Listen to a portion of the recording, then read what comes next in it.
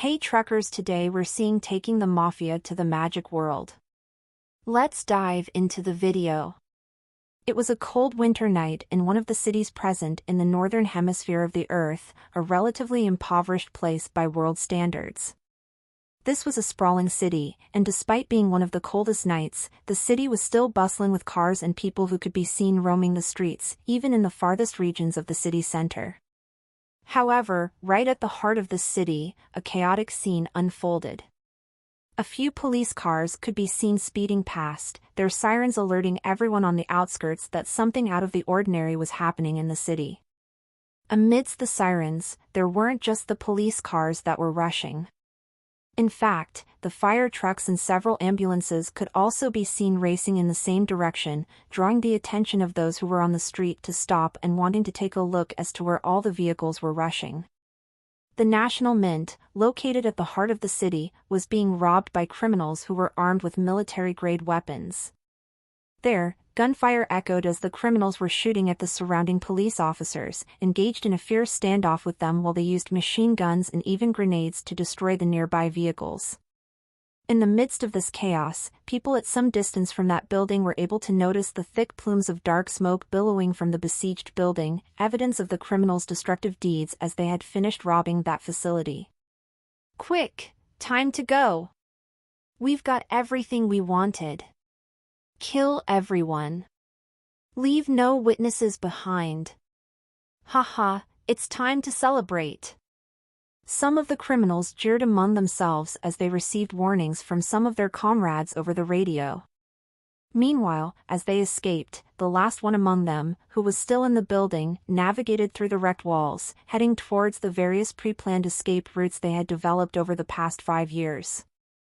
At the same time, a helicopter landed at the building rooftop, bearing one of the leaders of today's operation who entered the site along with a briefcase while disguised as an executive. The black briefcase was handcuffed to his left wrist while a field hockey mask masked his face. As he walked to the site, the man seamlessly ignored the sounds of gunshots that were coming from just a few dozen meters below his current location while the acrid smell of burning plastic and dirt permeated the surroundings. "Let's go, fellas." He then took off his mask, revealing the youthful countenance of someone who didn't even seem to be someone who was used to doing crimes that he currently was leading. This was Vicente Acosta, a 25-year-old, notoriously renowned member of the Mafia in this country. He was known for orchestrating 3 successful escapes from federal prisons and a bank robbery. At the age of 17, he began his career in the Mafia by organizing the affairs of an arms dealer in his neighborhood in this very city. Over the years, he had risen through the ranks and gained the position where he stood just 3 steps away from becoming the heir of the leader of the family he currently belonged to. Should he escape this scene successfully, his path to becoming the next Don of the Monsanti family would be practically guaranteed. But that was one of a kind if that would happen. As his helicopter took off for his getaway, Vicente suddenly spotted his right-hand man in this operation on the helipad of the building. That guy had taken off the mask on his face and was looking at him strangely. A moment later, this man whom he trusted, squeezed something in one of his hands, a sinister smile forming on his face. Noticing this, Vicente's heart froze. Sure. Boom! An explosion erupted from the helicopter's tail, immediately causing the pilot to lose control of the carrier as it started to plummet from the sky dozens of meters with each passing moment. Amid the chaos and warning sounds inside that helicopter as the pilot and co-pilot screamed in desperation, Vicente saw the last moments of his life on Earth pass before his eyes. Fucking traitor! He thought, but less than 10 seconds after the theft of his life, his helicopter crashed to the ground. LL nu tirais at N0V/LBI/. CM. Boom. Paw. Aakak. At 1 second, Vicente closed his eyes and felt the bitterness of one who would die after being betrayed by someone he had trusted like a brother. By the next second, he felt an intense pain in an unexpected area of his body, his buttocks, while trying to open his eyes. Strangely, he didn't feel the pain of dying. As he screamed in pain, he found himself in a completely different place, but he couldn't see properly, as he could barely open his eyes. The pain in his buttocks did not seem to go away in the slightest, and thus he tried to bring his hand to this part of his body to massage it. Unfortunately, Vicente found that there was something peculiarly strange about his body. What is it? He was almost as shocked as he was just a moment ago when he was about to die. That was because he noticed that his body seemed to have shrunk. He was barely able to control his hands. In fact, he barely had any control over himself. It was as if his body was moving by itself, and all he could do was cry. Suddenly, he felt a giant hand approaching his body, making him feel helpless in this bizarre situation. But instead of suffering for that creature, the hand enveloped him in what felt like a warm and comfortable blanket. Soon after, Vicente heard a voice in an unfamiliar language that he couldn't comprehend. "Congratulations, Mr. Fuller, it's a boy. He is quite strong and healthy. He will become a good merchant in the future, haha," one voice declared. But then, Vicente heard a voice that didn't sound much unfamiliar to him. "Oh, my baby, you are finally showing yourself to the world, huh? Mommy waited 14 months to meet you." A sweet, soothing voice reached Vicente's tiny ears, and soon he found himself being cradled in the arms of this woman with black hair and ample bosom. Gulp.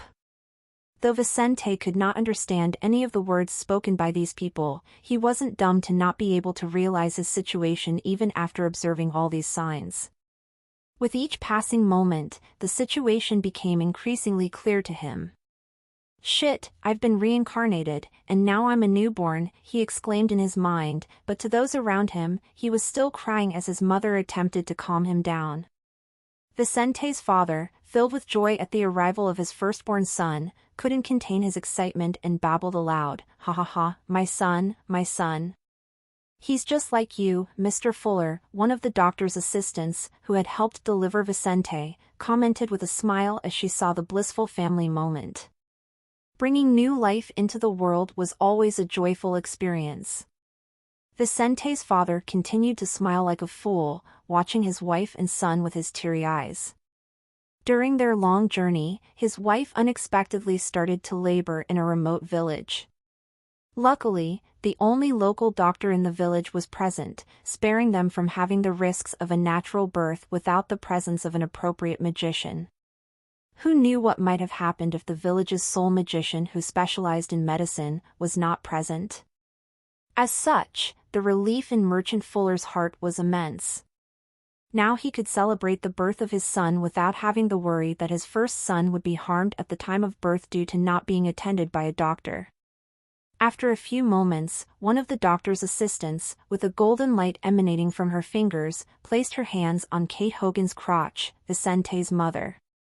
When Vicente, who was now able to open his eyes more readily, saw it up close, he observed numerous tiny letters inscribed in semi-transparent lines coming down from that woman's hands and going into his mother's private region. What is that?" he wondered, his eyes wide with amazement as he witnessed magic for the first time in his new life. In the blink of an eye, 3 years have passed. After arriving in a new world without fully understanding how he had died and how he had ended up in this magical place, Vicente slowly adapted to a new reality. The beginning had been very boring for him. Even though he had all his memories from his time on Earth, he had to endure the torturous journey every baby would take after birth. For months, he just ate, slept, pooped, and finally, pissed himself. The experience of waking up in the middle of the night with his private parts and sometimes even his back covered in poop was terrible. He almost lost all his honor in this dark period of his life. Meanwhile, a baby's routine does not contain many adventures. He already knew how many things worked, so he hadn't experienced many discoveries. At most, he had been entertained by the few times he had seen people using magic in front of him. At first, he didn't really understand what it was. Still, the more time he spent in this place, the more he realized that the fantastic powers the people used were like the magic he had often heard about in fiction stories. Through this discovery, he learned that he was no longer on Earth but in a wonderful place. This was Polaris Realm, a world where magic existed. After his first monotonous months in Polaris Realm, Vicente had slowly learned about where he was, the language spoken by his new parents, and that wonderful discovery. At 7 months, he had learned to speak a few words, but only at 1 year and 5 months had he achieved enough to form sentences and understand what people said to him. By this time, he had begun to understand the stories his mother told him whenever he went to sleep. Polaris Realm was a marvelous place full of possibilities, where terrible monsters existed in forests or even hidden in the shadows. At the same time, humans capable of learning magic had the possibility to walk unique paths, strengthening their bodies and souls through magic. Their lives could be prolonged as long as they strengthened themselves, and the word impossible could not easily be used with these specialists. By learning to speak, he had learned these things and some basic concepts of how this society worked. However, he was still a child and had a lot to learn. At the age of 3, he did not know about the hierarchies of magical cultivation nor the differences in status from family origin. Was this a place like Earth where finance was more important than everything else? He didn't know yet. At most, he knew about how things were in his family. He was the son of a relatively successful merchant named Andrew Fuller. This man could be described as kind, good-looking, and a very intelligent person. His mother was Kate Hogan, who lived basically to take care of her husband's and children's needs. She was part of a wealthy bourgeois family from the same province as Andrew, where they had met 5 years ago. As for Andrew, he was of common origin but had achieved success through his business activity, a career he had followed since he was adopted by a wealthy merchant 20 years ago. From this union had emerged Lauren and, more recently, Vicente. Lauren was Vicente's only sister for the moment. Still, considering how much their parents were in love with each other, he did not doubt that one day there would be more brothers and sisters. Lauren was not jealous and got along very well with him. So Vicente naturally viewed her favorably. Given his past on Earth, he might not have connected with this family. But after 3 years of living with them and receiving nothing but love from everyone, he had adopted this family and truly accepted them into his heart. Because of this good relationship, he enjoyed his time with them, learned things, and understood their reality. His father might be considered financially successful, but this was a society in which that was not enough for one to be guaranteed the basics. This was a magical society. As such, one could only achieve a good social position through magical power. Having resources mattered, but only if these resources could move magicians. This his father could not do. So, even if they could be considered rich by the standards of this world, they would have to bow their heads to some groups just about everywhere they went. There were nobles in this world, people who usually belonged to heaven-blessed families with good magical talents among their members. But besides them, a few individuals of common origin could have high positions just by their talents, and the rest of this society would have to be careful in dealing with them. As someone weak and unable to move relevant magicians, Vicente's father had to be humble. Vicente had learned this recently and was slowly trying to adopt a humble and discreet lifestyle necessary for his survival and success. He had often heard stories from his father about how putting his head down at the right moments and taking steps back had benefited him. As someone who had been betrayed on Earth and was trying to learn to live in this new world, Vicente had taken this hint and tried to act like his old man whenever possible. And so did his mother and sister. Perhaps for this reason, in the 3 years he had lived here, they had never experienced a desperate situation. Now, Vicente was in his family's main house in the Seidel Kingdom, Scott Province, Martel Village. This was a relatively small place, with less than 3,000 inhabitants, where no members of the nobility resided. Martel Village was surrounded by a large forest, mountains, and agricultural fields that stretched for hundreds of kilometers. Given its remote position in the province, this was a quiet place that usually did not have to deal with major problems. That was why the head of the Fuller family had established his residence there. And precisely in this place, Vicente was running after his mother at this very moment.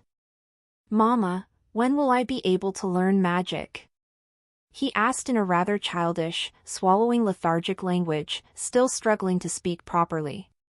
In his mind, Vicente could form words, read, and understand what people were saying, even when they used slightly more complex words. But strangely, he couldn't speak or write as well as he thought he could. Kate once again heard her son asking her about this and smiled as she put some clothes on a clothesline. "Vicente, this is no time for you to worry about that. I already told you that. First, you must learn to write and fulfill your lessons with your sister." Vicente heard that and thought it was highly unfair for her to hold the truth about this from him. "But I'm doing my best. When are you going to talk to me about it?" She stopped what she was doing and sighed. "All right, I'll tell you about it." She paused briefly, feeling that she might hurt her little boy, but it would be better to tell him immediately. "Vicente, magic is something you can train. Use your perseverance, luck, and contacts. In short, there are many ways to improve a person's abilities." She started in a positive tone but soon became more serious. "However, regardless of how many ways there are to improve as a magician, none of them can correct a bad natural talent. In the magic world, magicians' fate is already decided before they even begin their magical journeys. No matter how hard a magician with bad talent perseveres, they will never reach the same level as a well-born slacker. The world of magic is not fair, my son," Vicente's mother said, feeling a weight in her heart but determined to teach her son how to face reality. He was very young, but since he had been showing signs that he spent too much time thinking about it, Kate had decided to once and for all solve the problem. Before he raised his dreams too high, she would cut off his wings to prevent him from attempting a flight that would only cause him to fall face first to the ground. As a mother, it was her duty to prepare her son for this terrible world. Don't expect to have extraordinary magical abilities nor to have rich mana, Vicente. Your father and I don't, so you are unlikely to be privileged in that. So don't think too much about it. In time you will undoubtedly be able to use magic, but you should focus on becoming a good merchant like your father. Then you can have a good life, have friends and freedom to move around." After sighing, she smiled at her son, playing with his hair, before hugging him. "You don't need magic to be happy. Your family loves you very much, my little boy." Hearing those last words, Vicente could not complain, much less lament the cruel truth of this world. The amount of mana a person had was considerably associated with their hereditary characteristics, so the odds were against him. But wasn't that also the case on Earth? He had been born poor on Earth and, from a young age, had lived in the naturally unjust reality of that world. From that experience, the weight of the truth had not affected this young man so much. He smiled at his mother and kissed her cheek, feeling that he could find his own way of living just as on Earth. Maybe he wouldn't become a great magician, but he could live well in other ways. "Not exactly what I wanted, but I can work with that," he thought as his mother embraced him. "On Earth, I joined the Mazzanti family, but I can create my own family in this world. With the knowledge I have today, I am confident of putting together my own group and being an even better Don than the old man. I just have to beware of traitors." Vicente remembered the worm that had sent him to this world. He didn't hate where he was now, but was there any guarantee that he would be reincarnated in another world if he died again? With no indication that he would have the same luck, he wanted to prevent the same thing that had happened on Earth from repeating itself in Polaris Realm. "Now go play with your sister, Vice. Mom has to finish what she's doing," Kate said in a sweeter tone than earlier, releasing her son to return to his world of few worries. She was heartbroken that she had had to teach her son such hard things and soon began to think about making his favorite food later. While she was thinking about this, little Vice ran to where his sister was, knowing that this young girl would play with him since she favored him so much. "Vice!" Lauren shouted upon seeing her little brother as she finished her etiquette lesson. N/W novel chapters are published on no/vel/bin.co/m. In that society, girls like Vicente's sister were groomed from an early age to become good wives, mothers, and housewives. Some of them became magicians and ventured out into the world, but this was the life of few. Most women followed customs similar to those Vicente had read about in history books on Earth. Their family would educate and train them until they could conceive a child. Then their father would find a worthy man and arrange the marriage. Usually, this arranged marriage would serve to improve the relations of both families, so the woman was hardly involved in the choice of her husband. Since she was a child, Lauren had been learning how to behave and become a lady worthy of respect. One day Vicente would also begin to be prepared by his family, but unlike his sister, he would be prepared to inherit his father's profession, the most common thing to happen to the first male child. However, Vice was still very young, and his responsibilities were few. So he had a lot of freedom and could play with his sister whenever she was free. And it would be like this for the next months until little Vice would reach his 5th birthday. At that time, things would finally change a little for him. In the months since Vicente's discovery of the relationship between mana and heredity, this boy had slowly lived a less boring life, learning more about a little bit of everything in this world. When he was 4 years old, he received his first books after asking his parents for months. By then, he could speak and write properly, a requirement made by his father to give him these books. Through them, he had learned about mana, magic, and heredity, along with a dozen or so pieces of information about the kingdom he was born into. Mana was an important aspect of every magician, their source of magical power, necessary to cast spells and activate abilities. Magic was the refinement and application of magical power for the application of a spell or ability. As for heredity, this talked about how the magical attribute and magical form could be significantly influenced by those of their parents. Through this, he understood that he had a high chance of having similar characteristics to his parents and eventually achieving feats they might have had if focused on their magical path. As someone who already understood that his parents were not versed in magic, Vicente had grown up the last 2 years without great expectations for his awakening. The awakening happened when youths turned 14 and were given something called a magic gem in a special ceremony. After their origin related to heredity, what most influenced the life of a magician was the magic gem, so this was a ceremony of utmost importance. But little Vice was not so interested in this after his discoveries about how ordinary the people in his family were. So, right when he turned 5 and started his classes to learn about his father's occupation, Vice was totally focused on learning what he could about it. He had no intention of becoming a merchant identical to his father.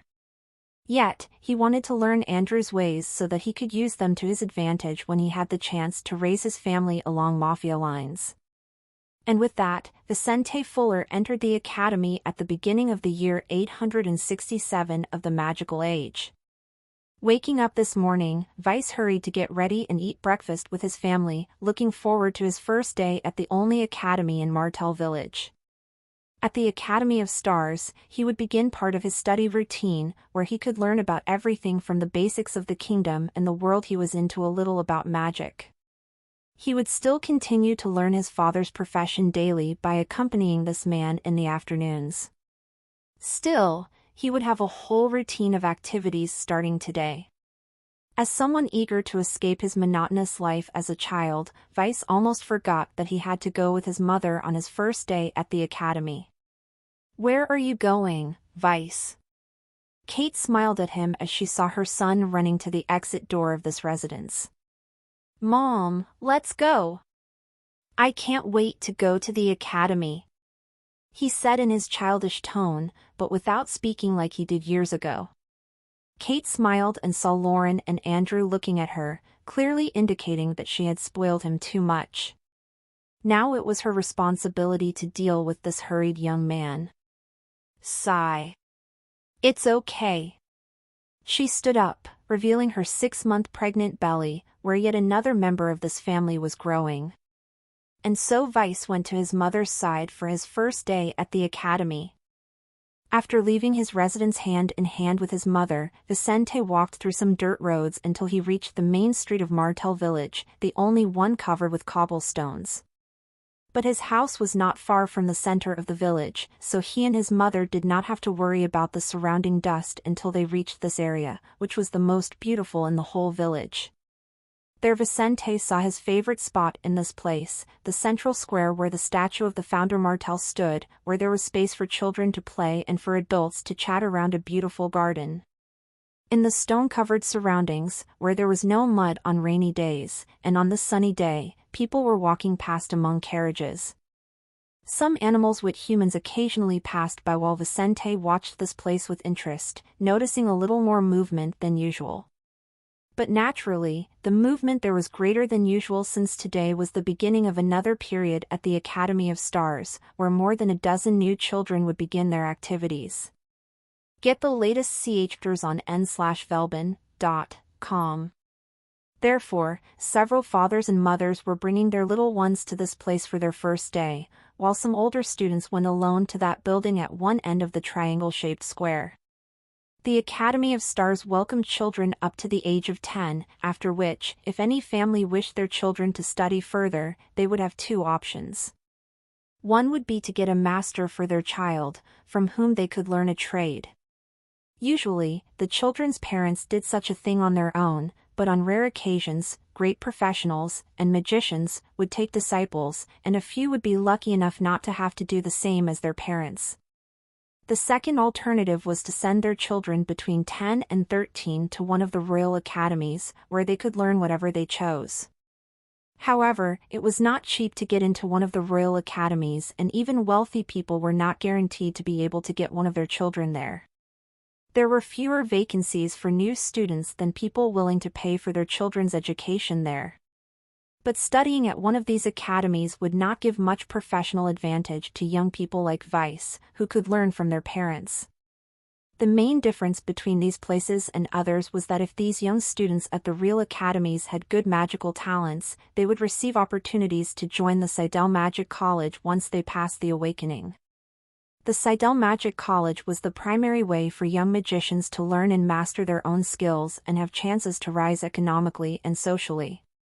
Through it, one could acquire the title of nobility if one was talented and graduated with merit. But even if they were not the best of students, the very fact of graduating from this institution would be enough to guarantee a life far above the ordinary. Vice already had an idea of what the Seidel Magic College was like from one of the books he had read, but he had no thoughts of ever going there. His father would hardly put him in one of the royal academies, so getting a place in the acclaimed Seidel Magic College would be impossible. But he didn't care. He had no great expectations for his mana and the magic gem he would earn one day, so he was fully content to study at the Academy of Stars and learn from his father. As he watched the other children leave their mothers or fathers to pass through the main gate of the academy, he felt anxious and pulled his mother tighter. "Let's go, or I'll be late," he commented to her. She smiled and approached the railing surrounding that 3-story building, which had a design that reminded Vice of Gothic buildings on Earth. "Hello, what is the name of the student and family?" An academy employee at that place's entrance stopped Kate and Vice. "Hi, this is my son, Vicente, from the Fuller family. Today is his first day," she said as she saw her son looking at the children walking up the front steps of the academy. "Excellent, Vicente. You can look for class 1. You will have your classes there," that man said as he looked at the black-haired young man before him. "Today is special, so the teacher will be 15 minutes late. But starting tomorrow, classes will begin at 9 a.m. With that said, Vice finally ran to that place after receiving a kiss from his mother, heading towards the top of the stairs in front of him while holding the straps of his backpack with both hands. Due to the schedule, most of the students in the vicinity were children the same age as Vice or a year older. Therefore, he didn't do badly by falling into a trap of older students and soon found his way to Class 1. The Academy of Stars building was not large, despite its 3 floors. It had only 5 classes, a library, the administration wing, the cafeteria, and a few places for social and physical activities. As much as this was a world dominated by magic, physical abilities could make a big difference in low-level battles.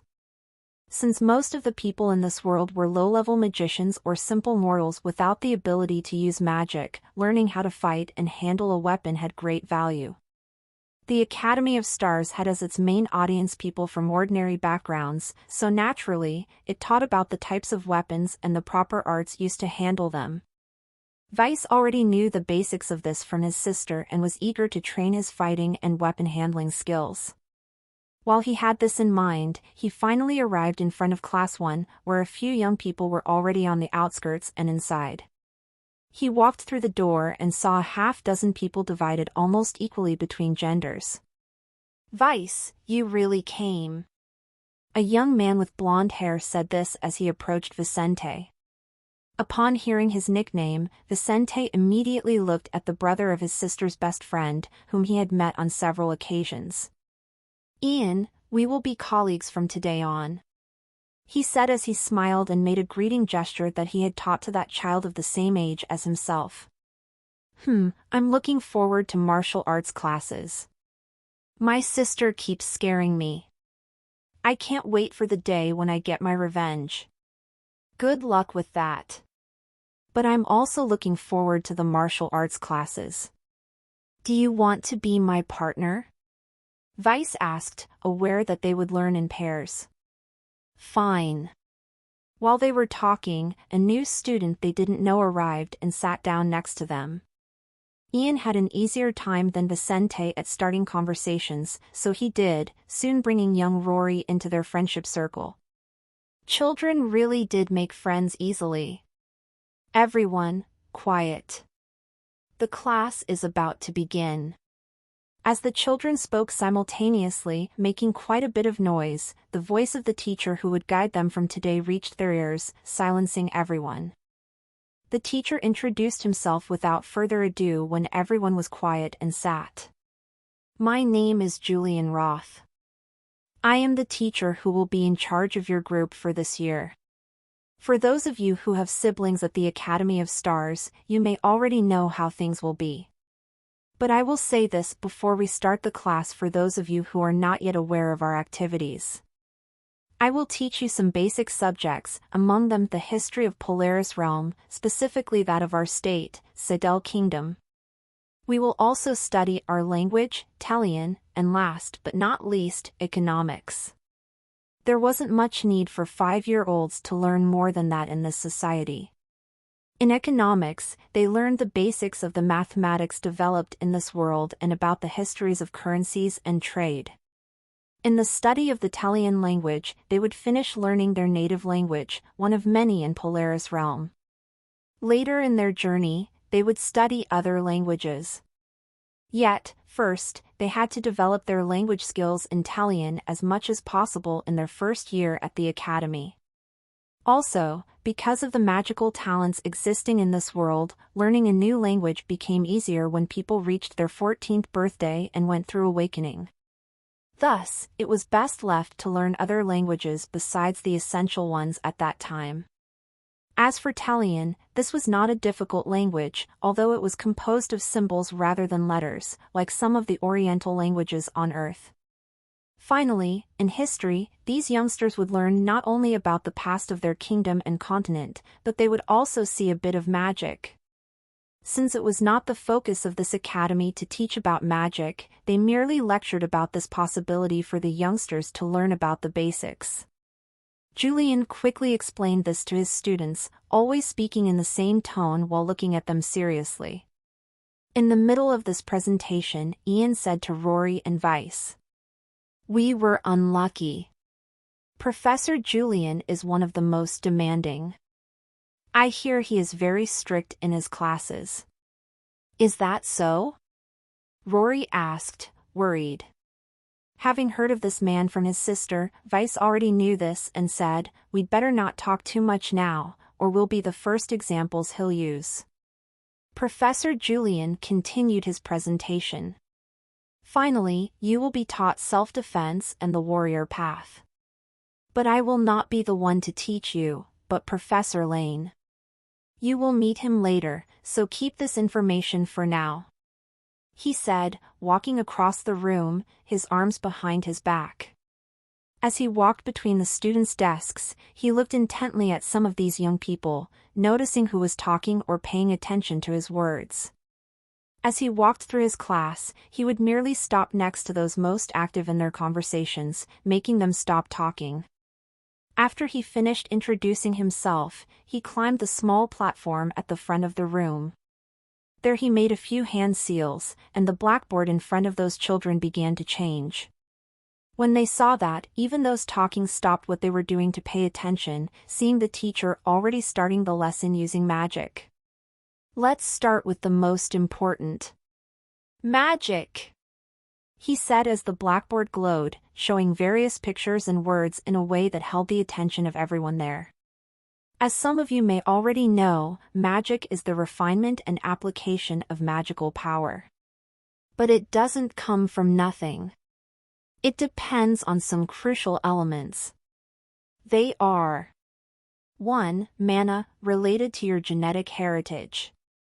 2. Magic gem, related to your awakening, he said, pointing to the green triangular stone in the middle of his forehead. 3. Magic attributes, which are related to the types of spells that we are compatible with. 4. The variables related to luck and perseverance. After those words, a table with 2 stages and their sublevels appeared on the blackboard. Apprentice and Acolyte are the 2 stages most Polaris Realm beings are at. They will probably be the limit for almost all if not all of you, so we won't talk about what lies ahead. However, know there are more stages for a magician to pursue and become stronger," he said in a solemn tone, for even he, who had formidable talents by the standards of this village, was limited by these 2 initial stages of the magical journey. The students listened to him and paid attention to the graph presented, where Vice discovered the beginning of the magician's ranking in this world, which began with the apprentice stage and had 3 sublevels. They were junior, intermediate, and senior. The second stage, Acolyte, had 5 sublevels, from the 1st to the 5th triangle. What were these triangles? He didn't know. For the second magic stage, the sublevels have these not-so-good names, but they describe what happens in the stage, so even today, those names are kept. However, as you travel around the kingdom or even Polaris Realm, you may come across people designating these sublevels differently. Very often, people will call an acolyte with the first triangle formed a first-level acolyte or even a level 1 acolyte, so don't be surprised by these ways of speaking. The class continued as the young people paid attention. Eventually, the professor stopped talking about magic after telling these young people about the beginning of magical cultivation rank. There were many essential things for him to teach them, such as the elements, how they would influence their spells, awakening, the magic gems, artifacts, professions, etc. But they would learn this throughout their first year at the Academy of Stars and their journey to their 10th year. UW evils up tes on nov/l/bi.com.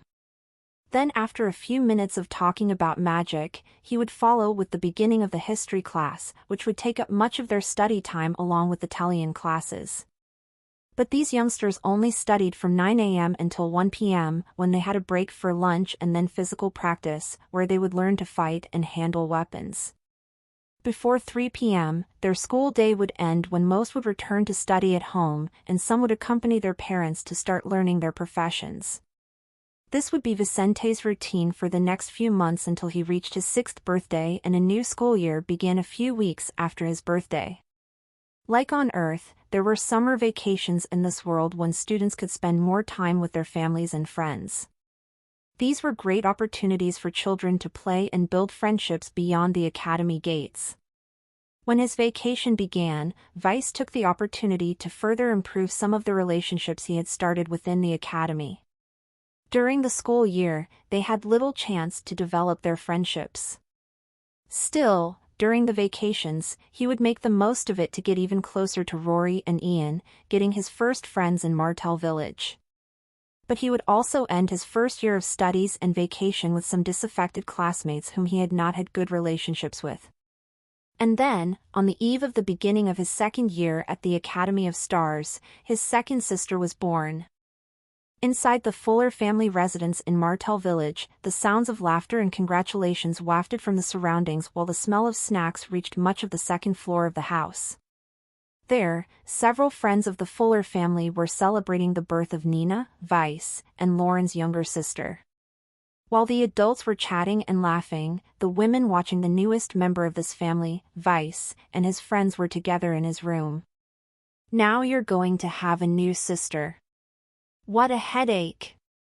If Nina actually were a boy, it would be so much easier for all of us," Ian commented, very well dressed in a suit, as people with money in this society usually dressed on festive occasions. Some even adopted the style permanently, looking very much like people who could easily be seen in storybooks about Earth's 19th and 20th centuries. Vice liked this since he followed such a style as a mobster before his rebirth in this world. He was also dressed this way, but with a set of black clothes, his favorite color. On the other hand, Rory was wearing more colorful clothes than his mother had chosen. Rory slapped one of Ian's arms and said, "Don't be an idiot. Being a girl or a boy, she is Vice's sister, and we should be happy. TSK. You say that because you have no siblings. If you knew the pain of sharing your stuff with sisters, you'd know what I'm talking about," Ian commented. "I wish I had brothers, you bastard." Vice smiled at his friends, understanding both sides. "Nina was born healthy, and my mother is okay. That's all that matters. But thanks for the words. Anyway, what are you guys planning? Tomorrow we start a new year at the academy." The two boys in Vice's room, one sitting on a wooden chair in this young Fuller's study place and the other on his bed, looked at their friend and smiled. "Let's get revenge on those damned students of Class 2. The two agreed on that point. Throughout their first year at the Academy of Stars, they interacted with their Class 1 classmates and those from the older classes. Rare had been the occasions when this happened, but they still suffered with their older classmates.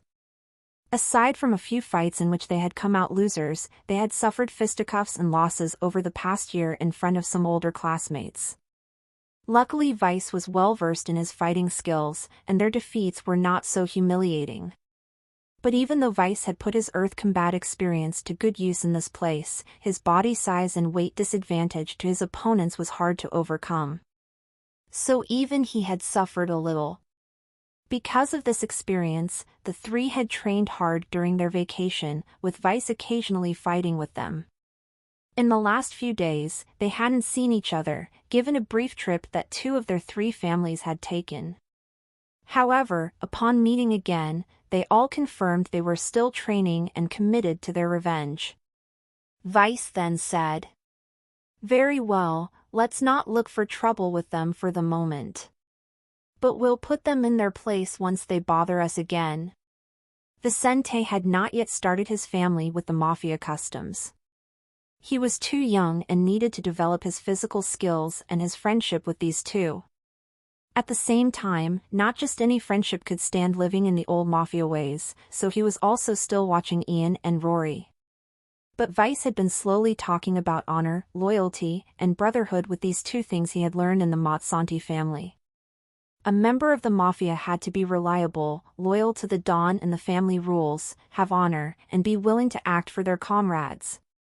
Unlike common criminals, Mafia members had a code to follow. The two agreed, just before Lauren stopped at her brother's bedroom door, getting his attention. "Vice, bring your friends downstairs. Dad and Mom are waiting for us." We'll be right there, big sister." Vice then led the way, returning to the lower level of this house where besides them, the only children were Lauren and two friends the same age as her, 9. The next day, while Nina was at home under Kate's care, all the other residents of the Fuller estate left. Andrew went to settle his business locally, something he routinely did, dealing with his warehouse and the farmers who sold him the produce he traded out of this village. He spent most of his time locally, but every few weeks, he would make short trips around the province, selling local things and then buying others to resell in this village. But even in the rush of his business, this man had time to take care of his family, teaching his profession to Vice, and watch as Lauren grew up. From now on, he would also have Nina to watch over and educate. UW up Tez on nov/l/bi.com. As such, he went on with his local routine with a smile on his face, generated mainly by his daughter's birth but also because he genuinely loved his profession. Meanwhile, Lauren was already on her way to the academy with her friends, not as eager as her brother for the beginning of another academy year. She was already 9, so this would be her last year at the academy.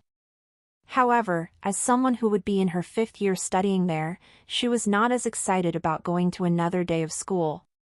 She quietly made her way to the academy while her brother had already arrived, and his friends soon joined him, smiling. Another year together. Ian patted Vice and Rory's hands, looking forward to this new year of study. In the previous year, they had learned many things besides having suffered a little from some of the older students. But there was still much for them to discover about their world, magic, and even their language. As children still discovering many things, they were excited. So they rushed to Class 2, where they would study from now on. But halfway there, they passed in front of a group of students from Class 3, the ones they had had problems with the year before. Well, look if it isn't the Three Stooges. One of the young boys, a little taller than the three and a few pounds over his ideal weight, said as he pointed in their direction. Last year, they said they would beat us this year. So what? Did you prepare well, goofballs? Another young boy, blond and tall, said, looking at these three with an air of superiority. 2 more boys were part of this group and stood up from where they were to support their leaders. Vice then stepped forward and said, "Derek, you better not provoke us. As strong as you were last year, don't think the situation is the same." Derek, the leader of this little group, ignored Vice, with whom he had already suffered a bit, despite his advantage in size and age. "Rory, you better watch out. You don't want everyone to find out your secret." After saying that, he turned his back and led his group away, leaving Ian and Vice looking at Rory, who was pale at those words. "Rory?" Ian asked, but soon after that, their friend ran away without saying anything. Ian and Vice would watch Rory walk away from them without saying why for the next few weeks. They would try to question their friend on a few occasions, but upon being repeatedly rebuffed or ignored, they slowly stopped pushing Rory. They still cared about their friend but had decided to give him time and no longer question him about the reasons for his behavior. In the meantime, Derek's group continued to bother them, but much more Rory. From what they had seen on a few occasions in these weeks, Rory was closer to such a group, serving them in many ways. Ian was slowly giving up on his friend, feeling that if Rory himself wasn't looking for their help, he and Vice shouldn't keep running after him to be ignored. When it came to Vice, he was still interested in what was happening with Rory. Unlike Ian, he had his memories of his previous life. He felt that Derek had something to threaten Rory. Hence, while continuing to learn at the academy about this world and from his father about the merchant profession, this boy was watching Rory in his spare time. At the Academy of Stars. Between the morning and afternoon classes, the students had a lunch break. At this time, many students were around the living areas of this academy, eating, talking, and playing. But in a less busy corner of this place, Vice hid behind a tree near a corridor leading to a dead end. There he was, watching Derek's group eating in the place where they usually hang out during breaks. The group of 4 boys were sitting on the ground, while a 5th of them held a tray with drinks and snacks. This 5th one had his trousers down and the trash at his feet. That was Rory. As Vice watched in silence, suddenly, someone appeared behind him, but without surprising him. "Vice, what are you doing?" Lauren asked, seeing her brother once again watching those youngsters. "I already told you to stop doing this. If you can't do anything, why keep bothering to watch him? Sometimes we have to give up some things, little brother." But Vice disagreed with that. "No. I need to know what they are using against Rory. When I know that, I'll be able to do something." She sighed. "Knowing the motive will really help you? How would that be?" "Depending on what it is, I can approach Rory and say it's no big deal. I can say that he shouldn't humiliate himself with these people for whatever the secret is," he replied, watching the boys laugh and kick his friend. Vicente pressed one of his hands into the bark of the tree in front of him. He was the strongest in Class 2, but against Class 3 students, he had little advantage. His martial arts technique even surpassed that of some Class 4 students. To get an idea of how skilled Vicente was, he trained twice a month with his sister and was usually not at a disadvantage. His earthly martial arts mixed with the ones he had been learning in this world, gave him great advantages over the children. But with the weight difference between his opponents and their numbers, anything he could do would have little chance of guaranteeing him a definite victory. He could make one of those youngsters suffer at most, but he would still have 3 against him. Ian might be able to make some difference if he were there. Ian was the second most talented in Class 2. But this other friend of Vice's had already told him that he would not help Rory without this boy asking for his help. Unfortunately for Vice, he was dealing with children. These youngsters didn't yet know the value of friendship and had gigantic pride. Lauren sighed, shaking her head negatively. Poor little brother. Finding out the truth could push you further away from him. But then she asked, "What's your plan?" "Find out the truth, show him it's no big deal, and bring him back into our group. If he doesn't want to be my friend after that, that's fine.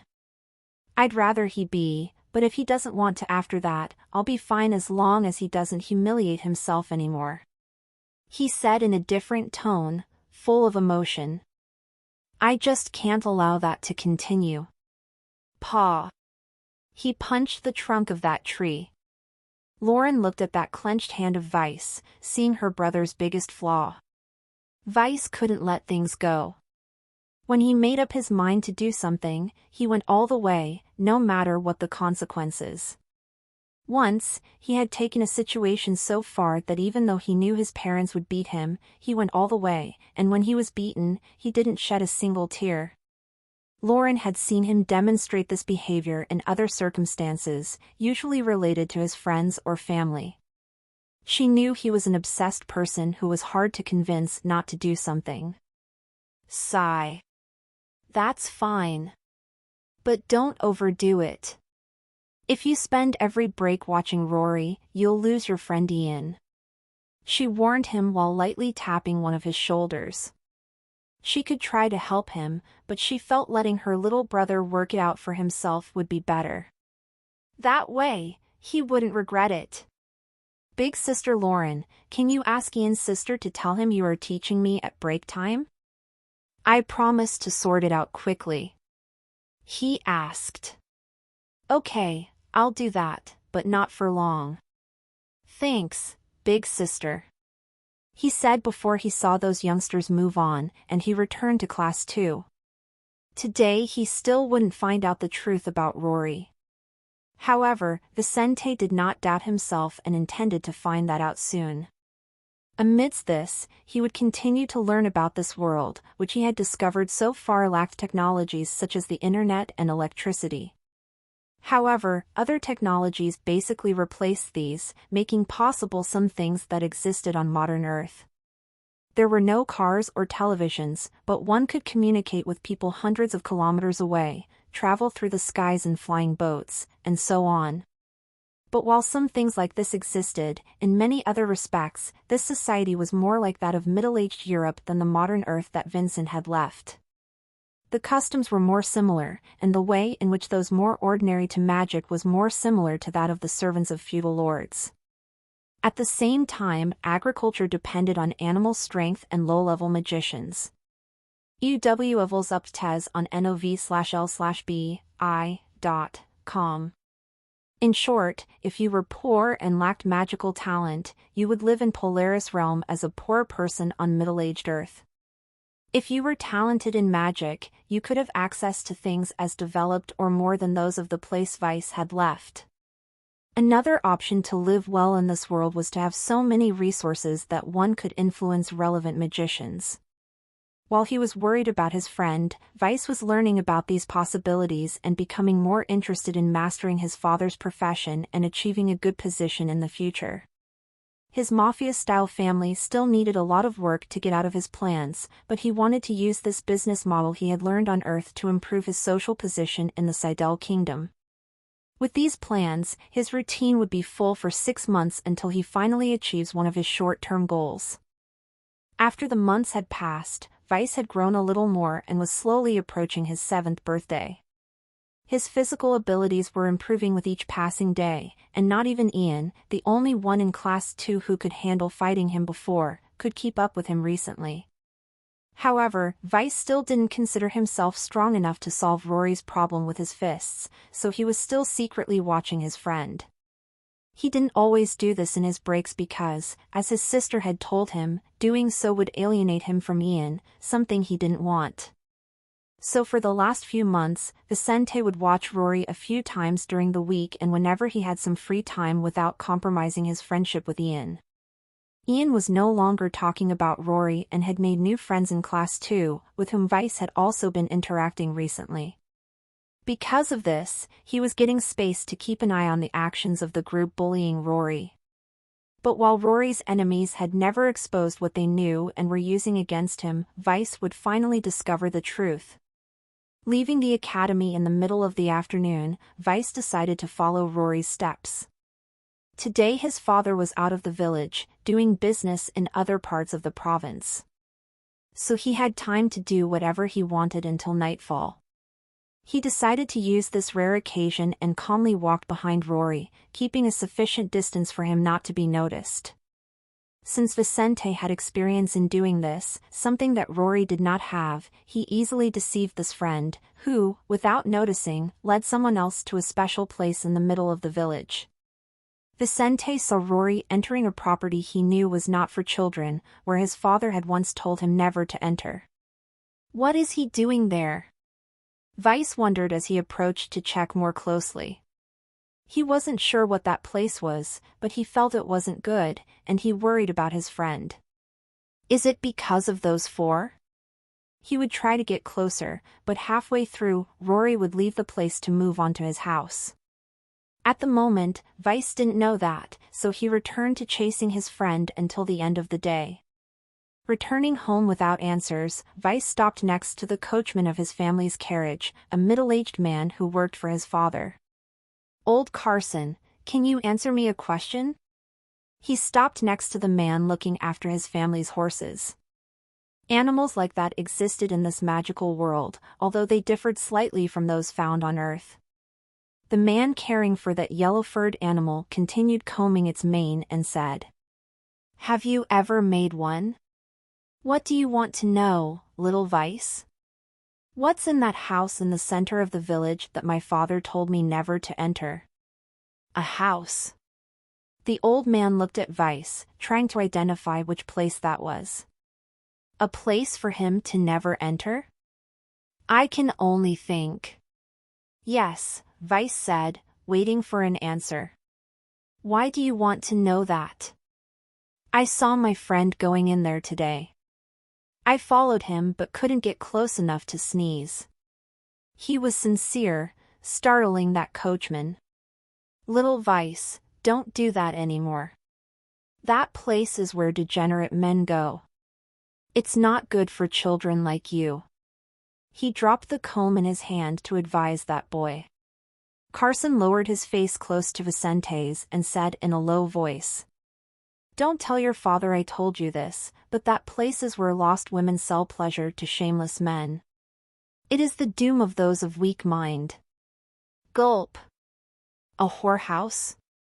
Vicente clearly understood what that place was, opening his eyes significantly. Why would Rory go to a whorehouse? But he couldn't think of anything right away. The next day, Vice once again chased his friend, seeing him again entering the whorehouse in this village. This time he was faster, and by using his spying skills, he managed to get to the back of that property without attracting attention. When he got there, he found a half-open window and watched through it. Immediately upon seeing what was there, Vice opened his eyes in amazement, noticing Rory's mother standing before several naked women, teaching them about something. "When you are with a customer." As she spoke, a tall, strong man appeared in the only doorway of that large room, with a child at his side. "Miss, little Rory is here." When Rory appeared there, he had a sad look on his face as he averted his eyes from the naked women in that place. But as he passed his eyes through one of the back windows of this place, he saw nothing, as Vice already ran away from there. Vice had many things on his mind as he ran away from that property, figuring out what had made his friend change so much in the last few months. Is Rory's mother a prostitute? He wondered. No, she can't be. His mother is at least 30 years old. In this society, she is no longer considered young. But maybe she was? He remembered that Rory's mother had no husband, a rarity in that society. At the same time, she could pay for her son's studies at the Academy of Stars, where only the children of the wealthiest in this village studied. Was she a prostitute? Now a pimp?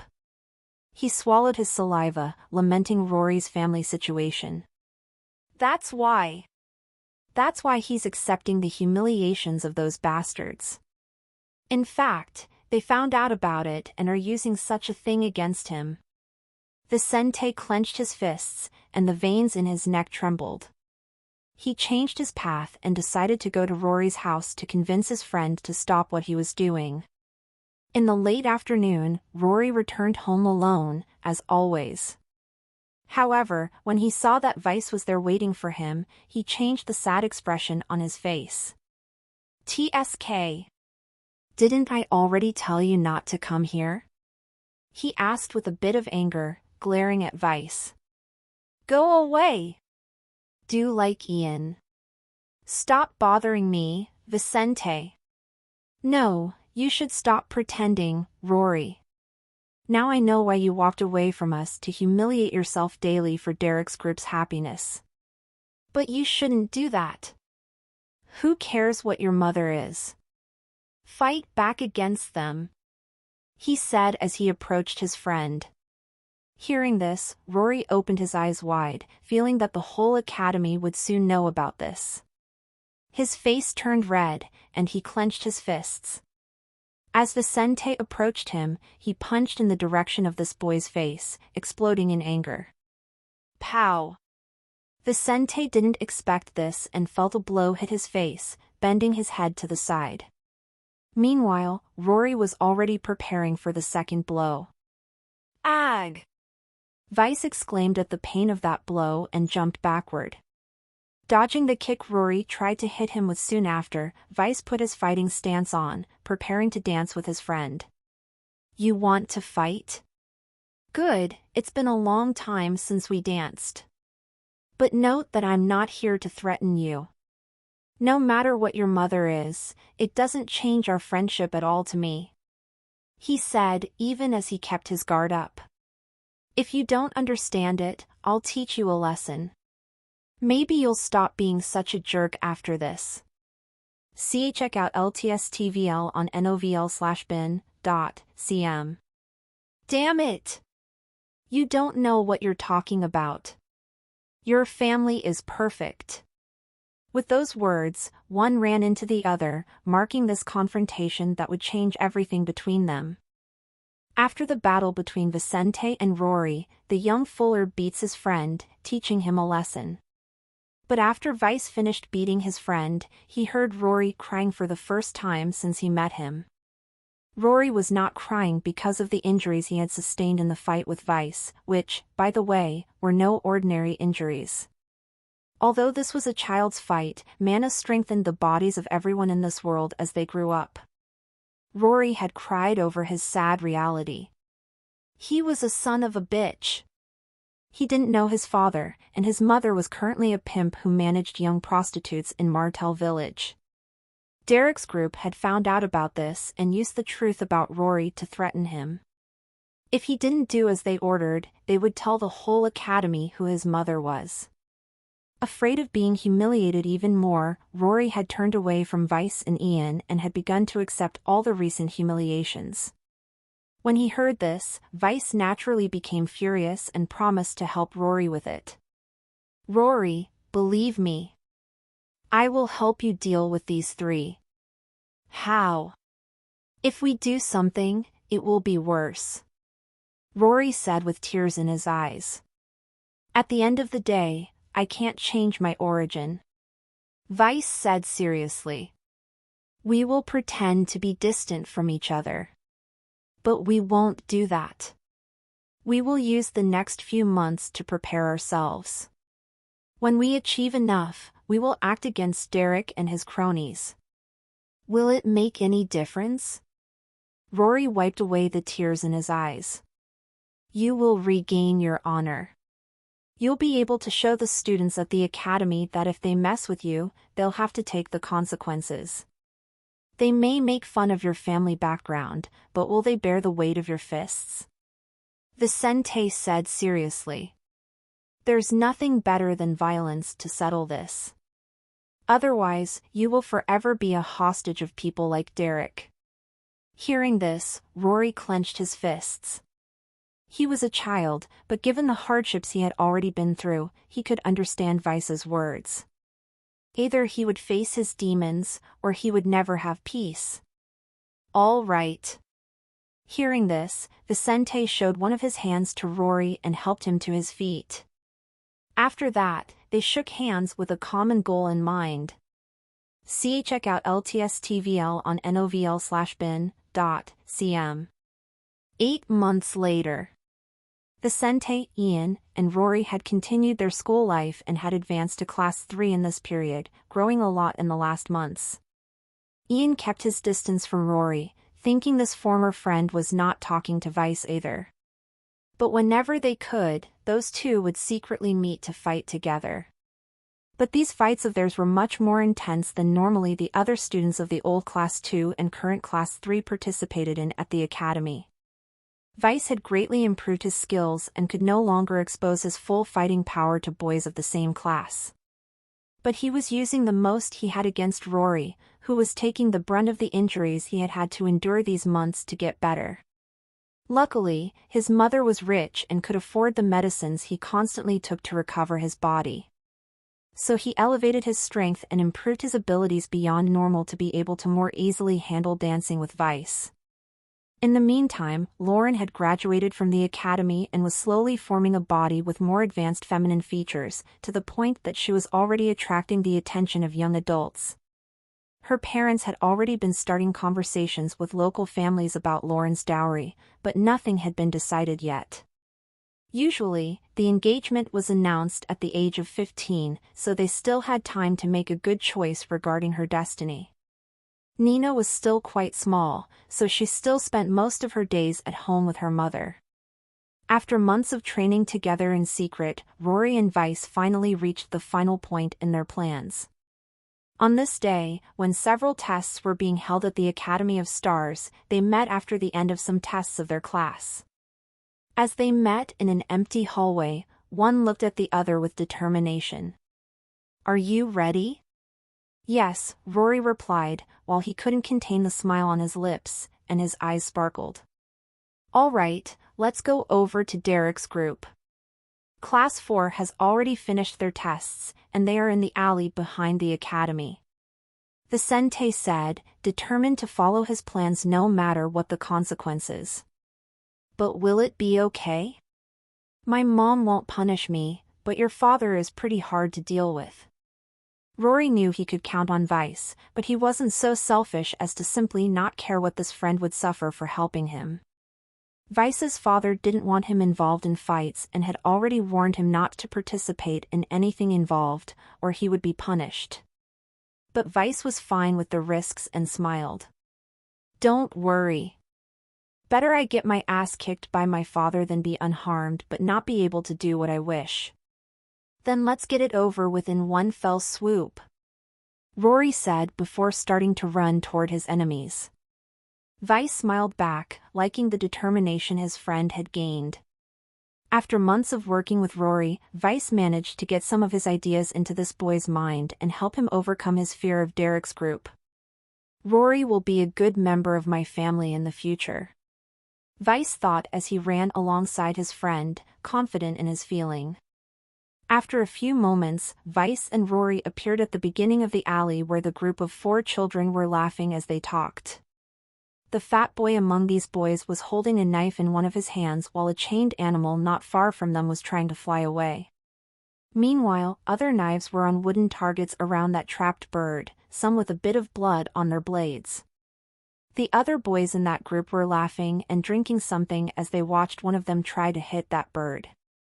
Haha, try again, Isaac. Let's see if you really are the best and can kill the bird. Derek encouraged the fatty boy while the rest of them were betting. He won't make it. Even Boss Derek, the best in the class, can't hit a moving target like that. Fatty's not bad with knives. Maybe he'll hit it. I'll bet you 20 bronze coins. I'll take it. Upon hearing these comments and seeing what these boys were doing, Vice and Rory stopped momentarily, clenching their fists. Vice put one of his hands into his clothes and picked up a pair of scissors. He then moved and threw it in the direction of the bird flying back and forth, limited by the space of the chain holding it. The scissors gained speed as magical particles increased their speed and strength. Vice would only learn spells after his magical awakening, as would the children in his surroundings. But like any magical being in this world, he already had mana in his body, and his movements could be affected by this. When he threw the scissors, he unconsciously covered this thing with magical particles, raising its properties substantially. Therefore, when it flew towards its target, the amused boys lost their smiling expressions as they noticed someone standing in their way. But before they looked at Vice, they saw his scissors going through part of that chain and releasing the bird. Vicente. Rory. Derek realized who was there to bother them and shouted their names, speaking in a thicker tone to the brown-haired boy. Rory, are you challenging us? The only fat boy put aside the fleeing bird to glare at Rory. The others in his group frowned, seeing for the first time that boy they had played with for over a year standing up against them. Rory, have you forgotten what we know about you? Derek said, taking a few steps forward as he snapped the fingers of his hands. Come here. Your punishment will be 4 teeth. Rory clenched his fists and said nothing. Vicente didn't want to talk this time and merely ran towards them after these words from his enemies. Seeing that black-haired boy, a few inches shorter than the tallest of them, running with closed fists to them, the 4 took up their fighting positions. They gathered mana in their fists and legs, preparing for combat. They all knew that Vice was the most talented in the academy in martial arts, so they wouldn't be the ones to take him easy just because they were outnumbered. All right, Rory, later, the whole academy will discover that your mother is a whore. One shouted, feeling hatred for the clown who didn't recognize his place. You little shits, I'll make you swallow everything you've done to me. Rory finally began to run at his enemies, moving what little of his mana into his fists and feet. The amount of mana a magician had could increase during life. But before awakening, a magician's individual mana growth was more accelerated than at any other time in life. Not only that, children would not even have to work hard for it to happen. Their natural talent would work during childhood and adolescence to gather as much mana as possible, which could greatly influence later the magical awakening. Explore new levels on nvelby.com.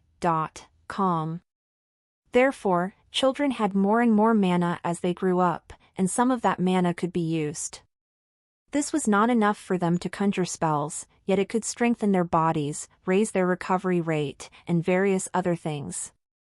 With a single movement, Rory leaped towards one of the two weaker ones there, driving his fist into the middle of the red-haired boy's face. Meanwhile, Vice jumped at Derek, spinning his body in the air to land a definitive blow on this brat who had long been bothering him. "Derek, die!" he shouted, spinning his right leg toward the chest of this young blonde boy.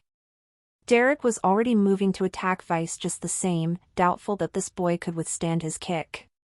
He was the strongest in Class 4 and could even compete with some Class 5 boys. This recent origin made him disregard his and Vice's past, and he attacked him with great force to seriously hurt this annoying brat. "I will soon become the strongest in the academy, and you will be my new minion," he said, just before their blows collided. When this happened, the gases in the surroundings of the two shifted, forming stronger winds in the opposite direction.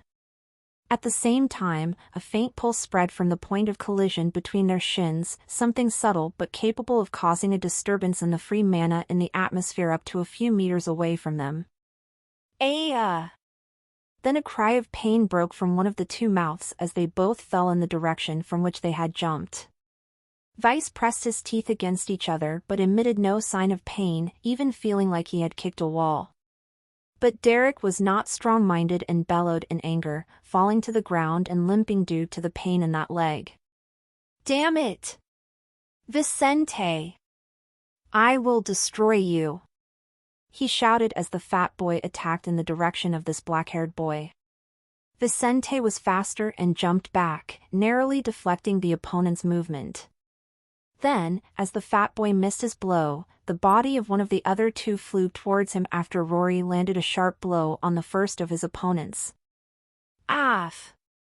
With those first blows, Rory and Vice stood side by side as their four opponents felt how strong they had grown. Good. We'll settle this today," the fat boy said. "But you're finished, Rory. You won't be able to go to the academy tomorrow anymore. We'll tell everyone, regardless of today's result. I'll rip your tongue out if you do that, piglet." Rory brandished in the face of these opponents, maintaining his fighting pose. Then one side jumped against the other again, with the two boys deftly fighting their four enemies, but obviously without much of an advantage. Every time one of them hit his opponent, that person would suffer and make sounds of pain. But in the meantime, the other two would also have the opportunity to hit them.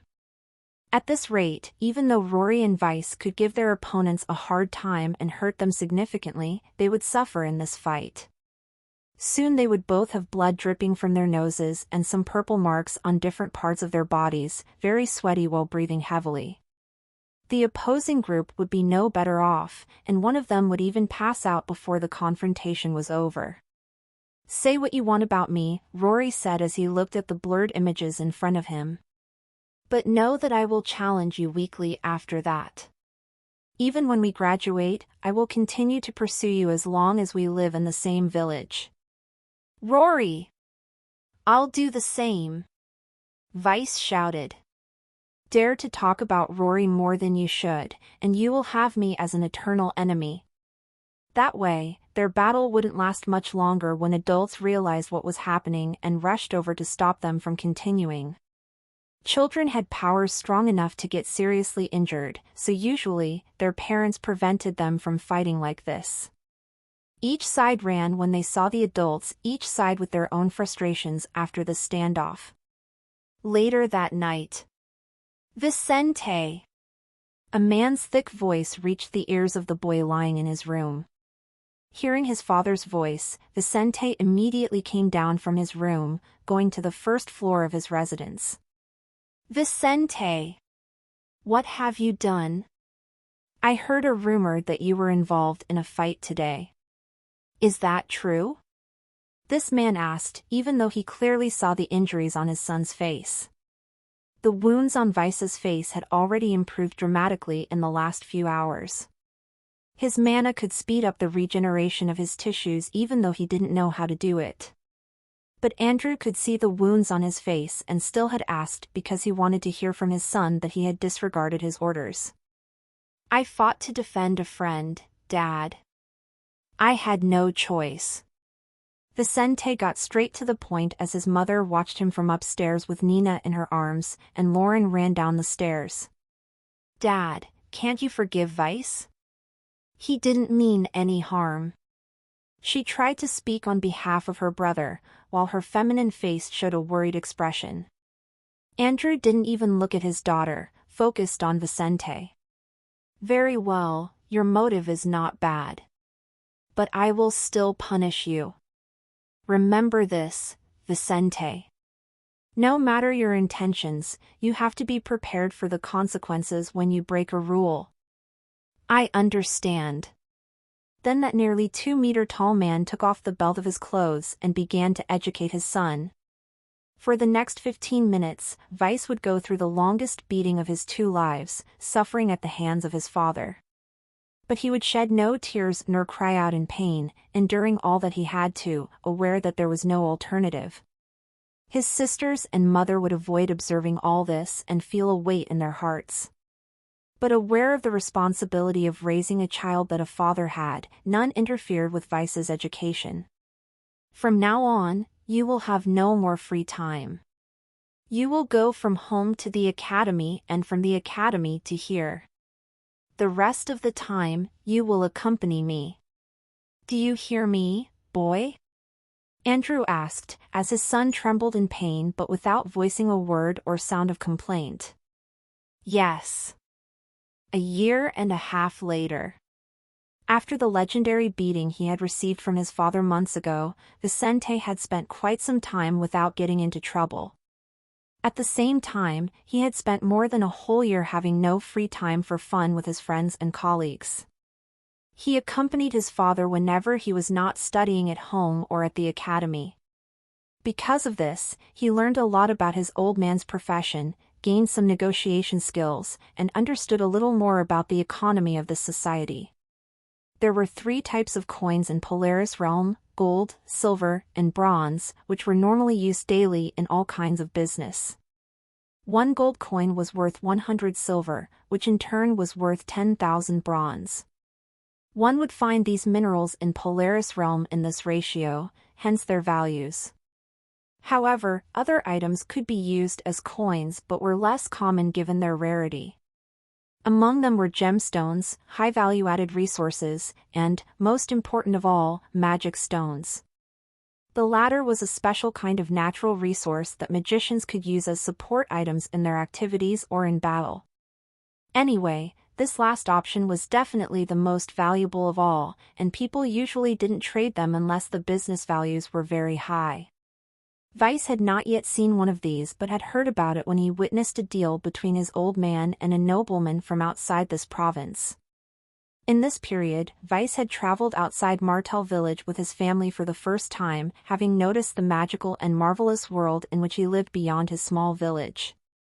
Amid these responsibilities, he, Rory, and Ian had returned to walking in groups. In contrast, Derek's team had stopped bothering them after the street fight that day. Get the L-test VLS at .o/v/e/l/by.co.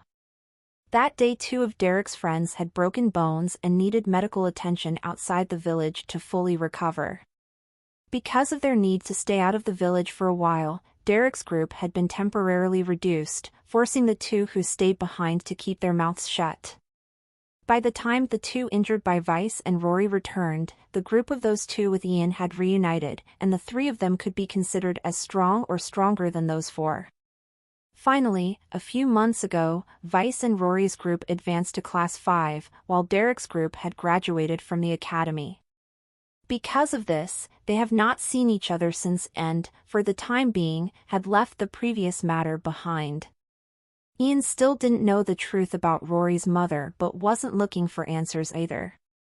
He had accepted Vice's made-up excuse and returned to his friendship with Rory. It was a sunny day in Martell Village, with the birds singing and the residents going about their business. Some were fixing things in their small stores. Others went out to buy or trade resources, something typical in small human communities. Meanwhile, some of the village children were at the academy, while others were at home, waiting for the day when they would reach the minimum to study there. Amidst this, in one of the most prominent rooms of the Academy of Stars building, Class 5 was taking a lesson from the strictest teacher of that institution. Professor Julian. After years of studying here, once again, the group of Vicente, Rory, and Ian had fallen under the responsibility of this teacher. However, unlike their first day of class with this man, everyone in the class already knew him and did not fear him as they did back then. But this man had earned the respect of these students and no longer needed to be so hard on them. So he was starting another class, talking about something essential. Today, we will finally begin studying magic gems and magic pentagrams. He said right after saying good morning to his students and without difficulty getting the room's silence. He looked at his best student and asked, "Vicente, can you tell me what magic gems are?" Vicente rose from his seat and said aloud, "Magic gems are fantastic items that connect to magical bodies once they reach maturity. Animals, humans, and other magical beings can connect to magic gems upon reaching maturity through the awakening ceremony. The magic gem that connects to a given being is the one most compatible with its characteristics, so each gem is expected to have different properties and different effects on each magician. Their magical abilities are greatly enhanced after a magical being connects to a magic gem. From this point on, they can cast spells or use their innate characteristics at a level far in advance to their own natural magical abilities. From awakening, we can store our experiences in them and use them to form new spells that can automatically etch themselves into them. From then on, they can assist us in spell activation, development, and more. If I were to summarize how important magic gems are to magicians, I would say that they are as essential as brains in mortals unable to use magic. Brains were also important to magicians, but magic gems served in a similar way to help them as brains did with normal humans. Simply put, it was as if, just as without a good brain, a creature might be unable to develop its intelligence, without a magic gem, a magical being could not use magical language. A magical being without a gem was like a human on Earth without the ability to read, speak, write, or use any of the things associated with that. It was okay to live like this, but such a person would naturally be marginalized and their lineage erased over time. The professor nodded affirmatively and said, "What Vicente said is correct. Magic gems are mechanisms that allow us to understand the magic language more easily and, through that, better use our characteristics and affinities." What about magic pentagrams? He looked around the room until he saw his second-best student, Tessa Asper. "Tessa, can you tell me what magic pentagrams are?" She looked away, embarrassed, as she didn't know what that was all about. "We haven't learned it yet, Professor. But haven't you ever wondered about that? I bet you've seen the magic pentagrams on your parents and relatives." He insisted, knowing that these students should have a good idea of what it was all about. Ian raised one of his hands and soon after was permitted to speak. Magic pentagrams are special marks that we gain, or rather, that we need to have in order to advance magical realms. They can give us an ability that is compatible with our characteristics. Ian is not wrong. But that's not all. Professor Julian said, walking around the room as he spoke, and pictures appeared on the blackboard. While the magic gem gives the mage the ability to use the different elements that exist to form spells of many different kinds, the magic pentagram gives an innate ability and stability to a magician's mana. As we grow stronger, the mana in our bodies becomes more voluminous and alters both body and soul. This is so drastic that we are naturally unable to get far in the ranks of magic without using secondary instruments. Without a pentagram to stabilize our mana, we would explode due to the density of mana in our own bodies upon reaching a certain point. Gulp.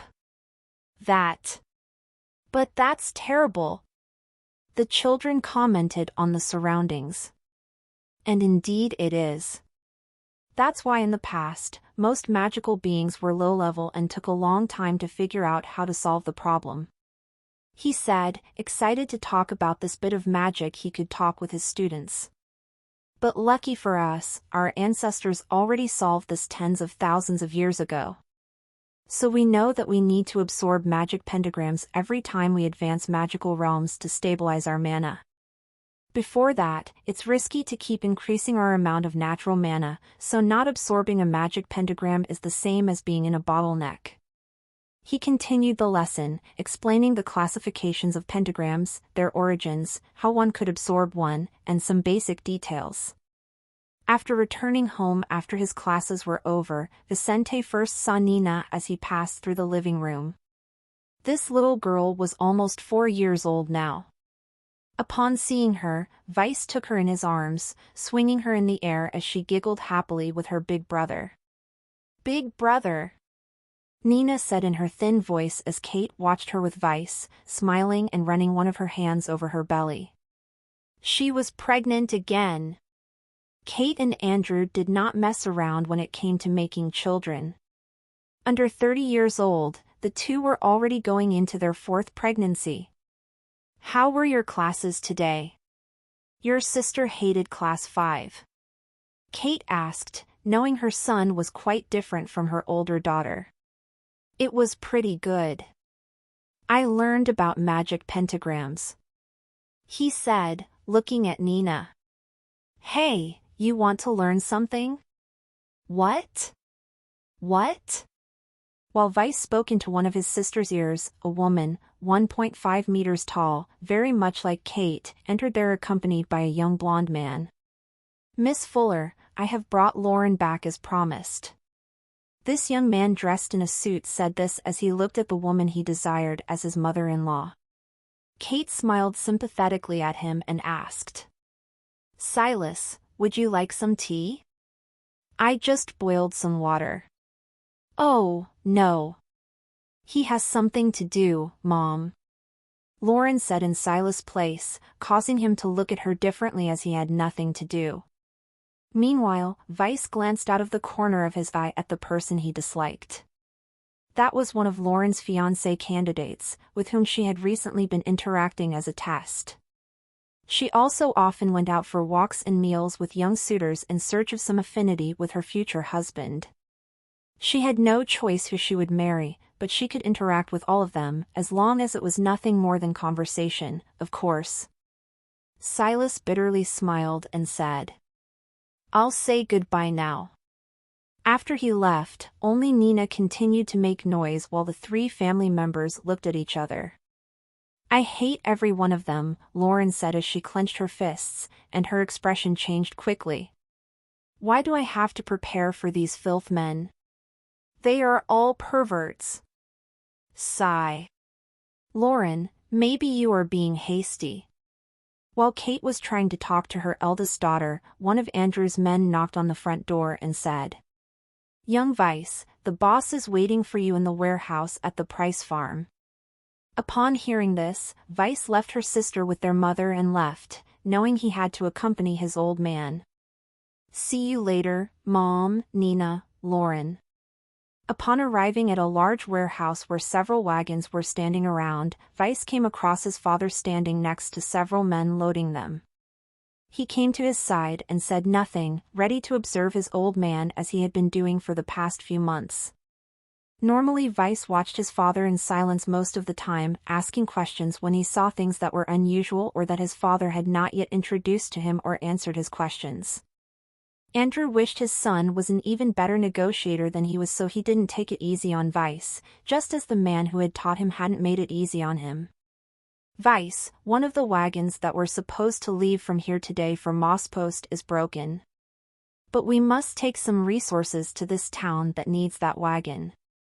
Without it, we won't be able to fulfill our business there. What will we do? Mosspost? Father's deal in that town says that if we deliver less than agreed, the average price of each item drops by 10%. But there is no restriction on a delay. I wouldn't ship anything today and focus all the men on fixing that wagon to ship it tomorrow at sunrise. He said, answering his father's question with what he had learned in the past few months. What if they try to problematize the delivery because of the delay? Andrew asked without looking at his son. Impossible. Father has a magic agreement with them, so they can't do anything. But we have to compensate them somehow. Even without the obligation to do so, it is always good to avoid displeasing our customers. I would suggest sending a few cases of Coder Claret wine, one of the best sellers in that area. This will avoid weakening our relations and may open doors to new agreements. No action to compensate for a loss or a delay could guarantee a gain for a merchant. But Vicente had learned methods developed over 500 years ago by merchants who passed their knowledge down to his father's generation. Magicians might live long, but knowledge passed on from master to disciple could travel through several generations and multiply in quality and quantity. Through this, he learned many techniques and theories that his father had learned from his master, who had also learned from others and developed some of these ideas. Upon hearing his son's response, Andrew was pleased and looked at his men, indicating they would do as Weiss had said. Very well, Weiss. You can assume part of my responsibilities even before your awakening. He looked at his son in silence, discreetly forming a bow on his lips. At 14, I will have nothing left to teach you. From then on, you can take over my business if anything happens to me. Your sisters will have a safe haven in you. Fader, what is it? Did I say something wrong? Vicente realized that his old man was looking at him and was in doubt. No, you were perfect. Keep applying yourself to your studies. As much as having knowledge like mine will already put you above average, even I am far from reaching a relevant position in this society. If you want to influence real mages, you will have to surpass this knowledge you have by a lot. Andrew said, imagining his son would not have great magical talent, which would condition him to have to be very influential for that. I will try to help increase your influence with your sister's marriages, but that alone will not guarantee much. Having a large family and positioning women well was a very good way to get advantages for the family heir. But one could not depend entirely on the help of it, so Andrew hoped that Vicente would find his own way. Upon hearing this, Vicente clenched his fists, feeling bad that he had to sell his sisters for his family to grow. He was totally opposed to this. Unfortunately, he had no voice to contradict his father and could only accept these circumstances for the moment. As for influencing mages, he would certainly try that in the future. After his years at the Academy of Stars, Vicente had learned about the other ranks above apprentice and acolyte. They were mage, mage sovereign, mage paragon, and archmage. He didn't know how these magical realms were subdivided, nor if there were more stages, but he knew that only someone capable of influencing at least one mage could be in a good position in this world. Apprentices were at the bottom of the world, and there were hundreds of millions of them. Next, acolytes were rarer but still numbered in the tens of millions. Mages, on the other hand, could be found around Polaris realm in the tens of thousands. Geet the L-Testvels on no/v/elben.c/om. Above that, it was hard to know their numbers, but 4th, 5HT, and 6-stage magicians were very rare, and some were even considered legends. I will strive to make all the family sacrifices worth it, father. Weiss said in a tone full of determination, making him sound much more mature than he was. Sigh. Well, you have to take care of your family, regardless of where you end up in the future. Luckily your mother and I will still be here to help you. Andrew smiled before giving Weiss some good news. Anyway, Weiss, when you finish your last year at the academy, I plan to take a big trip with your mother and sisters. We will be going to Salt Star City, so you should prepare yourself. We'll travel by carriage for at least a month just to get there. Oh. Weiss smiled, knowing that Salt Star City was the largest city in Scott Province, which he had always wanted to visit. From the rumors, Salt Star City was totally different from the villages and towns he had been to, which looked like underdeveloped places. According to what he had heard, this city had over 200,000 inhabitants. It was one of the largest in the entire Seidel Kingdom. A few months passed quickly. Vincent had finally regained some of his freedom in this period and had gained some more time to have fun with his friends after the academy.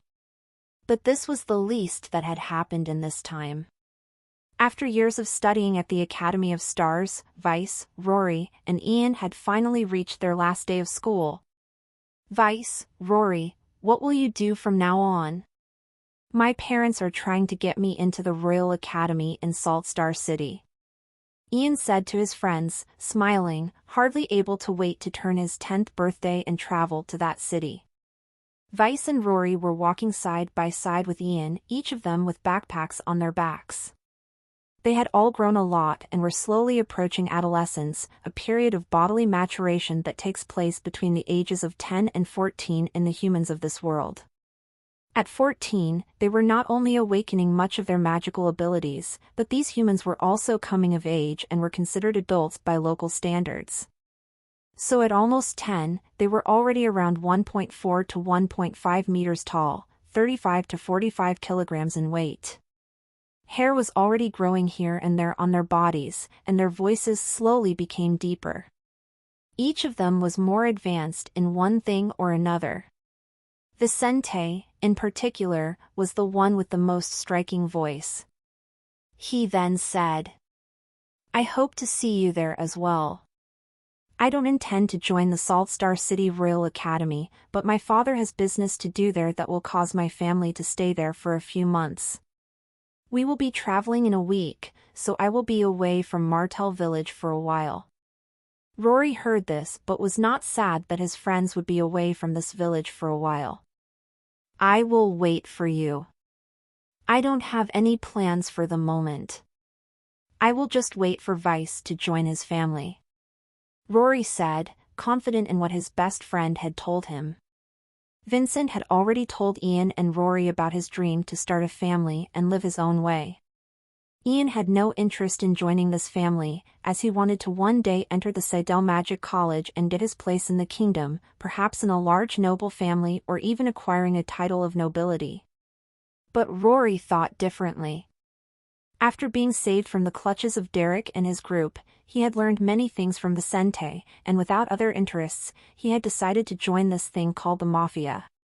He knew that they would have to live outside the law, but the idea of following their own rules and living in the shadow of society captivated him.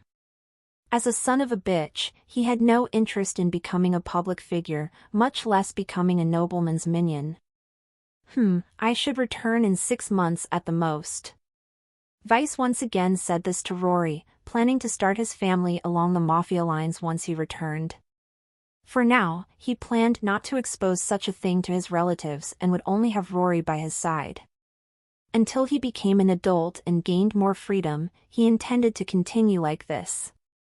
But once he took over part of his father's business and left his family's house, he had big plans in mind. Rory knew this more than Ian did and nodded to Weiss, indicating he would look forward to it. I hope you guys succeed in that, Ian commented to them. Either way, I'll miss you. The three had been great friends for years and had hardly gone more than a few days without seeing each other in recent years. But now, each would go their separate ways. How about this? Your family will still be in the village in the future, right? I heard that the Saltstar City Royal Academy has 2 vacations a year. So let's meet back here on at least one of those vacations annually. Vicente said. We can go out hunting, or rather drinking. None of the three had ever drunk, but as silly children who saw their slightly older family members and acquaintances doing it, part of them was interested in it. The 3 of them laughed as they thought about it, agreeing that they could do it in a few months. After they reached the side of the academy gate, the 3 looked at each other and said their goodbyes with their group's special handclasp. See you in a few months. See you in a few months. Vis sit en velben. CM for EU ovals. As they said this, they ran off toward their homes while the rest of the Class 5 students slowly left the academy in groups. They were few in number, so there wasn't a big crowd to make noise or anyone to lose another among the young people leaving the academy. So, spotting Vicente running toward his house, Professor Julian deftly moved among the young people celebrating their graduation, approaching this boy about to become an alumnus. Vicente, wait a moment. He said, moving like the wind and quickly getting close to his target. Vicente looked back and stopped as he witnessed his teacher once again using his magic. But what Julian and many others did almost constantly with the mana in their bodies was not techniques or spells. Most of the time, magicians use their abilities for simpler things, like moving around, learning something new more easily, improving the properties of their bodies, etc. There were endless ways to use mana, and magicians use this feature to make their lives easier all the time. What is it, Professor? You don't need to call me that anymore. You ceased to be my student when you passed through the academy gates. Julian said before patting one of Vicente's shoulders and ducking down. Anyway, I didn't call your attention because of this. Here, take this. It's a gift I'm giving you. He opened one of his hands and showed it to Vicente. Upon hearing this, Vice frowned and stared at what was in Julian's hand. It was a silver necklace with a black half-moon symbol. Professor? Take this. I want you to have it. Julian said in a serious tone. I found this thing while traveling around the province during my youth. I always felt it had value, but I never sold it or found out if it had any validity. In the end, I was too weak to try to find out. He sighed as he recognized his inability. Vice looked at him thoughtfully, knowing that this man was one of the strongest magicians in the village, who should not be far from the 5th triangle. However, you were the best student I ever had. So I want you to keep that. If it helps you somehow one day and you find out what it is, don't worry about giving me anything in return. I just want to know what I've carried around for so many decades. Julian looked young, but he was already 69. Magicians could prolong their youth. So it was common to find people even older than this man with the appearance of the time when they were at their peak preserved. Vicente heard this and felt interested to have it. He immediately felt a sense of déjà vu when he picked up that necklace. He clenched his fists and accepted it. Thank you, Professor. If one day I can, I will solve your doubts. After that, Vice said goodbye, finally going to prepare his things for his departure. In a week, he and his family would leave this village for the biggest city in the province. The last few days before the Fuller family's trip passed smoothly, with Vicente slowly getting used to his new reality as a graduate of the Academy of Star. Ian had already left for his aunt and uncle's home in Saltstar City, where he would take a test at the Royal Academy in the city in less than 2 months. If he passed, he would stay there for the next whole year until he finally had time to return and visit his old friends and family in Martel Village. On the other hand, Vice had focused these days on getting his things ready and training as much as possible since he would be traveling for the next few weeks and would not be able to train. He still had his responsibilities with his father, learning less these days and helping more, with more and more duties. So the time had flown by for him, and finally, at the dawn of this new day, he and his family left the village in a carriage large enough for all of them. While the birds were singing and the dirt streets of this village were still silent, with many residents still sleeping, the horses of the Fuller family carriage began to pull it. 3 men were at the head of the carriage, the old coachman, who every now and then Vice asked for advice and got answers to questions, and 2 magician warriors. Warrior had their own classification. They were called generals and were subdivided between levels 1 and 9. Supposedly the level 9 general had combat power equivalent to a mage. Between these 2 generals, one was at level 6, and the other was at level 7. On the other hand, Vicente, his sisters, father, and mother were inside the carriage. Lauren stood next to one of the doors while Nina was between her and Vice. In front of them were Andrew and Kate, both smiling, but this woman looked somewhat tired. "Mom, are you okay?" Lauren asked, seeing sweat dripping down her mother's forehead. "I'm fine, honey. It's just that I get tired easily," Kate said, smiling subtly. "Your brother is pretty heavy for me, so I tire easily." Kate was still pregnant, but the birth date of her 4th child was not far off. It should happen in 2 months at most when they were already in Salt Star City. Hearing his mother, Vice sighed, hoping that his little brother would be born soon, not only so he could meet him but so that his mother could return to her normal self. Vice loved his family and was not against having several siblings. But pregnancy on this world had even more dangers than on Earth. This worried him, so he couldn't help but be apprehensive about his mother's situation. Luckily his family had enough to pay for a good doctor, and the chances for his mother and little brother wouldn't be so bad. Dad, how long will it take us to reach our destination?" Little Nina, currently 4, asked aloud, fidgeting a lot as she looked into her old man's eyes. Andrew looked at little Nina, and his lips opened, showing his perfectly white teeth. "It won't be quick, Nina. But I promise it will be fun. We'll know a few places until we reach our destination, so you'll see many new vistas." "Hee, I can't wait," she said. Lauren closed her eyes and shook her head. "New vistas. That means we'll be stuck in this carriage for quite a while." Her thought was pessimistic, but her feeling was much worse internally. Lauren was practically suffocating, constantly fiddling with the door handle next to her, feeling that she could open it and run away at any moment. At the end of this trip, she would turn 14 and go through the awakening, something incredible. But she was a woman and would also have her engagement declared very soon. As Lauren sighed, the carriage of this family left Martell Village, beginning the long journey to Salt Star City. Salt Star City was practically at the opposite end of Scott Province from Martell Village. This family could not reach their destination quickly since this was a territory of more than 400,000 square kilometers. Their horses were fast, but there were no paved roads in the Seidel Kingdom as there were on Earth. Carriages' wheels broke, low-level magicians needed to rest, to eat, and they got sick if they didn't take care of themselves the right way, so a long journey like this would take time one way or another. But not only this, but in a magical world, forests and roads were places full of dangers.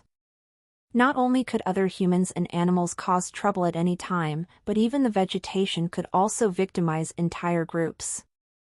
If a person was carelessly traveling through Polaris Realm, they could easily breathe in toxins released by poisonous plants, have their mana sucked out by parasites, catch mana diseases, and so on.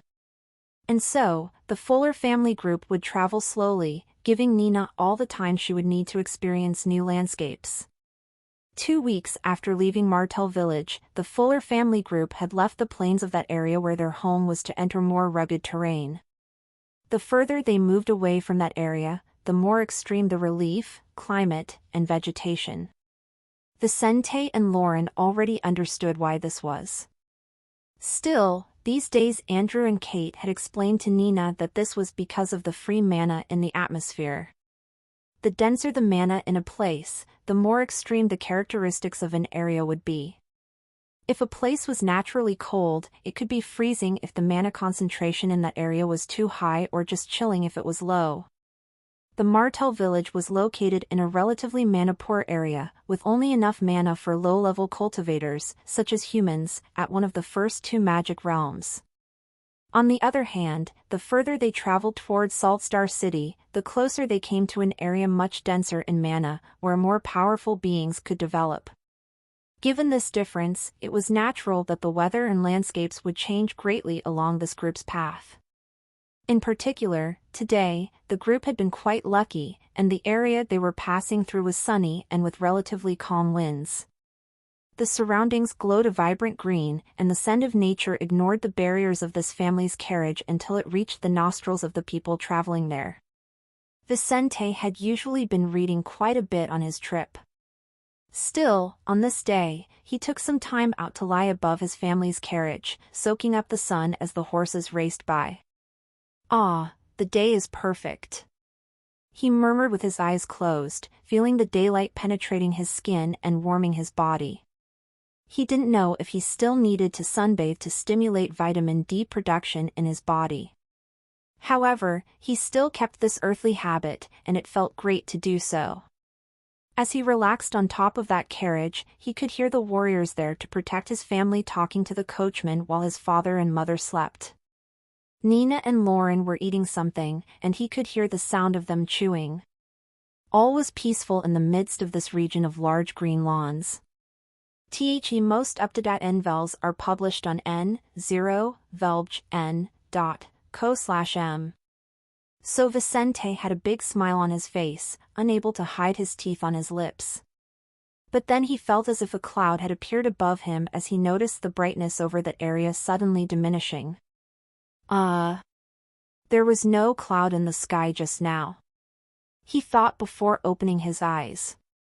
When he did, he saw something that widened his eyes as Adam's pommel moved up and down. Gulp!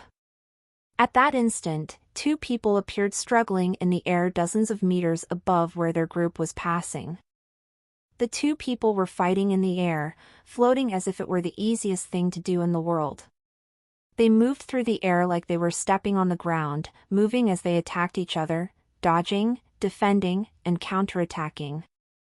Amidst the rapid movements impossible for Vicente to keep up with, magical pentagrams would appear around them, glowing brightly as different forms of powers appeared in the surroundings. Everything was happening at a speed difficult for someone with no control over their own mana like Vicente to keep up. But he could see when a yellow pentagram glowed intensely, and one of the arms of one of those two transformed into a limb 4 times as big, showing animalistic contours. Find EU chapters on nv/lbi.com. Then that person attacked his opponent with the claws that grew on his body, forming blades in the air towards his target. Swoosh! The other man quickly moved against this attack while a green pentagram glowed in front of him. From that green pentagram, something began to emerge from the void of space as if it were a space portal. Soon a giant golden shield solidified in front of this magician, seeming to be something as concrete as the carriage the Fuller family was in. Vicente opened his mouth, watching these movements, identifying several things in the short moments that had passed since he had noticed the disturbance caused by these two's combat.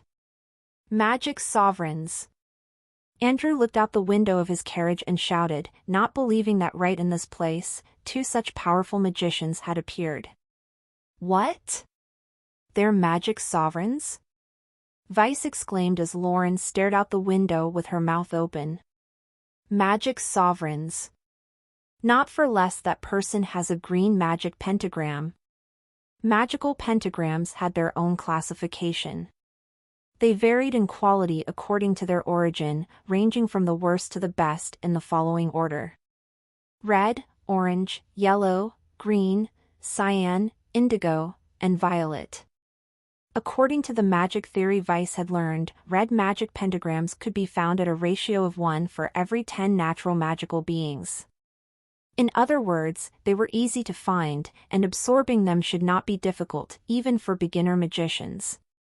Orange ones could be found at a ratio of 1 to 200, yellow ones at 1 to 4,000, green ones at 1 to 80,000, cyan ones at 1 to 1,600,000, indigo ones at 1 to 32 million, and violet ones at 1 to 640 million. But Weiss knew this record was based on the information catalogued by this magical civilization. In practice, finding such pentagrams could be more difficult or easier. It was only a probability, so in one place, there could either be resources or places capable of generating a violet magic pentagram or none at all. Seeing that man with a green magic pentagram, he saw an extremely privileged and lucky person, one of the few in this world who had something so highly ranked. Will I be able to become like that? He wondered as he followed the little bit of the battle up to that moment with gleaming eyes. Amidst Weiss's close observation, his father shouted to the men at the front of his carriage.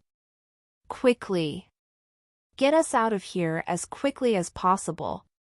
It's too dangerous for us to be near a battle of two sovereigns," he said in an agitated tone, breaking into a cold sweat. After the initial surprise passed, his rational side kicked in and gave the order he should. While the coachman did what he should, the two men fighting in the skies talked amidst their blows.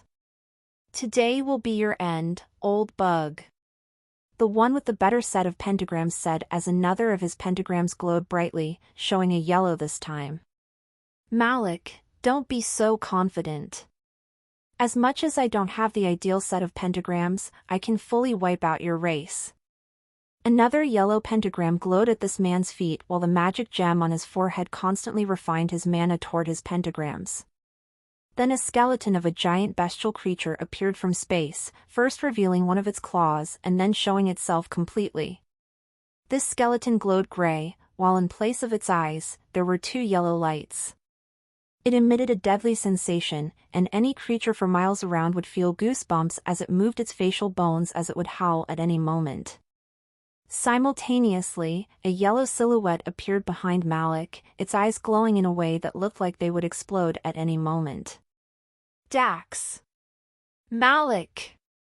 The two ignored everything in their surroundings and once again ran at each other, attacking with as much as they had.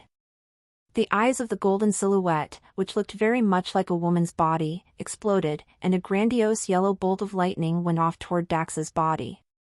Simultaneously with that, the bestial skeleton strangely opened its mouth as wide as it could, and a thunderous roar broke out, causing the mana in the surroundings to vibrate intensely.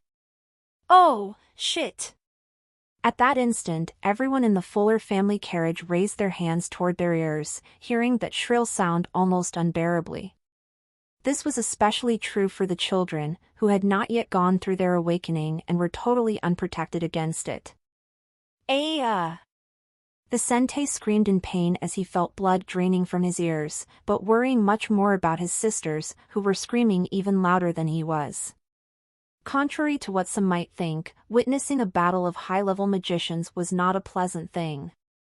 As much as one could learn marvelous things by watching powerful people fight, a deadly battle between experts could endanger all those in the vicinity.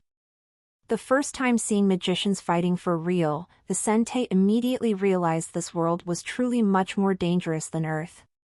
Not only that, but with great power came great responsibility. Those two didn't care in the least who was in the vicinity, and now Weiss's entire family was in danger. "Shit! Please! Please stop!"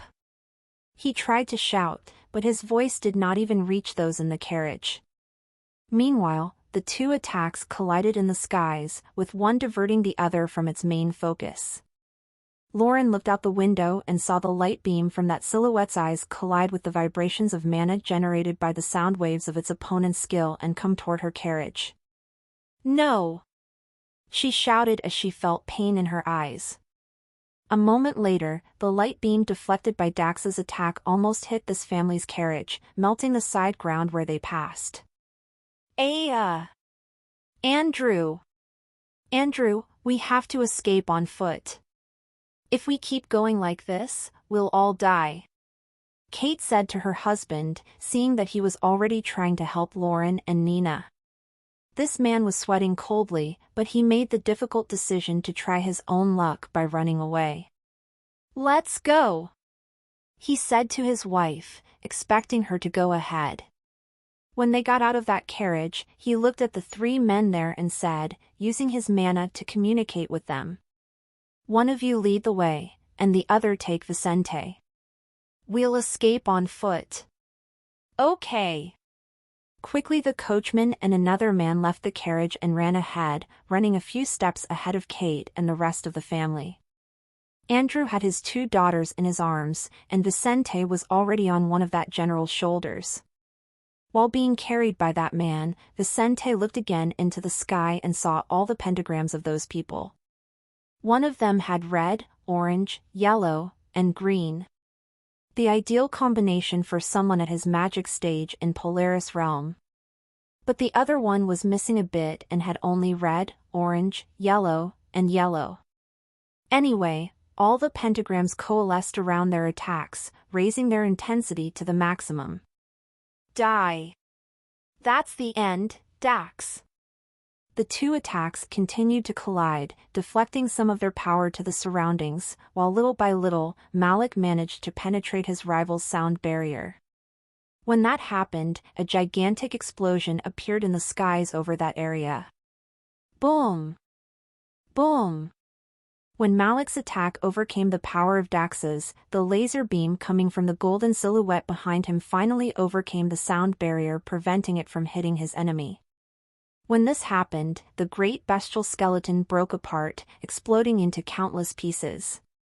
In that instant, while Vice's family tried to flee on foot, the remaining attacks of this conflict still victimized the surroundings, with the laser melting the ground and the sound waves still propagating through the air. Nina had already collapsed in her father's arms, while Lauren had blood pouring from her ears, eyes, and nose. Vicente was less badly off than them, but he could barely hear anything as he watched the nearby lawns being destroyed. The laser was melting the ground they hit while the sound waves ravaged the smaller plants in the area.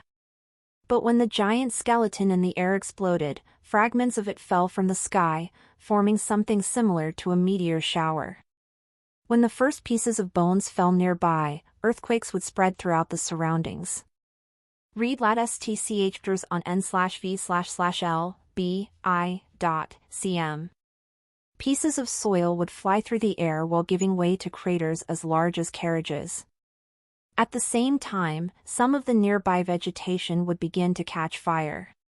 Vicente saw all this with a mere glance to the side as he felt the strong winds from the area moving his hair during this escape attempt.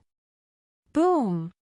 His family's carriage was hit by one of those pieces of bone, exploding into countless pieces. Damn it! What's going on? Why were we involved in this? He thought, sweating profusely, with a pain in his chest. Boom! Another piece of bone fell next to where he was passing by with his family, and they all promptly changed direction. But even as they did so, everyone there was covered in dirt, getting totally dirty as they tried to escape. That's not fair. Why do our plans have to be disrupted and our lives put at risk just because of a fight from people we don't even know? He looked up, remembering the voices he had heard before he had his ears hurt. Meanwhile, he saw the faces of those men, one middle-aged and black-haired man and the other relatively young, blonde, and blue-eyed. As he turned to look at his fleeing family, thinking to tell his father what he had heard and seen, he saw something out of his control happening. Suddenly, a splinter of bone as big as a horse fell on top of where his mother was passing. In an instant, Vice felt his spine go cold, and a tightness in his heart almost made him momentarily stop breathing as he saw his mother and that piece of bone above her. The next instant, his mother could no longer be seen while that bone had sunk against the ground. No! Andrew saw this terrible scene developing before him and screamed with all his breath, even with Nina and Lauren in his arms. What is it? What happened? Lauren screamed. I can't see.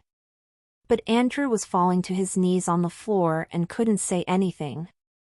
Everything he had in his mind had vanished in that instant amidst the most excruciating pain a person could go through surged through his mind. His mind was suddenly cut off from reality as he lost the greatest love of his life. His pain was not physical but emotional, the worst kind of all. Tears dripped from Vicente's eyes as he grieved, stopping himself from moving to look at the spot where Kate had disappeared forever. Mom. He struggled against the warrior carrying him, trying to get loose and run to where his mother should be. Let me go. Let me go. I'm going to save my mother. The man holding Vicente felt terrible in this situation but did not let this boy go.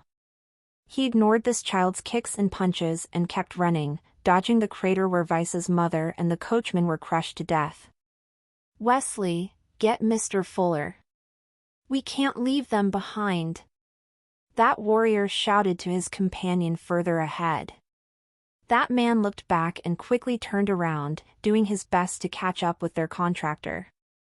Amid this, Vicente finally couldn't take it anymore and slowly decreased the strength in his strokes, feeling an immense urge to sleep. Mom. Mom. Where are you? Please don't leave me. With that last thought, Vicente collapsed, frustrated, afraid, but also angry and hating those behind this tragedy. 6 hours later. After the battle between those powerful magicians, the group that had suffered the terrible consequences of being in the middle of someone else's battle finally managed to reach a quieter place.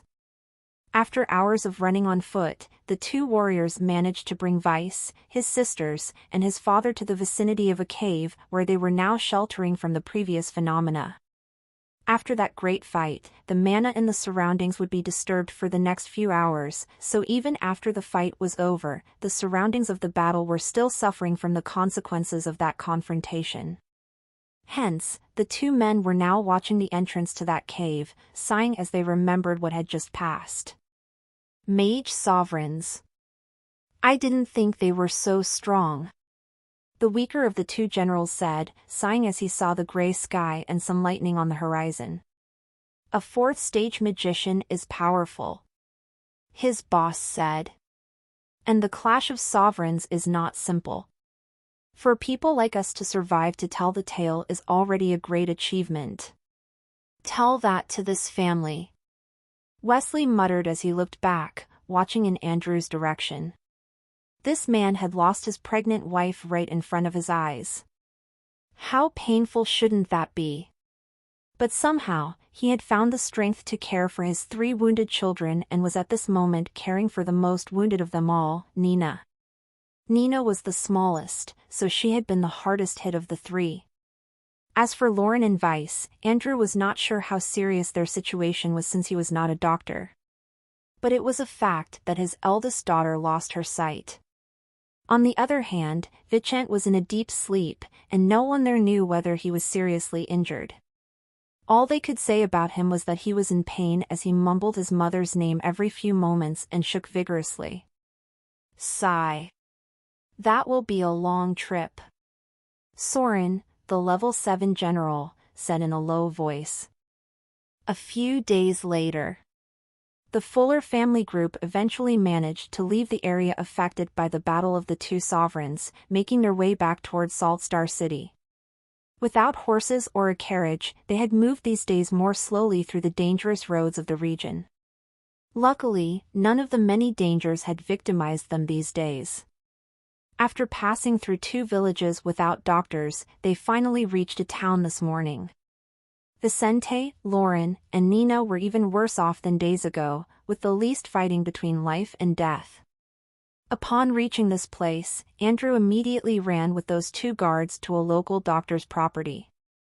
After paying a local guard for information, they got the address of a doctor and directions to the place. So, as the night chill slowly drove the people of this town into their homes, these 3 adults arrived in front of a residence on the south side of town. This place looked quite noble and well-kept, with street lighting and a street paved with hexagonal stones. There were no holes in the sidewalks, and all the residences in the area were large enough for families of 10, and each had its own design. It was not hard to tell that this was a neighborhood of wealthy or even noble people. "Please attend to us, Dr. Marcus, please. My children are at risk of death." Andrew was not bothered by where he was and desperately shouted as he knocked on the door of that house. He had Nina leaning on his chest, holding her with one of his arms while Vice and Lauren were in the arms of the two guards. Each of them was dressed in clean clothes and had no wounds or bloodstains in sight. Cleaning up and stopping bleeding was something anyone with the ability to control mana could do. But these men, especially Andrew, were still dressed in the same clothes from that fateful day, not having had a single shower since then. His beard looked sloppy, and his sweat stank so that only people as dirty as him or unconscious would not care to stand by his side. Meanwhile, deep dark circles marked the outline of his eyes filled with sadness and regret. But a gleam remained in them, something that showed anyone who saw him that he hadn't given up yet. Amidst his cries, filled with emotion and fear, the door in front of him opened, and a man with white hair, wrinkles near his eyes, almost 2 meters tall, appeared there. This person was dressed socially, with black suspenders holding up his trousers. "Please help me save my children. I will pay you what is necessary." Andrew pleaded with this person, even though he was unsure if this was the doctor of this residence. That man had a serious expression on his face, having come to his door to see who was bothering his dinner. He was no longer in office hours and did not receive patients in his home. But seeing the little girl in the arms of the dirty man at his door, this old man could not help but change his expression a little. Nina's chubby little body was as pale as a sheet of paper, she was trembling, and her eyes rolled continuously. It was clear that she was suffering. The man's eyes narrowed, and he asked, "What's wrong with this girl? What happened?" He could refuse them or ask where they got the audacity to come to his door at such time of the night. But if he refused service, he was sure this little girl would die. No matter how angry he was, he could not refuse to help these people. This society might be complicated, full of people capable of committing atrocities. But many people had their moral principles and their professional honor. Seeing that child who could die in a short time if not treated, he, a doctor capable of saving her, could not simply ignore her case. As a father of 5, he would keep these people in his mind if he did not attend to them now. We were involved in a conflict of experts. We tried to escape as quickly as possible, but the two sovereigns were too strong for us to escape in time. Andrew said as he passed his daughter's little body to this man. Dr. Marcus heard this as he ran to his office in his residence. "What?" he voiced as he heard the title sovereigns from Andrew's mouth. As Andrew's group followed these men, a middle-aged woman and 2 teenagers appeared in a hallway of that residence. "What's up, honey?" But seeing those injured children, Asher Marcus' wife answered her own question, "Those children are not well." She was not a doctor but had helped her husband over the years and learned many things. "Children, stay here, and don't bother your father," she ordered as she rushed into the office where those 4 adults had already rushed in. While the 2 guards placed Vice's and Lauren's bodies on an armchair big enough for the 2 of them, Dr. Marcus was already with Nina on a stretcher, examining her little body. "Doctor?" Andrew pressed his hands against each other, his heart thumping harder in his chest. The doctor was silent momentarily as his eyes glowed a majestic green, matching the mana coating his hands. Using an instrument that looked like a coin, he felt the problems in this girl's body more deeply. "Father, I have good news and bad news," he said after a minute while his wife was already at his side helping him. Gulp. "What's the good one?" Andrew asked. "Your daughter will live." "And what's the bad one?" He took a deeper breath, bracing himself for whatever it was. "Her sense of hearing is lost." She will never again distinguish sound waves. She's deaf, father. He said about what he could do nothing about first. Part of her brain has also been affected. But that I can try to repair. However, you should know that there are no guarantees about the future. The procedure can generate sequelae. This can range from damaging her mobility to even her magical talents. Visit NV3LB/N.CM for new OVL. The people in that office were silent until Marcus asked, "Do you wish me to proceed? But know that if I do nothing, her situation could be much worse. Please do your best, Doctor." Andrew sat down in a chair and lowered his head, hiding his face from the people there. "Dear, get her ready. I will check the situation of these two before we proceed," he said before approaching where Lauren and Vice were standing. While his wife was caring for Nina, this man quickly noticed that Lauren had lost her sight and also had part of her hearing affected. However, with treatment and patience, she would one day be able to hear normally again. Lauren had other internal injuries, as did Nina. But they were the least of it, and with first aid and a few days of rest, she could fully recover from these injuries. Looking at Vice's case, this man was positively surprised, noticing that this boy had suffered almost nothing compared to his sisters. He was unconscious, and his hearing was also affected, but his case was the easiest to treat of the three. This boy seems to have been lucky. He sighed as he put Vicente aside and wrote some things down for his wife to advance while he took care of Nina. "One of the sovereigns you guys ran into must be old Dax from the Bone Mountains. Sigh, you guys really had a lot of bad luck," he commented as he connected the cultivation level with these youngsters suffering. "But don't worry, father, these two will be fine after a while. Especially the boy." "Thank you, doctor." "Thank you." After a few days in the previous city, Vicente and Lauren had finally awakened from their states. Lauren was the first to wake up and the most affected.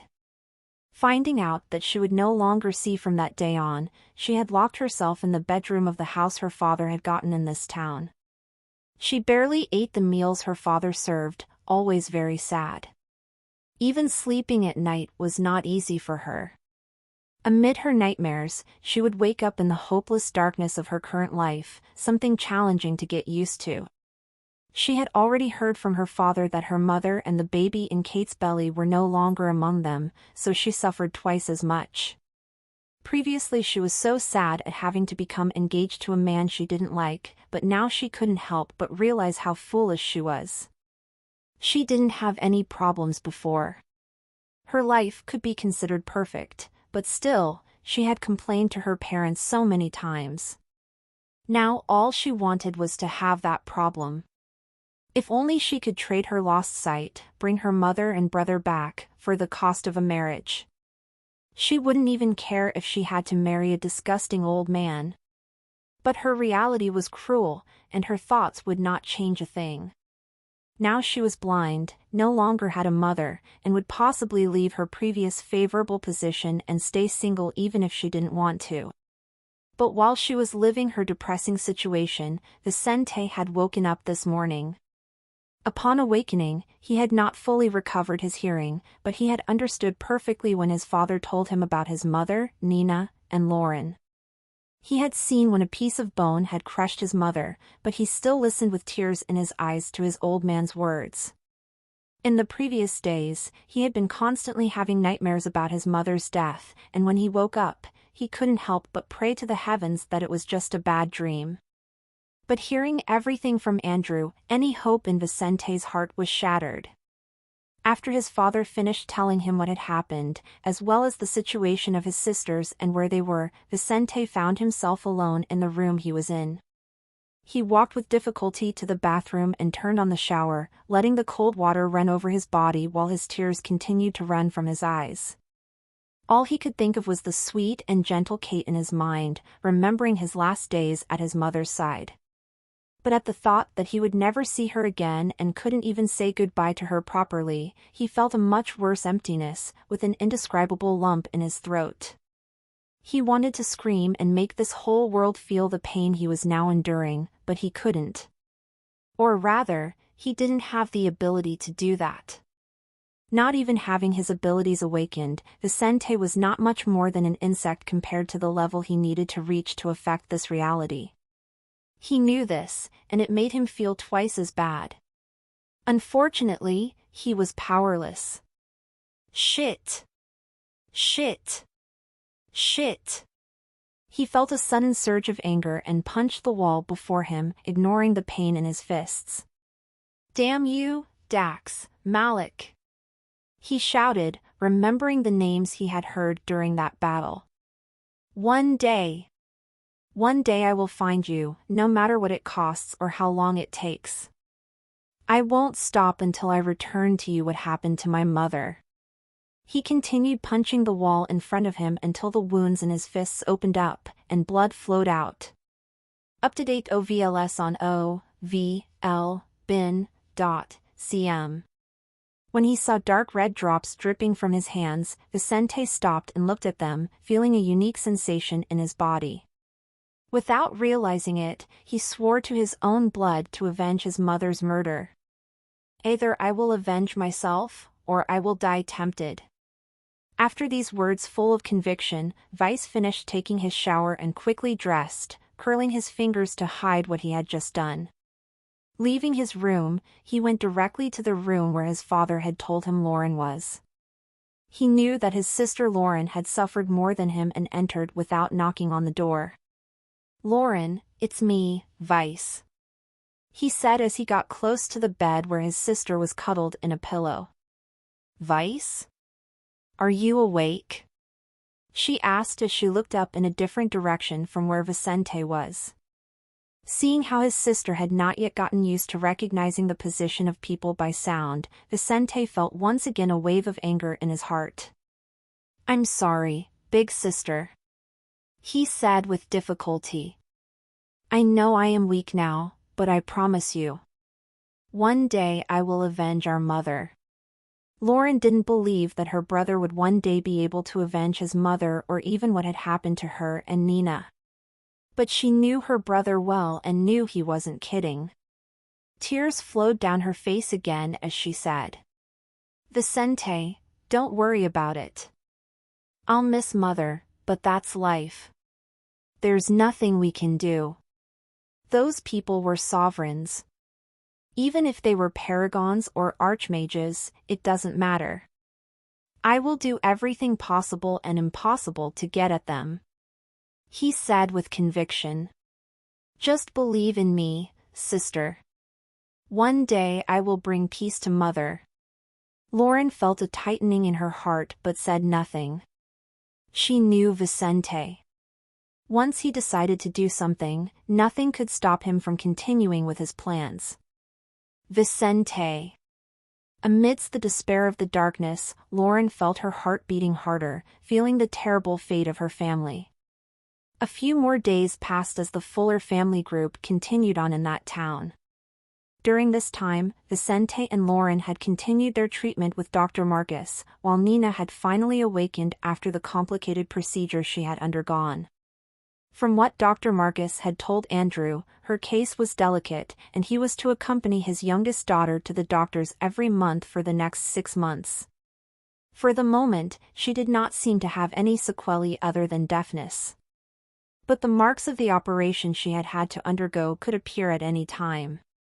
If she showed any worrying signs, he should look for better-ranked doctors, if possible mages. Due to the absence of magicians of that classification in most of Scott Province, as soon as Nina had awakened the day before, Andrew had decided to leave for Saltstar City. Previously they were going there on business. But he no longer knew if he still wanted to do that. Maybe staying in this town and trying to care for his children was the best thing for him. But upon finding out about Nina's need, he turned back and decided to leave the night before with his family for his old destination. So at the present moment, Andrew and his family were on the road, once again venturing out as they traveled to the largest city in the province. This time the interior of their carriage was much quieter, with each person dealing with their losses in their way. This trip would not last that long, and in another 3 weeks, they would finally reach the largest city in the province, where their near future lay. Arriving in the vicinity of Salt Star City in the rented carriage of the Fuller family, the members of that family were in different moods than they had imagined they would be upon arriving there. While some looked at the province's largest city seriously, others merely listened to the more and more agitated sound of that place reaching their ears. Andrew had a solemn expression on his pale, dehydrated face. Today he looked a few years older compared to the lively man who had left Martel village weeks ago. His white hair had taken over his head and beard, having appeared along with his increasing pessimism. "I have to find a doctor for Nina." He thought about his priority. This man had a whole world of problems on his shoulders, but he ignored them while he didn't solve his biggest concern, his youngest daughter's life. Vicente was physically fine, and Lauren, however much she had lost her sight, would eventually be able to live without major mishaps. Only Nina was not guaranteed anything. As Andrew thought about her, this little girl looked out over the city in the distance on her father's lap, seeing most of that place as their carriage drove down a hill. But she wasn't sure what to think since not only was everyone sad, but she had lost her mother and could no longer listen. So even though she saw the seaside city in front of her, from where she could see the sea, this girl was not happy at all. On the other hand, Lauren could not see this place. Still, from the occasional descriptions her brother gave her, she was aware that the noises she heard were coming from Salt Star City. "We are finally getting to this place." She sighed as she heard the noise of wagons, carriages, and people talking further ahead. Her hearing had been improving significantly since her recovery. Due to the loss of her sight, she could now hear things that others would have difficulty hearing. But she didn't care about that. All Lauren wanted was for time to pass and for her to go through her awakening. Weeks after she had lost her mother, she slowly accepted the situation she was in. She now no longer had her mother present, and she was blind. Either she would learn to live like this, or her life would be even more miserable than it already was. So she was focused on her 14th birthday, which was due in a few months. One of the purposes of this family's trip to Salt Star City was for her to awaken her powers while her father did business locally. Awakening was not something that a magician could go through just anywhere. Only cities with more than 50,000 inhabitants had the Awakening Temple, a special place where magic gems were usually found. Since she was close to coming of age and going through an awakening, Andrew planned to use the opportunity to awaken his daughter's magical powers in the largest temple in Scott Province. So all Lauren wanted now was to awaken her powers and return home. From then on, she could learn to live better with herself and even plan what to do next. But this was totally different from what Vicente had in mind. Looking at this city, the eyes of this black-haired boy were sharp as those of an eagle. In this place, he didn't see a place for him to have fun and learn more about this world. There was his opportunity to start doing business with his father and slowly take over what his old man had. "I will use this to finance myself and get the necessary information for my family," he thought, with several things in mind, but needed the basic information to identify the best way forward. He definitely couldn't steal anything for the moment since he didn't know how magic could influence treasure defenses and the like.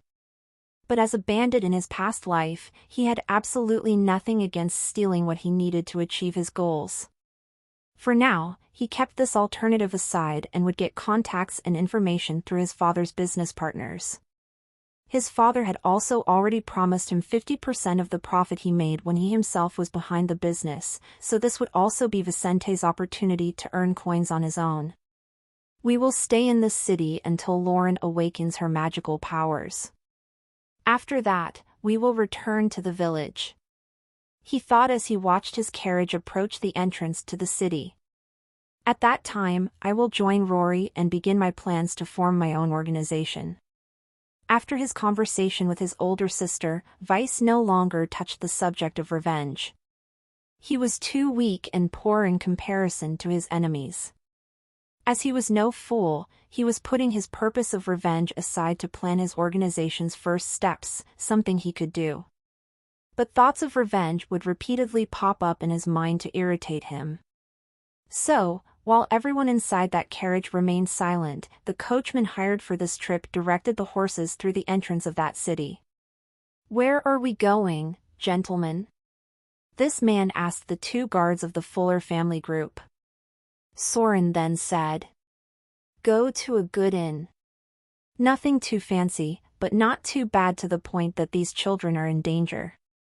That man they had hired in the town where Dr. Marcus had treated Nina and her siblings nodded and soon made his way to a place he knew. When they arrived in front of Lord's Lagoon Resort, these three men immediately unloaded the Fuller family's things while Andrew made his way to the reception area of that place. There were storage items in this world, but they were expensive magical items for simple people like them. So all the luggage they had brought from that town where they met Dr. Marcus was in that carriage to be unloaded. "Good morning, sir.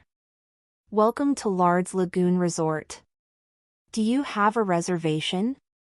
A beautiful blonde attendant asked shortly after seeing the group that had just entered the front desk of this place.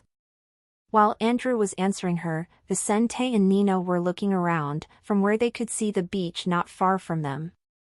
When his father had paid the receptionist for the keys to his apartment, they set off from there, with Weiss directing his two sisters as he took their hands. Nina was walking with difficulty, which had been worrying Andrew recently, while Lauren needed a guide due to her visual impairment. But this was not a problem for Vicente, and soon they arrived at the place where they would live for the next few months. Their apartment had only 2 bedrooms, a living room, 2 bathrooms, a kitchen, plus a beautiful balcony overlooking the beach. No one from this group wasted their time looking at the view, and as soon as their bags arrived, Weiss helped his sisters put their things away in the closets of the room that the 3 of them would share from now on. Your F48 stories on /o/v/lbn.cm. Then, while the 2 family guards stood outside that apartment, Andrew went to his children's room and called for Weiss. "Vicente, finish helping your sisters and come to me. Tomorrow I intend to begin to settle the business I had in this city. You will accompany me and lead some smaller deals I have scheduled," he said without much emotion in his voice before going back to his room and locking the door. When Vicente finished, he promised his sisters not to delay and went to his father's room. "Father, what did you want to talk to me about?" he asked as he entered there and saw his old man sitting in an armchair with a glass of drink in one hand and a large cigar in his mouth. For the next 3 days, Vicente and Andrew would travel around Saltstar City in search of local contacts with whom they could do business. Some of Andrew's acquaintances had already made deals with others since he had been delayed for weeks in getting to this place. But there were still opportunities for him in this city not to thwart his plans completely. After the meetings that the 2 went to in those days, they had managed to get through negotiations with 2 local merchants and would be talking to them again in the next few days. Andrew still had a few names to visit locally, but unlike what he could do in smaller places, anything that someone like him was going to do had to be scheduled in this city. The level of local business was much higher than he was used to, and as someone who was still small, this man had to wait for the time when his contacts could receive him. He had managed to find some of these contacts for the moment, but for the others, he would only be able to see them in the next few days, for when he had managed to fit in his meeting with these people. But this was not a problem for him or Vincent. As merchants, they were people who knew that one bad day was not enough to bring them down and had the patience to keep trying. Amid these initial conversations, Andrew had been looking for a third-stage doctor to care for Nina. There was no classification for professionals in this world. Doctors or any other professionals were classified according to their levels of magic. But even if this was not enough to rank the best professional, in general, it was enough because the higher the cultivation and the number of pentagrams, the better the skills of one. So even though there might be some doctor with enough understanding to take care of Nina while being only a second-stage magician, Andrew was focused on more powerful magicians. He wasn't rich enough to hire magicians like that continuously. Yet, for an exclusive service, he had enough to do so. And so, he and Vicente had gotten an appointment with a doctor for Nina this afternoon. Leaving the resort where they were staying, the Fuller family went by carriage to a doctor's office in the central area of Salt Star City. This place was a little far from the beach where the resort was located, but luckily there was no traffic. Even in such a large city, there were not enough wealthy people to have so many carriages and wagons around the city. As such, the wide local streets held the movement of this place well, and those moving in animals or carriages had an easy time reaching their destinations. The streets were not perfect. Some had potholes or were quite uneven. But overall, they were good enough for horses to run at speeds of up to 20 kilometers per hour. Vicente and Nina saw the well-developed center of Salt Star City, passing in front of the local Royal Academy, to which this young man could not help but look and sigh. Ian must have already passed his entrance exam. He imagined, sensing that his friend would soon begin his journey at such a renowned institution. But even though he knew where to look for Ian locally, Vicente had no intention of doing that. Better leave him alone. He shook his head negatively as he closed his eyes momentarily. I don't need to bring Ian into the chaos of my life. Mr. Fuller, we have arrived at Dr. Meyer's clinic. With those words, they proceeded forward into the interior of a 3-story round tower-shaped building where many people stood in the vicinity, on balconies, and at its entrance. Dr. Meyer's clinic is on the 3rd floor of the Salt Star City Medical Guild. Their guide said. Here, the province's top doctors can test their skills, buy resources, and get good contacts. Anyway, this is the best place for doctors in the whole province. Vice's group was uninterested and simply ignored this information while that man continued to present his surroundings joyfully. He loved everything about the city and loved to explain the places he took his customers. When they reached the 3rd floor, Andrew immediately identified himself with the secretary of the doctor who would be attending to his daughter. An instant later. Mr. Fuller, Dr. Meyer will see you and your daughter in a moment, she said before allowing only those two to enter. An hour later, Andrew and Nina left Dr. Meyer's office. Father, what about it? Is there a problem with Nina? Vice quickly approached his old man and questioned, feeling his heart beating harder. Andrew said nothing, only indicating for them to return to the carriage.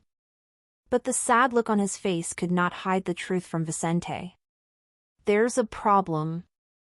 He swallowed his saliva, looking at his little sister with pain in his heart. He pressed his teeth against each other and said nothing, remembering once again the names of those responsible.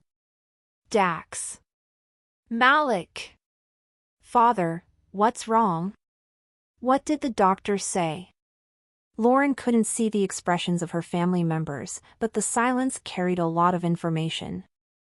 As Andrew entered the carriage, he looked at his 2 children and continued to cuddle with little Nina. Your F48 stories on /o/v/lbn.cm. After thinking about his words, he closed his eyes and said, I don't want you to say this to Nina, but the procedure she went through to recover part of her brain left some sequelae behind. She is fine now, but it will damage her little by little. The doctor who attended us said that she would not regain her mobility and may lose movement in part of her body as she grows. To make matters worse, he believes she has less than a 10% chance of making it through the awakening and controlling her mana. Awakening was not something with a 100% chance of success. Some people didn't get the slightest compatibility with at least one magic gem during the awakening ceremony and missed this essential element in the magical path. If Nina's chances of getting that were low, then even becoming a low-level magician like Andrew would be impossible for her. It can't be, Lauren said with pain in her voice, feeling the urge to hug her little sister. Vicente understood his sister's misfortune and said nothing, committed to finding a solution. Maybe a fourth-stage doctor. I have to become influential with fourth-stage cultivators to get revenge, so I will try my luck then, Nina. I promise I will try. He looked at his little sister as she had an uncertain look on her face, knowing something was wrong with her, but not exactly what. For the next few weeks, Andrew would take Nina to the previous doctor once a week to try a treatment for her situation. The doctor who had checked her condition in Salt Star City felt that her situation was not promising and that the sequelae were practically irreversible. However, he suggested treatment to at least reduce the severity of what would happen to her in the future. This was not something that would solve the problem. Yet, it could be the difference between her having difficulty walking and not walking at all. As for her relative chances of waking up, only heaven could tell if that would change to any degree. In those weeks, Lauren would spend most of her time in her siblings' room, turning to get to know her own limits. Walking in the dark was not easy. Getting used to the evolution of her other senses wasn't either. As for Vicente, he had still been accompanying his father in negotiations, slowly gaining more space with his old man to participate and even lead. Even though he was only 10, children already took on responsibilities around this age in this society.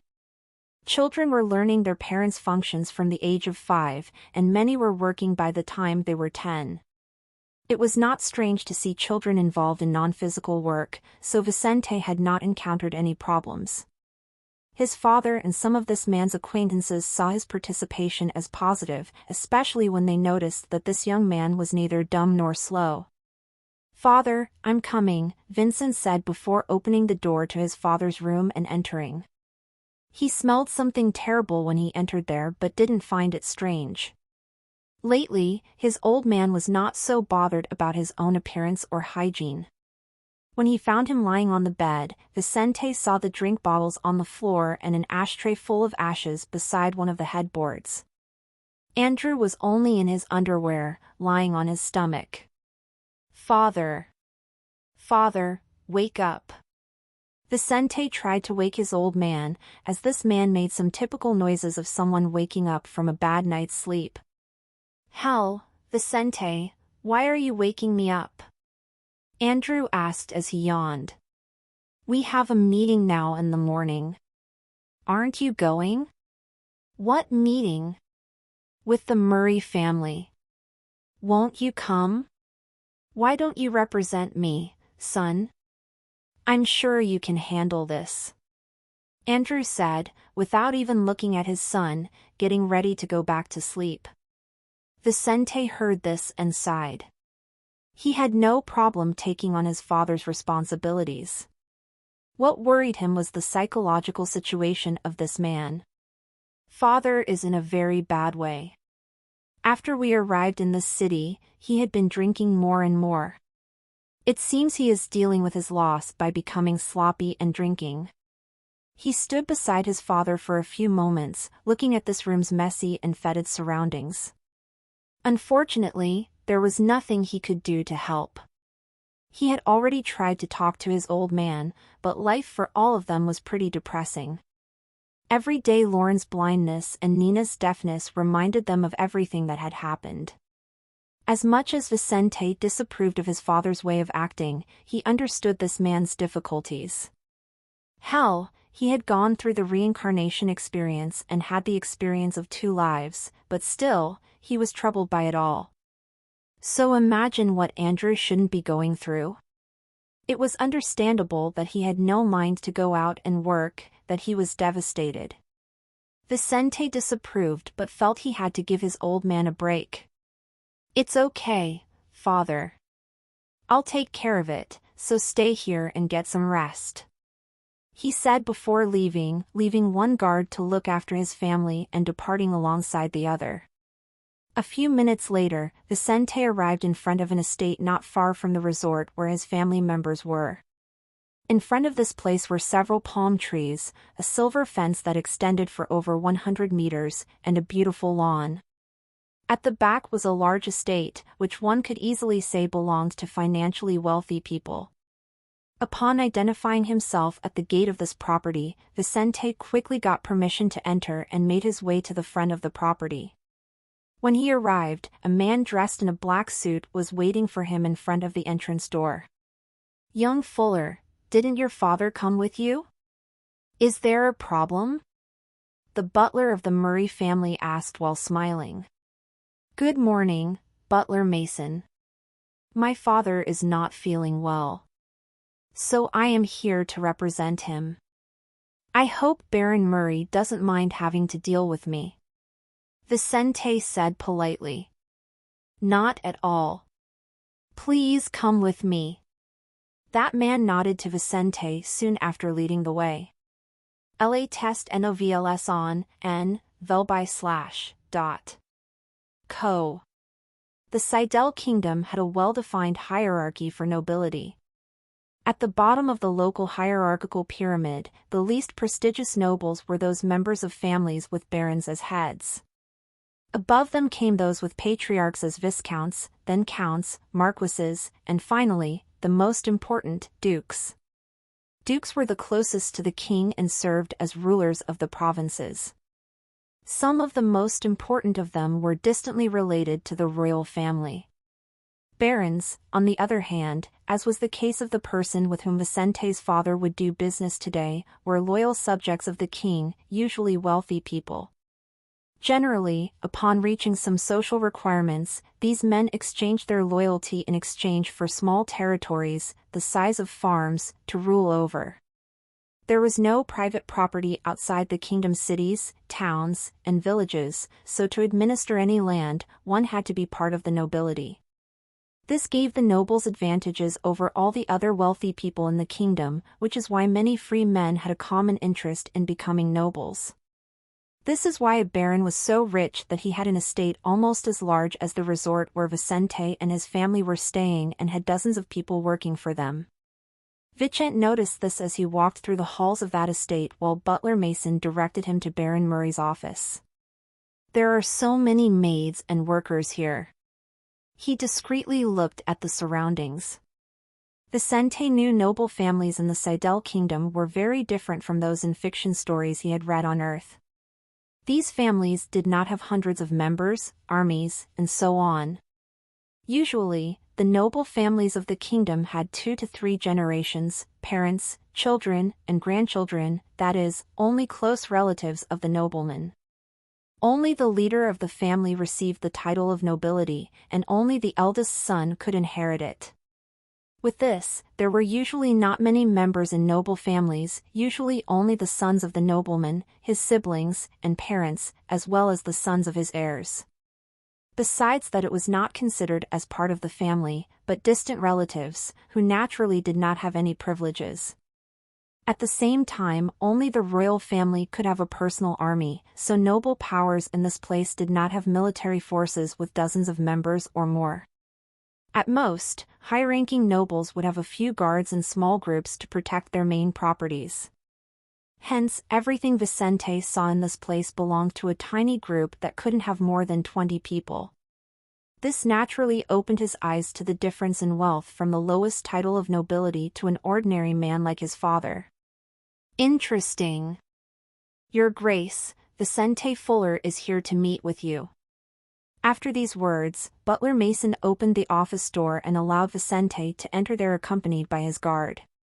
Vice and Wesley entered that luxurious room with a beautiful balcony overlooking the beach, a large sofa in the center of the room, 2 armchairs on the sides, and a table facing a fireplace between them. All the armchairs and the sofa were in light brown leather, very much in keeping with the vintage look of this place. In front of the balcony overlooking the beach was a desk, where a middle-aged man was sitting reading some papers, and a man was standing behind him. This man had a sharp look on his face and a sword hanging from his waist. Vicente had no way of telling how strong this person was. Still, he judged that such a man was not weak, for Wesley immediately focused his eyes on this individual. But he knew that the one who had business to attend to was the man with the mustache and black, gray hair reading at that table. Your Grace Baron Nate Murray, it is a pleasure to meet you. My father couldn't make it because of a problem, so I'm here to represent him. Vicente said as he approached that man. Hearing this young man speak, Nate took his eyes off the papers he was reading and looked at Vicente's childish face. You don't look so much like your father. You must have pulled the traits from your mother's family. You updates tnvel/by.com. I've been told that several times. Unfortunately, I never met my grandparents or uncles, to be sure. Vicente said, swallowing his sad thoughts on account of Kate's death. This world's typical family did not consider distant blood ties. After the second degree of kinship, many no longer gave importance to blood ties as they would on Earth. For example, except in cases where a daughter married to generate benefits for her family, they would typically move away from their family of origin to integrate into their new home, the husband's family. Therefore, it was common that grandchildren would take years to get to know their maternal grandparents in this society, and they would not normally give so much importance as to make great sacrifices for a member of another family. Vicente was aware of this and did not consider contacting his maternal relatives for now. That man noticed that Vicente didn't seem disturbed by this comparison and said, I heard that your mother passed away recently. I am sorry for your loss. It must be hard for a boy like you to go through it. Vicente said nothing beyond that, closing his eyes momentarily and nodding to the Baron.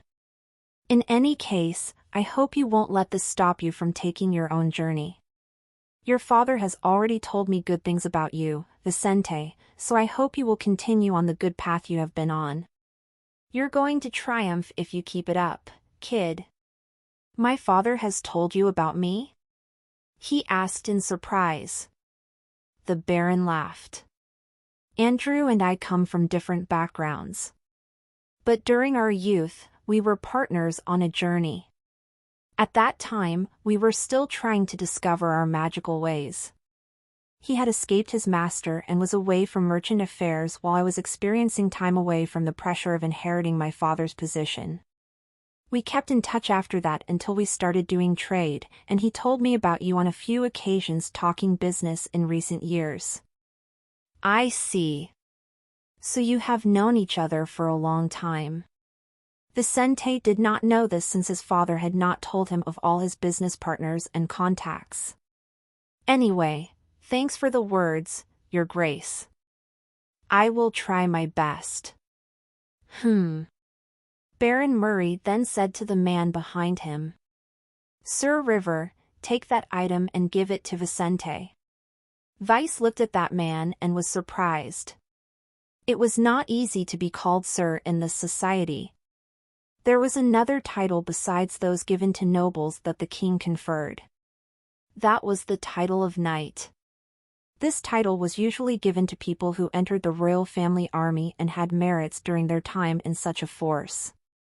Sooner or later, they might have the chance to become nobles and receive the title of baron. By the way, the proper way to communicate with knights was to call them sir. Upon seeing the first of these warriors, Vicente understood why Wesley was staring at this man. He was probably powerful.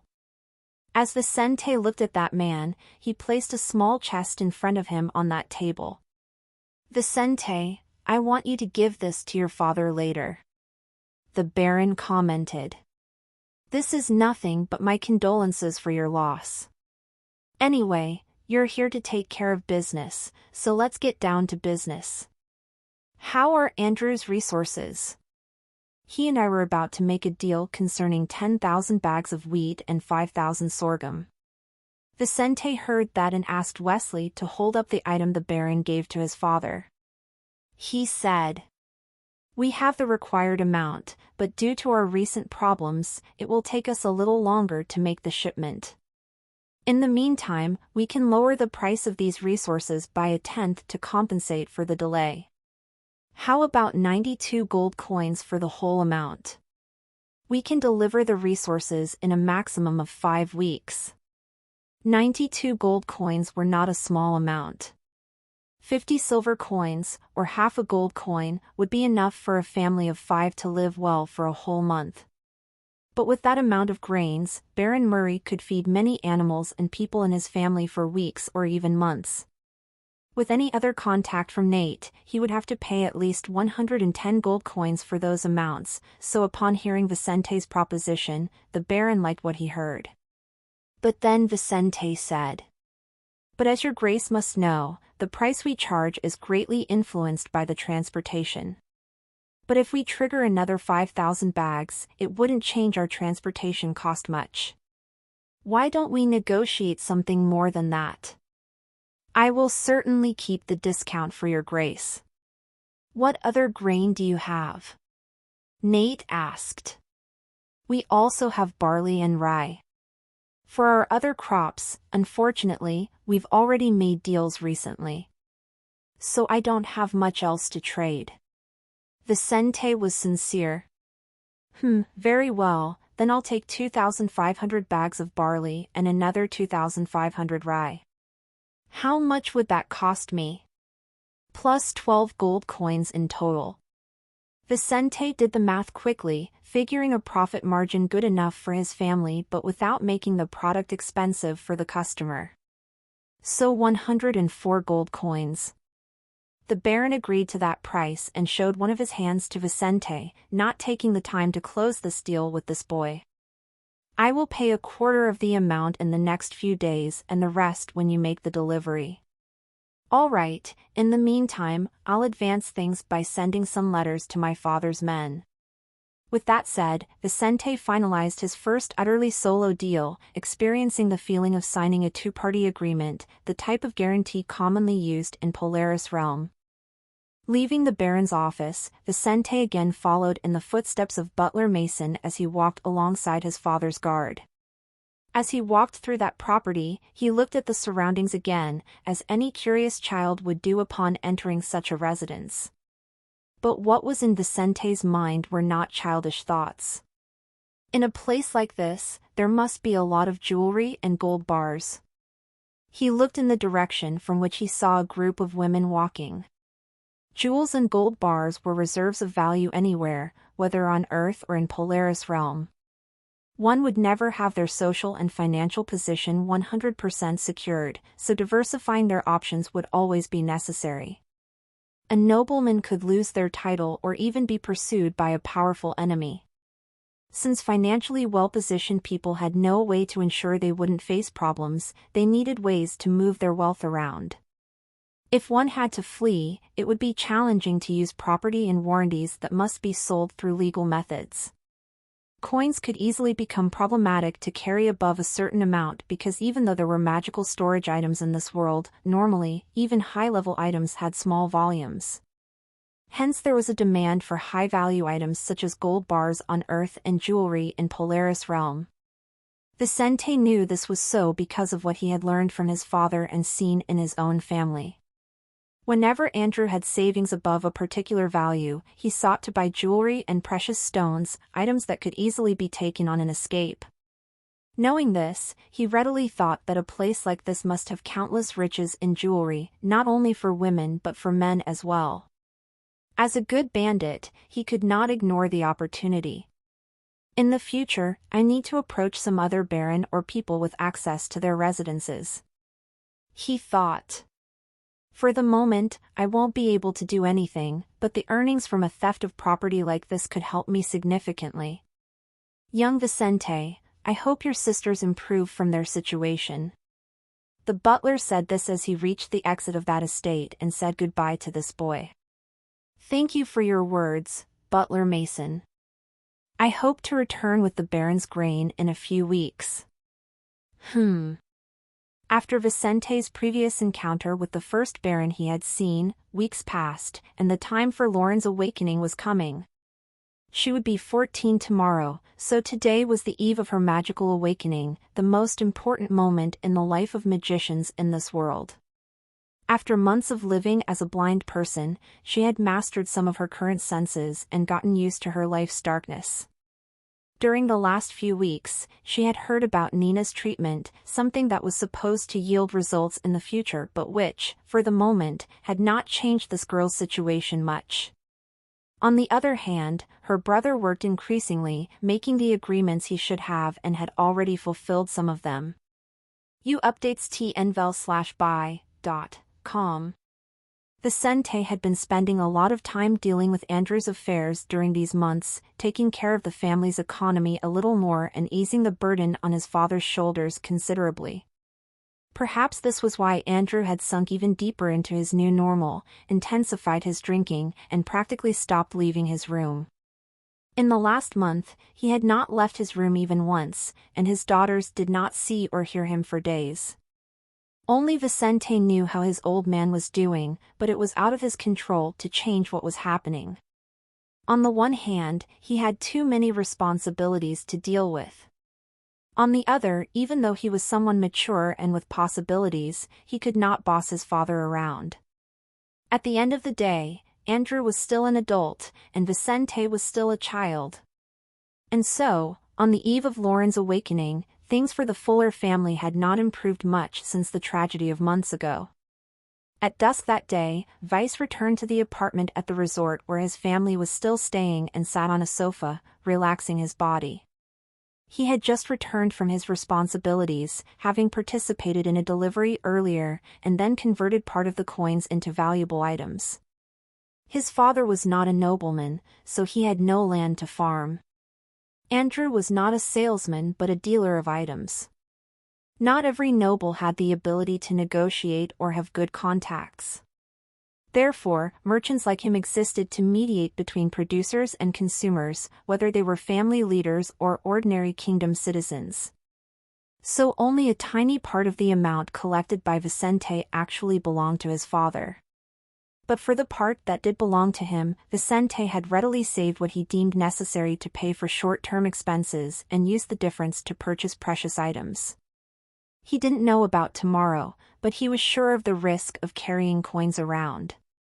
So whenever he could, he bought high value-added items that he could carry with him and his sisters. Today he had done this once again and bought a type of crystal similar to the diamonds on Earth.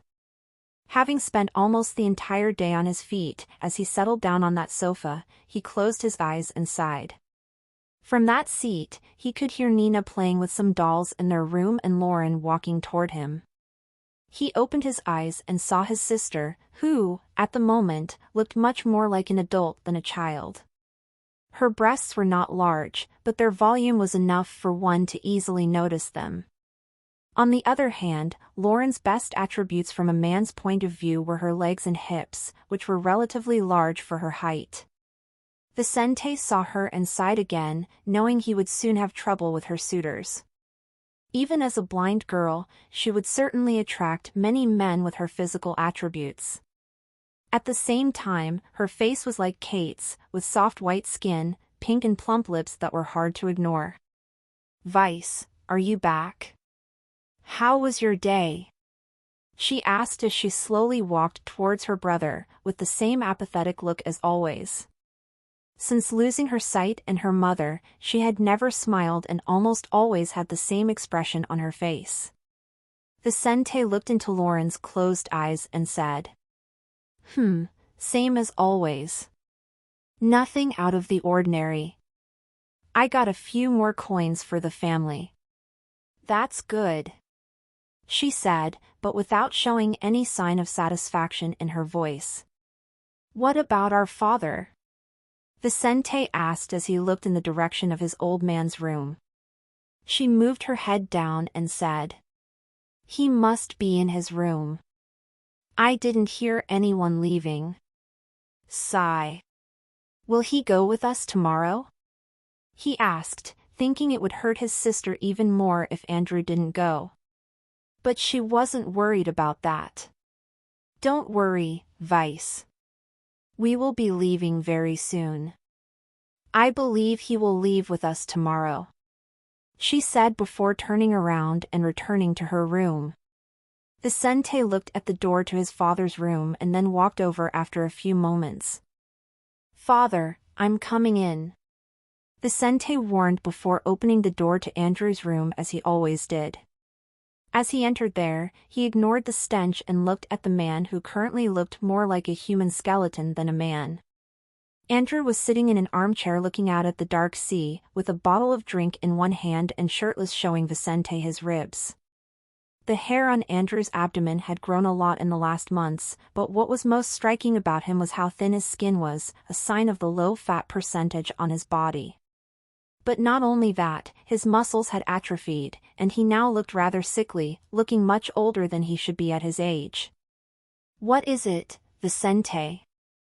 "I told you, whatever you decide is fine," he said in a quiet, low tone, like the voice of a man dead inside.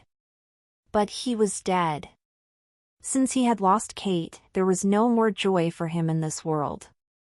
Caring for his children was a concern, but as Vicente proved more and more capable and Lauren became a woman, his worries about them had been diminishing. Maybe if he died, he would be less of a burden to his children. Who knows, maybe he was getting in their way. They could already live without him.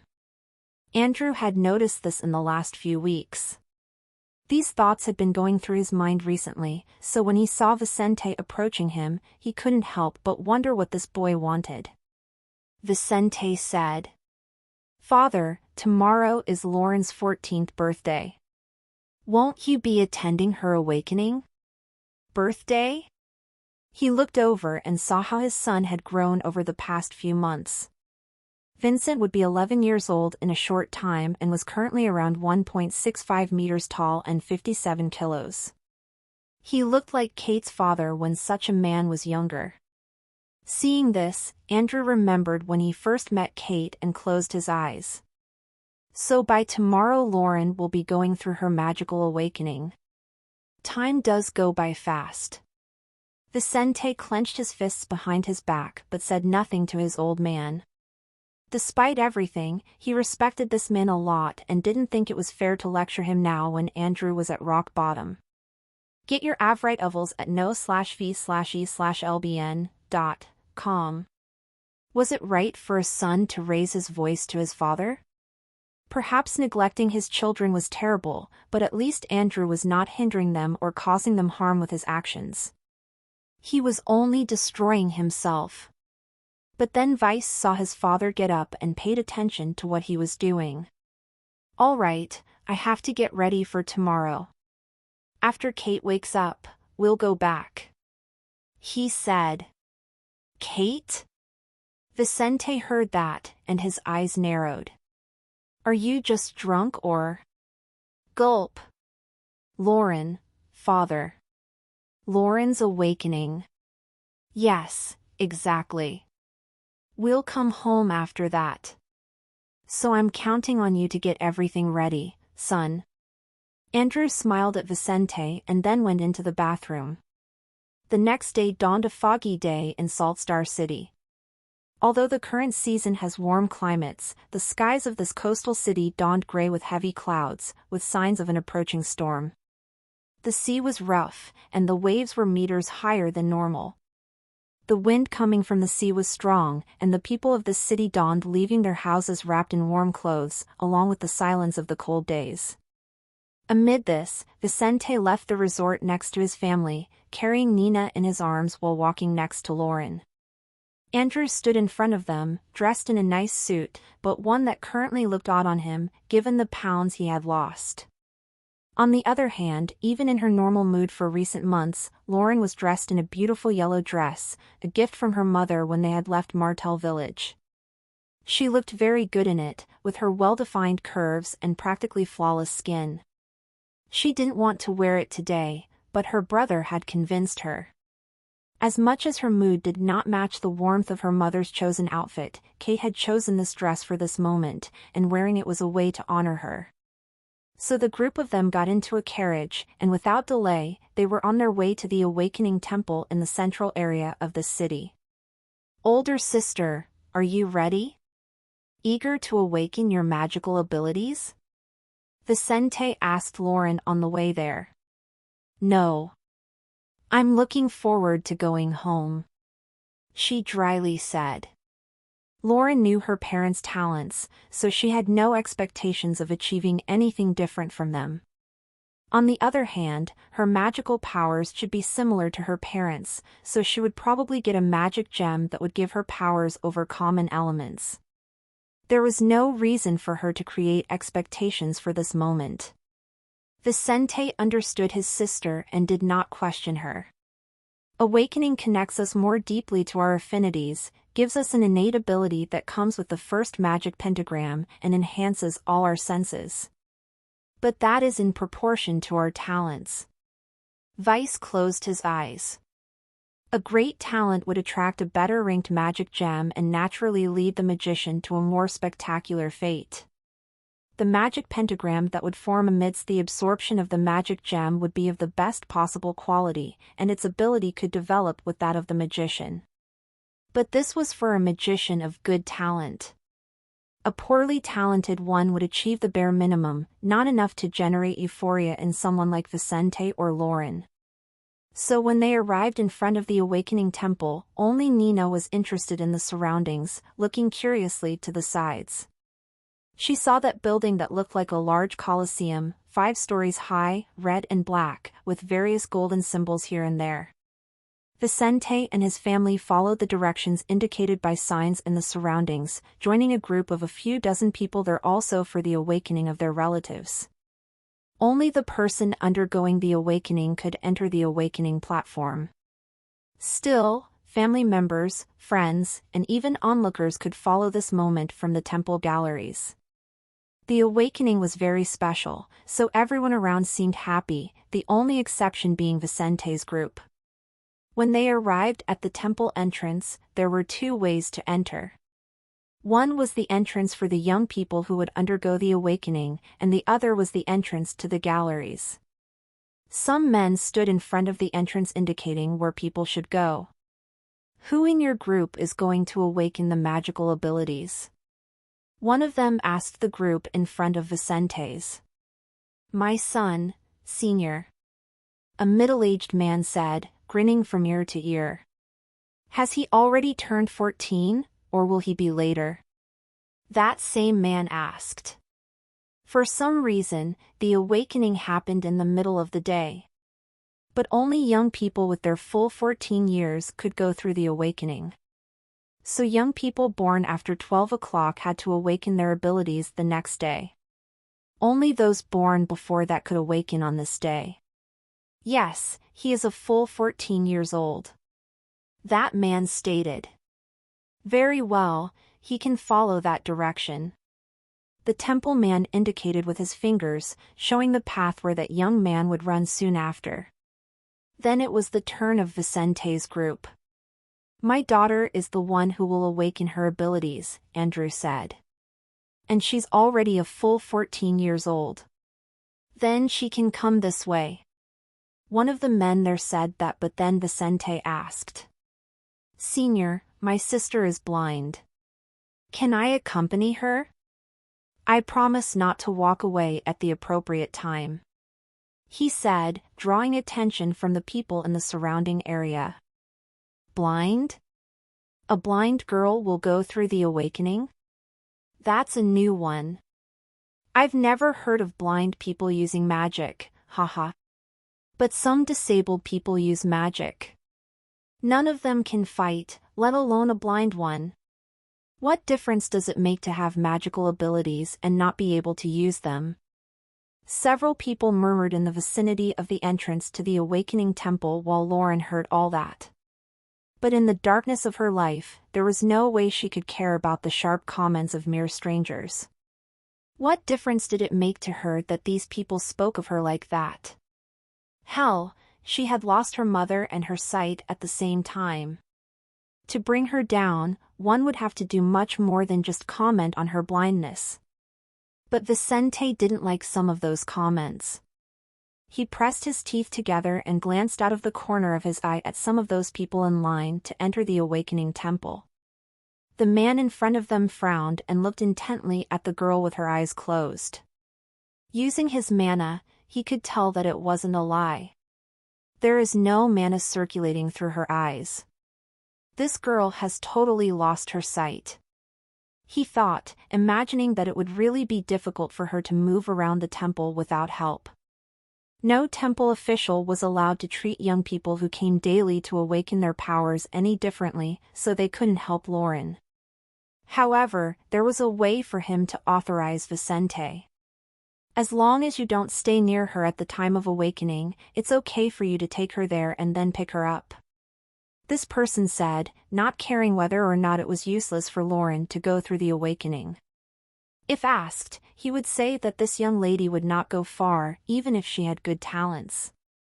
But he had no reason to make Lauren's life difficult, and it was her problem to decide to go through awakening. I promise not to get in the way of anything, Senior. I'll just take her there and pick her up when it's all over. Vicente said before that man dressed about the same as the other temple staff stepped out of his way, giving way to family and friends. Proceed through the alternate entrance, he said as he looked at the guards beside Andrew and Nina. This man made a strange expression as he smelled the scent coming from Andrew, watching him in disgust.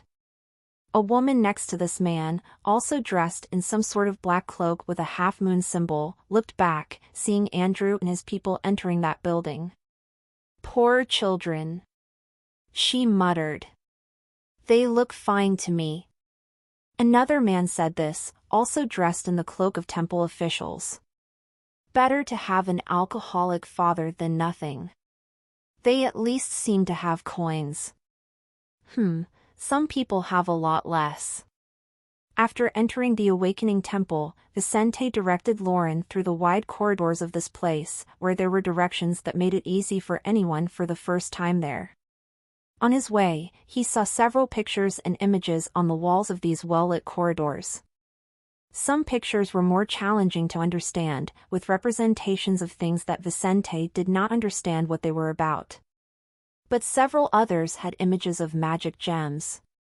Magic gems were fantastic things that had origins not yet understood by the magicians of this world, with infinite possibilities. It was said that there were a few types of magic gems. Yet, when they connected with magicians, they differentiated into forms different from their natural states. So it was very difficult to find similar ones. Only within the same family could one find people with similar magic gems. But even these gems would generate different abilities in relatives with similar capabilities. Vicente saw a few types of magic gems in his way in these representations. Get latest level CHDers on NVE, LBJ/N.C/M. In general, magic gems showed in their form the talent level of their owners, but also their rank. Their rank was the same as magic pentagrams, varying between red and violet colors, with one representing the lowest level and the other the highest. But beyond this, each one had a shape. Some were triangular, others were circular, among other geometric figures. The most common ones were triangular, circular, and square. But there were special shapes. These shapes were related to the magician's powers. If they were common shapes, then the elemental affinity type would not form awe-inspiring powers. If they were special, then that magician's abilities would be impressive. Vicente knew the basic theory behind it, and seeing some of those magic gems, he couldn't help but be curious about what his sisters would look like. Kate's had a yellow circular gem, while Andrew had an orange triangular one.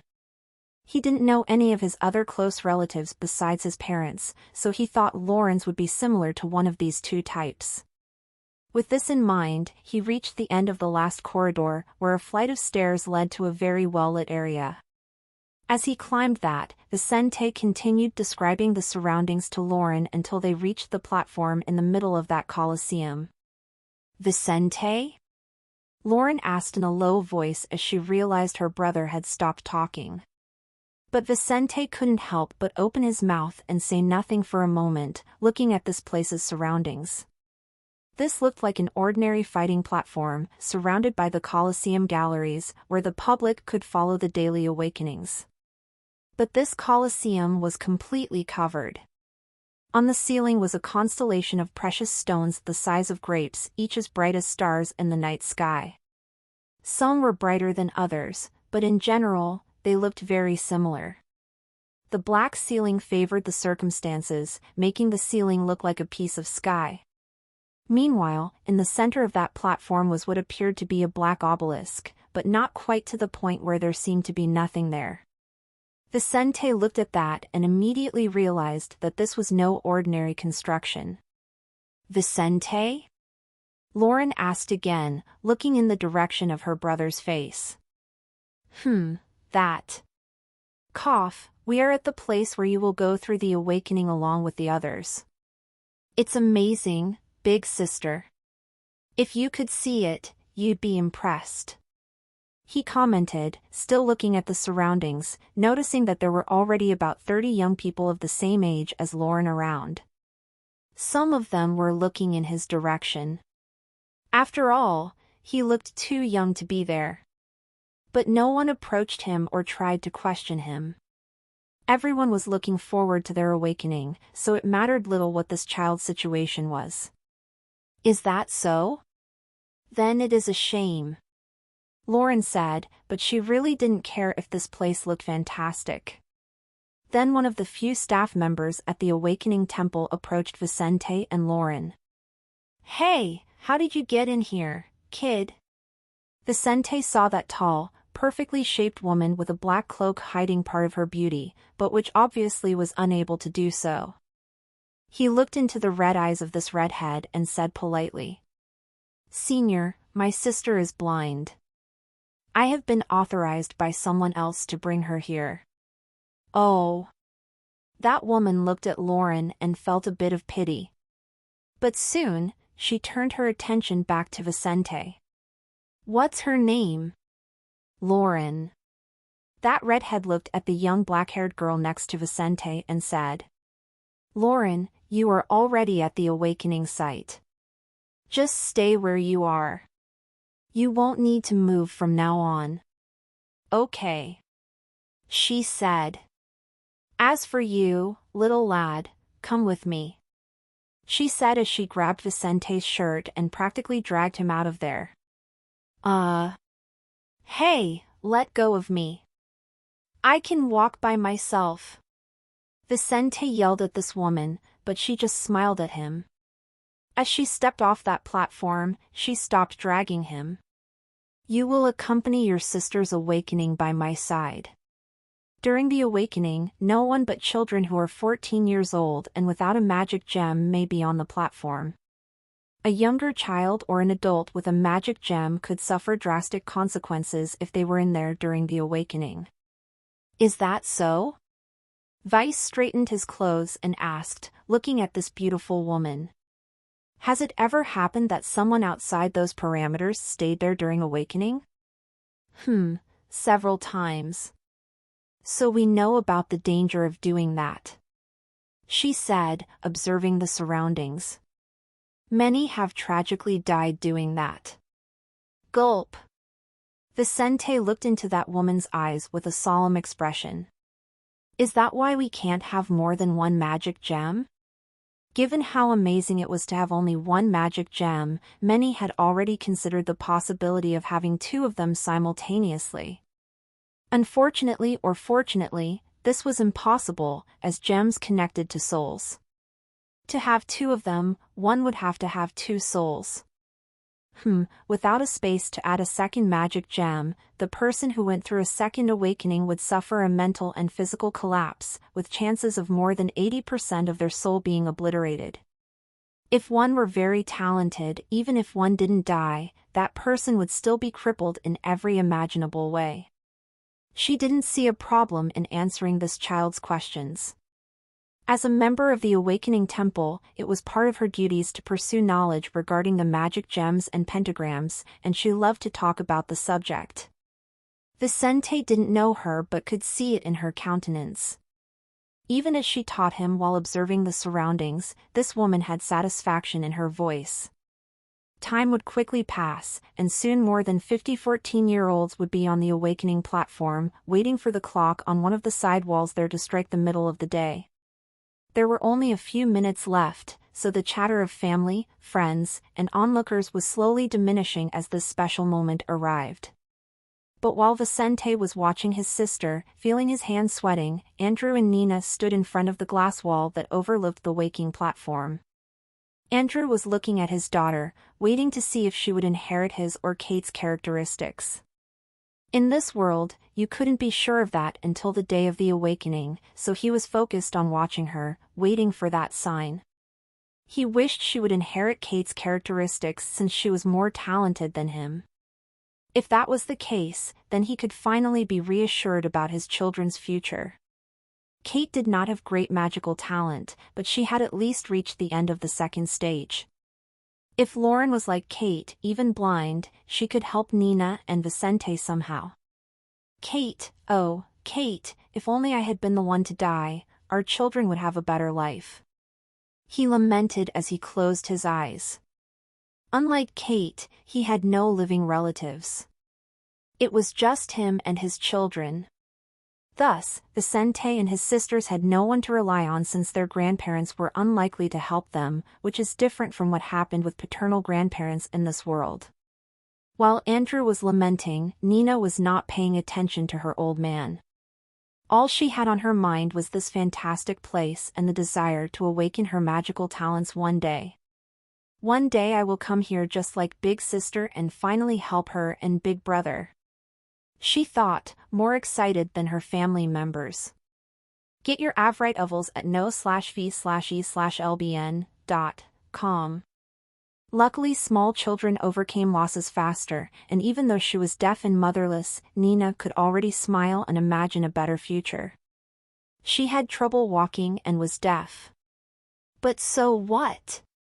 One day she could control the mana in her body and become a magician.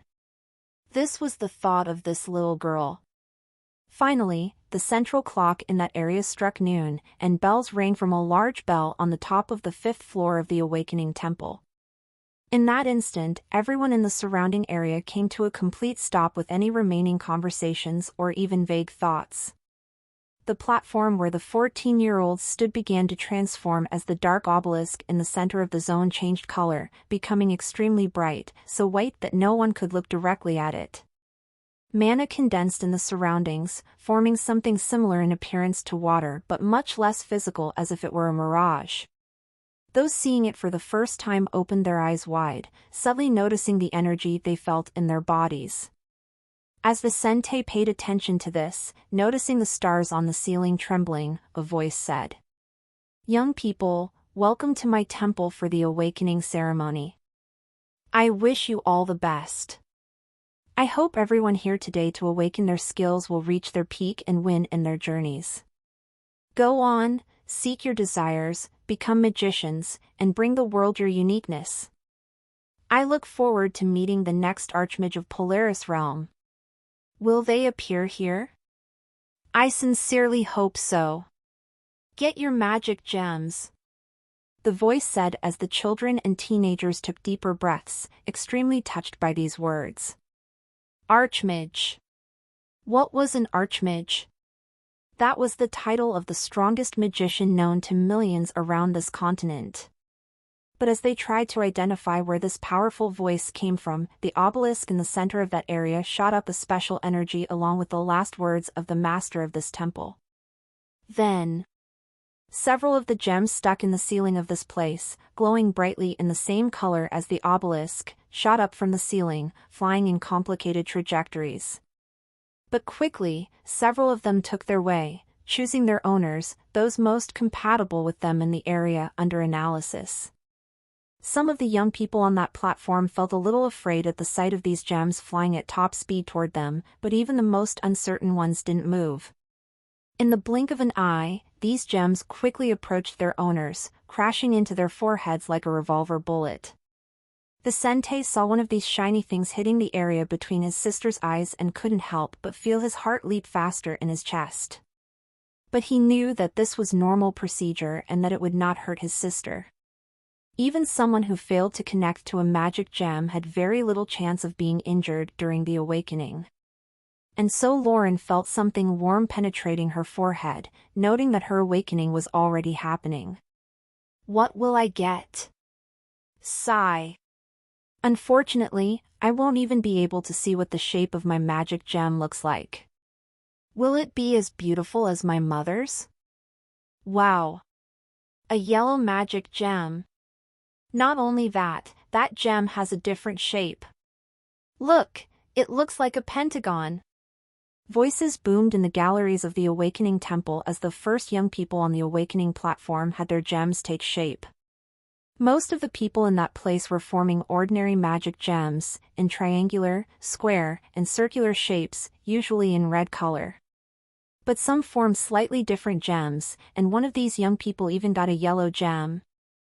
The color of the gem was related to the quality of the talent, so by presenting a yellow talent, that blonde-haired young man immediately stood out among the many ordinary people there.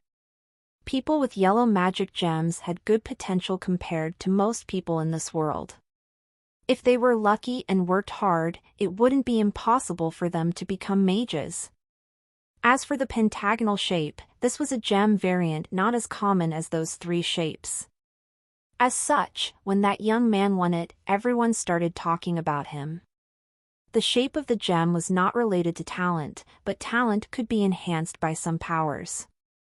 By gaining a magic gem of a rarer shape, this boy's abilities would naturally be more unique than those of people with the most common three forms.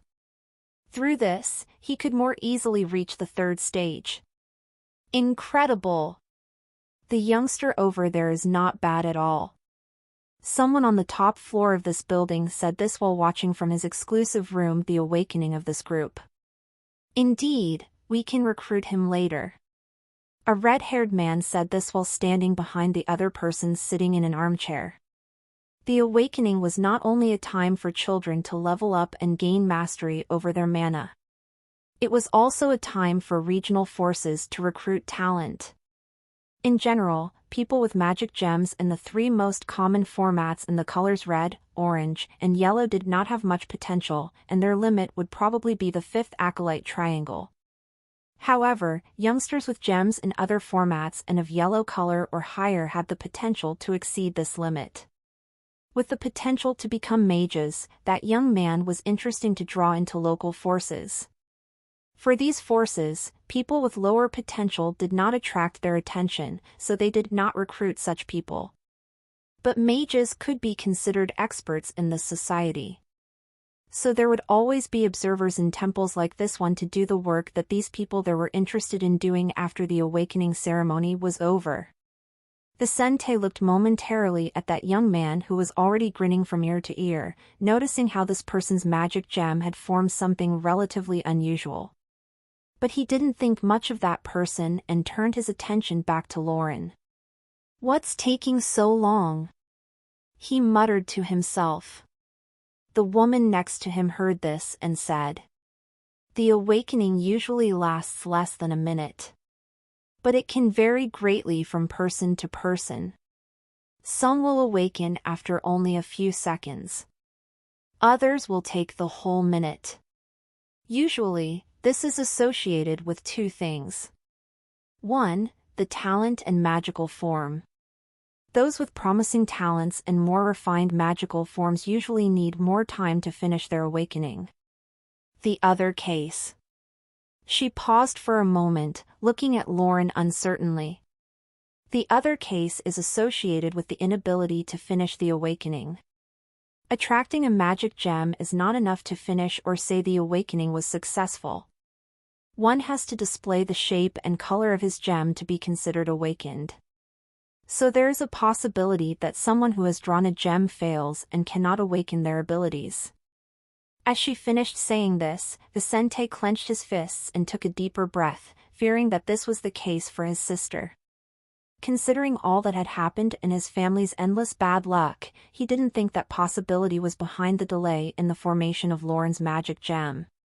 Lauren. Meanwhile, Lauren felt her entire body warm, noticing the mana in her agitated as if it were water bubbling up. Except for her eyes, every part of her body was burning to the point that she was almost screaming in pain. But her pain was not excruciating to the point that she had to show the world her weakness. No, for someone who had been through everything she had experienced in the past few months, this would have to be much worse to make her open her mouth and scream. So to everyone in the surrounding area, her pain went unnoticed, while she strangely kept her inexpressive expression. Her eyes remained closed, and she was motionless, with her hands clasped but not showing any force. Simultaneously, her mind was spinning while a craving to vomit came and went, trying to bring her down somehow. What is it? Why am I feeling so strange? She wondered, holding herself together so as not to miss the opportunity to awaken her abilities. Lauren didn't expect much from her awakening but believed she had enough to get a fully formed magic gem. Not getting it would be a surprise to her. At the same time, she couldn't help but wonder because the sensations she felt for her body were not described in any of the books she had come into contact with at the Academy of Stars. But the situation in her body drew the attention of a man watching the platform. A person fully dressed in black, with his face covered and alone on the top level of that place, in one of the VIP rooms, stood up and closer to the glass wall in front of him. New N0VL chapters are published on N0V/E/LBIN. Co/M. This girl. His eyes narrowed, and he could see the mana flow in Lauren's body. Let's see what you will form. He saw her mana concentrating on her forehead and stood watching, seeing little by little that glowing thing on her forehead diminishing in its intensity. The magic gem merged with Lauren at that moment, with only 5 seconds left before the end of the awakening ceremony. When it successfully connected to her, its glow diminished until the first people noticed Lauren's magical form. What? That's the scythe. All the men and women in the last level of the Awakening Temple stood up to gaze at this very rare form of magic gem. As they voiced, the gem on Lauren's forehead stopped glowing, revealing the shape of a fingernail-sized scythe in an extremely vivid green. Green talent. Amazing! I never thought I would see something so unique and beautiful. This girl has a victorious future ahead of her. With this magic gem, she will become a mage in a few decades. Immediately comments on all temple levels boomed, making the previously silent surroundings extremely noisy. Vicente saw this and almost cried with happiness for his sister, feeling the tension from moments ago go away as joy flooded his heart. Green. Plus, the shape is unusual, he said as the woman beside him looked seriously at Lauren. Miss, my sister is a genius. However, that woman was not so happy for Vice and Lauren. I just don't know if this is a good thing for her, kid. When she said that, 3 people suddenly appeared in Lauren's surroundings the instant after the day's awakening ceremony ended. The instant the awakening of all the young people on that platform ended, the obelisk stopped glowing and became black as before. But while the young people, still happy about their awakenings, were grinning from ear to ear, 3 magicians appeared on that platform, drawing everyone's attention. The 3 appeared around Lauren, each already with their mana in motion, instantly raising the pressure on everyone in the surrounding area. Without most of the people in the temple watching the awakening of their friends and family members understanding, one of those men shouted. William, the barbarian of Nixlos. Get away from this girl. My Temple of Seton wishes to recruit this girl. A blond man dressed in dark blue armor said this to the man dressed all in black. The man in black was already holding Lauren's neck, not even giving this girl time to try to comprehend the very improvements and skills she had just gained. After the formation of the magic gem, a magic pentagram would form, and the youth would immediately feel their powers after the elevation of their features. But Lauren didn't even have a second for that when she felt someone squeezing her neck. William, the barbarian of Nixlos, heard that and smiled, making everyone in the surroundings shiver with the tone of his laughter. This girl has a scythe. Who do you think she has an affinity with? With you pure ones? Or with us, the dark ones? If she doesn't come with us, she won't go anywhere. The other man who had also appeared on that platform said this as his black hair trembled, given his body's violent mana. Is that so? That man with his face hidden asked as his surroundings seemed to be freezing. William, you can't take this girl like this. She didn't even choose to go with you. The blond man brandished, but neither he nor the other man moved. They both knew that dark magicians like William were stronger than those at the same level as them who did not follow forbidden arts. So they were both cautious. Ha ha ha, choosing? That's for the strong. This girl will still have to run a long way for that. Today she's coming with me. He shouted while the young people in the surrounding area were already faint from the pressure the three of them were generating. Vicente saw this from outside that platform and tried to run toward his sister. However, before he could do so, the woman next to him held him back. Are you crazy? These people are mages. The one holding your sister is at the peak of that stage. What are you going to do? She asked him as she held Vicente's arms and legs. I don't know. Something. I can't allow my sister to be taken. He shouted. Unfortunately, he didn't have the strength to overcome this woman. Boy, that's not reality. See, your sister is out of your reach.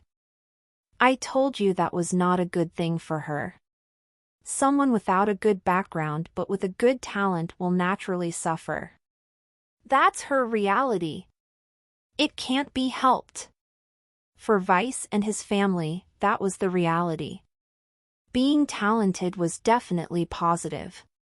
But if one did not have a good background or people to rely on, having talent could attract a lot of problems. One could be taken by force by powerful groups or even eliminated so they would not grow into a new expert. As foundationless people, this was beyond their control. Andrew saw this and held Nina tightly in his arms but did nothing. Unlike Vicente, he knew there was nothing for them to do. Damn it! He fell to his knees on the ground, while little Nina couldn't understand why those men were around her older sister. Their two guards saw this and whined once again, changing the smiling expressions they had a few breaths ago. Cough. What? What's happening? Cough. Who's there? Who's hanging me? Lauren managed to say something with great difficulty as those people stood around her. Oh. Can't you see me? That man, all in black, asked, but soon he and the others realized she was blind. It doesn't matter. Blind or not, your talent is useful to the Nixla's shadows.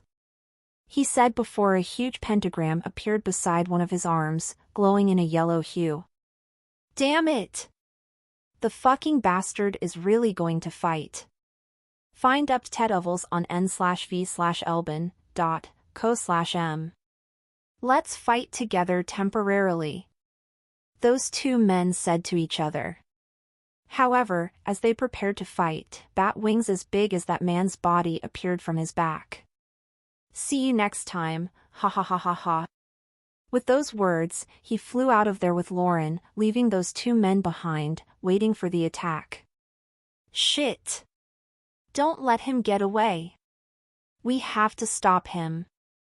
The two other mages ran right away, at a disadvantage since they couldn't fly like their enemy. No! Vicente screamed with all his breath as he watched his older sister being taken away, unable to do anything. Lauren! Lauren! He shouted, reaching for his sister's ears, but it was too late. Tears dripped from Vicente's eyes while his lips formed terrible outlines.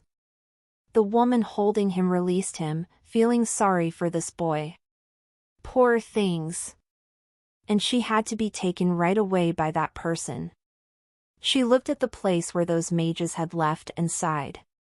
Boy, forget about your sister.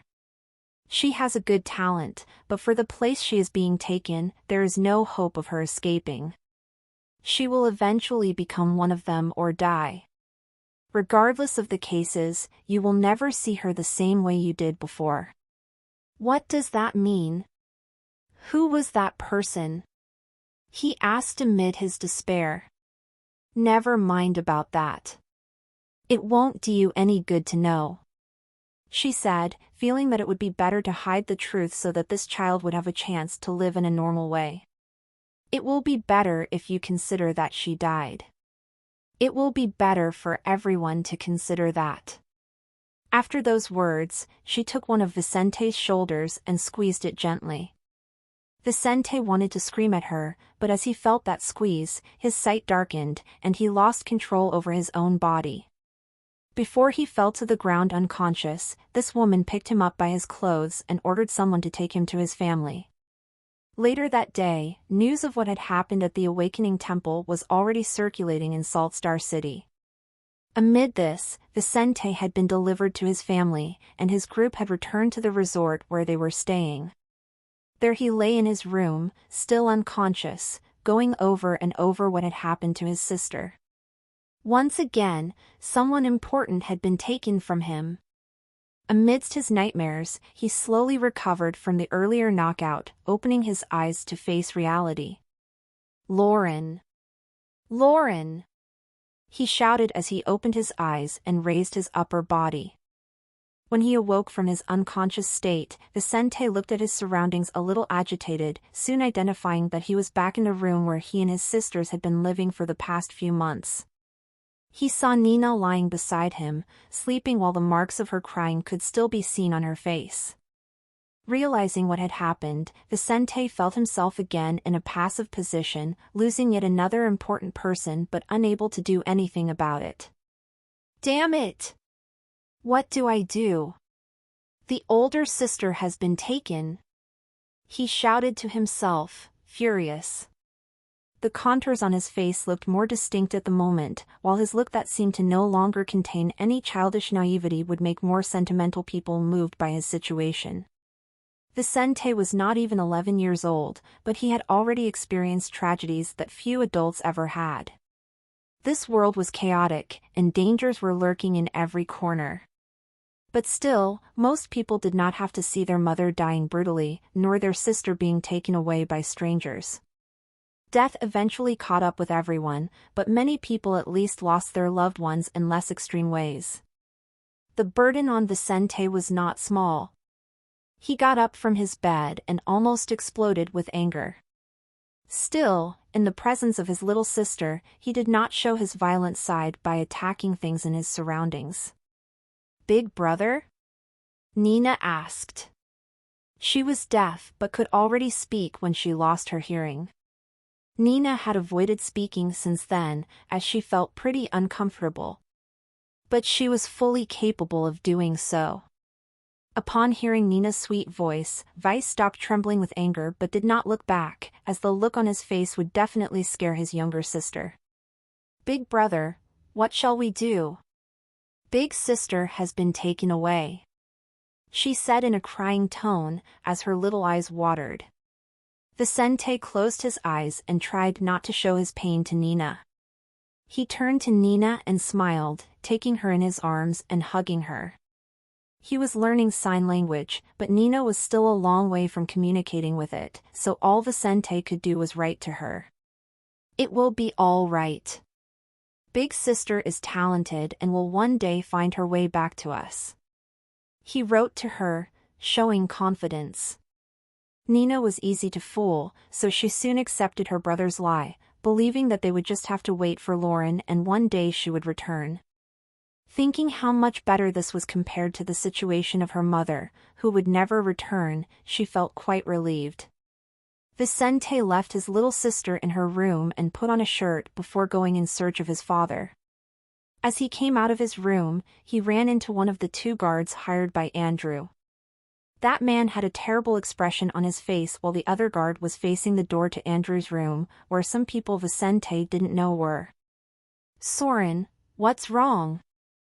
Who are these people? He asked as he looked strangely at his old man's room. Soren clenched his fists and avoided looking into this child's eyes. How do I tell him that? He wondered. Sigh. Vicente, I'm sorry. Your father became ill after we returned from the Awakening Temple. We called a doctor, but... Gulp. Vicente rushed to the door of his father's room amid Soren's speech. He quickly saw the doctor who attended to Andrew gathering his things. Meanwhile, Andrew's body lay stiff on his bed, his skin already with a coloration that indicated that he was no longer alive.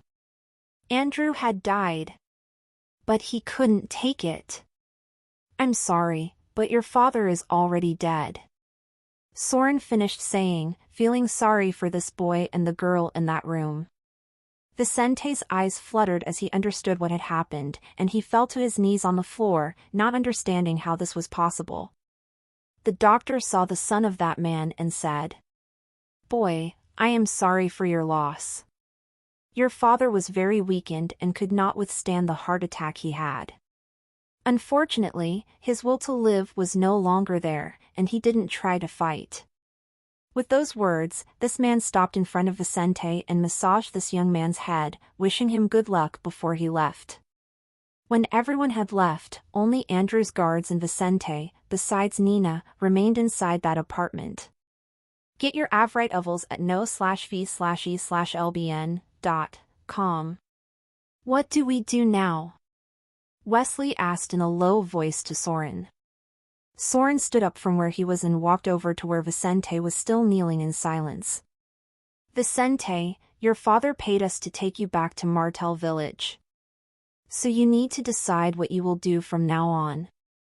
Soren said.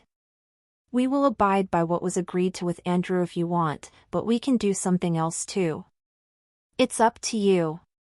However, when our contract work days end, we will leave. So think carefully about what you are going to do. Vicente was very confused at the moment, so he said, Can you give me 1 hour to think about it? I'm not feeling well right now. Of course. We'll wait outside. Soren said before calling Wesley and leaving Vicente alone in that room. Hey, what are you doing? Andrew hadn't paid us for this yet. Wesley asked his companion, not understanding what Soren had in mind. Soren sighed and asked, How long have we known Andrew? 10 years? Maybe more? Around that. Well, we earned quite a bit working for him. He also paid all our expenses from the beginning of the trip, and now these 2 children are alone. Let's give them a chance and get them to the village. Soren said, looking in the direction of where Vicente should be. Wesley heard this and agreed. He liked his coins, but after everything that had happened and his history of service to Andrew, he couldn't help but think that simply abandoning these 2 children would be wrong. But why did you say Andrew left this paid for?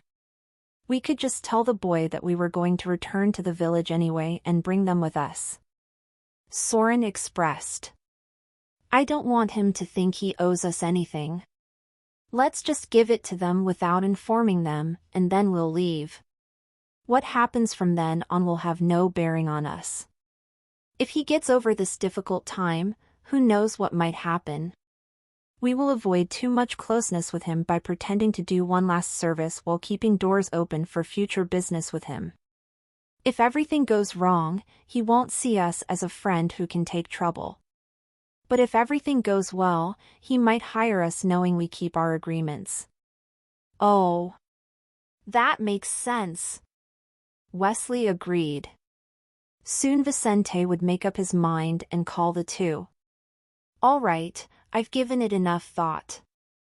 I want to go back to Martel village. I hope you 2 can escort my sister and me there safely. Vicente said seriously, thinking about taking over his old man's position and starting his life alongside Nina in a place he already knew. After Vicente's decision, quickly, 1.5 months had passed. Having made up his mind about the near future of his sister and his, Vicente had prepared Nina and collected everything essential for them to take back to Martel village. He also got a coffin before he left Saltstar City, something he intended to use to carry his father to Martel Village. Unfortunately, Vicente's plans for his father had not worked out, and after a week of traveling, Soren and Wesley had to advise him to bury Andrew early. They had nothing to preserve the body, so if they continued traveling like that, they would have a problem because of the terrible smell of a corpse. Therefore, Vicente had improvised, together with his fellow travelers, a small funeral for Andrew on the road. After saying goodbye to his father with his sister, the two men buried the coffin, and young Fuller made an item to mark his father's resting place. He had left behind a cross on the spot where he had buried his old man. Vicente was not a religious person in his other life. Still, he did not doubt the existence of something from a higher dimension. He had been part of a mafia family in which the Don firmly believed in the existence of God, so he had some customs from earthly religions. After burying his old man, he and Nina had traveled alongside Soren and Wesley without any problems over the next few weeks, retracing the route they had taken to go to Saltstar City. Finally, this afternoon they spotted Martel Village in the distance, this place they had left in an entirely different number months ago. Seeing the little Martel village getting closer and closer, Vicente took a deep breath while he had an inexpressive look on his face. Returning to this place after this horrible trip was not easy for him. But Vice was determined to start his projects in this place. How must Rory be? He wondered. I'll talk to him about what happened. If he is not interested in joining my family, I will not insist. Not everyone has the stomach to deal with my life's problems. With that in mind, Vicente would soon see his group's carriage pass through the village's dirt streets, heading toward his family's estate. Seeing that place through the window, Nina could not hold back her tears and hugged her brother tightly. Don't worry. Big brother will never leave you, Nina. He wrote to her. Soon you will turn 5, so I will put you in the Academy of Stars. In the meantime, I will deal with everything else. You don't have to worry about anything. She shook her little head, indicating she would do as he decided. When the carriage stopped, he soon descended with Nina in his arms while those two men unloaded the things from the carriage. Vicente, that's all, Wesley said as he stopped in front of that child in the entrance hall of that residence. As he finished putting all the belongings of those two in that place, Soren looked at Vicente and asked, What are you going to do now? Vice heard this and said, I am going to take care of my sister. Work with my father's business and eventually awaken my magical talents. That's all for now. That's good. When you go through the awakening ceremony, if you want, look us up. We can make you a special price to take you to the city you choose. Soren commented before saying goodbye to Vicente and Nina. So the two were alone in that large house, so large that they felt as if something was wrong with just them being there. Big brother, can I sleep with you? Nina asked him, afraid to be alone in her room. Vice immediately agreed before climbing the stairs to the second floor with all of his and Nina's things. After arranging everything in his room, he brought Nina's bed and placed it next to his where she could sleep next to him. She was just a child and his sister, so it would be okay for the two of them to sleep together for the time being. When he finished doing this, it was already night in Martel Village, and he quickly cooked what little he knew to make something for Nina and him. When they finished eating, he was about to go to sleep with Nina to prepare for the next day, but then someone knocked on his door. Pa. Pa. Andrew, I heard you returned. It's me, Jesse. Vicente's father's most trusted man called out, eager to talk to his boss about some matters. Vicente ran to the second floor of that house and opened the door. Jesse, are you here to discuss something important with my father? He asked. This was a difficult world to access information or stay current on situations far away from you. There were means of communication, and there were also periodicals that carried important news. But these media were not easily accessible. Far-reaching communication was only feasible for well-positioned magicians in this society. At the same time, newspapers did not reach villages like this. And even if newspapers reached places like this, they would never report something like Kate's or Andrew's deaths. As such, that man was not aware of the situation of Vicente's parents. Yeah, where is he, Vice? Jesse looked through the door and saw only Nina upstairs, looking at them near the stairs. Vicente looked at this man for a moment and said nothing. Get your Avrite ovals at no/v/e/lbn.com. Vicente's father trusted Jesse a lot, but he had been through a lot recently and remembered what had happened on Earth more than ever. He didn't want to be betrayed again. My father had some problems and stayed in Salt Star City with Lauren and my mother. Vice lied. Since Nina is about to begin her studies at the Academy of Stars, I returned with her while they stayed there. Oh. I didn't expect that. Jesse said with surprise. What's the problem that made them stay behind? It seems Lauren has a higher grade talent than our parents. Someone invited her to join a clan. Vicente made it up. But the person who had taken her was really a member of a clan. As already said, noble families in the state had no right to form army-like groups. Only the royal family could do that. However, there were organizations in Polaris Realm which crossed state boundaries and were sometimes even stronger than states like the Seidel Kingdom. These organizations were usually either clans or sects. Vicente didn't know which clan was behind Lauren's kidnapping, but he knew that she had been taken by a group like that. Impressive. I didn't expect that. That man said, grinning from ear to ear. So I will take care of my father's business while he is sorting out my sister's situation.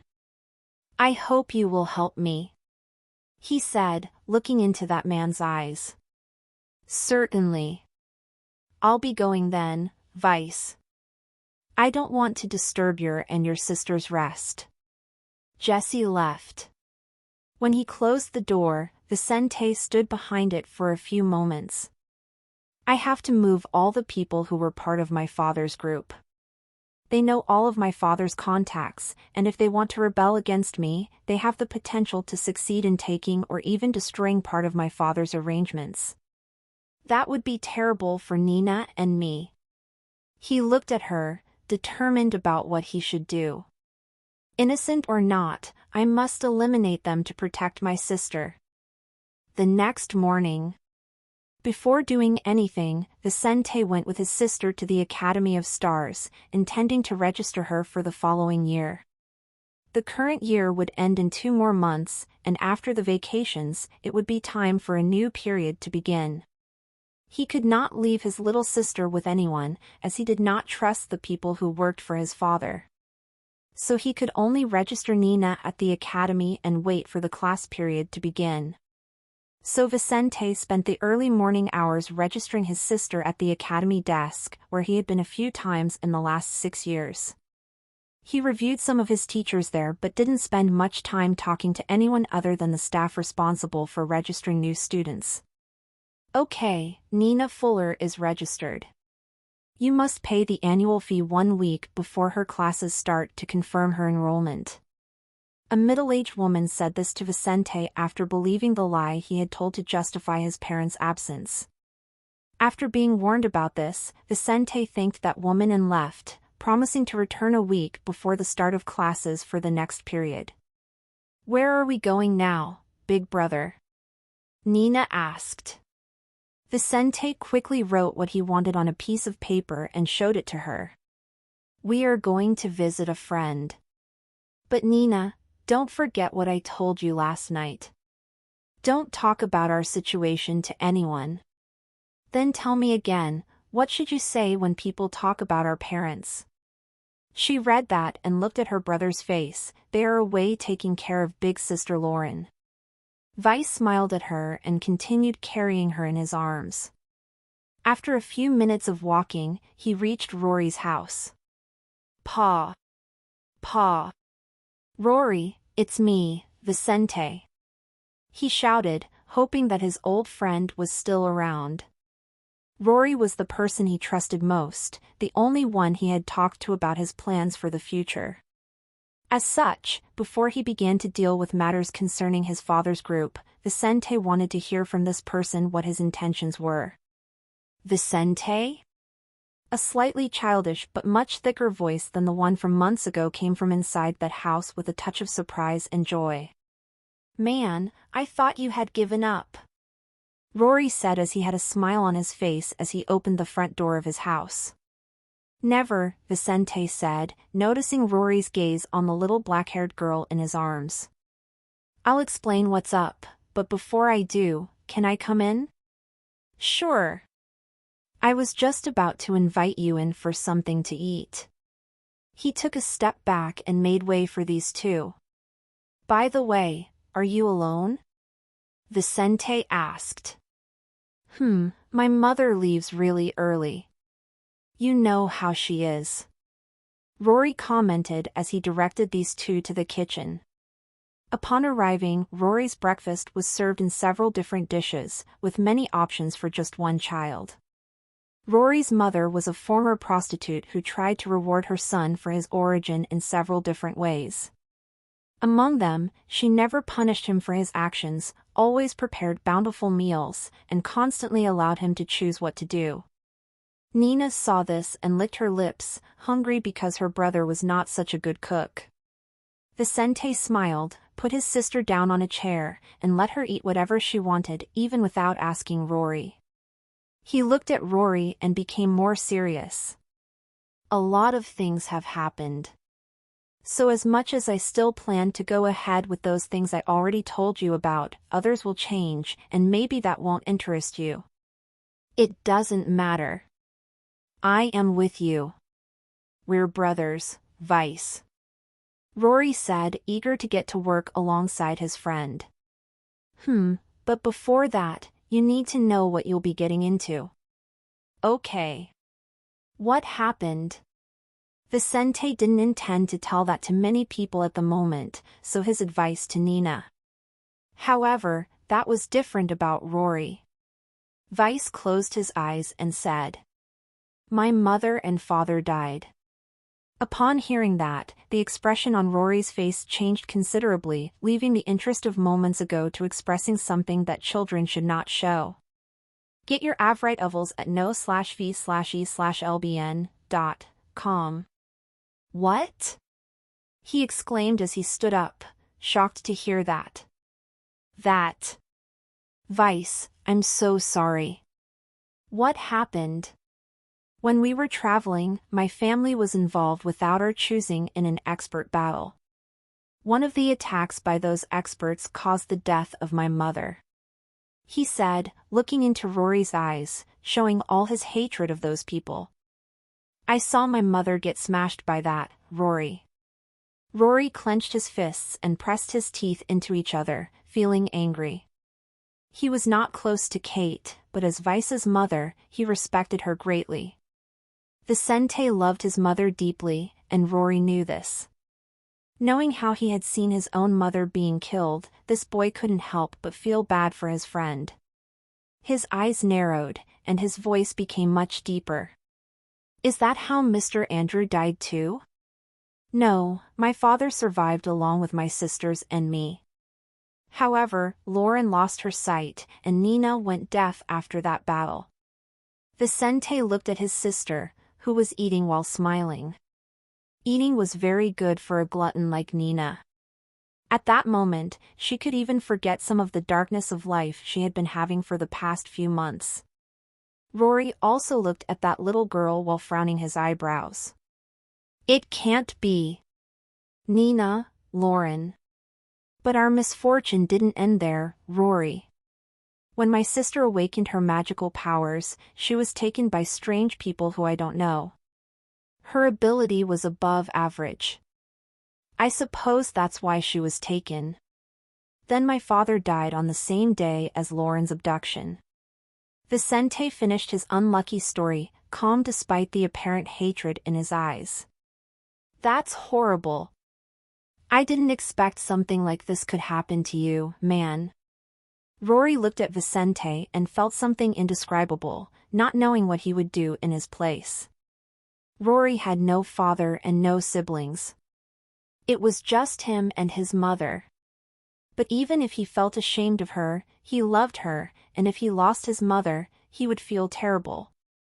But Vicente had practically lost his entire family in a matter of months. Because of that, my previous plans need to change a bit, Vicente said seriously. Now I need to avenge them.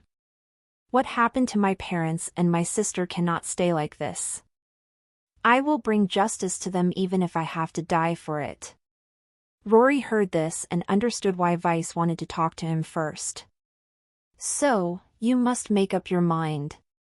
If you continue on my side, you will face unimaginable problems. The people I'm looking for are definitely not weak, Rory. But understand if you are not willing, I will not blame you.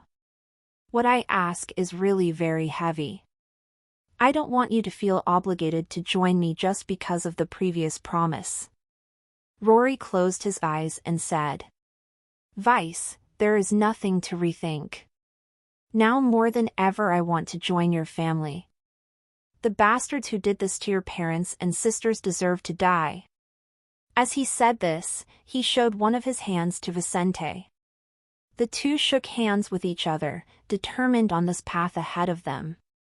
How do we start? What do we do to get back at the bastards? Rory sat down again, looking at Vicente anxiously. Discover NW Chapter SNN0EL by.com. First, we don't think much about it. We haven't even awakened our magical powers yet, so let's take it easy. The most important thing now is establishing contacts and protecting what we already have. Vicente manipulated the cutlery and dishes in front of him for Rory to understand more easily. At the moment, I have to ensure that my father's business continues under my stewardship. Few people know of his death for the moment, but eventually, news about it will spread. If I'm not prepared, I will lose everything he left behind by that time. His men may betray me, but his partners may back out of deals with me because they may think I cannot generate profits for them or send them their resources. Hence, before that happens, I need to do two things. He indicated with his fingers. First, I must replace my father's men with people I trust. Second, I need to make new partnerships without relying on my father's name. Once I create my own name, I will no longer risk losing what he created. That makes sense. Rory nodded. He was not the son of a merchant, but his mother also sold a service. As her son, he had naturally learned a few things about how to manage your capital, when to replace people, and the importance of customers and suppliers. I can help you recruit some reliable people. Some of the girls who work with my mother have brothers a little older than us who are unemployed. If we give them a chance, we can gather about 5 or 6 of them with ease. Their loyalty will be guaranteed since their older sisters work for my mother. Rory suggested. His mother was not unfair, but those who worked for her needed to walk in the line, and the risk under these girls was not zero. They and their families knew they needed to be careful and loyal, or they could suffer heavy consequences. Vicente knew how Rory's mother's business worked and nodded to him. That will help me a lot. What about those other plans? Rory asked, thinking about the absurd things Vicente had told him. Vicente looked at Nina and saw that she had already finished eating. He answered as he looked at his little sister. We will have to wait. First, we will secure our network, and then we have to approach a baron at least. We will collect information, and when we awaken our magical powers, we will start to plan this. Until then, it will be dangerous for us to think about this kind of action. However, as much as we won't be able to do anything, it doesn't mean we will stand still. Oh, Vicente explained. Among the men we will hire, we will need people capable of fighting. When we have enough of these people, we can act in the underworld and fight for space with criminal groups. That will be interesting. Rory laughed while Nina watched these two's conversation intently, not understanding anything but knowing that it must be quite important. Vicente then stood up and took Nina in his arms again. Anyway, I have to go take care of some business. Can you see these people for me? I'll do that right away. I'll stop by your place tonight with the results. Rory stood up and escorted Vice and Nina to the exit. That's good. But man, what are we going to do about Nina? Rory worried. As merchants, we will have to travel out of the village. Do you intend to take her on every trip?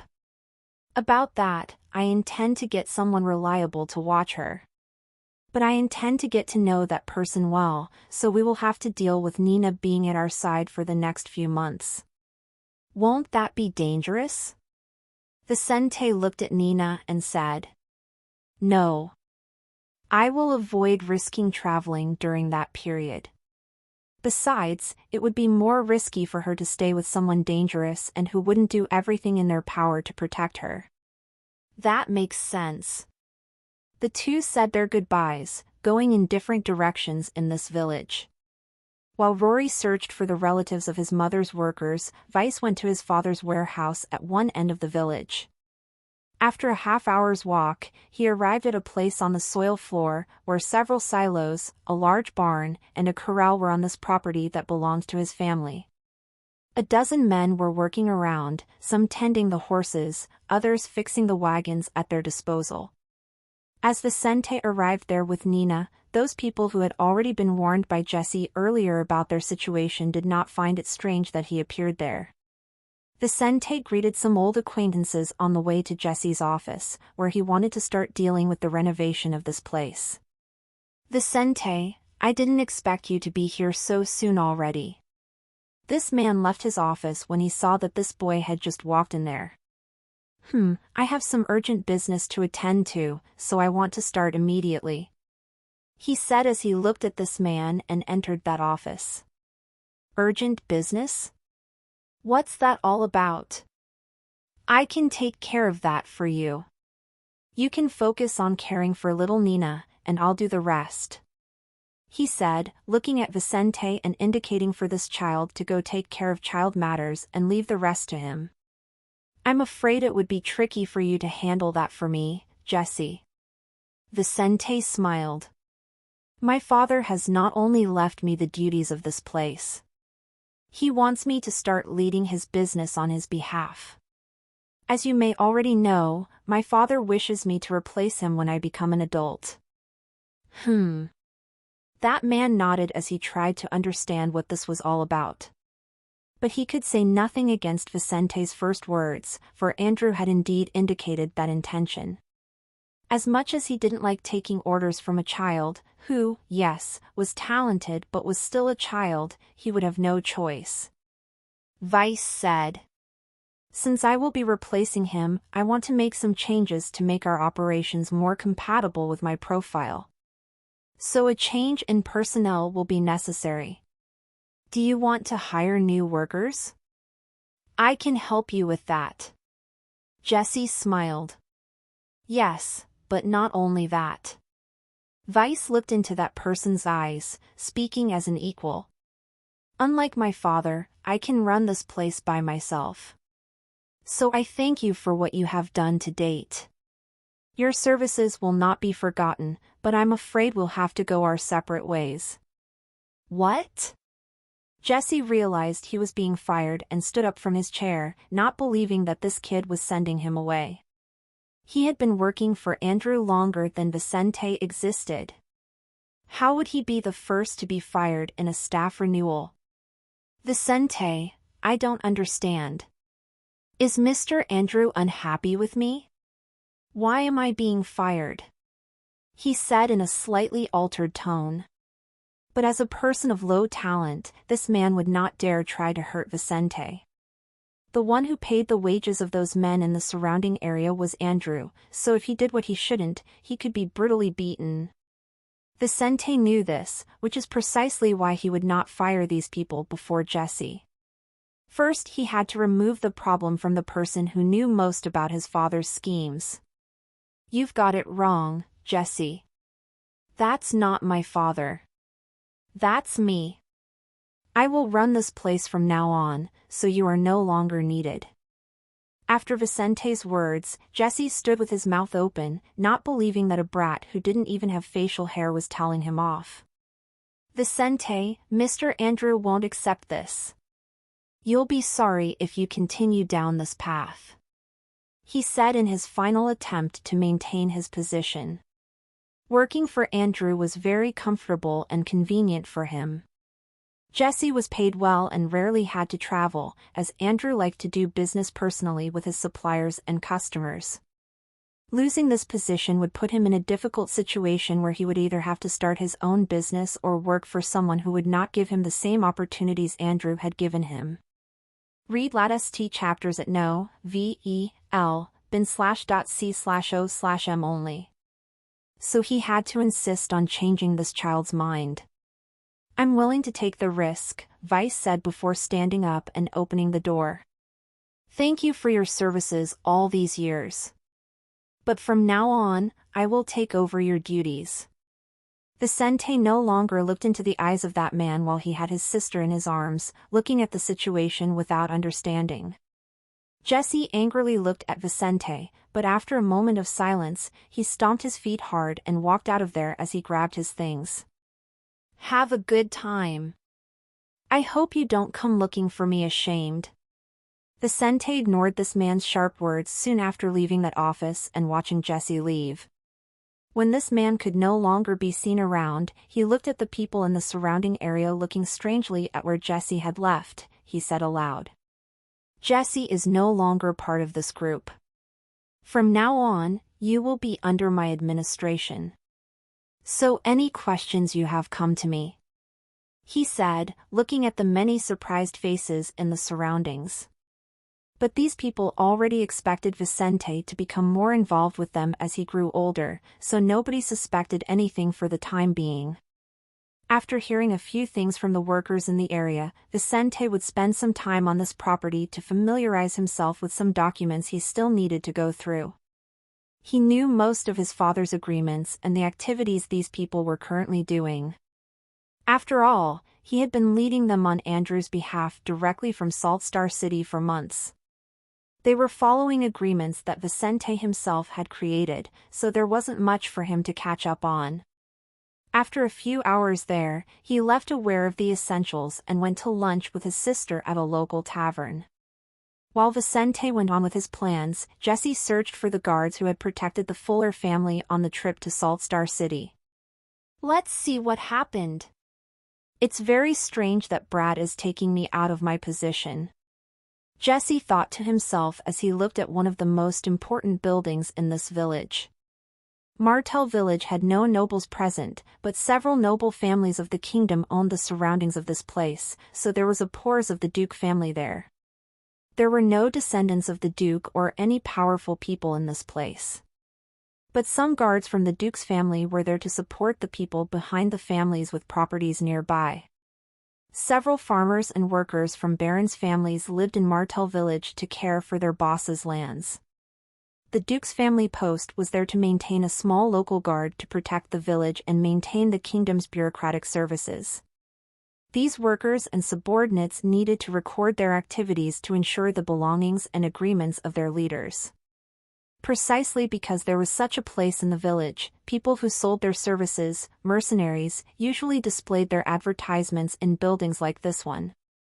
Sometimes mercenaries would even stay near these Duke's family posts since people able to hire their services usually passed by there frequently.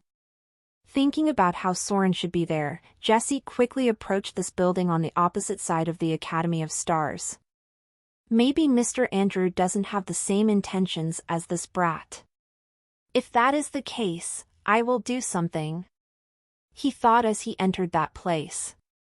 Entering what appeared to be a large hall, where there were several counters on one side of the building and stairs and many doors on the outskirts, he went to a part where there were several places to sit. Some armed men were there talking in groups, while the wall behind them contained several murals where one could leave their announcement. Jesse looked around for those two but unfortunately did not see them. "Hey, have you seen Soren and Wesley?" he asked a group of mercenaries. There weren't many mercenaries in this village. Less than 20 worked locally. So of the 12 mercenaries there, they all knew those two. "I haven't seen them recently." A man who had just returned from a job said that. But then, another person caught Jesse's attention. "Soren and Wesley went to Millfall this morning." Millfall? That was the nearest town to Martell Village, just over 100 kilometers away. Damn it! Did those two leave the village so quickly? Jesse contorted his face, not liking this at all. "I'll wait for them to return to see what happened to give that brat Vicente such confidence." Later that same day. The evening came, and Vice was finishing eating his dinner with his sister. Just as he was getting ready to take a shower, Rory appeared at his door. "Pa. Pa. Vicente, it's me," he said, not loud enough to disturb the neighbors but drawing his friend's attention in that big house. Hearing this, Vicente hurried down the stairs and soon opened the door. Looking out into the darkened street, he saw Rory and 5 young men. All of them had magic gems on their foreheads, all red and in the 3 most common forms. Vicente readily identified these young men as the relatives of the prostitutes in Rory's mother's brothel. "Is that the staff you said you would get for me?" he asked before Rory nodded in agreement. "Those are." Rory immediately introduced the young people, who were supposed to be between 15 and 18 years old. They were all interested in the job opportunity that Rory had promised, and because they were ordinary people, they did not put in arrogant positions when dealing with these 2 11-year-old boys. Each of them greeted Vicente before entering the house to talk to him. "All right, what Rory told you was not a lie. I want to hire you to work on my family's property," Vicente said, looking thoughtfully at these young men. "What I want from you is nothing complicated. Just learn the job that I will make you work for the next few weeks. I will make you work in pairs with some old workers, and when you are confident enough to do what they do, I will double your pay." With these words, Vicente won over each of these young men who were already interested in the amounts promised by Rory. With the possibility of going from 0 to, in a few weeks, earning double what they thought they could earn, they all felt more determined about work for Vicente. In the next few weeks, Vicente would get 10 more young men between the ages of 15 and 20 to start working with him on his old man's estate. Rory was behind most of them, but some of these youths Vicente had recruited on his own. By putting them to work together with his father's former workers, Vicente quickly helped these inexperienced young men learn many things. Magicians learned relatively easily, so in less than 3 weeks since his return to Martell Village, he had quickly managed to fire half of his father's group of former workers. With more than half of his people being people he trusted, Vicente had recently invested some of his time initiating new conversations with his father's old suppliers. Vicente told them that for the past few months, he had been in charge of the operations of his father's group, showing that he was already as capable as his old man. As the group's new leader, he wanted to bring these contacts closer to him, having offered them new contracts, more advantageous to their parties than to his. As someone who was only trying to protect what he had, Vicente agreed to lower his margins a little, offering better prices to his suppliers. This obviously brought good results since everyone valued coins in this society. The magical world depended on magic and things that could affect a person's or family's power. Among these, coins could provide the basis for magicians to have better artifacts and enough resources to train their skills as well as influence more powerful magicians. Vicente knew this and had won several triumphs in his actions over the past few days. While Vicente's actions were reducing the risks to his operations, Soren and Wesley entered this village again, returning from days of mission and training in Millfall. Whenever they finished their missions, they went to this town to use some of their resources and train in a more capable place. Magicians and warriors like them, who had no support, needed to do this to become stronger. But after their training and a mission they had accomplished in that city, they had left back to this place where their families were. "I wonder how that boy is doing?" Soren asked Wesley, thinking of Vice as they passed in the central part of this village. From there, they could see the house of the late Andrew. Seeing that location, they sighed as they thought about the plight of the two children who were supposed to be there. "I wouldn't be surprised if they are no longer in the village," Wesley commented. "If I were in that boy's place, I would take that girl and leave for Millfall. I would sell whatever Andrew had left and focus on restarting a new life there." That wouldn't be a bad plan," Soren commented as he got off his horse, already seeing some mercenaries known to them in the vicinity of the post of the family of the Duke.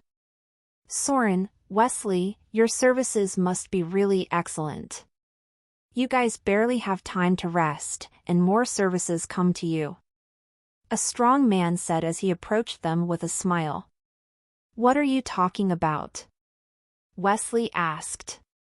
"Jesse is in search of you guys. I think he wants to hire you. He asked us to inform you of this and come to his house when you can," this bald mercenary said as he greeted his friends. "Jesse? From the Fuller estate?" Soren questioned. "That's the one. Andrew must be seeking your services again." Upon hearing this, Soren and Wesley looked at each other, finding it strange. "Impossible. Andrew died months ago," Wesley said in a low voice. "What?" That mercenary frowned his eyebrows. "Is that true?" "Yes, didn't you know?" "No, Jesse didn't say anything." The staff at the Fuller estate also continued to work as normal. That mercenary commented. It was a surprise to hear that Andrew had died, but his family's continued operations were not surprising. After all, just because he had died didn't mean that Vicente and Nina had to stop living or earning their coins. Soren and Wesley thought the same but found it strange that Jesse was after them. "Let's see what he wants. Maybe young Vicente will hire us for something," Soren said before saying goodbye to that other mercenary. Pa. "Jesse, it's us, Soren and Wesley." One of the two warriors said this out loud after knocking on the door of that man's residence. After a minute, the door opened, and Jesse's wait was finally over. "Soren, Wesley, you have finally returned," he said with a wide smile on his face.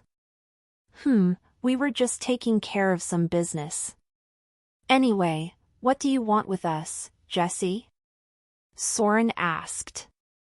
Jesse clasped his hands behind his back and said, "It's about Vicente. He's been making some strange decisions recently.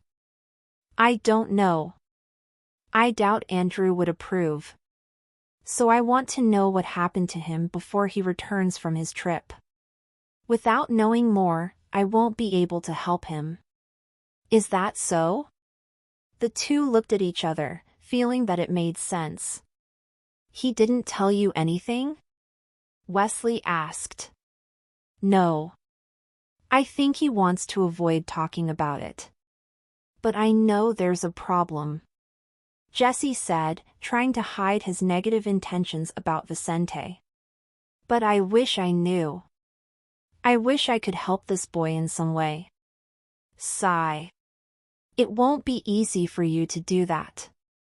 Soren sighed, feeling they should tell the recent history of the Fuller family to this trusted subordinate of Andrew's. "A few months ago, while we were traveling to Saltstar City, Miss Kate died due to a fight of high-level cultivators. At the beginning of Soren's speech, Jesse opened his mouth in shock, seeing that Vicente had lied about practically everything after returning from his trip. Kate and Andrew were not settling the matters of Lauren's joining a clan. They were dead while she was missing. Upon hearing that, he felt bad for these people for a moment because he really didn't wish the worst on them. Read the latest stories en novelbin.com. But upon discovering the truth and thinking more about Vicente's recent actions, Jesse readily understood what this boy was trying. He wanted to keep me out of Andrew's business. He wanted to keep me away from the possibility of me taking over the business for myself. He immediately thought about it since he couldn't ignore that opportunity. Bastard! He made me stand still for weeks. He clenched his fists angrily while pretending to be deeply moved. He liked Andrew, but in the death of the strongest in that family, there was no reason for him to give everything that man had left to the brat Vicente. As someone who had worked alongside Andrew for decades, no one was better than him to take over the Fuller family's business and property. Damn it, I have to move and take what this brat has been occupying. Since he has turned on me, I will take everything he has. 3 days later. It was getting dark in Martel Village, and Vice had just returned home from a long and tiring day at Nina's side. As he closed the door and headed towards the kitchen, intending to prepare something for Nina, Vicente was suddenly stopped when someone knocked hard on his door. "Boss, we have a problem." One of the young men brought by Rory to Vicente's group shouted from the other side of the door, drawing this boy's attention. He immediately ran to the door of his house under his sister's gaze and asked as he came across that young man. "What's up?" "Jesse, your father's former employee, is moving strangely. 3 of our suppliers have been visited by him in the last 2 days." That young man with blonde hair and blue eyes, 1.8 meters tall, said this as he looked into Vice's eyes. Hearing this, Vicente immediately frowned, so he found out. "I knew it would happen someday. Good thing I didn't trust him before." While clenching his fists, Vicente said. "All right, call Rory and let him know about it. He'll know what to do. In the meantime, I'll start sorting it out." "Yes." That young man dressed as a farmer left that place without delay while Vicente ran into his house to get some things. "We're going to visit someone. But I want you to stay close to me," Vicente wrote to his sister after getting what he wanted. "Where will we go?" she asked him. But Vincent did not inform her about it. "It's better you don't know," he thought to himself as he set off at his sister's side.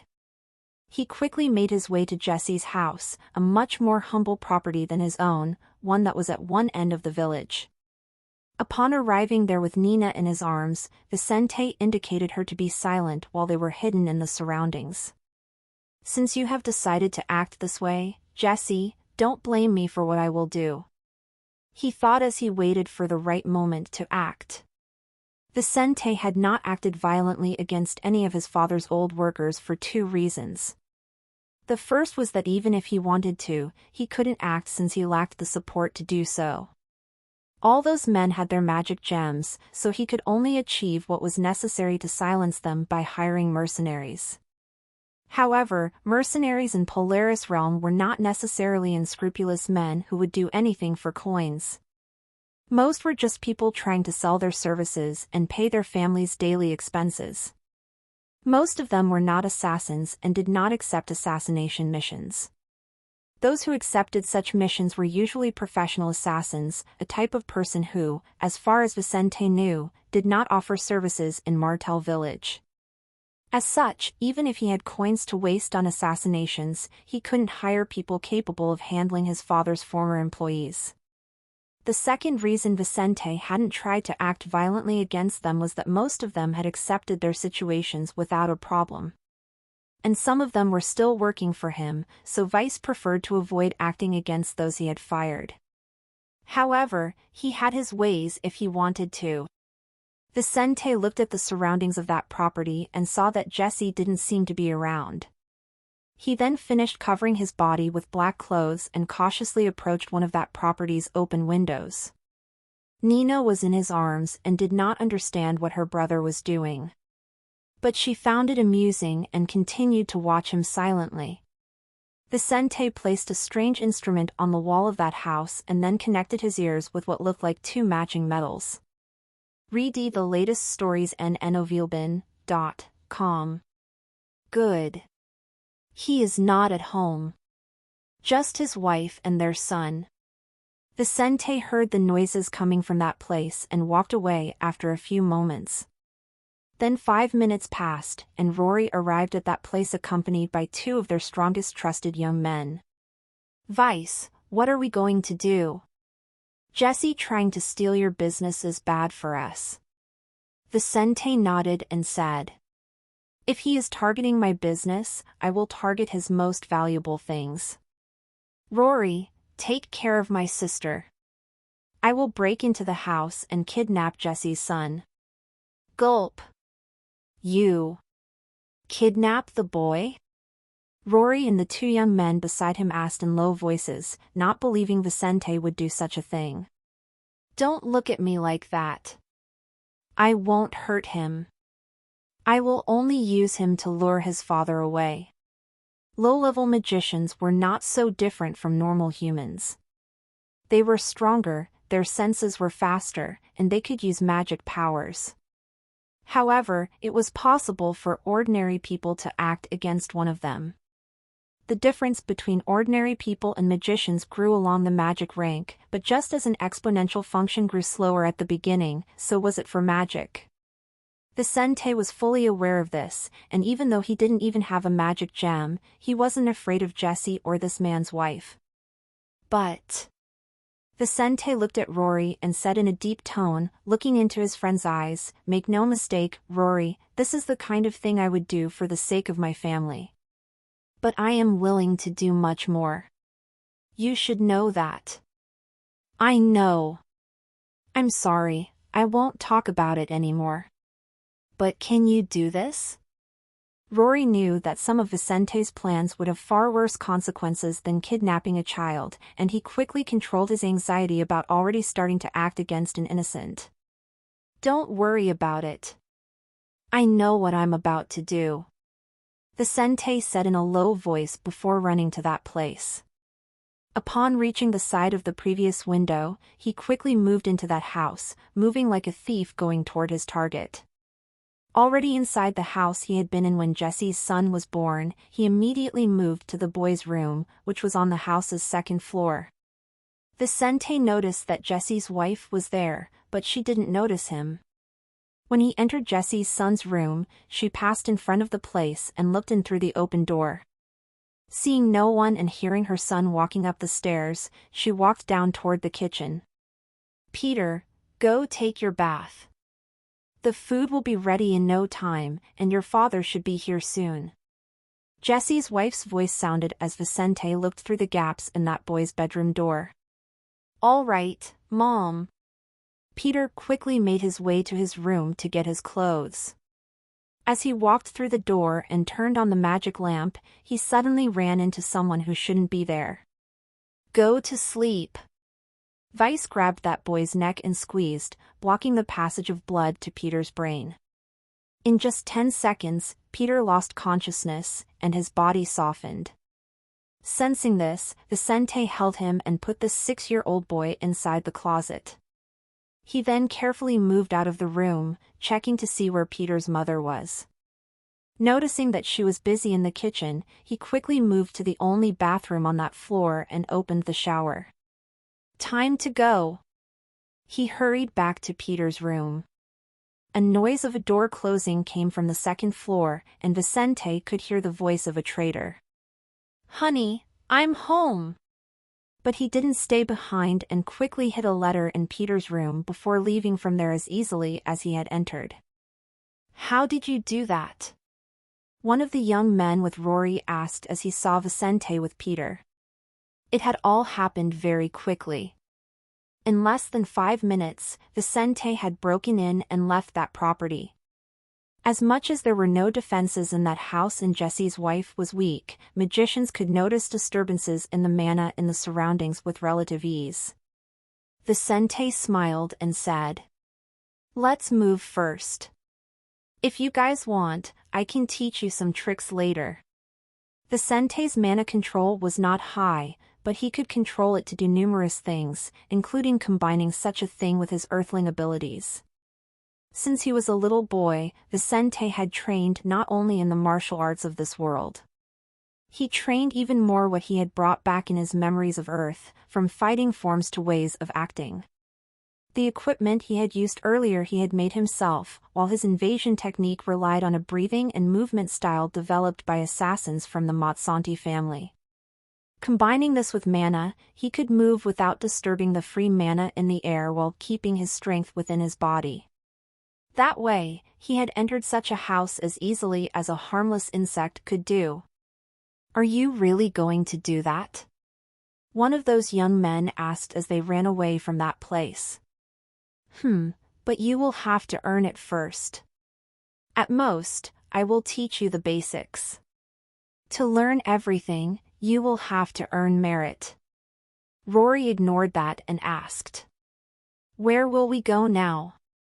"We are going to my father's estate. Jesse will come looking for us there." "How will we act against him?" one of those two asked, determined to learn what Vicente had used. He had a magic gem but still had no idea how to break into an estate without drawing any attention. If he learned this, his chances would be much greater. "First, let's go." Vicente immediately told his group his plan. 30 minutes later. "Jesse, there is something wrong with this boy. He's taking too long in the bathroom." Peter's mother said this after finishing putting the food in and continuing to hear the noise of the shower on the second floor. Jesse looked in the direction of that seat of the armchair he was in and frowned. "Kid, finish your shower now," he shouted as he stood up. But as he walked to the bathroom on the second floor, this intermediate apprentice soon realized that something was wrong because there was no one in that bathroom. Where is this boy?" He went to the bedroom and didn't find his son there either. "Lexi! Peter is not here. Look for him on the first floor of the house," he shouted in his slightly altered voice. His son had never disappeared like this before. As such, he couldn't help but be a little apprehensive. Lexi was startled by this and soon started looking for Peter. 2 minutes later, the two realized he was nowhere to be found in the house and went to the bedroom, where his clean clothes were still waiting for him on the bed. "Damn it! Someone took our son." Jesse turned red with anger and immediately thought of Vicente. This must be that fucking brat. He had been trying to take Andrew's son's business. Still, he had been having trouble doing so since the little imp had cleverly redone several of his contracts. But by talking to some of Vicente's suppliers about this young man's lie, Jesse was confident of soiling his reputation and eventually getting those suppliers. Because he was already acting against Vicente, he was suspicious of this young man. As he furiously walked down the stairs intending to go to the Fuller residence, his wife shouted, "Jesse, there's a letter here." "What?" He looked up and narrowed his eyes. "It's saying here that if we want to see our son back, you have to go to Andrew's warehouse," she said, feeling tight in her chest. "Jesse, what's going on? Why would someone act against our son and go to Andrew's barn?" she asked, already with tears streaming from her eyes. "TSK. You stay here. I'll take care of this." Those were his last words before he left without looking back. "Damned Vicente. Brat, I'll kill you for this." His mana violently vibrated as he ran at over 25 kilometers per hour. Moments later, Jesse arrived at his old workplace, in this rather dark place, due to the lack of lighting nearby. "Brat Vicente, come out from wherever you are," he shouted as he slowly walked towards the main building, his fists firmly closed, glowing due to the concentrated mana. "Jesse, you thought you could act against me and get away with it," Vicente said, drawing this man's attention to the top of one of the silos in the surrounding area. Jesse looked up and could barely see Vicente there, given the darkness of the night. "Where is my son, Vicente? He has nothing to do with our troubles." "Oh, I disagree with that," Vicente said seriously. "By acting against my business, you acted against my family. Isn't it fair that I do the same to you?" "TSK. Brat, don't cross the line, or I will kill you and that girl," Jesse said as he walked toward Vicente. But he was not seeing Nina nor his son anywhere. As such, he was being cautious. "Jesse, you are a fool. I gave you a chance to live with your family. Unfortunately, you were greedy and tried to steal my business. Now I have to punish you," Vicente said, lying on top of that silo while looking at Jesse through something that looked like a special binocular. But that item only had an opening to look through and was attached to something else. Vicente had his hands around a strange item, where one of his index fingers made contact with a trigger. "Punish me? How? Tell me how a brat like you is going to punish me?" he asked aloud, laughing at this child's words. "Vicente, give me Peter now. If you don't, I will kill you, even if I risk my son's life. I expected nothing less from you. A vermin indeed. TSK. Don't play games with me, brat. This is the end, Jesse. When you go to the other world, try not to be a treacherous, unscrupulous worm." When Vicente said this, he squeezed the trigger, causing the item in front of him to move backward suddenly, as a glow appeared from part of that metallic thing. Then a loud noise went off from that rifle, breaking toward Jesse's head. Simultaneously, the two young men on the outskirts of that property heard the signal they were waiting for and fired their guns in Jesse's direction as well. Explore new ovals on nvelby.com. Jesse still had an angry expression when he fell to his knees on the ground with a 5 centimeters deep hole in his skull. His shirt turned red with blood in 2 places on his abdomen, and then he fell face first to the ground, already dead. As he looked down at Jesse's fallen body, Vicente was momentarily silent, watching the smoke coming out of the barrel of his gun. "That is the future of those who threaten my family, Jesse. If it is in my power, I will not spare even old friends and allies." Vice muttered to himself as he stood up on top of that silo, looking down. He then looked down at his rifle, something he had done before he left with his family for Saltstar City.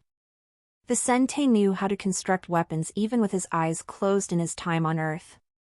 He knew step by step what he needed to build weapons, every material needed, and the care required. When he had managed to scrape together a few coins from the allowance his father gave him, he had gone to a blacksmith in Martel village in order to develop the parts he needed. He was not afraid of his idea being stolen since he was the only one who could assemble these weapons, so he had been doing business regarding weapon parts for the past 2 years. In this period, he had managed to assemble and hide in his room a long-range rifle, 2 shotguns, and a revolver. Unfortunately, on a hunt he had participated in alongside his father a year and a half ago, he realized that his weapons were not very useful against powerful beings. At the second stage of the magic rank, the bullets from these weapons no longer had any effect. Upon meeting a beast of this stage during his hunt, he tested it and saw how his gun had almost no effect against the beast's massive body that had attacked him. After that experience, he stopped developing his weapons and put them aside before traveling to Saltstar City. At that time, he planned only to gather resources and one day awaken his powers, which could really make a difference. However, when facing this situation this night, Vicente returned to his plans and decided to reuse his weapons. Boss, this thing is amazing. Its power is really otherworldly. One of the two young men holding a shotgun said as he looked at that thing with glowing eyes. The other was also looking with satisfaction at that item that had given him much more power than he had. This gun is amazing. And I feel like I can infuse my mana into it and strengthen its attacks. This other said loudly, catching Vicente's attention. Vice had not shown that to anyone but Rory before today since, to other people, he would have the difficult task of explaining where he had gotten the idea behind it from. Therefore, he did not know how awakened magicians would react to these weapons. Upon hearing that, he immediately asked, "Are you sure?" Actually, I think I unconsciously ended up using some of my mana to strengthen that bullet," the young man said. Vicente immediately ran to the side of Jesse's body and checked to see if this man was really dead before checking the wounds around his body. Jesse had died, but not because of Vicente's shot. My bullet didn't go that deep into his brain. Maybe he could live after that. But these two perforations. Vicente saw the size of the holes made by the shots of those two. Each one was so large that Vicente's hands could fit loosely into the places where the bullets had hit. CHCK for US Tirais on no/v/l/bin.c0m. The organs and bones near these holes had been destroyed. After seeing this, Vicente's eyes sparkled. I was wrong. These weapons can be affected by the magic of the one using them. I hadn't considered this before because I can use very small mana, but people with their awakened powers can do much more. He almost jumped for joy upon discovering the potential of his weapons. He probably didn't have a good talent, but if weapons like this could be used to strengthen himself and his people, everything could change for them. Thinking about this, Vicente soon considered the idea of developing more weapons and forming an armed group. "All right, I want you two to throw this body in the Crow Woods," he said to the two after a moment. The Crow Woods was a forest that was around Martel village. "And what do we do with it?" one of the two asked as he showed the weapon in his hands. "Give them to me. I will lend you this revolver to protect yourselves. We'll talk about these weapons later, but don't talk about it with anyone else for now," he said, looking seriously at those two. They both readily accepted the boy's orders and handed their shotguns to Vicente before he gave a revolver to one of them. As much as they were older and stronger than Vicente, they both had their families to worry about, and more importantly, as poor people, they couldn't be stupid. After learning about these firearms, they immediately realized the potential of being on Vicente's side. If they continued with him, there would probably be more guns in the future and also more people in their group. This could certainly improve their situations more than them rebelling against him now. As people of low talent, their potential was limited alone. But everything could be different next to someone with exceptional knowledge and contacts. So they quickly left and headed for the Crow Woods. Seeing them leaving with Jesse's body, Vicente put his firearms in a box and left, returning to his home. "Rory, it's me. Open the door," Vice said in a low voice after knocking 3 times on the door of his house. While they were acting, Rory returned to this place with Nina and Peter. Peter was still unconscious, while Nina knew that she had to obey Rory in her brother's absence. So Rory had had no trouble taking care of those 2 children, and upon hearing Vicente, he quickly opened the door, unlocking the several locks Vice had placed over the past few weeks. "Well, how did it go?" Rory asked as he looked thoughtfully at his friend. "It's all over. We solved our problems with Jesse." Vicente walked over to where he had left the son of that enemy as he spoke. "What do we do now?" Rory was not bothered by Jesse's murder since he knew what kind of group he was part of. I will release this boy in the center of the village, and eventually, someone will take him back to his mother, Vice said in a low voice before picking that boy up and throwing him over one of his shoulders. After a few hours, the two young men sent by Vicente returned from the Crow Woods while their leader released Peter in the center of the village. As the day slowly took over the skies, marking the end of that long night, the four involved in the previous action were together at the Fuller residence. Nina was sleeping peacefully in her room, while her brother had too many things on his mind to rest. After everyone had finished their business the previous night, Vicente looked at those three and said, "What we did this night will happen many more times in the future. Many more will die at our hands if we are to grow. Finally, some of us may fall by the wayside. The battle's reward for some warriors is death, so it will happen to some of us sooner or later. This is not a safe journey but a thorny path full of problems. Your families may eventually suffer. Are you sure you want to walk this course? Once you enter it for good, there is no turning back." Seeing the deep look in Vicente's eyes, Rory clenched his fists, remembering the misfortune of his friend's life, and readily accepted. "We will leave the village someday. My mother will be fine if we stay away, so I will take the risks." "Me too," one of those two young men said.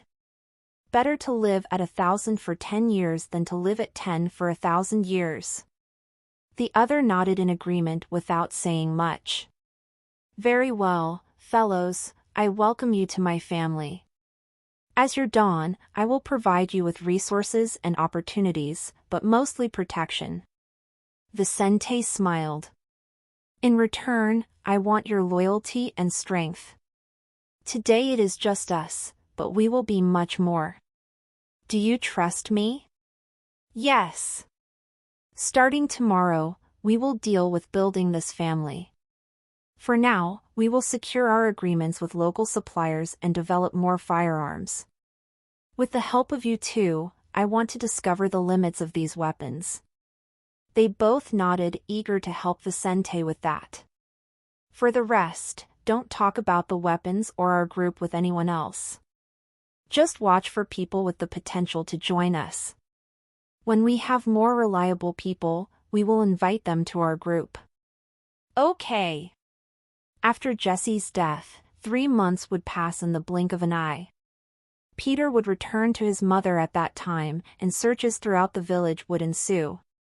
Jesse's wife would accuse Vicente of being around her husband's disappearance, but she could do nothing against him without proof. She had no resources to act against Vice, and her power was not high enough for her to cause trouble for this boy who had dozens of men who depended on him. Even after the villagers found Jesse's body days after his death, nothing but rumors about Vice and this man's relationship would circulate through the village. Either way, Vice was just a child in everyone's eyes, and few believed he really had any involvement with this death. But of the few who did, some were precisely those suppliers who had talked with Jesse earlier. They intended only to fulfill their contracts with Vice and then do business with such a man. But with his death, they were confident that this child was not a good-for-nothing and that he was involved in this murder somehow. However, even these misgivings had not hurt Vice's group in the short run. He had contracts that would last from 2 to 5 years, so even if some wanted to distance themselves from him, he would not allow it. When signing a magic agreement, one could only break it if both sides decided to do so. And so Vice had been growing his operations with more of his trusted people working for him and the development of new weapons. In these months, he and those two young men had done many tests and discovered the limit of their weapons. An apprentice blacksmith had made these weapons, so they were red-grade items. But still, the limit of these items was the junior apprentice level. When those two young men had used all their power, they had damaged the weapons and helped Vicente understand that, for the moment, their limit was to infuse about 75% of the mana of a junior apprentice. Luckily, this could be improved if they used more talented and well-ranked blacksmiths. Even though it was an earthbound project, by involving the magical powers of blacksmiths from this world, these items had become magical artifacts with the classic limitations of items made on this world. Because of this, Vicente had in mind to get more powerful blacksmiths in the future, while he had already increased the number of weapons at his disposal by 3 times. But for now, only he and his 3 family partners would use these weapons since they had not yet recruited anyone else. Anyway, amid all this, the new period at the Academy of Stars had finally begun, and Nina had started her studies. At the academy, she spent almost half the day learning, giving Vice more room to busy himself with his plans for his family. "Vice, here are your things. See you," a middle-aged lady said as she smiled at Vicente while standing across the counter from a bakery. After getting his change and the bag of loaves of bread, Vicente said goodbye to that person with whom he bought bread daily. He walked out of that place amidst the stares of the people in the surrounding area, several of whom looked at him with different eyes than they would look at a child. Visit novelbin.c.m for updates. Everyone in this village already knew what had happened to Vicente's family and how he had been dealing with his late father's affairs. But the rumors about how he led exceeded those about how unlucky he and Nina were. So the whole village no longer saw him as a 12-year-old boy. "I hear that he and his group are targeting all the local merchants." A customer commented on this to the establishment's owner, looking ugly at Vice. "He wants to steal everyone's business in the village." "Don't say that. He's just trying to expand his business." "Is it really wrong for him to do that?" that woman asked. "The rates he charges are absurd. How are we going to compete with that?" that disgruntled person said in an irritated tone. "And he's just a 12-year-old brat. What will happen when he grows up?" "If he grows up," a 13-year-old muttered as he looked sharply in Vice's direction. If Vicente watched him now, he would identify the young man who bullied Rory years ago. "Vicente, you have to change your current moves, kid. Do you think you can target all of our business?" a middle-aged man exclaimed against the boy across the table in the Fuller family warehouse. On the outskirts of this former Jesse office, Vicente was sitting in an armchair, and Rory was standing next to him, both looking at the local merchant who had just arrived there demanding to speak to them. Next to this man was a level 6 general, looking at them like an adult trying to scare a child who had messed up. Vice smiled at the words of this old local merchant and said, "Mr. Damien Cohen, you are mistaken. I am not trying to steal anyone's business. In fact, I would like to get closer to local merchants. If you are willing, we can make a mutually beneficial partnership." "Partnership?" That man made a confused expression. He was there to talk about this boy stealing his business, but Vice had suggested a partnership out of the blue. Was this boy crazy, or was there something else behind it? "Kid, don't think I won't act against your group because you are a child," he said. But mister, what do you want me to do? I merely offered better prices to my suppliers and customers. It's not my fault if people I wasn't even doing business with found out about it and now want to approach me," he said. "Or are you saying that they have an obligation to do business with you?" "What? That's not what I'm saying." This man raised his voice. "Then what is it? If you are bothered by rumors from your suppliers, just lower your prices, and you won't lose any of your business." "That's absurd. Are you telling me to lower my profits?" He felt outraged. Vicente grinned. "That's how the market works. There are already groups imitating us, so even if I get out of this business, those charging abusive prices would still have to lower their prices to stay competitive with other groups. But this is your fault. You started this madness. So you can become my ally.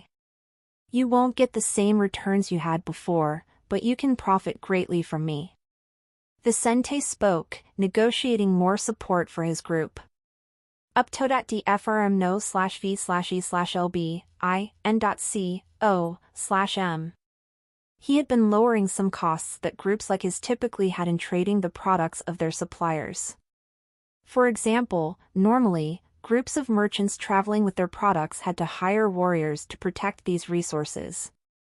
The cost of mercenaries was not cheap, so to maintain his profits, a merchant like this angry man in front of Vicente had to promise lower prices to their suppliers and sell their products at higher values to consumers.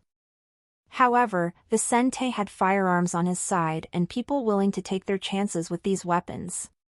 With these, he no longer hired mercenaries and had been using his own people to protect his wagons. Through this and other actions, he was able to offer better prices to his suppliers and customers without decreasing his profits too much. Vice was very clever, Rory thought as he looked at his friend talking to that merchant. With the advent of guns, he was able to increase the prices we pay to our suppliers and thereby please these people. Now the risk of Andrew's former suppliers leaving us has decreased significantly, and we can act with less worry of losing what we already had in the beginning. Vice continued to smile at that stressed man. Mister, I will not tell you how I am improving prices for my customers and suppliers, but I assure you my profits are almost equal to what my father had in his time. If you join me, I will guarantee you the same profits I have been making. How? That man asked, still agitated at dealing with this bold child. I won't say. You would have to sign a magical agreement with me for me to tell you that. Tisk. Damien looked away and then tried to control himself a little. He couldn't just hit this child. That would be an embarrassment to him. At the same time, merchants were not people who used violence at the first sign of disagreement. The opposite of this, people like him would try to talk and negotiate before drawing their weapons. In this situation, Damien sighed and asked, "What would that be like? I don't understand what kind of partnership I could have with a boy like you." Vice explained. Very simple. Join my group. We will merge our merchant caravans. Damien frowned his eyebrows. Do you want me to subordinate myself to you? No. I will be the leader of this group, but you will have almost as many freedoms as they have now. The big difference is that you will be part of a society with several merchants under my rule. I will provide you with the methods to offer better prices to your customers and suppliers, and in return, you will give me a share of that business. Of course, you would also have to follow some rules. Hearing this, such a man asked, "And why would other merchants join you? We can simply lower our prices and maintain our independence. We'll have to give you something for it anyway, so we could simply give up some of our profits for our freedoms." Vicente then said, "Yes, that is a possibility. But you should know not everyone will go along with it. And when I have more merchant groups on my side, I will naturally use my influence to put pressure on those who are not with us." Vicente looked at that mercenary and said, "But if they are on our side, not only will they not have to worry about losing their suppliers and customers, but they won't have to hire mercenaries anymore. I will provide protection, transportation, and more." He opened his arms, smiling confidently. As our society grows, we can even achieve things we could not alone. The influence of a group will always be greater than that of a single person. There were societies like the one Vicente was planning to create in this place. However, associations and guilds in this model took away much more of the freedom of their members than this boy intended. For this reason, many preferred to stay away from such groups. Yet, what Vicente was promising was indeed tempting. "And why you?" That man did not disagree with this boy's words, but he still had a hard time accepting Vicente as a leader.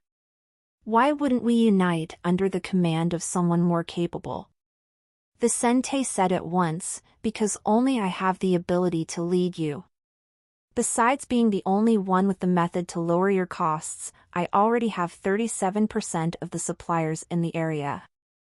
Besides me, counting you, there are 6 merchants who share the rest of the local suppliers. But none of you even comes close to my position. You see, Mr. Damien, I have prepared myself for this. Unlike you, I have been working to create this group for almost a year now. None of you could replace me and take this group to the position I will take. This man knew that most of this business was in the hands of Vicente's group and could not deny the advantage of the time this boy had been planning everything. Can you give me some time to think? Of course. You have until the end of next month to think about it. After that, I will consider you have given up. 3 months would pass quickly as Vicente's group developed. After the previous negotiation, Damien agreed to join Vice's group with 2 other merchants from Martel Village. Through this, Vice had created his local merchant society a few days ago, when the deadline for their agreement to take effect had begun. After days of waiting, the 3 merchants associated with the Fuller family had finally been called by Vicente this morning. They were now in the Crow Woods with this boy and some of his men. It was the middle of the day in this region, and the blue sky of this warm day illuminated the forest, making this ordinarily dark place much more peaceful. The small animals took advantage of the day to escape their burrows while others rested in hiding. Amidst the sparse vegetation of the area, Vicente stood next to Rory and 10 of his trusted men. After months since Jesse's death, Vicente and Rory had brought more trusted people to their side, having trained some of the workers from the Fuller family warehouse to become marksmen. Hence, when the older people arrived there, the 3 merchants and their trusted men soon looked at Vicente's group with curiosity, waiting to see what these low-level magicians had for them. Damien looked at those 2 young men and saw how they were getting a little bigger, each day closer to their biological maturity. Magicians grew vertiginously between the ages of 12 and 14. In this maturation period, they left their childish features behind and reached adult appearances within a few months. Vicente and Rory did not stop growing and maturing. Today, one of them was 1.76 and the other 1.83 meters tall. Both were between 70 and 75 kilograms, and hair could be seen growing on parts of their faces. Considering how they dressed in formal and well-tailored clothes, they both looked even older.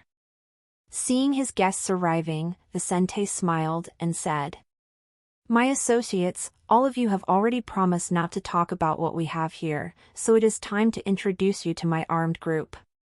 These 10 young men here are the security guards you will use in your travels from now on. With them, the safety of your resources will be guaranteed." "Are you serious?" "That's a joke," one of them muttered as he turned away. This comment did not bother Vicente, and he merely signaled for one of those men to act. When he saw his leader's signal, one of the 10 young men pulled out the pistol he had in his waistband and pointed it toward that merchant with his back turned. The others in the vicinity were surprised by the shape of the thing but thought it was some kind of weapon. As they quirked their eyebrows, that merchant felt someone pointing something at him and turned around. "What's that? Are you trying to scare me with a toy, Vicente?" Vicente's man changed the direction of his pistol and then fired. Bang! Everyone heard a gunshot and a very fast flash coming from that gun. Then something shot at great speed from it, passing by the side of that merchant's left cheek, so he felt something passing close to his head. In the next instant, the bullet hit the trunk of a tree behind such a merchant. When this happened, the trunk of that tree, almost 60 centimeters in diameter, was suddenly hit. A part of that trunk 1.9 meters above the ground was totally destroyed, and the tree swayed, leaning in the direction where the bullet lodged in its trunk had come from. Seeing the destruction caused by such a weapon, the merchant paled as he felt an indescribable chill run through his body. If it had hit him, he could have died. The others also realized this and readily understood the power of that small weapon in the hands of one of Vicente's men. Vice grinned when he saw this and said, "This is my firearm." A simple junior apprentice armed with the simplest of these weapons can even kill a senior apprentice with their defenses up. If they act against an unwary and inattentive opponent, seriously injuring an acolyte is not out of their possibilities. Is that really possible? If that's true, then if acolytes use those weapons. Gulp. For the moment, we can't do that. We need acolytes blacksmiths, and we don't have any of them. So this is not possible. However, we can have such weapons compatible with acolytes in the future. Vicente said, encouraging these men. But, Vicente, how does that work? How did you get such magnificent items? Damien asked, understanding how Vicente planned to lower their costs. Vicente smiled but did not reveal. In Polaris Realm, there were weapons that increased the power of their users. But there was nothing like Vicente's firearms. However, he had not intentionally developed these items and was unsure how they worked. All Vicente wanted when planning his weapons was to have valuable items to be used against low-level people. Visit novelbin.c.m for updates.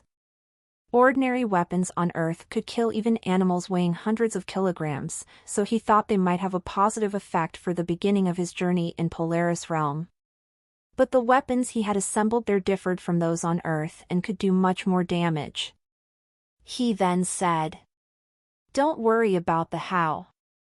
I will try to develop these weapons so that people of your level can use them in the future. But for now, I believe this will be enough for us to start our strategies."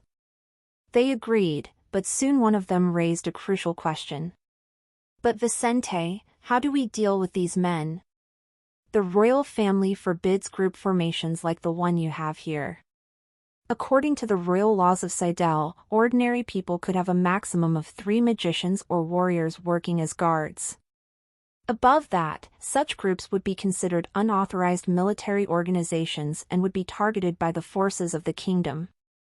Nobles could have more men on their side depending on their rank. But for ordinary people, the limit was really high. Vicente already had 10 armed men, which could threaten the lives of some relatives of nobles or low-level royalty. Vice knew about the difficulties of publicly maintaining a personal guard in this place and said, "These are merely farmers and merchants. Until they draw their weapons, these men are not warriors. Finally, our society will naturally be of the secret type. So in public, some of these men will work for you and have no relation to each other." "Oh," Rory added. "No one but us needs to know about our arrangements. We are just merchants who meet from time to time to talk business, nothing out of the ordinary. No one needs to know we are associates and work together." After those words, the men in Vicente's group smiled along with those merchants. Everyone there knew that the local rules could limit them in many ways, but there were ways for them to act in the shadows without running big risks. Vicente then signaled to 2 of those men. "Here, we have some weapons for you. Please try them out, but don't use more mana than my men could use at their levels."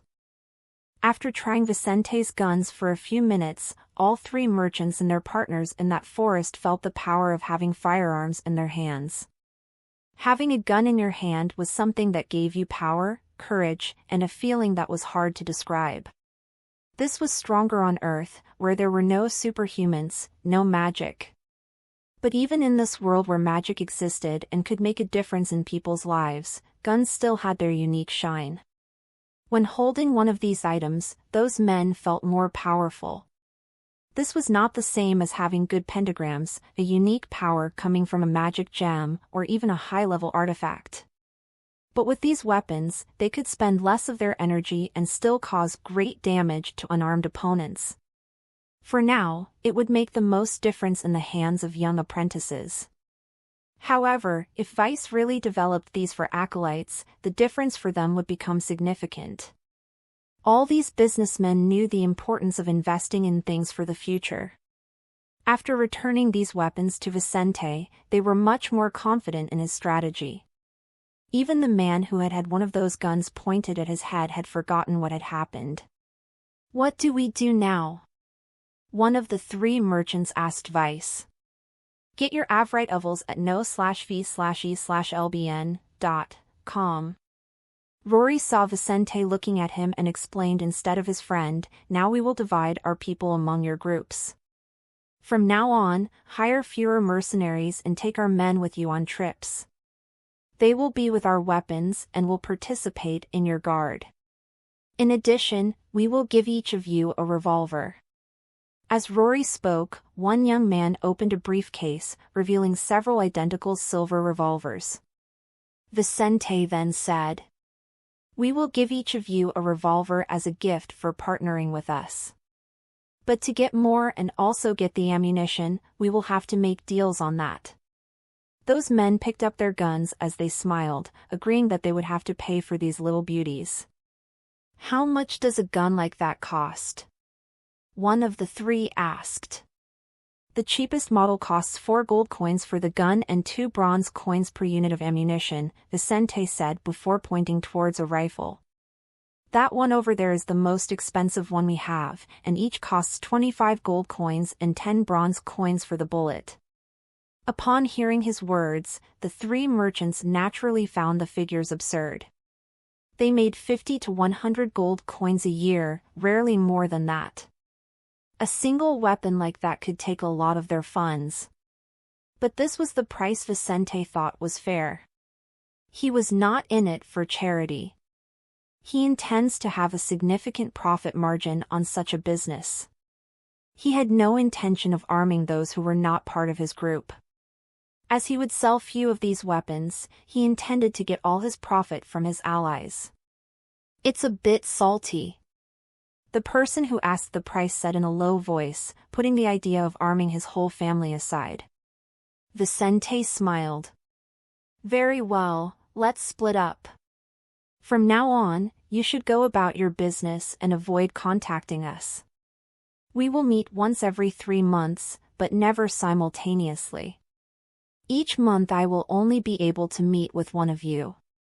In the meantime, make it appear that my men now work for you and no longer for me." They all agreed, and soon the three merchants left back to Martel village with 2 new members in their groups. Seeing these people leaving, Vicente, Rory, and the other 4 remaining men stayed behind in this forest for a while longer. "Will they be all right?" Rory asked, knowing the dangers of this world were too many for low-level young men like these men of theirs. Vicente then said, "Maybe. I taught them how to use each of these weapons and how to behave. So their chances are not low. But it's out of my control now. In any case, they will still have help from mercenaries, so I believe our business with these merchants will not be harmed. And now, what will we do?" Rory asked as his men stored their weapons in boxes. "We will take the business of the fools who chose to stay out of our society," Vicente said as his eyes narrowed. After returning to the village hours later, Vicente and his people parted ways as he headed to his family's home. Upon arriving there, he promptly met with a beautiful young woman who was 1.6 meters tall, with a slender body and sensual curves for a young man in the prime of life, as was the case with Vicente. She was dressed in a beautiful black and white maid's outfit while bouncing her body as she cleaned the living room furniture. When she heard Vicente coming, she was not startled and looked at him with a smile. "Vicente, have you finished your work today?" this blonde, blue-eyed woman asked in her sweet, soft voice. This was Eve Ostel, a 16-year-old woman Vicente met a few months ago. This girl had been introduced to Vice by his friend, as her sister worked in Rory's mother's brothel. She was soon to join this place, but before this happened, young Fuller had presented her with the opportunity to work for him. Since then, she had been working as a maid in the Fuller residence, taking care of Nina and the meals of the 2 orphan siblings. Vicente liked Eve's manner and had been watching her for the past few weeks, slowly letting her take care of more Nina-related things. He was Nina's brother, but this girl needed a woman not only as an example but to take care of things that a man could not. At the same time, Vice had many things on his mind, dangerous plans that would one day have to take Nina away from him. Thinking about this moment, he was testing Eve to see if he could trust her.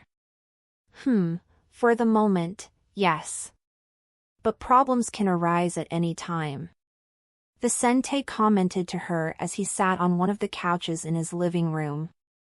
As she looked at him more seriously, imagining the things he was involved in at only 12 years old, suddenly the door of that house opened, and Nina came screaming in. "Big brother! Aunt Eve!" Nina appeared in that room, much happier now that she was studying at the Academy of Stars and had been learning many things. Other children normally excluded Nina because of her hearing situation. Still, she was solid and, after learning sign language, was learning lip reading from a teacher hired by her brother. As she mastered new communication skills, she became more confident and happier with her time at the academy. She also loved Eve and no longer thought about her and Vice's terrible situation daily. Seeing his sister smiling, Vicente smiled sincerely. Seeing his sister well was one of the few things besides the progress of his plans that made him happy. That way, they would soon have dinner and talk a little about their day with Nina. In the blink of an eye, a whole year had passed. In the last few months, things had been going well for Vicente's group, but for the moment, they were still focused on Martel Village, where more than 80% of the local suppliers were on his side. He and his group still had opposition within the village and had not yet begun their operations in the shadows of nearby cities. But soon, that would change.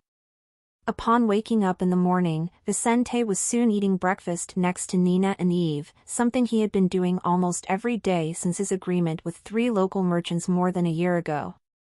In the last few months, Nina had grown a lot, while Vice felt more comfortable trusting Eve. CHCK for US Tirais on no/v/l/bin.c0m. They had been through a lot in the last year, and Nina had grown a little more, so Vice felt he could count on Eve even when he had to travel outside the village. He had separated from Nina for the first time since the death of her parents 2 months ago on a business trip and, since then, had been giving Eve more responsibilities within this household. In a few months, he would turn 14, and it would be time for his awakening. At that time, he would have to be away from home for a few days, and Nina would not be able to go with him, given her classes at the academy. But now he wasn't worried about putting his sister in danger and was counting on Eve to take care of this little girl every day. "Nina, hurry up, or you'll be late," he said as he signaled to his sister. "I know, I'm coming." The little girl of almost 7 said this as she had a piece of toast in her mouth, putting her backpack on her back as she prepared to leave. By now, she could lip read, but her brother and Eve usually used signs with her, as it was much easier for her to understand them that way. So, as Eve smiled to see Nina hurrying away, this young girl left. Vicente thanked Eve for breakfast and then set off in the direction of his warehouse. As he left the house, Vicente ran into some of his neighbors and greeted whoever spoke to him, something he always did. Vicente was an active member of this society. The whole village had learned to respect Vicente after he took over the businesses of several local merchants and hired more and more local residents. Currently, he had more than 50 people working in his family's warehouse, where everyone thought that just normal merchant stuff happened. Those who were part of his armed group were among these 50 individuals and the armed guards who traveled with those 3 merchants. Few people knew of their existence, so Vice and his people had had no problems regarding the royal laws in the last few months. But some people in this village knew that this young man was not simple and had men willing to fight for him. This was one of the reasons he was respected locally. As he walked through the village's central square, Vicente suddenly saw an old acquaintance from his academy days and narrowed his eyes. A tall, blonde young man was smiling and talking loudly to a group of people in front of the Academy of Stars building. Seeing the magic gem in the shape of an orange pentagon, Vicente promptly remembered Derek, the young leader of the group that bullied Rory. Not only did Vicente see him, but Derek also looked toward this black-haired fellow as Rory approached his friend. It looks like Derek just returned from Millfall, where he awakened his magical powers, Rory commented to Vicente, looking at the one responsible for him living several months in disgrace at the time of the academy. The bastard has a fucking unusual magic gem. Vicente felt some of Rory's resentment in his friend's voice and stood silently watching in that fellow's direction. Years had passed after Vice and Rory's battle against Derek's group. Rory had overcome what had happened as he had soon become stronger than Derek, and this young man had finished his time at the academy. However, seeing him with his magic gem, the number 2 in the Fuller family couldn't help but remember some of the dark times of his life. Vice didn't comment at all as he watched Derek walk toward him and Rory. "Well, look at it if it isn't you two, haha," Derek commented aloud as he stood next to his old friends from academy days. "Where is Ian? He's not in the village anymore?" he asked as if he was just another acquaintance of theirs. Vicente then said, "Ian no longer lives in the village for some time. His family moved to Saltstar City 2 years ago." Ian had not returned to Martell Village since his departure over 3 years ago.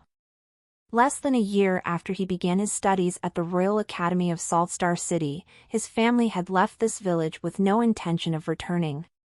Vicente and Rory knew this as Ian's sister was a good friend of Lauren's and had visited Nina a few times then. When her family left, she said goodbye to them and warned them that Ian was unlikely to return to this place. Rory and Vicente understood Ian's situation then and did not blame him for not keeping his promise. After all, the trip was very long and had its dangers. Vicente understood this more than anyone else. Derek was not aware of this even though he had lived in the village most of those years after Ian's departure. "Is that so? What a shame. You 3 were really great friends at the academy," he said, smiling and looking at Vicente and Rory with an expression of superiority. "Derek, we were away from the village for a few months. But I hear our old acquaintance Vice is now like a local boss." A young man who looked like a giant pig from how big he was, said, looking at those 2 and remembering the battle of that time. "Oh. I heard that before our departure. It seems that Vicente is a great merchant." Derek looked at Rory and commented, "But next to this fellow, that is not a surprise. Are there better salesmen than pimps?" "Derek, don't be so bold in your words. Things between us are very different than they were back at the academy," Rory said, looking into the green eyes of this old rival. "Don't think that awakening your magical powers puts you in a position to face us. So let me advise you, stay away so you won't regret it later." The young men next to Derek did not like this and moved their mana, preparing to attack. Amidst this, the people in the surrounding area realized what would happen and stepped back a bit, sensing that a show was about to start in the middle of the central square. "Quick, call someone. These fools are defying Vicente," someone shouted, fearing for these young people who had spent a few months outside the village. At that moment, Vicente raised one of his hands and smiled. Bang! Bang! The moment Vicente raised one of his hands, everyone in Derek's group looked at it in doubt, but then the sound of a gunshot came. A bullet covered in mana traveled at over 1,500 meters per second from its position until it passed beside Derek's cheek, making him turn pale with fear instantly after noticing the slight wound on that cheek. The whole square became silent after that gunshot sound while the expressions of the young men in Derek's group changed from earlier smiles to seriousness and fear. Vicente looked deeply at that blonde young man and said, "You're not in the academy anymore. Remember that, Derek. Out here, we don't act like children, and we don't condone childish idiocy. Be more careful with your manners. It would be bad if something like that had been aimed at the middle of your forehead." Gulp. Derek looked at Vice with his eyes wide open and took a step back. He now felt that he had stood face to face with death and provoked it. His heart was beating faster, and all his instincts were telling him to run from there because something that could have killed him presumably had him in its aim right now. And this was indeed the reality. Currently, Vicente had more than 15 armed men in this village, not even counting those working for his allied merchants. Among these men, 3 always stayed at different points around this village to watch the paths he, Nina, and Rory traveled daily. If anyone tried to harm them, the order Vicente had given these men was to shoot such people in the head without mercy. If one of them raised one of their hands, then one of these men was to give a warning shot like the one of them had just given in the direction of Derek's cheek. The man who had shot this tall, blonde young man was with Derek in the aim of his rifle at this very moment, waiting to carry out his mission if necessary. Wait! Wait a minute, Vicente. I was just saying hello. I have no negative intentions, Derek said as his voice trembled. The other young men in his group wanted to run, but Rory said, "You guys better not move too much. Our friends around the village have nervous fingers and might make a mistake if you move strangely." Vicente looked at his associate's face and saw that Rory was trying hard not to smile. Rory had never had the chance to really take revenge on these people. The battle years ago had been a draw, which had not satisfied him even though it had solved his problems. In this situation, scaring them a little while humiliating them was excellent. Gulp. Please don't do anything. We were just playing. A fat, tall young man said this as the middle of his pants became darker. Something began to drip down his shoes, forming a small puddle below him. He pissed himself in fear? Someone in the vicinity asked in a low voice, trying to hold back his laughter not out of fear of this fat man but of Vicente and Rory. What fools! Don't they know that this village practically belongs to Vicente and Rory? One of the Duke's family guards in this village saw the situation from afar and shook his head negatively, seeing how foolish those young men were. Technically the village was the king's, like all the cities in the kingdom. In a second analysis, it was under the Duke's management because it belonged to the province ruled by the Scott family. But in the world, things were not so simple. The owner of a place was not always the one who had the rights to property or government but the most powerful and influential. Vicente did not want to own anything and did not interfere with the affairs of the nobles and the Duke of Provence's family in this village, but he was the most influential locally. As such, many saw him as he deserved, as the leader of the village, or rather, the place's owner. Vice looked into Derek's eyes in silence for a moment, seeing the nervousness of this young man. Go away! With that shout, Derek and his group took off, running from there under the eyes of a few dozen people in the surrounding area. Amid this, these people were already discussing the matter among themselves, seeing yet another reason to respect Vicente and Rory. These two did not want to become famous and were intent on raising a family living in the shadows. It was not in their interest to be known and feared by an entire village. But acting in such a small place where everyone knew they had no powers and depended on other forms of strength to act, they had no way of hiding part of their activities. They needed to have persuasion power in the village to justify their influence with many local suppliers and avoid problems. It was contradictory to their interests, but it was necessary. Vicente didn't bother to demonstrate a little more of his power today and soon continued on his way beside Rory, ignoring the comments about them in the surroundings. Let's go to my mother's brothel. She said she wanted to talk to you, Vicente. Rory said as he led the way, changing their plans a bit. Visit en Velben, cm for you ovals. What does she want? He asked. My mother is not dumb. You know how she is.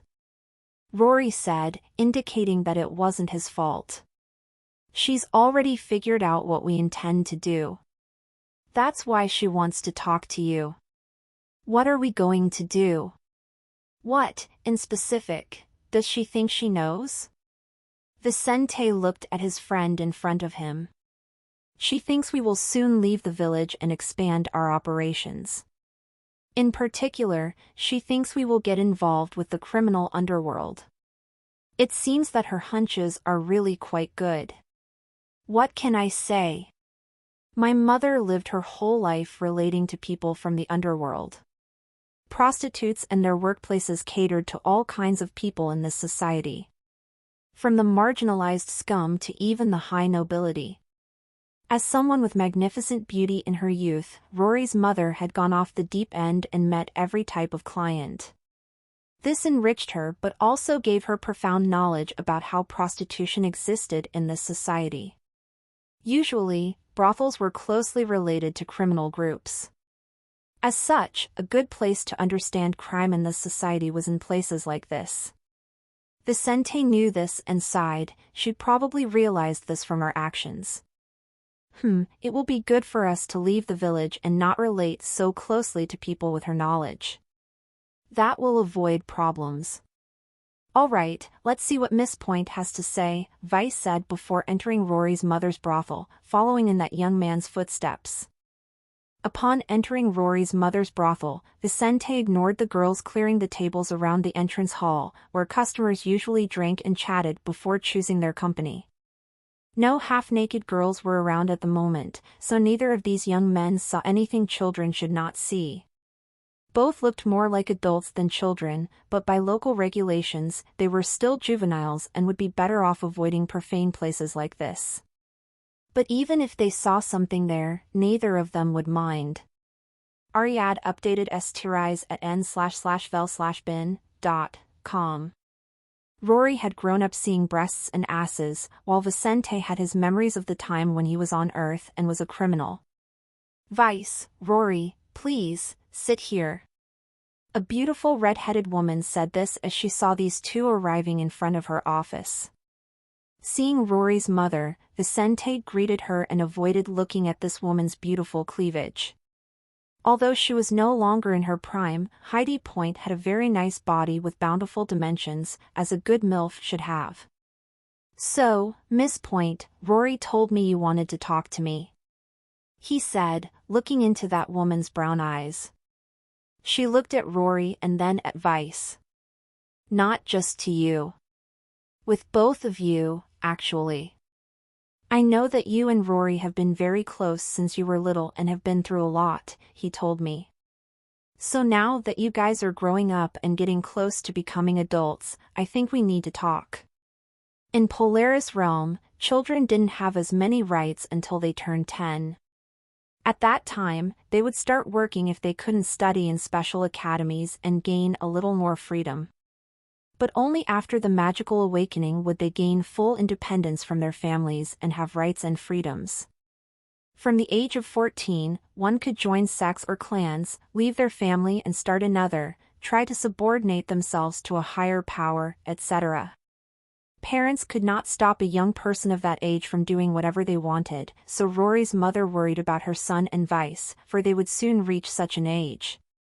Both had shown in their recent behavior that they were ambitious, and she judged they would leave the village. She said, I see that you and Rory have found unique methods of negotiating and protecting yourselves. Given some of your recent moves, I think perhaps you are planning to start your journey in one of the provincial cities through the underworld. Answer me honestly, is that what you want? To grow your partnerships using the contacts you can acquire in the underworld of our society? She asked, looking seriously at Vicente. The underworld of society was not necessarily related only to groups of murderers, thieves, etc. Even some noble powers supported groups in the underworld because they had easier access to opportunities, information, and much more. Few had the courage to expose their real intentions and sell some resources in daylight. But in the darkness of the underworld, much of what was in demand in this society and was not sold in daylight was offered. It was not easy to get contacts to take advantage of this offer, but if one got deeply involved, getting information and resources like this would be simpler. In daylight, they would have to put in a lot more resources, get a lot more influence, and compete openly with great powers. For someone growing from a small position, investing in normal growth methods was not interesting. Vicente did not express his respect for this woman's wisdom and remained silent. You don't need to tell me. She smiled as she propped her back on her chair. I can see that's right. So let me give you some advice. I have lived in this world that you want to enter, so I know the dangers that lie in your path and how difficult it is to get out once you enter that journey.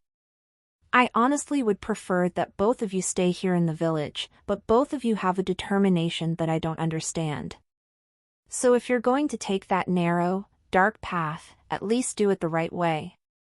She sighed before continuing. What do you have in mind? Vice asked.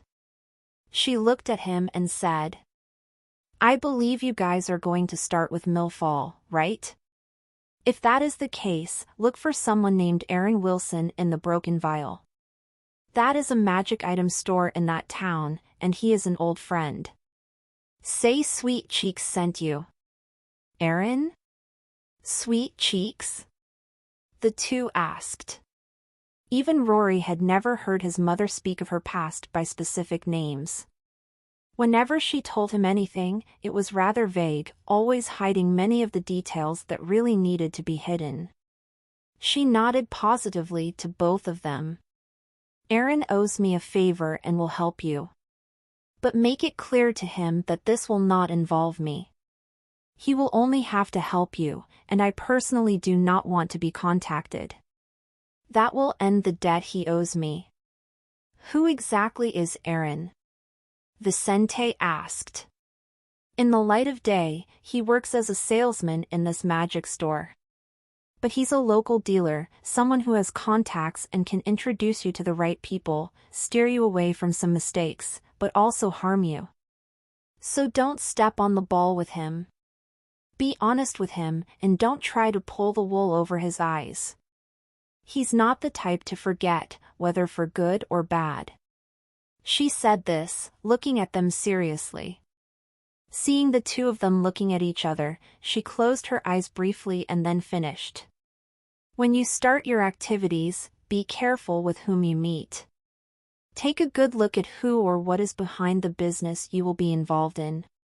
It is a common mistake of newcomers to the underworld to think they have discovered the business of the millennium and try to get involved in things that already have owners. Otherwise, don't offend anyone unless it is crucial and you have at least one ally. But never think that an ally will be eternally loyal to your alliance or even that they will be your friends. Hearing that, Rory was thrilled, seeing that his mother was supporting him even as he was turning away from her and going in a direction most parents would be disappointed to see their children go. Vicente was grateful, feeling some of Heidi's motherly care. Thanks for the tips, Miss Point.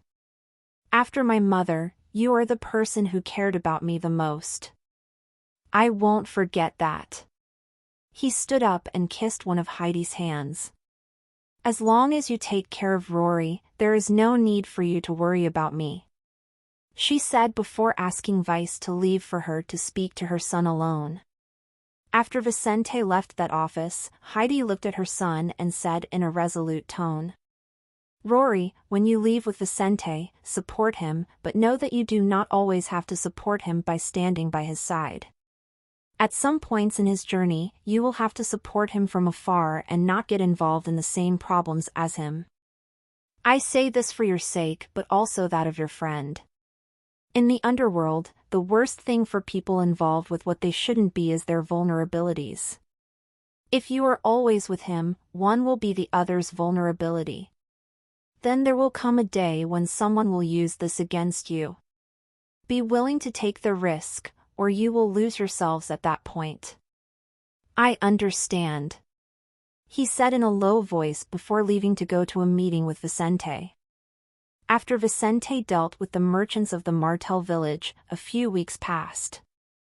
Vicente and Rory won new deals in this short period, finally gaining the business they needed to complete their rule over the Martel village. Their goal was not to use the village as headquarters for their group, but gaining control of this area was important to them. Besides being a test of what they would do on a larger scale in the future, it had also been a good experience for them to understand how people related to nobles and royalty would behave towards them. No important people were in the village, but the Duke's men were there to enforce the law. Vicente had understood that this place he was in was very flexible. He could be ambitious, act openly against his competitors, and even use violence to a certain extent. As long as he didn't aim for big business and didn't try to change the rules or the status of everyone involved in the society, there was plenty of room for them. Using coins to win friends made things even easier than on good old Earth. Bribery was an answer that should not be ignored. As time passed, it was finally time for the social experiment of Vicente and Rory's to come to an end. Just a few weeks before their 14th birthday, it was finally time for them to leave for Millfall. Millfall was a nearby city of 60,000 inhabitants. There they could awaken their magical powers and finally develop their business further. With a difference of only a few weeks between their birthdays, Vicente and Rory had little left to hold them back in the village. "Nina, I will leave tonight for Millfall," Vice said to his little sister, lying beside her on a large couch in the living room. Seeing the signs of her brother, Nina felt her eyes getting watery while her heart beat faster. This girl had become accustomed to spending less and less time with Vicente, but this trip would be different from all the others. He would awaken his powers, just as Lauren had done years ago. "But," she murmured, looking at Vice as the beautiful Eve looked at the two of them and sighed. "Don't worry, Nina." What happened to the older sister was rare and hard to repeat. Vicente signaled to his sister as he smiled confidently. "I don't know if I will have a talent like Lauren's or like our parents. But regardless, I will do my awakening in Millfall, not Saltstar City." Just as on Earth, the best professionals were usually found in large cities, the most powerful and talented were easier to find in the largest cities in Polaris Realm. Consequently, Saltstar City and Millfall had experts of totally different levels. Nina knew that the chances of a member of a powerful sect or clan being in Millfall watching the awakening would be slim. However, she couldn't help but worry. Why do we have to awaken our powers in front of the public? Why can't we do that in secret? It would be amazing to do that in the middle of a forest, she said, not liking that at all. Eve smiled and explained. "Nina, in the past of Polaris Realm, most humans couldn't awaken their magical abilities. Why is that? Simple, the magic gems were scattered worldwide, and few could get the right conditions to stimulate one of them. But with the followers of the Congregation of Revelations, everything changed. The faith of this religion brought people together, and the founding genius created the Awakening Temple after becoming an archmage. Congregation of Revelations was the most acclaimed religion in Polaris Realm, which was behind the Awakening Temples, which was around this continent. Hundreds of millions of people followed the faith of this religion, and it determined good and evil in this society. They then gathered magic gems found all around the continent and found a way to stimulate them whenever they wanted. From then on, the magical development of the continent was possible. The number of magicians jumped, and only because of that ordinary people like us can awaken their powers and dream. Eve said with a twinkle in her eyes. Not only was this religion the most widely followed, but it was also behind all the teaching material in states like this. From childhood, people were taught what the leaders of the Congregation of Revelations said was the truth. Eve was one of the many devotees of this religion, as were most of the people in Martel village. Vicente heard this and said nothing. He had learned the same, but as someone from Earth, he didn't like religions very much. He particularly had nothing against them and, in fact, thought that they had their means of helping people. But in the history of the Earth, how many wars have not happened because of wrong people using the power of faith? Someone might say this was the people's fault, not the religion's. But that was wrong. Religion had so much power that it could hardly be stopped. Sooner or later, someone wrong could use them, and from then on, one could only work to lessen the damage of an unscrupulous leader. But he would not dare to speak against the congregation of revelations and was silent as he listened to Eve. But Nina muttered. Vice sighed and said, "There's nothing to be done, Nina. We could try our luck, but there would be no guarantee of getting our magic gems one day. Unfortunately, we are not in the position to refuse the methods of the Awakening Temple." Seeing tears streaming from Nina's little face, he wiped them away with his hands and communicated with her. "I want you to stay with Eve. Your school year at Academy of Stars will be over soon, but until my awakening, I want you to stick around. But rest assured, I will come and get you so we can go live in Millfall before your next school year begins. You promise?" she asked him, looking at Vicente as she wiped away her tears. I promise. In the meantime, I will register you at an academy in Millfall, so say goodbye to your friends and play a lot. We'll start a new part of our lives in a few months." He played with her hair after saying this. Nina accepted such a thing more easily. Even if she had to leave her friends in the village very soon, what mattered most to her was to be by her big brother's side. After seeing Nina improving her mood, Eve looked at Vicente and said, "You must be careful. Millfall is not far away, nor does it have many dangerous people. Still, for ordinary people like us, every place has its dangers." "I know," Vicente commented in a low voice. "Don't worry. I'll be back to get you and Nina faster than you think. By all means, be cautious. Even with several of my men staying behind, you never know. Be prepared in case something happens." I'll do my best." She nodded to him as she felt the revolver on one of her legs. Eve had also joined the Fuller family in recent months after Vicente had concluded that she was reliable enough. Anyway, after talking to them, time would pass quickly, and soon Vice would leave with Rory for Millfall. The time was coming for both of them to awaken their magical powers. Time passed, and finally, Vicente and Rory left Martel Village. UW Evils up Tez on nov/l/bi.com. For the next few days, they would travel in a carriage alongside 4 men from their group. Among them, 3 were junior apprentices, young men in their first years since their magical awakening.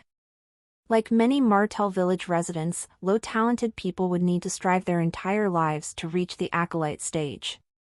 Only the village's slightly more talented could pass this first stage in their youth. Precisely because of this, even though they had passed their awakenings a few years ago, these young subordinates of Vicente still struggled to transcend the first magic level.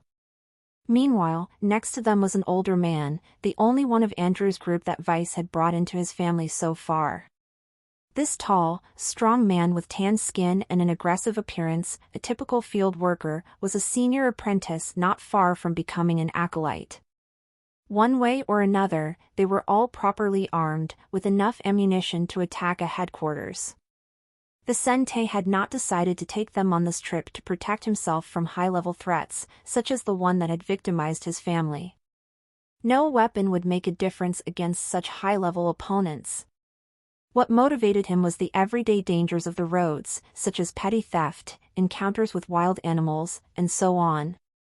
All beings in Polaris Realm had the chance to awaken their magical powers and become stronger.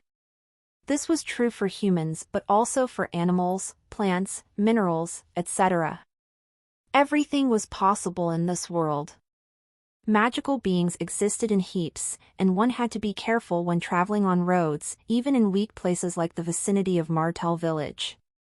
But Vicente's bad luck would not catch up with him and his group this time, and for the next few hours, they would have relative peace of mind on their journey to Millfall. The trip between Millfall and Martel Village was not a long one. The distance between these places was tens of kilometers, so traveling by carriage took Vicente's group only half a day to reach this city of just over 50,000 inhabitants. It was neither Rory's nor Vicente's first time there. Seeing this place again, they both wasted no time observing the buildings and the local movement. The difference between Millfall and Martel Village was simply in scale. No buildings in this town were particularly eye-catching apart from the Awakening Temple. All the rest of the city was much like the village of these two, but with more streets and properties.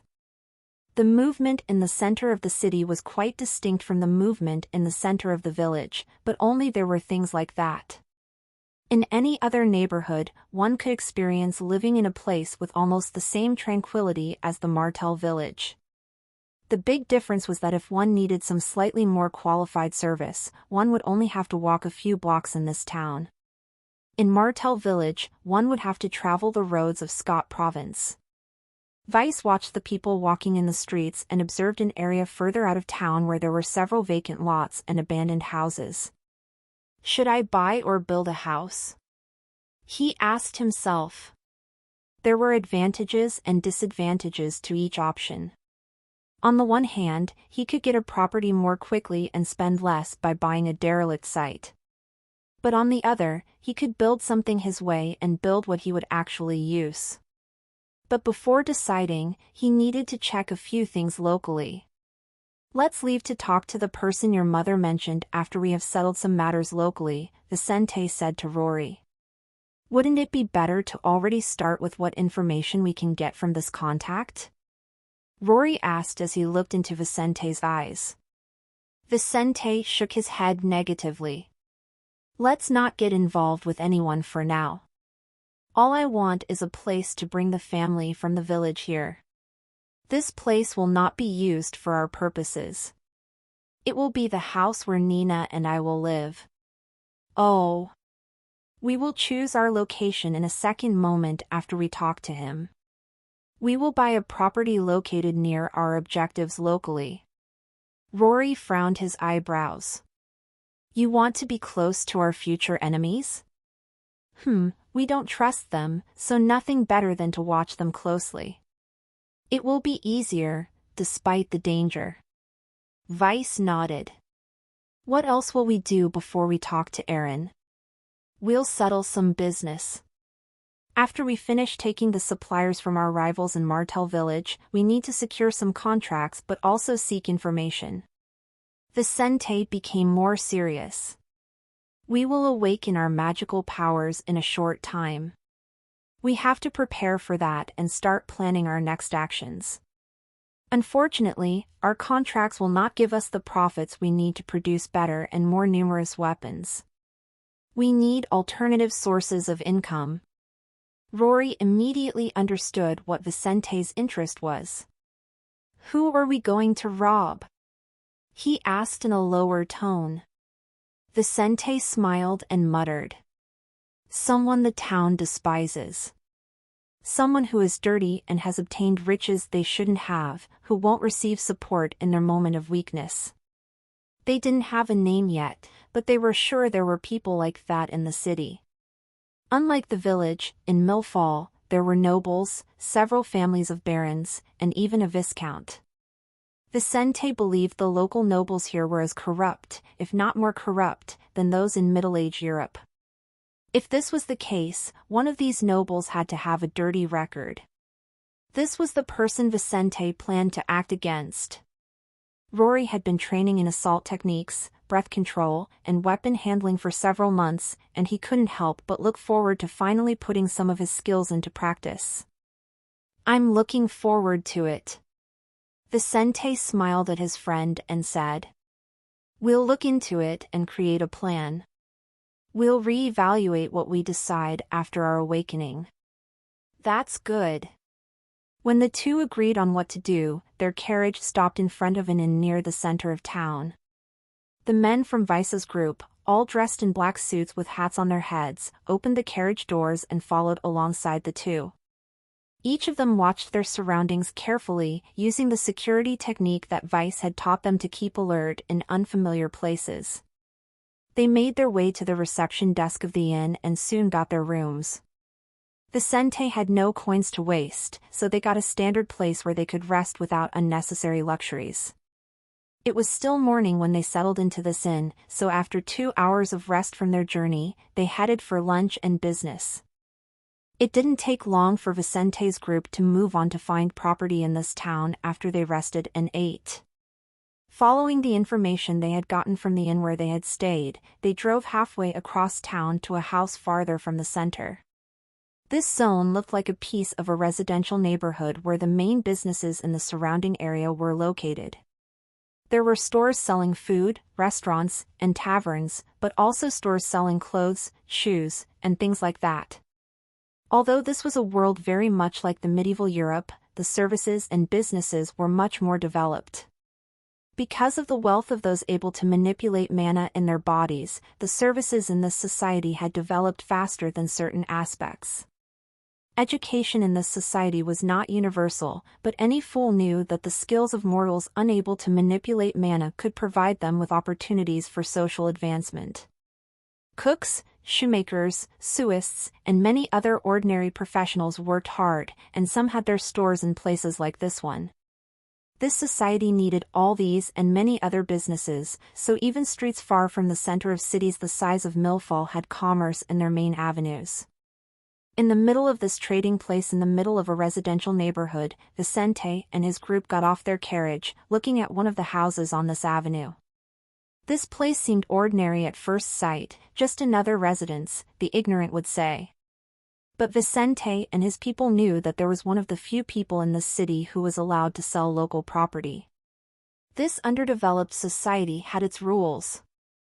Although private property existed only in cities, where the king gave up his right to the land in his dominions, not just anyone could sell it. The duke was the one who appointed people for this kind of service, and only such people were allowed to trade properties in cities. Each town had one such person for every 20,000 inhabitants, so only 3 people were allowed to trade local properties in Millfall. The house in front of Vice's group was one of the workplaces of one of these 3. Seeing a line of people at the only entrance to that house, Rory made an unhappy expression and looked at Vicente. "Shall we wait our turn?" "Why not? We are not special, and there are only 5 people in front of us." Vicente smiled. "Let's take the opportunity to try to learn a little more about this place." After saying those words, Vicente approached the group of people in the muddy line outside that house. "Hello, sir. Please could you tell me what this line is for?" he politely asked a short, fat, middle-aged man who had a standard magic gem on his forehead. The man looked at Vicente and noticed how well-dressed this young man was. Vicente already looked more like an adult than a child by the standards of this world, so this man did not underestimate this youth. "Kid, this line is for people buying property. Broker Grant is now confirming some deals with an officer at this property." "Oh. What would you advise someone interested in visiting the properties negotiated by Broker Grant?" Vicente asked as Rory and his men approached him. This man, also well-dressed, with rich looks, smell, and manner of speaking, looked at them and said, "If this is what you want here, wait a moment. You will not need to speak directly with Broker Grant but with one of his assistants. One of them has just entered this house, so she should return soon to serve those interested in local properties." "So that's it. Thanks for the information. Have a good time." After that, Vicente smiled at Rory, shaking his head negatively at this friend of his. UW up tes on nov/l/bi.com. A few minutes later, they listened to some conversations in the surroundings, learning a little more about this place, until a blonde-haired woman in a dark blue dress appeared in front of the house. "Is anyone here waiting to meet our properties for sale?" Vicente raised one of his hands, attracting that woman's attention. "Are you guys after land or a house?" she asked as she approached them, carrying a clipboard in one of her hands. Rory answered, "We are in search of both." We'll need 2 properties, but we want to check out the options before we decide to build or buy something ready-made. So that's it. She gently smiled, interested in the 2 businesses they wanted. Vicente and Rory didn't look noble, but they didn't look poor either. Besides being well-dressed, they had polite manners and had guards. This was a good enough sign for the saleswoman not to despise them just because they were juveniles. "What are your names?" she asked as she led them into that house. "This here is my friend, Rory, and I am Vicente. My name is Aurora." "So, Vicente and Rory, would you be willing to sign a purchase commitment with us? Obviously, we will give you some benefits with that," she suggested to avoid wasting her time with people unable to pay for her commission. Only 3 people in the entire city were behind the local property business. None of them had time to waste with people who were unsure about their buying interests. "It wouldn't be a problem," Vicente said. "But what benefits would those be?"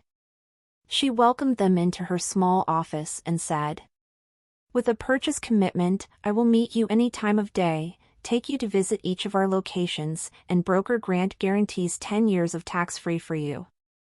Everyone in Vicente's group opened their eyes in surprise.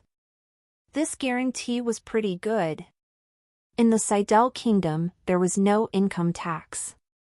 Yet, there were taxes on private property located in cities with more than 50,000 inhabitants.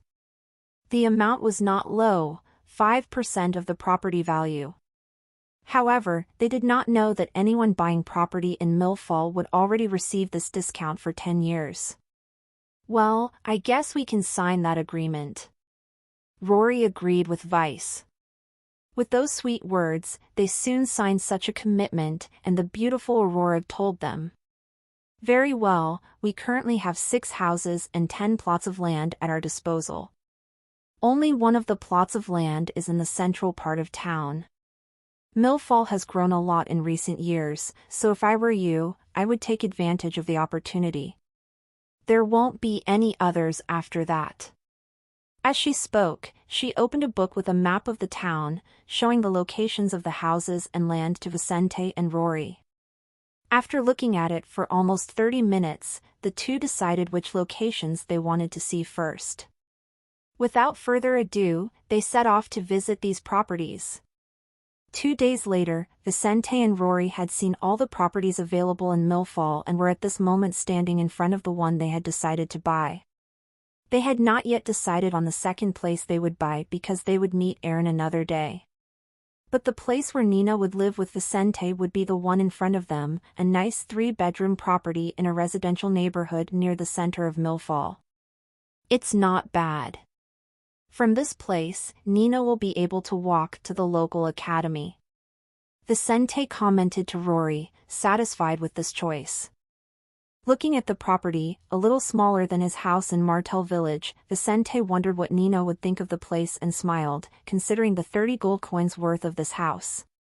In his savings, he had enough to pay for this place and the one he would use as his family headquarters with Rory and the rest of his armed men. Rory looked at the 2-story house, with parts made of stone and others of wood, feeling that its location was good enough to host Nina and Eve. Visit N0VL/BEIN. For the best novel reading experience. From here, Nina will be able to go to the academy on her own in a year or 2. He commented to Vicente as the men around them saw another reason their boss chose this place. "From here, we can put someone in the attic, and he will have a view directly to the local academy," Andrew's former employee thought as he looked at the top of that house. "That could be used for us to protect Nina and do other things." One of the young men in that group looked toward the direction of the academy and said in a low voice, "We will have a view of some roots of young nobles. It will be a good place for observation." One of the other guards in Vicente's group agreed, figuring that as much as their boss wouldn't use this place for dangerous operations, putting an observer there wouldn't cost them anything. They had all learned many things from Vicente in the last few months. They could already put the habits they had learned into practice without even making an effort. The thought of planning actions on behalf of the family was taking root in their minds. When analyzing a place like this, they couldn't help but notice the possibilities. Vicente ignored his men's comments and said, "Let's go to that broker's house. I want to close this deal immediately." "What about the other property, boss?" one of the young men who had participated in Jesse's murder asked. "We'll visit Aaron later and decide after this meeting." With that said, they set off back to the house they had visited earlier, on a commercial street in the middle of a residential neighborhood. After a few hours, Vicente and Rory left the property of the broker they had visited, both with smiles on their faces. They had closed the first of their purchases in the city and bought the property they had been viewing earlier. It would take a few days for the deal to be finalized and the property to pass into Vicente's name. But it would all be done in no more than 10 days, and he could receive the property. He would bring some of the furniture from his home in Martel Village, but he would still have to go shopping in Millfall in the next few days. However, that was the least of it at the moment. When they had finished with this problem, the group left for the Broken Vial, the store that Rory's mother had directed them to. This store was in the central part of town, not far from where they had done business. They were already in front of this place in only a few minutes. After getting off their carriage, Vicente and Rory did not stop to look at the store for magic items where Aaron was supposed to work and entered the store without ceremony. Upon entering, they found a place that looked like a small earth market, with various items scattered on shelves all around. The place was not large, so there were only 4 aisles separated by shelves, with a large counter at the back of the store and 2 payment booths beside the entrance. At the moment, one person was at one of the counters, while about 4 more people were there, either customers or employees. Everyone there had magic gems on their foreheads, some common, but some unusual. Vicente and Rory then approached the woman at the payment counter, and one of them asked, "Hello, could you tell me if anyone here is named Aaron Wilson?" The middle-aged woman that Rory asked looked at them and said, "Go to the back of the store, and you will find him there." Rory thanked, and soon he and Vicente were standing next to the counter at the back of the store, where a person was putting potions on the shelf behind the counter. In this store, there were many vials around. From what Vice had noticed, some were simpler, containing liquids such as blood from magical beasts, special water, in short, solutions of all kinds. But there were also some with pills and magic elixirs, which could be directly consumed. There were other types of items around, like plants and herbs, and some strange instruments neither Vice nor Rory knew what they were for. In any case, these items contained a lot of mana, and they both knew that several were special and different from ordinary artifacts. In Polaris Realm, there were 2 types of objects, those with mana and those without. An item, whatever its origin, that could absorb and hold mana within itself could be used in infinite ways by magicians. Everything would depend on the will and imagination of the one using it. But items unable to hold mana naturally had less importance to magicians. However, they had their uses for many things in this society. "Are you Aaron?" Rory asked the man working with the elixirs in that part of the store. Such a person shook his head negatively and pointed to the side, indicating for them to wait for the person in question to come to them. A minute later, a tall, thin man with a mustache and black hair mixed with some gray appeared there. He was dressed in a black robe and had a curious look on his face as he looked at these 2 youths. "Are you 2 looking for me?" he asked with a discreet smile at the corner of his lips. Vicente stepped forward and said, "Senior Aaron, this one next to me is Rory, and I am Vicente. We're here on Sweet Cheek's recommendation. She said the senior would help us." "Sweet Cheeks?" Aaron's eyes narrowed as he looked at the young red-haired man next to Vicente. "Is that her son?" He remembered that woman who had helped him settle in this town years ago. At the time, Rory's mother was still a prostitute. Yet, her position was not simple, which was why she had managed to gather wealth so that she no longer had to do the things she had done for almost 50 years. Rory's mother was not young. Like a second-stage magician, she had a life expectancy of over 200 years, so, at 81 years of age, she looked like a mature woman, not an old woman as Vicente would have imagined if he had asked her age. Aaron remembered his debt and said, "Come with me. We'll talk in my office." As they settled themselves outside Aaron's living room, Vicente and Rory momentarily observed the place's decor. There were several medals and first-place awards from competitions on a shelf behind where Aaron sat a few moments after receiving them. The decoration of this office was vintage, with various leather items, a stuffed moose head, and daggers of various types displayed as if they were also awards. From the looks of the place, Aaron should be a hunter. Vicente narrowed his eyes at this but said nothing. Aaron looked silently at Rory for a few moments. But soon, he opened his mouth, breaking the silence in the room. "So, Rory, what exactly do you want with me? Sweet Cheeks sent you here for what exactly?" Rory looked at Vicente and then at that man. "I would like to make something clear, Senior Aaron. Vice and I did not come here on her account. She made it clear to us to inform you that this has no relation to her. She merely guided us, and your help will pay the debt that the senior owes to her. So we are here for us and not for her." Aaron nodded affirmatively. "Of course, she left this world and didn't want to return." "I understand. But why would she send you to me? Not that I don't want to pay my debt to her, but I find it a little strange." Vice said. "She knows she can't stop Rory and me from going our ways, so she indicated you because she thinks you can help us lessen some risks." "Risks about what?" He looked at Vicente and narrowed his eyes. This black-haired young man was straight to the point. "Risks from the underworld on us." After hearing this, Aaron's eyes opened wider, and he leaned his back against his armchair. "So that's it," Rory said. "We have a business we want to bring into the city, but we're still uncertain about how the local powers are subdivided. Surely someone with your contacts can help us with that. But why do you guys want to get involved with the underworld?" he questioned. "You can certainly grow by acting in the light of day." He could introduce these young people to the local underworld and quickly pay off his debts, helping these two with the basics. But the underworld was complicated.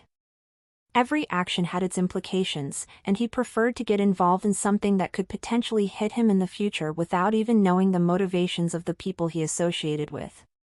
Vicente replied, "We believe there is more room in the underworld. We know the risks and accept them, given the opportunities that exist in the shadows of the night. We have some ideas for products and services that we believe are in short supply in Millfall but will have a better chance of success if we use alternative avenues to present them to society." Vicente's manner was unusual for a 14-year-old, as Aaron thought both of these young men had. Looking into this boy's black eyes, he pondered for a moment. This young man knows what he is about to do. He does not speak like a fool about to make the mistake of his life. Thinking about it, Aaron looked back at Rory, noting that this young man had potential but nothing compared to Vicente. Heidi's son was certainly not the leader there, the number 2 at most. The hierarchy of the two was evident, something that immediately pleased Aaron. In the underworld, more than anywhere else, hierarchy was crucial. Without a clear distinction between the possibilities of each person involved, a project would hardly work out. Aaron then said, "All right, what do you need? I will help you, but don't get me into trouble. If you get involved in what you shouldn't, I won't hesitate to pretend I don't know you." Upon hearing this, Rory smiled at Vice as that young man grinned quietly. We have some plans, but we need the information to make some adjustments, Vice said, with no intention of telling the things he intended to do. First of all, we need to know the composition of the relevant powers in the light of day and in the darkness of the night. Nobles, rich men, merchants, and criminal groups. We need to know at least the basics of each of them, where they are, where they operate, what they operate. That was the kind of basic information that someone entering the underworld would have to know to not step where they shouldn't. Any fool with a few gold coins and a modicum of patience would discover these things by investigating for themselves. Talking about it was not a problem for Aaron. What else? Second, we need help getting close to some of these powers. Who exactly? Aaron looked into Vicente's eyes seriously. Vicente replied, I don't know. That depends on the first thing I asked you for. Without that information, I cannot tell you who I want to contact. I see.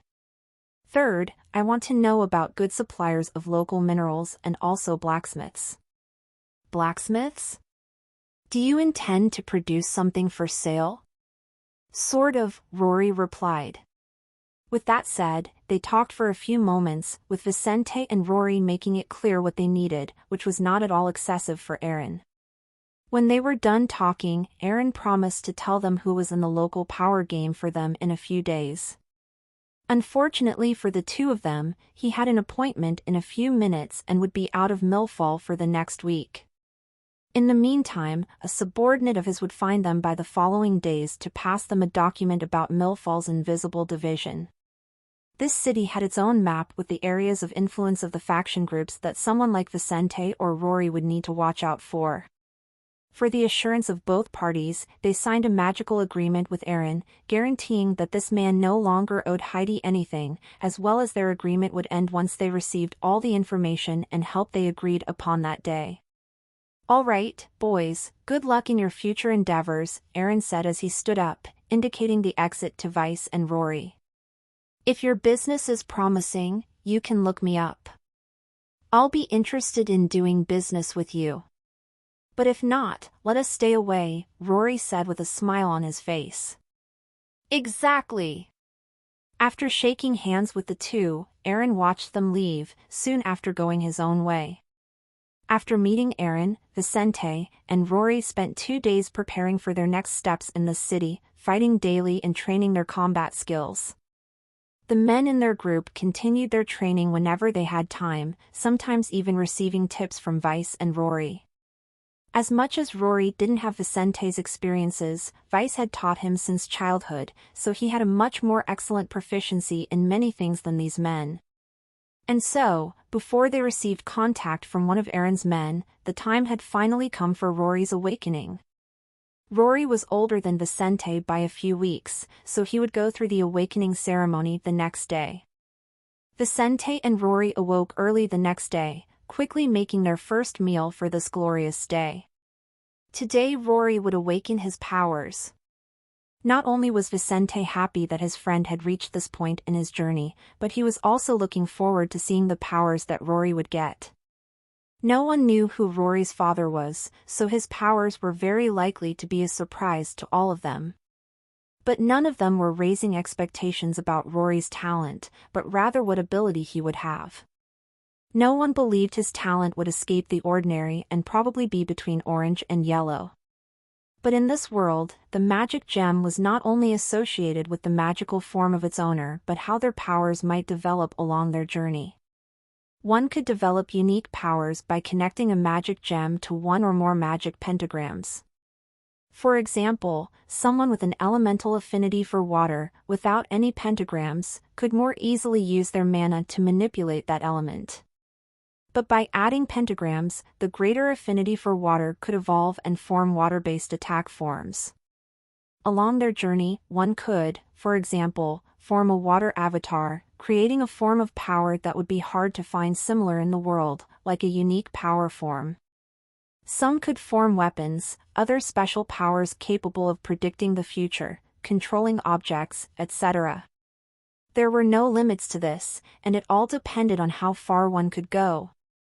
So all of Vicente's group was anxious when they finished eating at a local tavern and went to the local awakening temple. Upon arriving in front of the temple in the middle of Millfall, Vicente came upon a building similar to the one in Salt Star City. Your favorite ovals at n/vl/bin.com. The Awakening Temple belonged to the Congregation of Revelations, so all their buildings around Polaris Realm followed the same construction model. Precisely because of this, what one could achieve in this temple in Millfall, Salt Star City, or any other on the continent, would be the same. One's powers depended more on their own characteristics than on the temple in which one awakened their powers. The difference was the presence of specialists capable of inviting young people and changing their fate.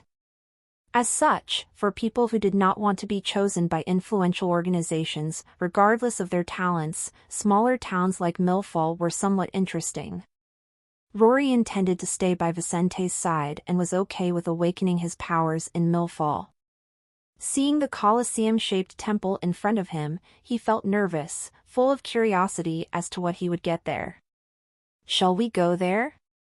Vicente smiled at him, giving Rory a light slap on the back. Rory nodded and walked up the stairs in front of the Colosseum. Vicente watched families gathering with the young people who would awaken their skills this day in the surrounding area, but he was not so moved. There wasn't a single day that he didn't think about Lauren and the day his father died.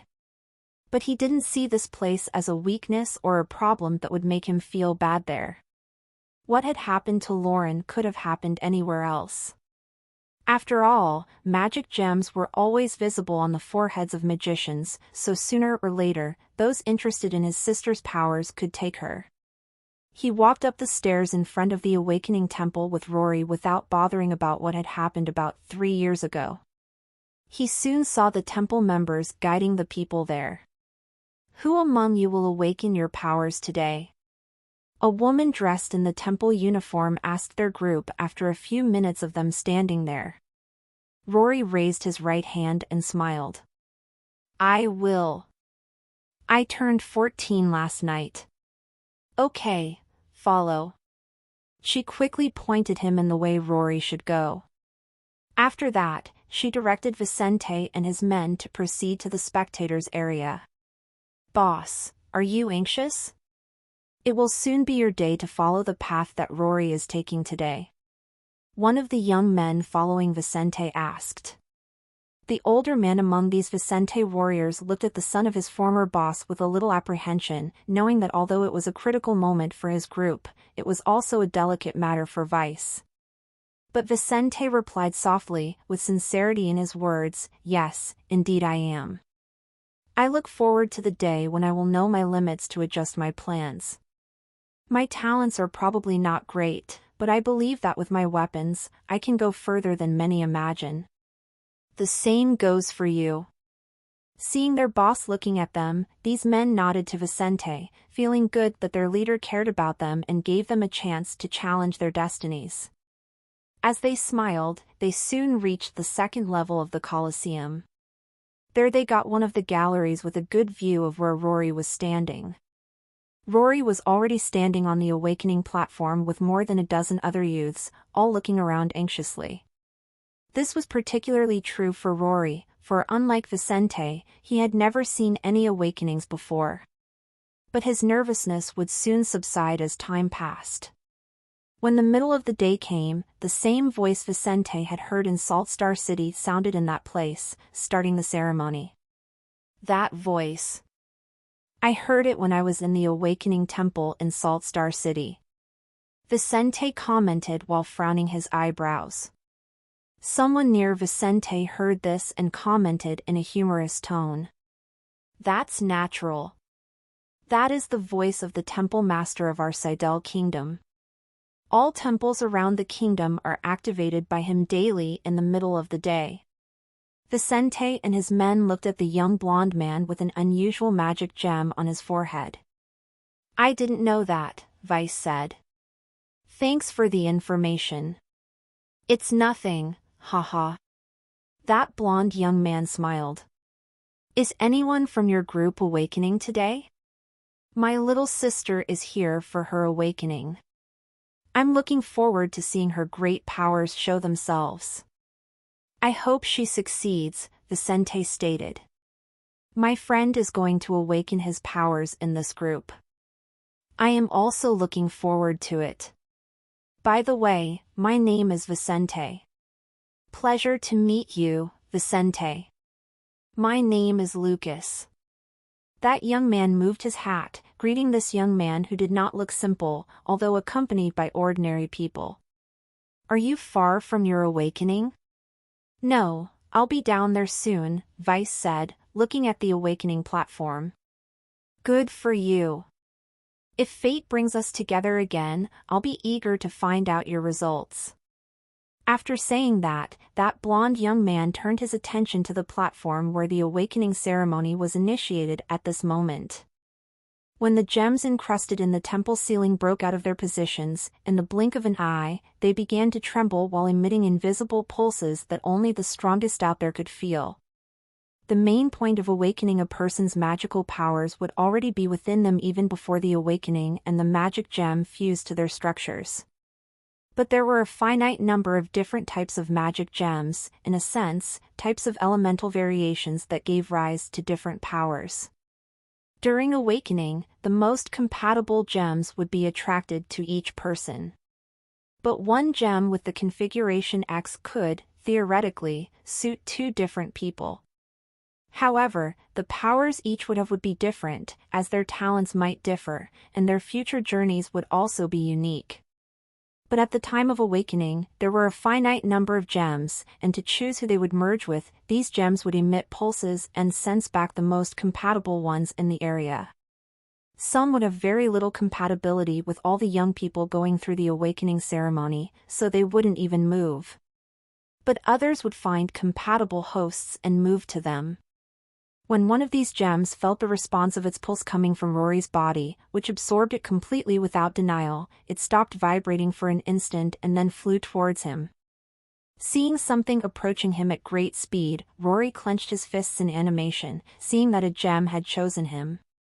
For some of these youngsters, the nervousness of this moment was not about the quality of the gem they would receive but about the fact that none of them could be sure that they would receive one. Every day, someone in Polaris Realm would get up on a platform like the one Rory was on and walk down the stairs of an awakening temple without a magic gem on their forehead. This was the saddest event for a person, but it happened daily. When he saw that little shining star coming towards him, Rory felt immensely happy.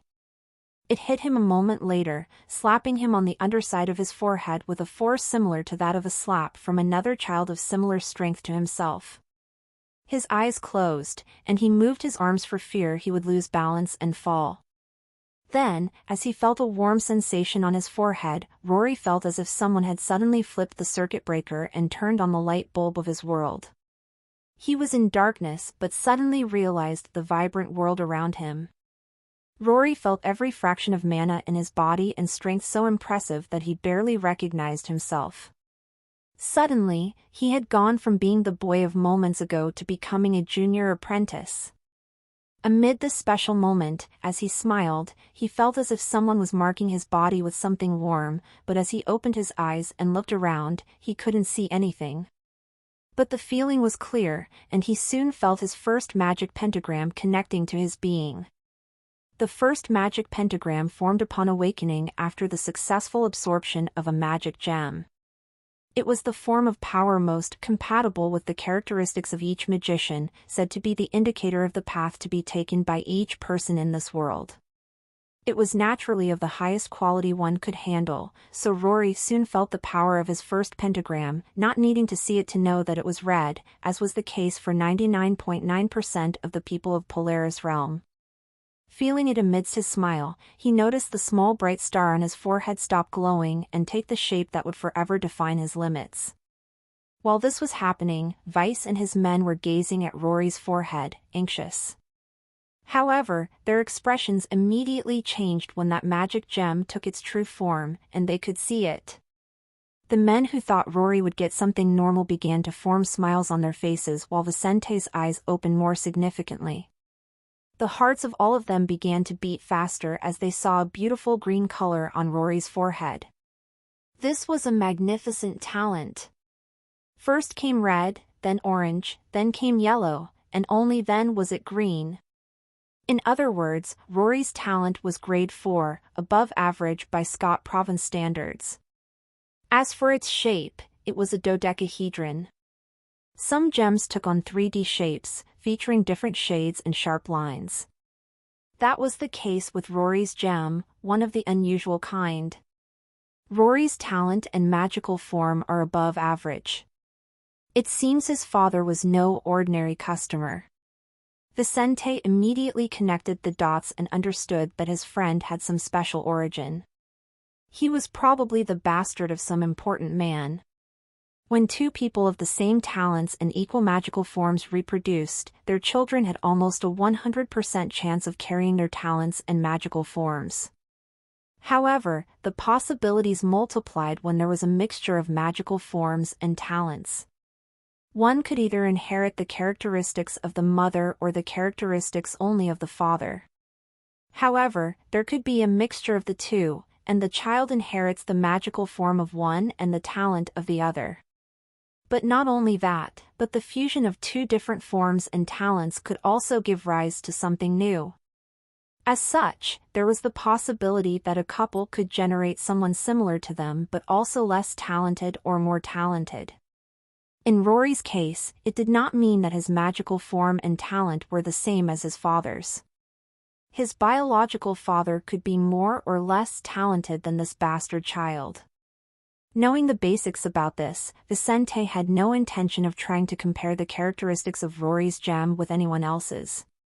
He was just curious about his friend's origin. In any case, Rory's talents would be good for his family if no one took him away, as had happened to Lauren. Vicente left his curiosity and good impression of Rory's talents and clenched his fists, afraid that someone in that temple would take his friend by force. The time of the awakening came to an end. In that instant, as the youths walked down the platform stairs, two people walked over towards Rory and another young man, who also had a green gem.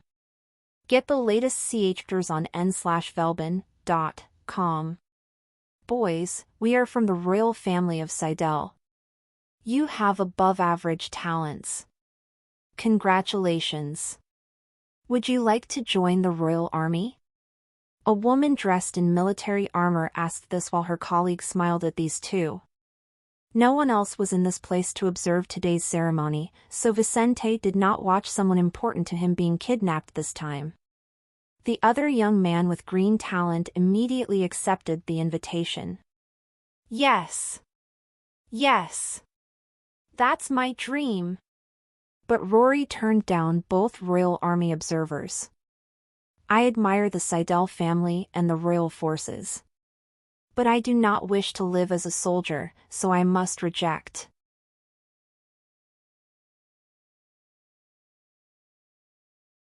After Rory's words, the two soldiers from Seidel's royal army looked at him for a moment, with the young man at their side also watching him, surprised by this response. Who in their sane state would refuse such an invitation? The magical path was by no means easy.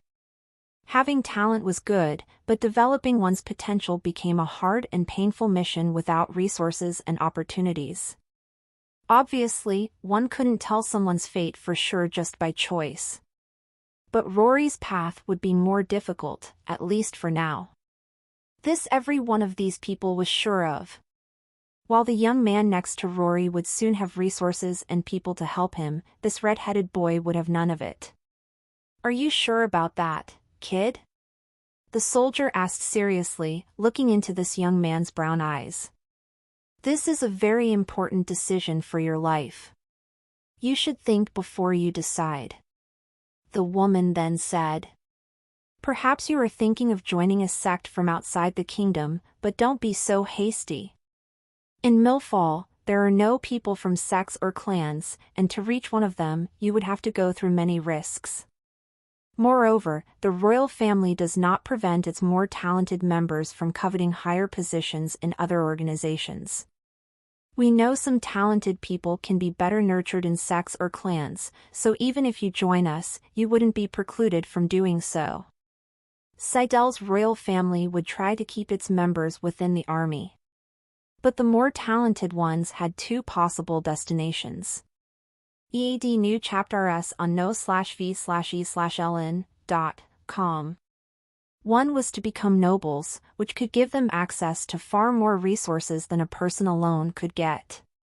This was a good option because, as nobles, some could rise in the local hierarchy. Even if they didn't have great talents, they could have riches as much or more affluent than cultivators several steps stronger than them. The other alternative was to join an out-of-state sect or clan. In this option, these people would have great freedoms, but for giving up one of their members, the Seidel family would have some guarantees from the sect or clan that took their member. In a way, they could have earnings as good or even better than if these members decided to stay in the family. Someone who joined the royal army would not necessarily have to be in Seidel forever or have their future restricted to that place. Maybe Rory didn't know that, so that woman had readily said that.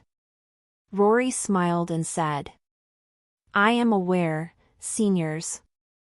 But that's not my purpose. I just want to live an uncompromising life. Awakening my powers was amazing, but my greatest ambition is not to reach a high level. I don't see myself becoming a warrior, so I prefer to remain free." Hearing that, the woman closed her eyes and shook her head negatively. What a fool. I hope you won't regret this in the future, boy. Fortunately for Rory, Seidel's royal family did not force members into their army. For them, giving up talented people was better than having someone who didn't want to be among them in their group. In the distant past, the Seidel kingdom gave way to another state. But given the modus operandi of the former ruling family of the area, which allowed the kidnapping of youths to become members of their army, one day, this force experienced a great catastrophe related to this. Those who came to take over that force's territory after that were subordinates of such a power, traumatized by the bloodletting generated by a vendetta. So that's it. The man in armor sighed. Well, your talent is good, but there are many like you around the kingdom. Maybe you'll make it big in the province, but that's not enough for us to be humiliated by you, boy. Talent was crucial in determining how far one could go. But the magical form might or might not help that talent to perform more easily and surpass the average. As unusual as Rory's magical form was, it was not exceptional, like Lauren's. Magical forms resembling basic geometric figures were at the first power level. But unique shapes that did not follow a pattern, like the shape of Lauren's gem, were at the last level of power. In other words, the more different and complex the magical form was, the more extreme one's abilities would be. Feeling that Rory's powers did not revolutionize the kingdom, those two freed him after his repeated refusals. Rory continued his way off the platform he was on while those two were already leading the other young man out of there. "Rory, what did they say?" Vicente asked just after he found his partner and friend again outside the temple. Rory knew that Vicente should be worried and said, "They were from the royal family.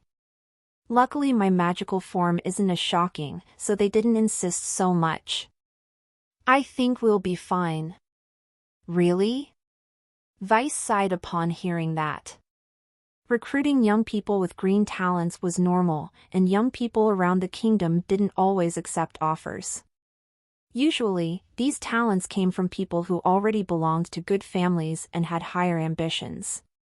But in other cases, like Rory's, many young people didn't accept because they wanted to take their unusual talents outside the kingdom, where they could go further by joining a sect.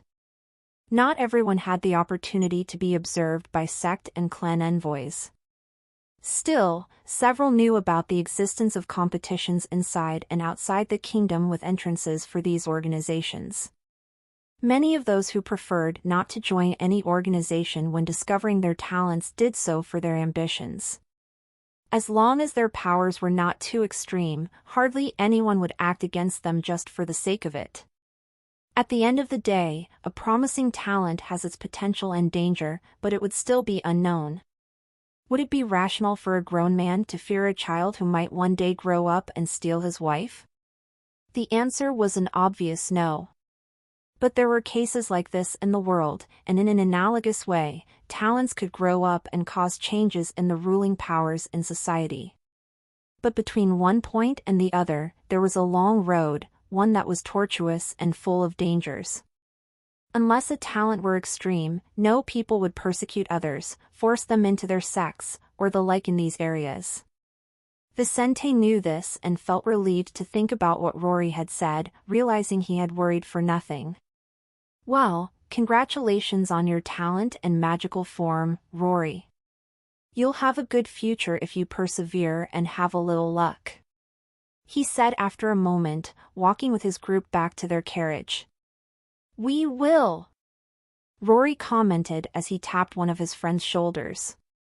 As the two smiled already near their carriage, suddenly, a strange man walking by commented in a low voice without looking at them. Aaron sent me. Meet me near the Rain Hotel at dusk. I will give you what he promised. They looked at that person, but he did not stop to talk to them, soon disappearing amidst the people walking through that part of town. At dusk, Vice and his group followed the words of the man who had passed them earlier that day, making their way near the Rain Hotel. This was one of the few hotels in the city, so it had been easy for them to find it after some searching. When they got there, their group stopped in front of the hotel across the street, where there was a small plaza. Where is he? One of Vicente's young subordinates asked in a low voice, observing the surroundings as they acted as if they were standing still, admiring that beautiful square. The public lighting in the surroundings was good, with oil lamps around the square, but magic lamps in the surroundings of that well-known local hotel. Even at night, one could see the candle site of the square, which was very well cared for, with a beautiful lawn and pruned trees. Vicente then said, "Stay calm. He will only deliver information to us. It's not something grand to the point where we should be nervous." Rory was not with them, having stayed behind at the inn they were staying at to familiarize himself with his powers. After the awakening, one needed to focus some of their time on meditating and relearning everything about themselves. Otherwise, a magician could risk seriously injuring weaker people by not knowing how to control themselves or their abilities. When one awakened their powers, they would naturally have a very strong feeling about their new characteristics. But just by focusing some time on themselves and training for at least a few hours, one would come to a good understanding of what they were capable of. Rory was doing this now, but Vicente and his men had no time to waste and had come to this place without him. One of them had stayed behind to watch Rory while he was learning more about himself. "Boss, someone is approaching us," the oldest among Vicente's subordinates said as they spotted a man taking the trash out of dumpsters around that square. One of those dumpsters was near them, and soon that man approached them, whistling as he seemed to do his job. "Pretend you are leaving, and when you get to the second dumpster I came from, pretend you will put something in the trash. What you want is there waiting for you," he muttered before picking up the garbage bag and leaving. Upon hearing this, Vicente's men tried hard not to show a reaction to this man, not understanding the need for him to act so cautiously with them. But Vice sighed and said, "Let's go. We've seen enough of that part of town." They stopped watching that man and headed in the direction from where he had approached them. "Chief, why is he acting like this? We're not from the city. I don't know what kind of danger there could be in them relating to us," one of the young men said. Vicente then commented in a low voice, "Maybe he is being watched." Gulp. "What do we do?" The older of them continued with an ugly expression on his face, but with a sharper look on his face, with one of his hands straining for him to reach for the gun at his waist. "Keep acting like he said. It's not uncommon for those involved with what shouldn't be to be watched or have to act from that world," Vicente commented. Maybe this is to protect him. Perhaps this is to help us, or even both. They don't want to reveal what we intend, or they don't want to connect with us. Sometimes the one who introduces something to someone is as responsible for its emergence as an ally. Visit novelbin.c.m for updates. Is that right? Vice muttered. I'm sick of it. Throw that away. He passed a bag of food to one of those men. After that person quickly tossed it in the trash, deftly exchanging what was inside the bag for the package left there for them. So? Vicente asked as their group returned to the inn where Rory was. It looks like it's just papers. There's nothing wrong, boss. Perfect. When I get to the inn, I'll analyze that information. After discreetly taking what they wanted, Vicente's group returned to the inn. For the next few hours, he would not sleep, learning Millfall's division of power. This city could basically be divided into 5 areas of similar size that covered a large part of the city. The first of these was Viscount Simon's area of influence in the center of the city. He was supposedly the most powerful man in Millfall. Around the center, 4 equally distributed areas marked the operations of 4 powers, 2 from the criminal underworld and 2 from local noble forces that acted in daylight. If Vicente and his people decided to act in these areas managed by barons and the Viscount, he would have problems with the royal forces, or he would have to pay high fees. If he acted in one of the 2 underworld power areas of crime, he would have the natural dangers of those living outside the law. Competing for territory, business, or anything else had risks here or on Earth, so he and his people would have to watch out for these 2 areas, one further north and one further west of the city. However, a small fraction of the city had no presence of these groups. Seeing the local power map, Vicente immediately thought of building his family's headquarters in that area. In that location, I won't have to worry about invading the territories of old groups, and I'll be able to camouflage my operations for longer. He thought to himself, remembering there was some land for sale in that area. As for the businesses of these groups, he was still in the dark about most of what they provided. But with the information about the areas of influence of each local group, he and his people could find out for themselves. With that in mind, as it was dawning in Millfall, Vicente finished readjusting some of his plans. In a few more weeks, I will see my powers awaken. At that time, we can move forward with our plans. He thought as he watched the sunrise, clenching his fists as he remembered his mother, Andrew, and Lauren. Thus, time would pass quickly, and it would soon be time for Vicente to go through the same thing as Rory and learn about his talent and possibilities. A few weeks later, Vicente and his group had, in the last few days, bought land in the Millfall area where the territory of influence of the already consolidated local powers was not in.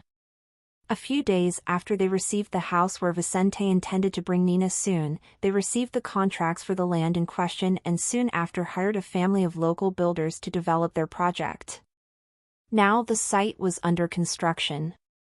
Still, given the advantages of the world of magic over Earth, complex constructions could be done in a very short time. In the case in question, Vice wanted a relatively simple property on the surface but with several secret levels and the possibility to be expanded. Still, they had been given a deadline of less than 20 days for this property to be ready, but some days had passed since then. So, when the Vice group was preparing for their awakening, everyone was already organizing to go and live in that place for the next few days. At dawn, Vice's group awoke early, and soon they were leaving the Fuller family estate in Millfall. While Nina was not coming to this town with Eve, by now, the group was living there since Vicente had received the keys and documents of the property weeks ago. But that would not be the case for long. Once the site of Vicente's Mafia family was ready, most of his men would live and operate from that place. Vicente wanted to avoid trouble from his actions reaching his sister, so he would naturally create a front for his actions. But for the time being, they had not yet done anything in the city, just begun to prepare the basics without involving anyone outside his group. So as he left his house this morning, Vicente had no worries about local powers keeping an eye on his movements. He left his property in the group's carriage alongside Rory and the men who had accompanied them on this trip. Rory had already stabilized his strength and begun cultivating the mana in his body. Until awakening, one could only depend on one's own growth related to body maturation to increase mana density in their bodies.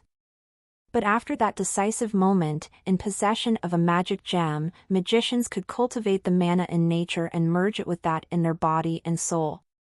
No technique was needed for this. Everything could be done using the magic gem. Depending on one's talents and magical form, mana cultivation could be affected by location or resources.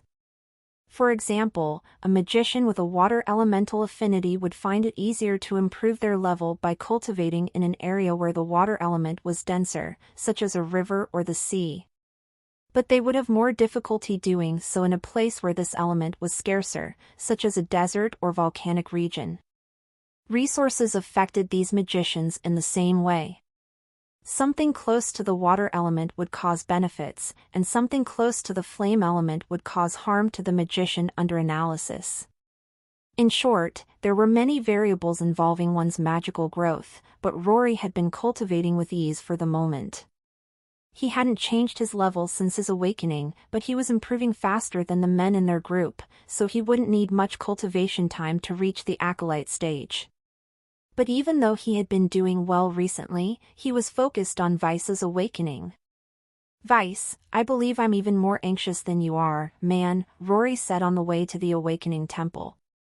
"After today, we will finally be able to begin our plans and take action to pursue revenge."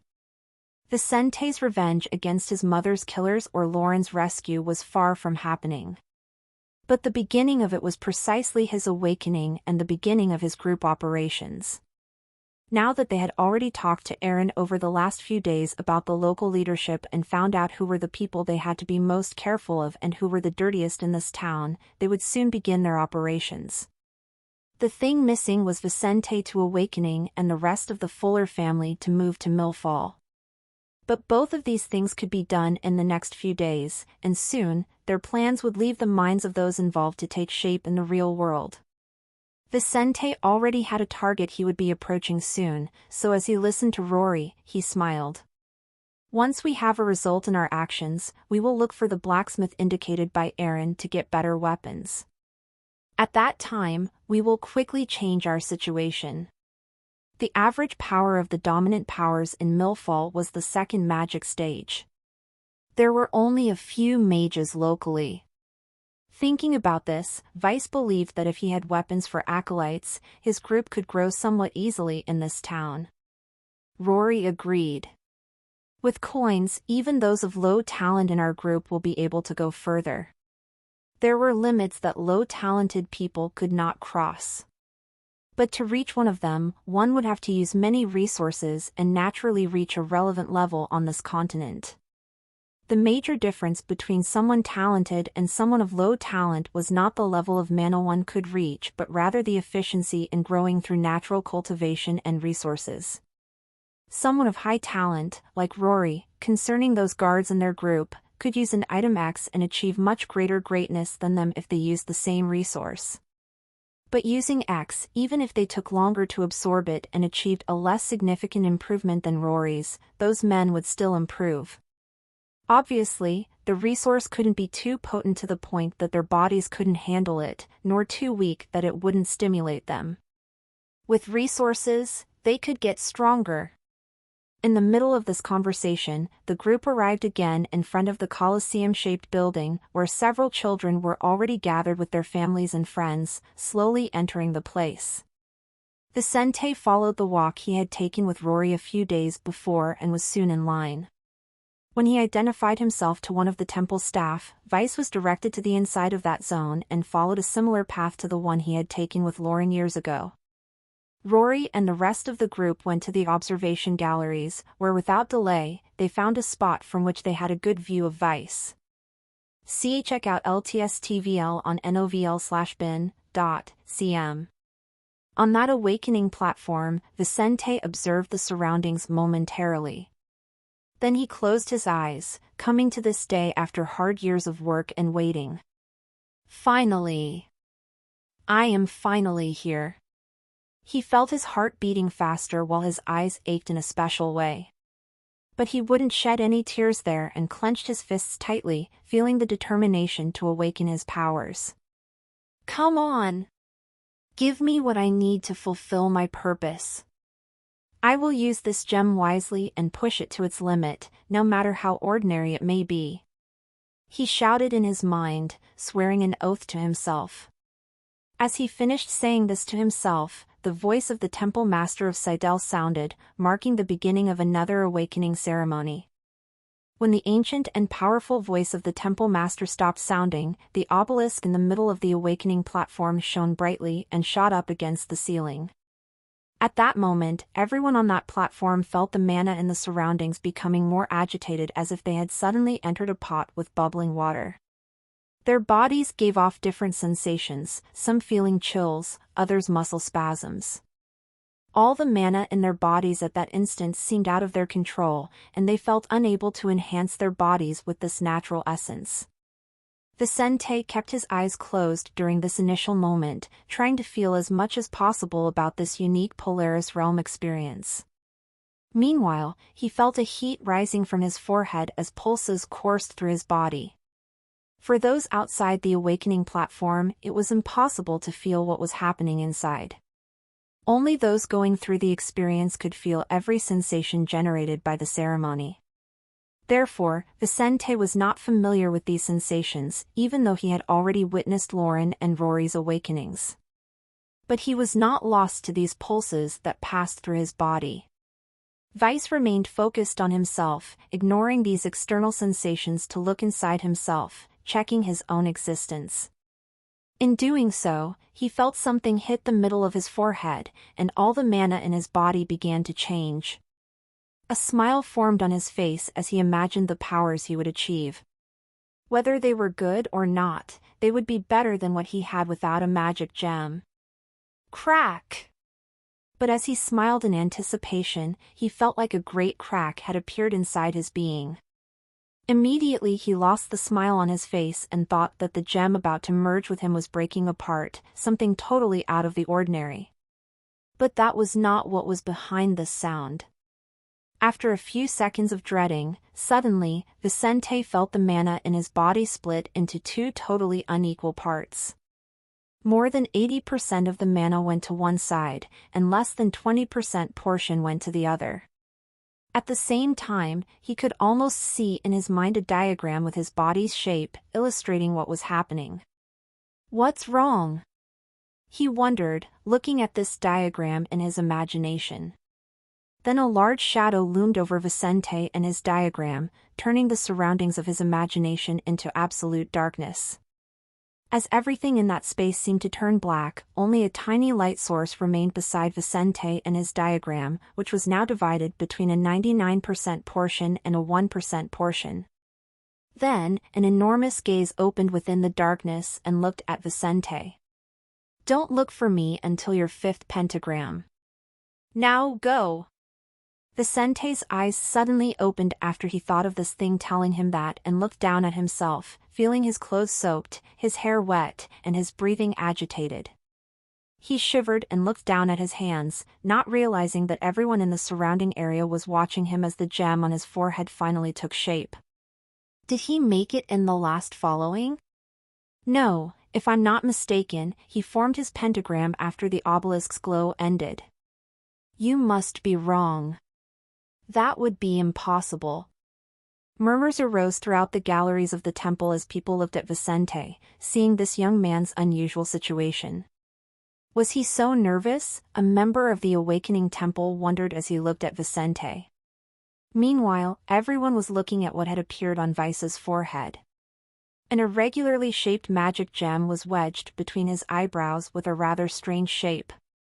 Typically, magic gems were continuous, but Vicente's gem had two parts, one that looked like a pentagram with black lines and one below the pentagram shaped like a line 69, similar to the representation of the sign of Cancer.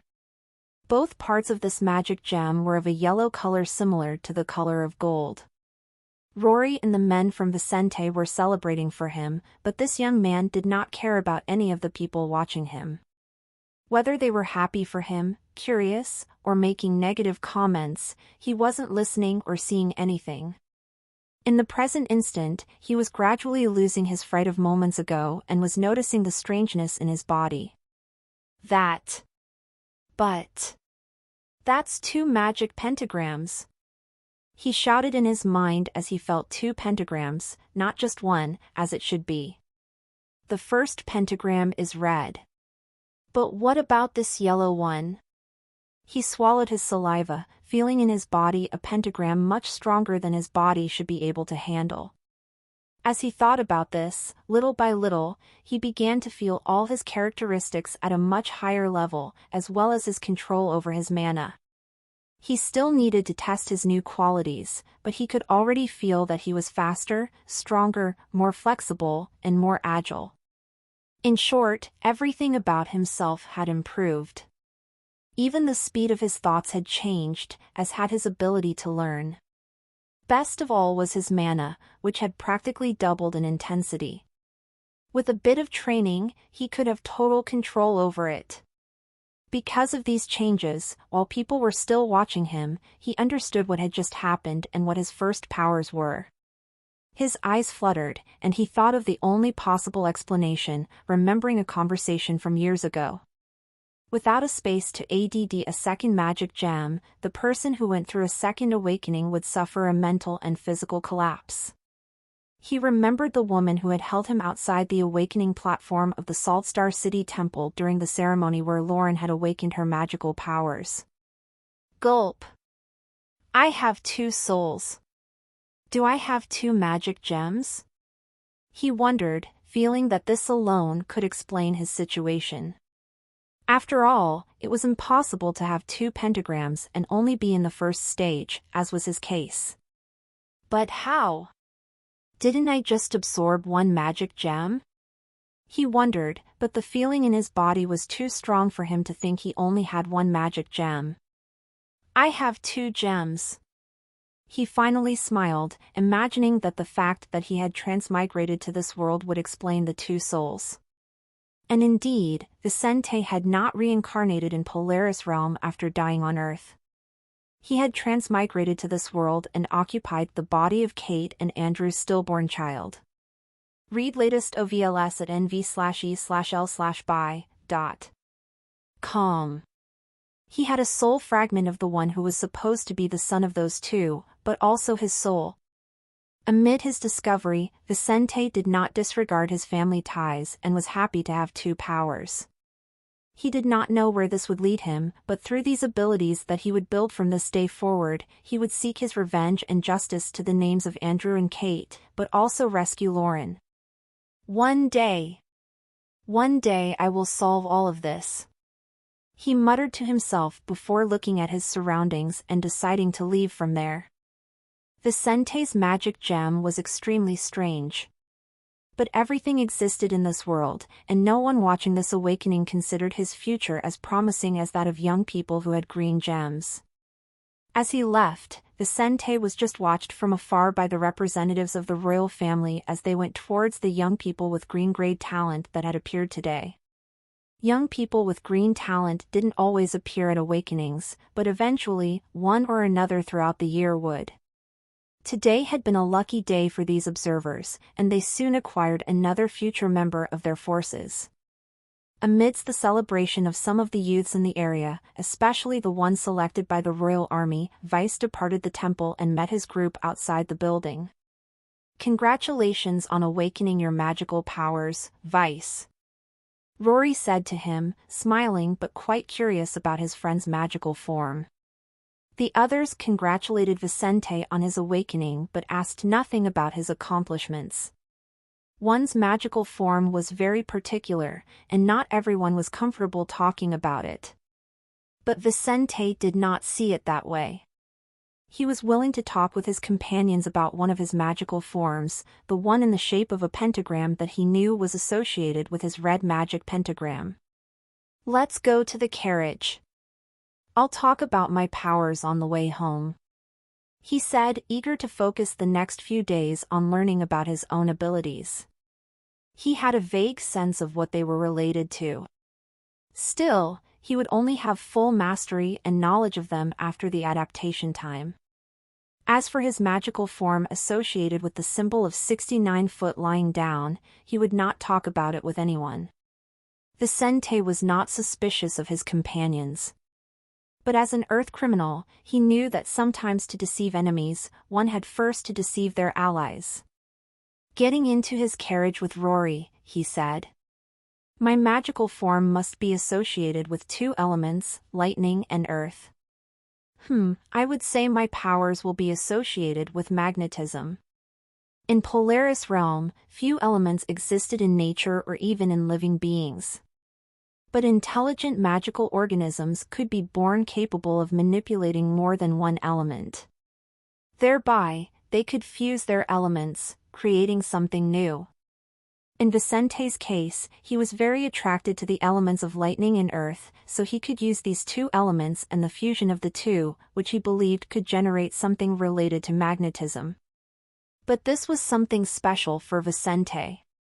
Another person with the same lightning and earth elements could form other secondary forms of elemental powers. This depended, to a certain degree, on the magic pentagrams one would have on their magical journey, but also on the elemental composition of that person's soul. In Vicente's case, he had more affinity with lightning than with earth, and the way these two elements existed in his being, the fusion of the two should lead him to magnetism. Upon hearing his friend, Rory was happy because most people were born with only one affinity. To be born with two was excellent. He too was born with two, but unlike his friend, Rory had an affinity for the elements of air and fire, which led to the special power, explosion. Vicente heard Rory's celebration and smiled at his friend, but internally he couldn't stop checking other affinities. He strangely could not understand what his second magical form was. All Vicente felt when he tried to analyze it was great darkness, something that made him feel goosebumps all over his body. He didn't understand where the thought of not using it until the fifth magical pentagram had come from. Still, he felt that until then, he should be careful not to use this power. Otherwise, he would undoubtedly have several problems. He didn't know what this was related to, but judging by the yellow pentagram related to his second magic form, Vicente judged that his body couldn't even withstand the activation of this power. "I probably have the potential to become a mage without much difficulty with my talents and magic forms. I'll try to avoid using this until then when I can absorb a pentagram of the same level as this one. After that, my body should be better prepared for that power," Vicente thought as he smiled at Rory. "Anyway, what do we do now, man? I know you must spend some time getting familiar with your powers, but what do we do next?" Rory asked. Vicente put his thoughts aside and said, "I'll focus on training my new abilities for the next 4 days. After that, we will leave back to Martel Village. We will pick up Nina and Eve. We will continue our plans when we return with them and some of our comrades." Rory nodded to Vice, feeling that this would be better. It would be better for them to travel to get these people now while they hadn't started getting involved in local affairs. Once they started, they would be too busy to be of any use to go out on trips and settle non-essential matters. Vicente said to Rory, "It would be good if you would use the next few days to register Nina at one of the local academies. I want everything to be ready so we can focus on our business when we return with her." "Okay, leave that to me." Rory accepted the task. "In the meantime, I want the three of you to visit a few stores in those days." Vice looked toward the front of the carriage, where his men were standing outside the cabin. "We'll update our plans after Nina and Eve settle in locally. But I want you guys to already get ahead during the days of my seclusion and contact with these stores. I plan to approach these merchants soon." From what Vicente and his group had discovered in the previous days, Millfall had a severe crime problem. Several stores and local commerce did not operate during the night due to the local dangers. Not only did the owners of many businesses not have the ability to pay for security in their shops, but the common part of the population, weak or unable to use magic, did not dare to go out on the streets after a certain time. They discovered this by combining their observation time in the city with Aaron's information. Vicente wanted to act precisely on this local weakness. "Okay, boss." Those men replied just before the carriage pulled into the driveway of the house where Nino would be living very soon. Arriving there, Rory and part of the group of guards left, leaving only one to observe the area while Vicente trained. He went directly to the basement of his house, where was the training room that every residence like this one would have. As he locked himself in that place, Vicente closed his eyes for a moment, feeling the violent mana in his body propelling him to extravasate some of his powers. He looked at a humanoid target there and ran. Sparks appeared around his body, in particular around his fist, which was already moving toward the head of the dummy in front of him. Power!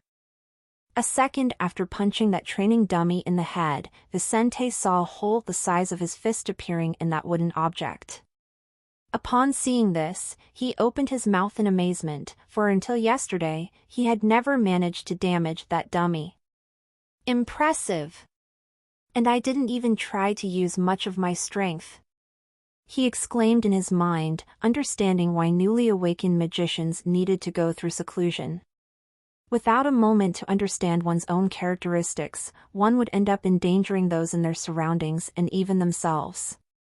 By advancing a stage, a magician's powers would temporarily become destabilized, and they could either use more or less strength than they wanted. This could seriously injure those close to a new advanced magician, but it could also be a danger to the magician. After all, being unable to use all their powers in the way they wanted was not good. He clenched his fists and watched the dummy regenerate. "Let's test everything I can do." He then moved against such a combat dummy, something capable of providing an opponent capable of moving and defending itself. But it couldn't attack. This was a piece of equipment that every magician would use for training when they were at the first magical stage. Not everyone had the coins to buy one, but Vicente and Rory did because Andrew had bought one for Lauren before he left for Saltstar City. As he moved, Vicente paid attention to his speed, which was noticeably higher than the one he had previously. Before the magic gem, I could run around 20 kilometers per hour. But now, I can move at 40 kilometers per hour. He noticed his speed amidst his faster and slower movements. Vicente was not maintaining a steady pace as he moved around that training room. His speed increased and decreased beyond his control. But even his minimum speed was already much faster than it had been until yesterday. He saw the dummy slipping away from him once again when his speed varied to the minimum, but as he watched it closely, he realized something. His eyes narrowed, and he saw some of the dust in that room against the light, watching it fall as if watching a slow-motion video. I can see better. My vision has improved a lot, and by combining it with my reflexes, I can even see things as if in slow motion. He wondered as he experimented with his abilities without even trying to use his magic pentagram. All he was doing was stimulating his body with mana, as he had been doing for years. By stimulating his body with mana, Vicente would have all his senses sharper, be stronger but faster, have faster and better reactions, and recover from injuries more easily. Apprentices, but against him, it had no chance. Even though he was only a junior apprentice, all of Vicente's it was as if he had gone from being a human to a superhuman. He would realize this in the next few moments, surpassing that dummy who should generally be a good training partner for apprentices, but against him, it had no chance. Even though he was only a junior apprentice, all of Vicente's characteristics were abnormally high, and he readily realized that. That's because of my second magic gem. He noticed this effortlessly, seeing that his body was much stronger than he thought it would be after his awakening. Vice had analyzed Rory for days during his training sessions. Through this time of observation, he had concluded how strong he would be after his awakening. But now he had at least 4 times more strength, speed, and power than he had anticipated. This could not be because of his fighting and movement techniques from his earthly time, so the only explanation was his second power. He sensed this and decided to test the special power of his red magic pentagram, curious to see how his powers would show themselves. Would it be affected? Vicente didn't know, but he decided to use his first pentagram even though he hadn't stabilized his powers and needed at least a few hours of training with that puppet to work this out. In doing so, he made a combat stance and followed his instincts. The special power that would come from a magic pentagram could be used for magician's seconds after absorbing it. There was no special restriction related to this, and the magician did not have to earn this ability by going through a test or challenge. By gaining a magic pentagram, one would have already passed any tests there might be, and this would have 100% compatibility with that person. Precisely because of this, the activation and the best way to use these powers would come to the mind of the owner of that pentagram when they decided to activate it. Vicente acted almost unconsciously at that moment, feeling strange sensations as his fingers moved, noticing a weird weight arising in his mind. Looking at the surroundings, he noticed several structures in his training room shaking while the lighting in the area failed. Not only did the light fail, but it also changed color strangely, showing Vicente different electromagnetic spectrums. As this happened, Vicente's eyes turned as white as lightning. The metallic items in the surroundings floated towards Vice and slowly began to change shape, forming shields and blades as he imagined these things. However, as he continued to infuse his mana into his magic gem, Vicente noticed that, unlike other people, only part of it was glowing in the color of his talent. While the pentagram glowed in an intense yellow, the symbol of 69 foot lying there remained in an opaque yellow tone. Noticing this, Vicente looked in the direction of his forehead, and an idea flashed through his mind. Is this the talent of my first magic gem? Does every gem have a different talent? He opened his mouth as he thought of this absurd possibility. But as he thought about it, Vicente felt his power reach a new level, and he began to see field lines in his surroundings. Explore new ovals on nvelby.com. Noises arose from his house while he felt more and more metallic objects in his range. Shit! I have to stop, or I'll destroy my house. He felt sweat dripping down his back and tried to control himself.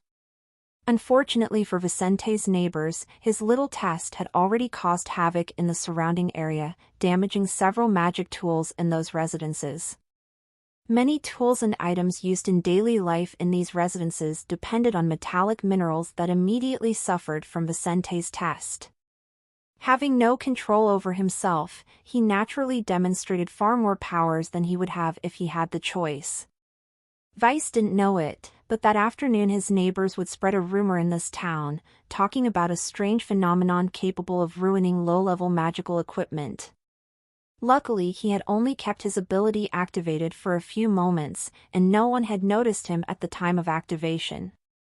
Leaking power after the incident in his first training, Vicente did not leave his home. Leaving wouldn't help him much, so he no longer tried to activate his skill related to his first pentagram. He still had to train his mana control skills before mastering this red pentagram, so he decided to focus on this physical training. When he finished this primary part of his training, he would see somewhere to train his powers without risking destroying his home or drawing unnecessary attention.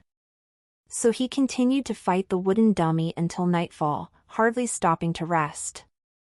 By the end of the day, Rory and the rest of the men in Vicente's group had returned from their business, but their leader had not yet left the training room. Is he still there? Rory asked with a smile on his face, imagining that Vice was admiring his own abilities.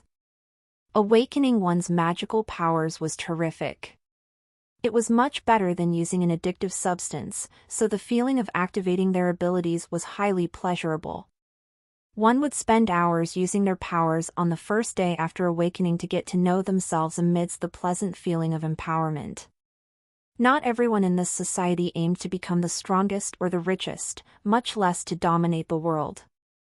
But many cultivated their magical powers as much as they could. Why was this?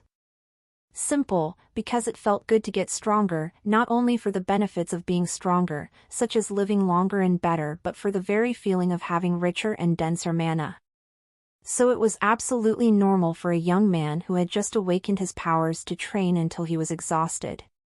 Yes, a few hours ago, I thought he would come out after a strange phenomenon hit the whole neighborhood, but he didn't even say anything. The man who had spent all afternoon watching Vicente's property answered Rory. Strange phenomenon? One of the guards in the group asked as he frowned. What are you talking about?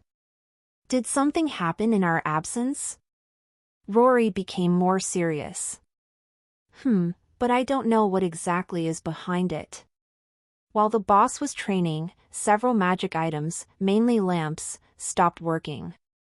Not only that, several objects floated inside the residence and other places nearby. I heard some rumors in the neighborhood, and this seems to have happened in at least about 20 nearby houses. That young man replied. He did not associate this with Vicente's training. After all, as a junior apprentice, their boss had no way of having such a strong ability. None of the others thought of this possibility, even after they had already heard from Vicente about the nature of his powers.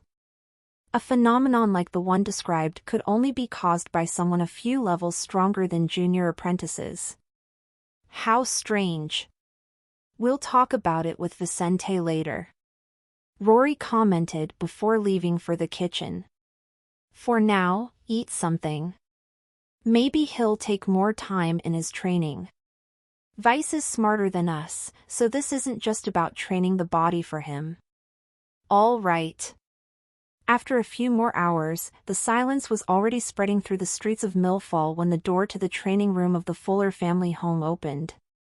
When this door opened, the guard waiting for Vicente looked in this direction, seeing the silhouette of his leader, while smoke and a strange smell came from that place. Vicente was naturally stinking after half a day of training. Finally! Boss, I thought you would spend the whole night there. That man stood up and walked over to Vicente. Oh.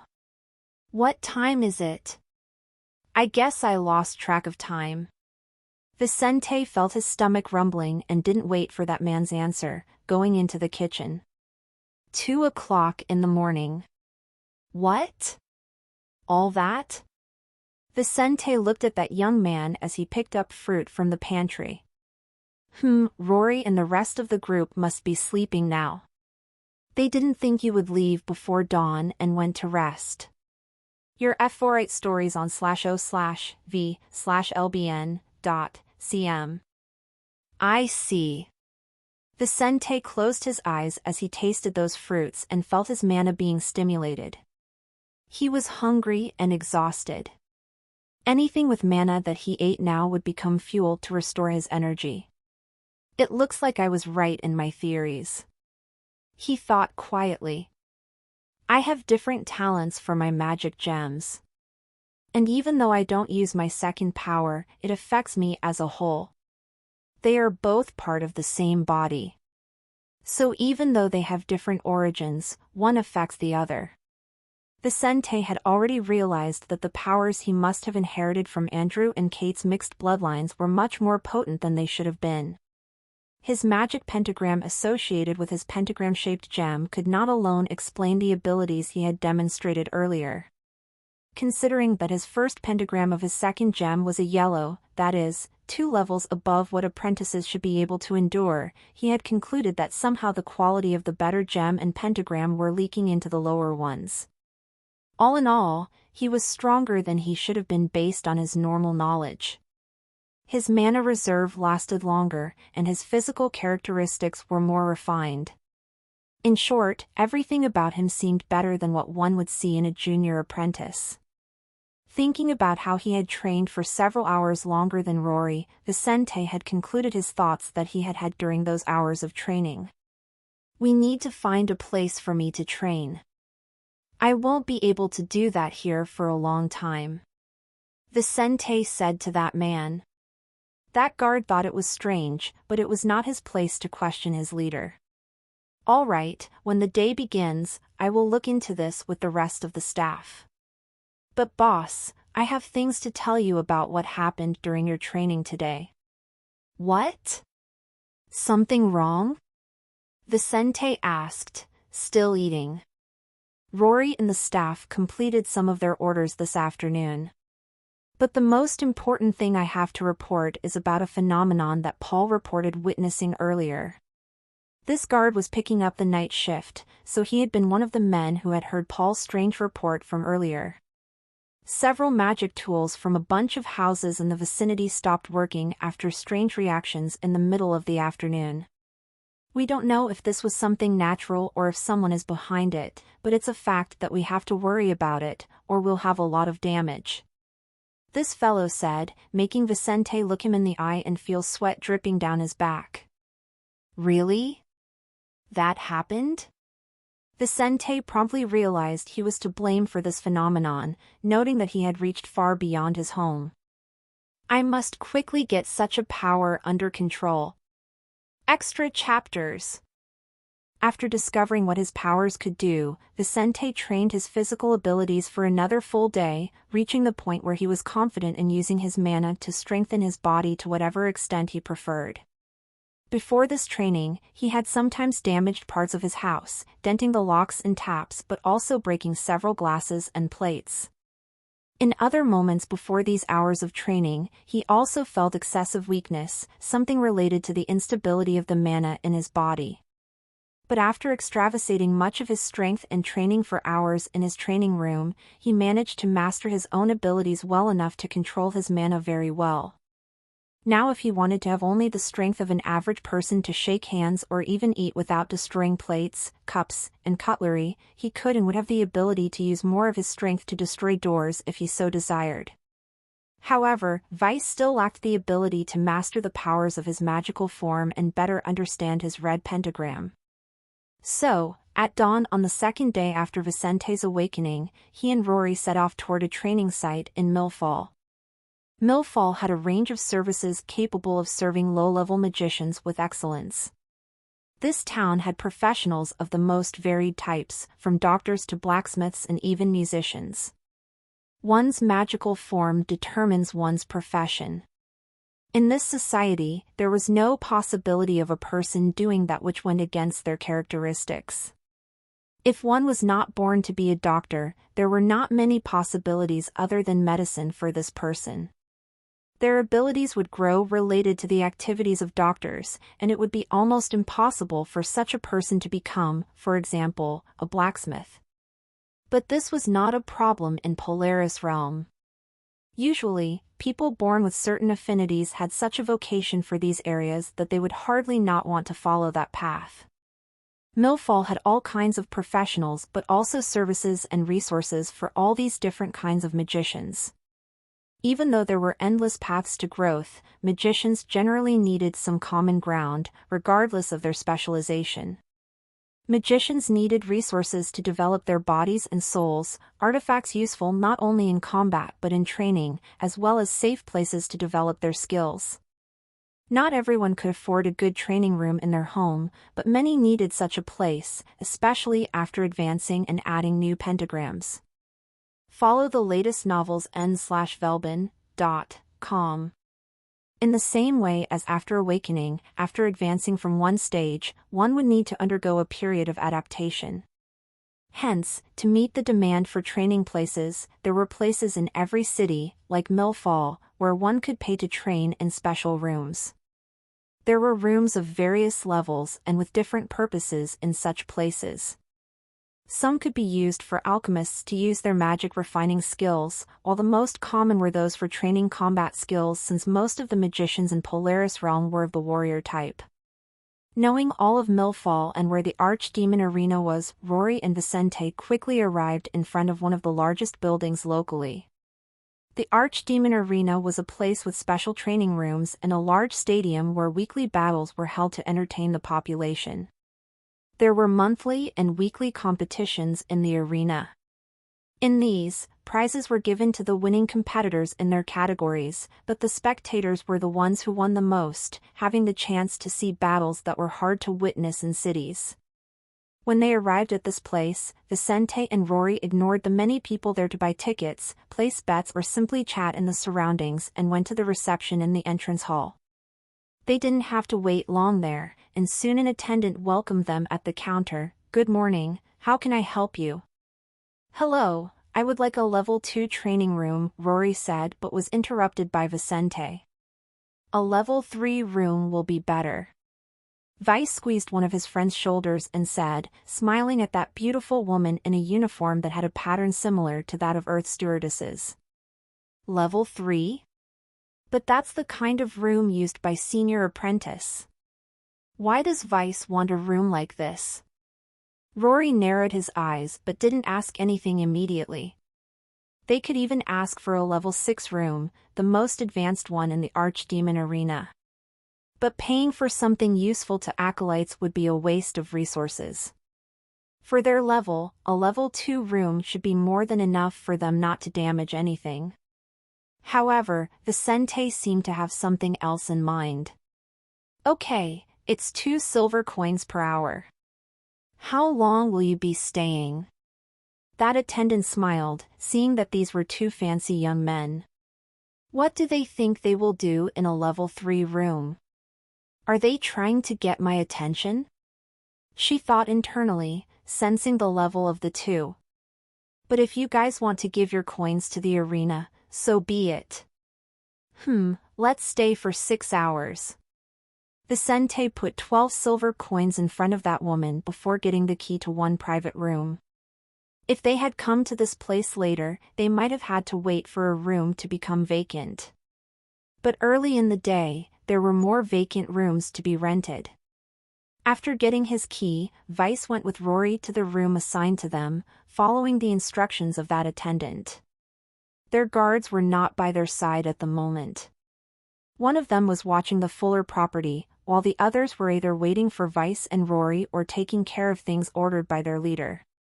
On the way to the area of the individual training rooms, Rory looked at Vicente and asked in a low voice, "Why did you ask for a level 3 room? You know it's 50% more expensive than a level 2 room, right?" And I also know that if we damage the level 2 room, we will have to pay a fine of 10 times the room's rent," Vicente said in a low voice. The level 2 room costs 8 silver coins for 6 hours of use. So if he damaged it, he would have to pay 80 silver coins as a fine to the Archdemon Arena.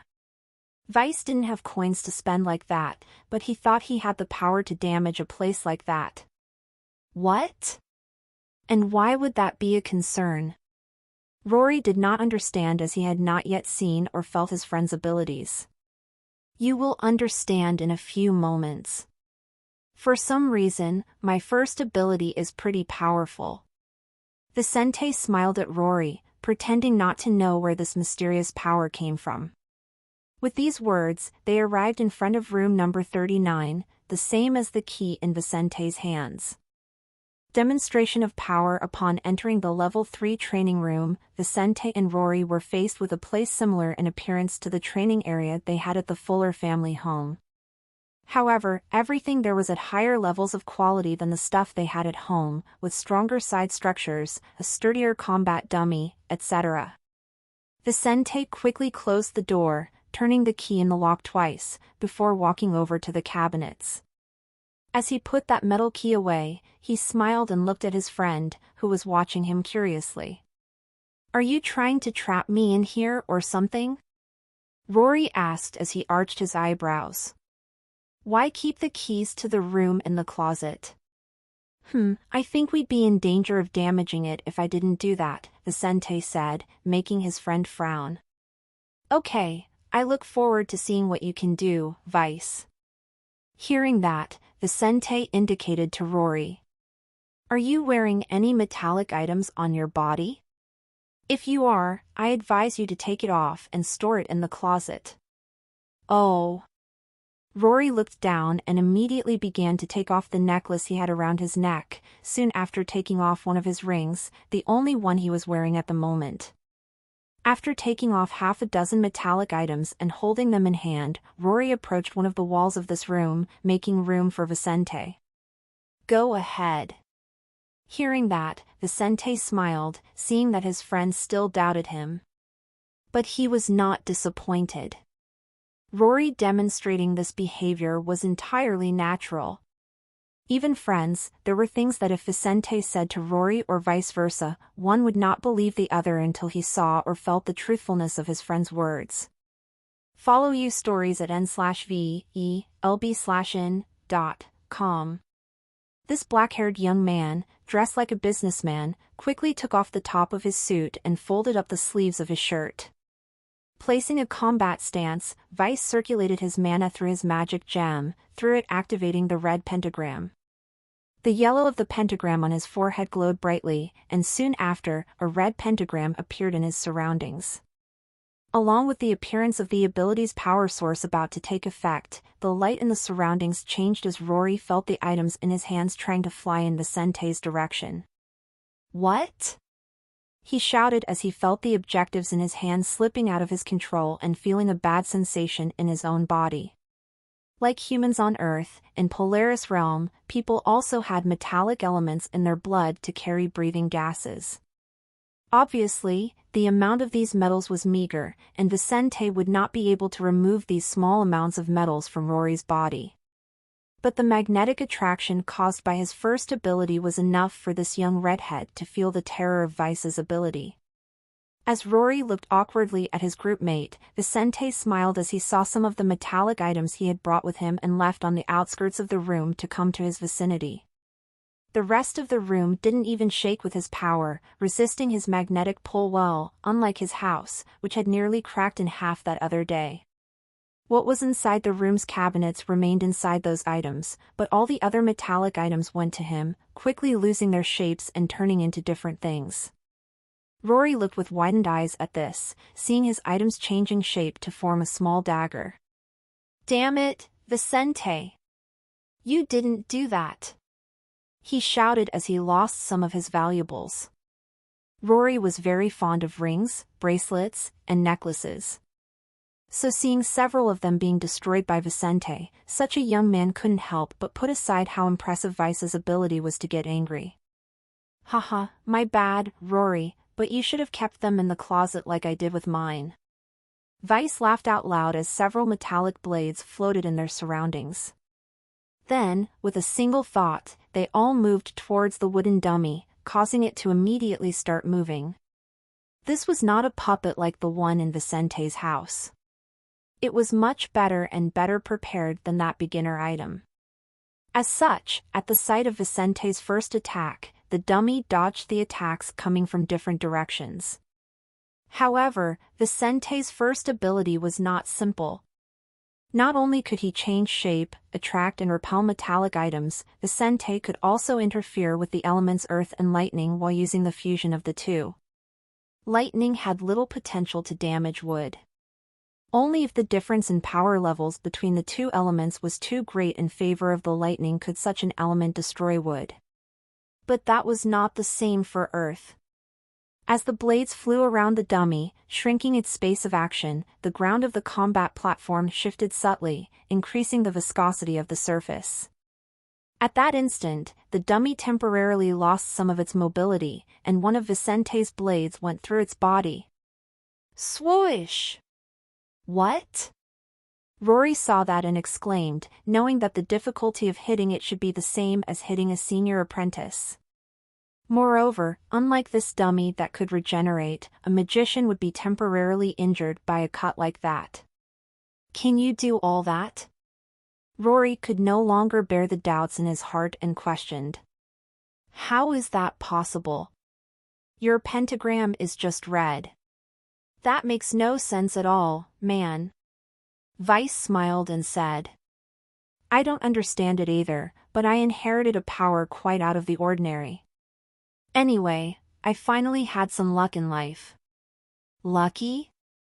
"Haha, I'd say so," Rory said, noting how powerful Vicente's first skill was. The first skill, or magic pentagram, came from the magic gem. Because of that, this was the only skill that could grow along with the magician. In other words, if this power of Vicente's was already like this right now, Rory could already imagine how shocking it could become when his friend became stronger. Haha, so it was you. You who destroyed half the magical equipment on the block. Rory immediately connected the dots and understood the origin of the phenomenon from days ago. Vicente smiled at him but said nothing as he tried to control his powers. Then Rory asked him after a few moments of watching his friend. But Vice, tell me something, can you form weapons with this manipulation ability? I mean, you formed several types of blades, but can you make other objects?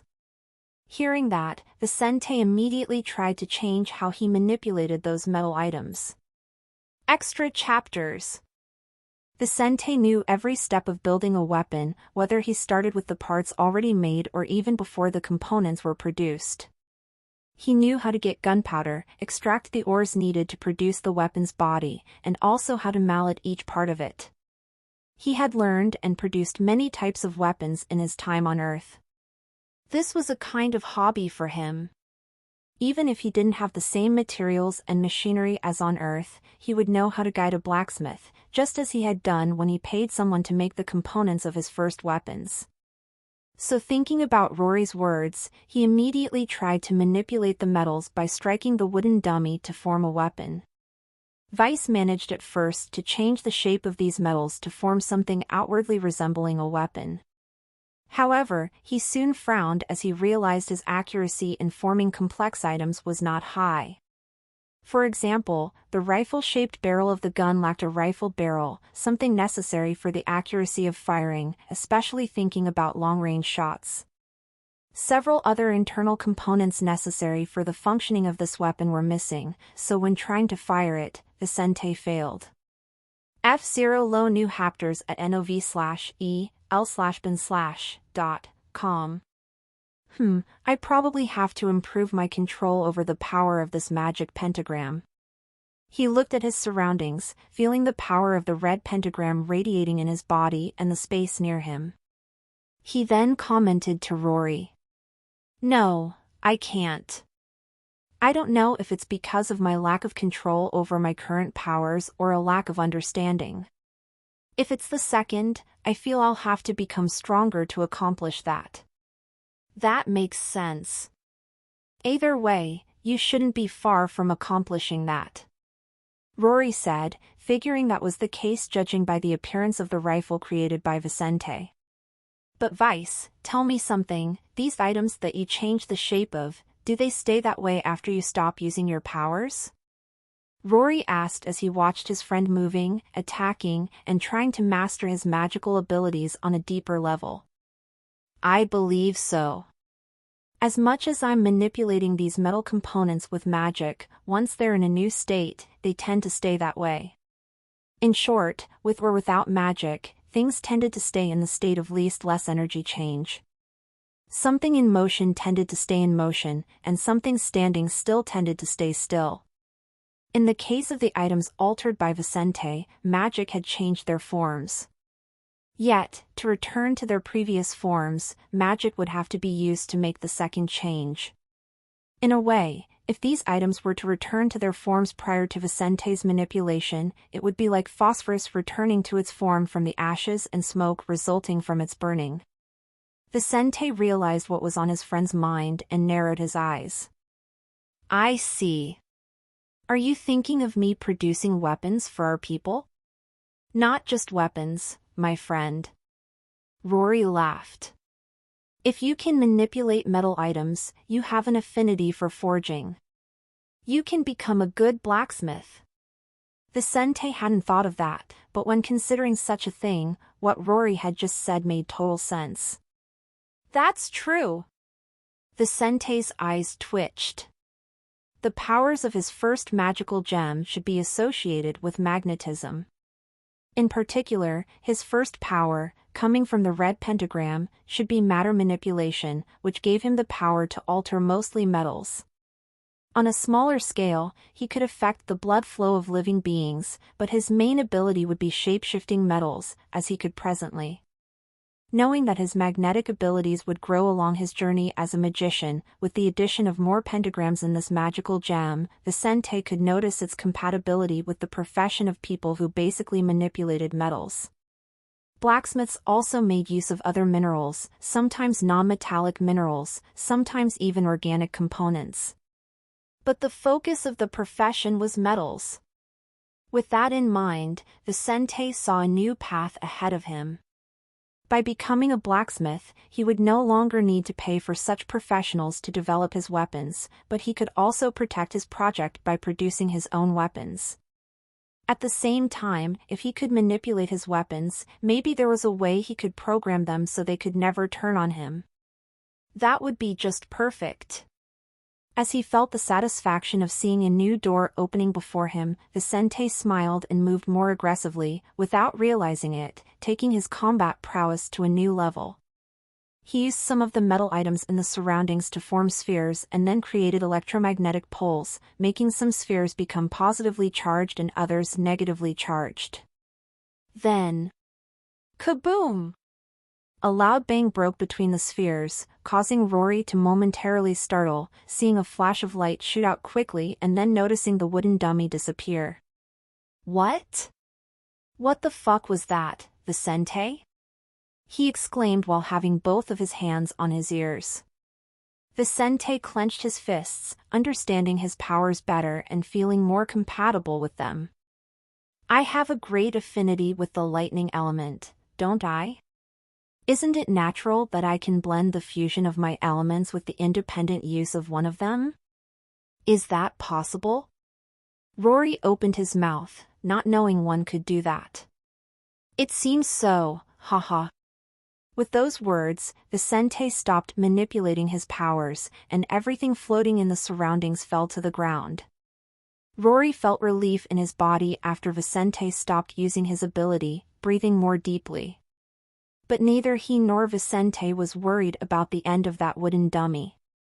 They couldn't damage the room's structure, but a doll was made to be pushed to the limit. If someone who hired the services of this place was strong enough to destroy the dummy, then that was the responsibility of the Archdemon Arena. Obviously, this institution had its rules, which, for example, prevented anyone stronger than the level of a training room from renting it. What had motivated Vicente not to choose something lower than a level 3 room was his fear of destroying whatever room he was in, knocking down the walls, and ruining the furniture. So, when he stopped to drink some water and recover some of his energy, Vicente didn't even look at the ashes of that dummy while Rory stood in silence, judging his friend's level. Vice, you are powerful, he said after a few moments. If I couldn't see it, I'd say that your talent and magic pentagram are not yellow nor red. But that must be the effect of having such a strange magical gem. Congratulations, my friend, you can go far, and achieving your ambitions will be less difficult than we thought. Before he considered that vice, and he would have to use the influence they built up to pay for assassins or powerful magicians to deal with the revenge they would go after. But with such impressive power on their side, things could be different. There was a long way to go, a difficult and dangerous one that could very well still be impossible. But compared to before, now they had much more to rely on to go for their goals. Vicente nodded to Rory but didn't invest in the matter. He merely finished drinking his water and said, I'm going to meditate for 15 minutes to recover. How about we fight a bit afterward? After Vicente's question, Rory looked at his friend strangely. Are you crazy? If we train together now, you'll hurt me. We should at least wait for you to get better control of your ability. This was indeed a problem to think about. Just as Vicente had learned to control his body with the new characteristics after his awakening, he needed to control the power coming from his pentagram. But since that was a power more connected to him than using his mana to strengthen his body because it was ingrained in his being, Vicente felt he could quickly control that ability. You think so? How about this? I won't attack. I'll just defend myself while you attack me. That should be enough for me to understand my abilities better. By the end of this 6-hour period, I'll probably be able to control myself well enough. Then we can have an actual confrontation. Rory thought silently about this proposal and agreed after a moment. Vicente was smarter than him in terms of combat, use of magic, and ability to understand and read the world's reality. Since Rory himself had mastered the power of his pentagram in less than a day, he judged that by the end of those hours of training, Vicente would have enough control to not put him in danger. All right. With that said, the minutes passed, and when Vice had recovered enough to expose his combat skills again, he and Rory positioned themselves in opposite corners of the room. When one looked at the other and indicated he was ready, Vicente tossed a wooden sphere into the air, something his powers could not interfere with. He and Rory circulated the mana in their bodies, making their magical gems glow brighter while their red pentagrams appeared. The metallic items from earlier floated in Vicente's surroundings while an inexplicable wind arose inside that totally closed room, from where only an air duct ventilated the place. But this was a wind that felt like the gaseous displacement during a storm, not the airflow coming from a duct. Along with that wind, orange flames appeared in Rory's hands as he positioned himself to attack Vicente. When the wooden sphere touched the ground, the looks on both their faces changed, and they both moved. Vicente already knew Rory's skill, so he promptly manipulated those metal items in his surroundings to create shields. On the other hand, Rory did not delay and soon exposed the power of his magical form, Explosion. When air and fire merged, a glow appeared. Flames exploded strongly in front of Vicente, raising the temperature of the entire room, while small orange blades formed from the explosion, heading in different directions under Rory's control. Rory's ability was Explosion, something related to his magical gem. But with his first pentagram, that power showed itself through the formation of small blades of fire, a mixture of air and fire that could create micro-explosions when it hit its target. Vicente had yet to feel Rory's power in combat, but almost instantly, upon the activation of his friend's ability, he realized how destructive that was. From 1 hour to the next, a strong explosion hit one of his shields, destroying part of its structure, while fragments flew toward Vicente. Noticing this, Vice did not stop to admire the destructive power of his friend nor the structural weakness of the defenses he had formed. He knew that if he were hit by one of these arrows, he would suffer much pain even if his life was not in danger. Vicente immediately moved his hands and controlled the fragments flying towards him, putting some of his attention on moving the other shields flying in his surroundings, making them shift. Vicente would not attack Rory at this time, but even limited, he could greatly improve his understanding of his own powers just by defending himself. Noticing that his items were fragile despite looking strong, Vicente focused more on increasing the complexity of those structures, making each shield vibrate and subtly change shape. He saw that some of his friend's flame arrows passed through the spaces between their shields and moved, dodging so fast at the last moment to get hit that Rory couldn't intervene and change the direction of his blades. They all missed Vice and hit the ground, exploding in different parts of that combat area, but destroying nothing, given the power level of that attack was lower than what the room could handle. "You sure are fast," Rory commented aloud, seeing that his friend's magical ability was powerful and Vice's physical features had evolved much more than he thought. "But how will you dodge that, Vice?" Rory smiled as he joined several of his small blades together, forming one as large as a normal-sized spear. Seeing that thing moving towards him under Rory's control, Vice stopped moving and concentrated all his defenses in front of his body. He felt drops of sweat forming on his face and placed his 2 hands forward, slightly above his head, while controlling his power with his hands. All of his shields merged into a single metal barrier, 10 centimeters thick. Get the L testvels on no/v/elben.c/om. Unfortunately, there was no more free metal in the surroundings. Otherwise, Vicente felt he could demonstrate a much thicker barrier. Boom! Then, attack and defense collided, and when the strong explosion of that Rory blade came, Vicente shouted while holding the shield in front of him. Aff! He felt parts of his shield being destroyed as the explosion changed the metallic elements, decreasing the amount of matter Vice had at his disposal. That's a good skill, Rory! He shouted amidst the explosion, holding his defenses as best he could. Hours after Rory attacking and Vicente defending himself inside one of the Archdemon Arena's training rooms, they finally reached the last 30 minutes they had before their time was up. After hours of fighting, both had improved their skills, one having understood more of his powers and skyrocketed his control over them, and the other having noticed several problems he had to improve. Throughout the fight, Vicente learned to better control his powers to strengthen the structures he created. He had a lot of potential with his ability. Still, without good initial control over it, he had suffered in the early moments of the fight. But throughout the fight, Vicente significantly improved his control, bringing his defensive capabilities up to the level of offensive power he had previously demonstrated. By the end of the last fight, or rather the last attack and defense session, he had managed to completely exhaust his friend just by defending himself. Vice had not suffered any injuries in that last fight, and even though he had not attacked once, he looked like the real winner of the fight. As for Rory, he had lost his edge throughout the fight, but it had shown him important points he needed to improve, something very good for a young magician to realize early on in his journey. He looked at Vice after recovering and asked, "You still need a bit more challenge to finish controlling your powers, right? Shall we fight at least once for real?" With Rory's invitation, Vicente immediately nodded with intent to continue training. As much as Vice would have the upper hand in the confrontation, the point there was to have an opponent for him to better master his skills, not to have profound glimpses of how to elevate his characteristics further.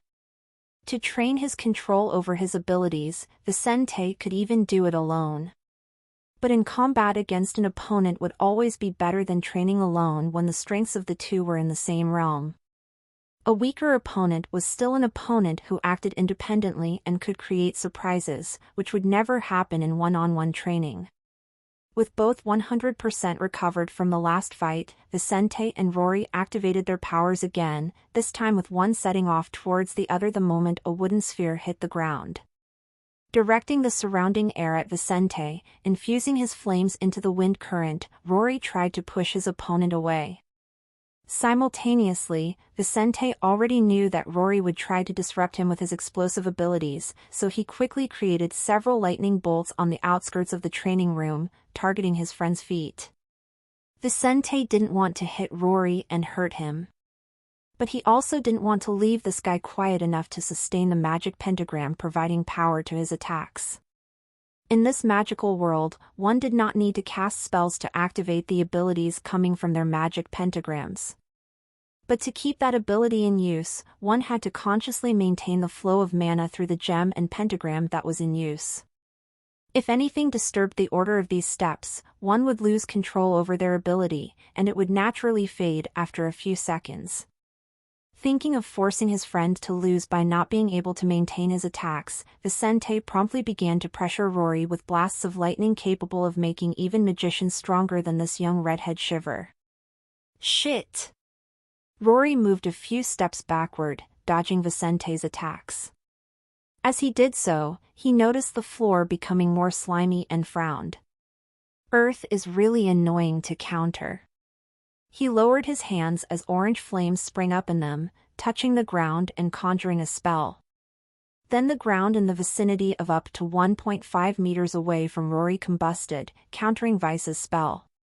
Both Vice and Rory could cast spells with their elements and even a mixture of them. One didn't need to learn a spell in a book to be able to learn things compatible with their magical nature. Some basic uses of magic came naturally to the minds of magicians when they awakened their powers or grew stronger. In a way, it was like an instinct. To make a spell, one wouldn't need much. They would just need to circulate their mana in their magical gem and make the necessary commands to form the spell. Sometimes this could be in the form of words laden with intent. Still, in other circumstances, one could simply make hand seals and generate the same effect as if one had spoken something. The most talented magicians could cast spells without speaking or gesturing, which worked based on their thoughts alone. Vicente saw the entire floor around Rory burn, and his spell lost its effect, but he was not surprised. In some instances, fire could damage earth. He made a few gestures with his hands, and soon after, the blades in his surroundings cut closer to Rory, heading towards the young man's arms and legs. In an instant, the battle shifted from a small advantage in Vice's favor to a large gap between the two. He pressed Rory while working to not hit his friend, only to make his artifacts pass close enough to scare the red-haired young man.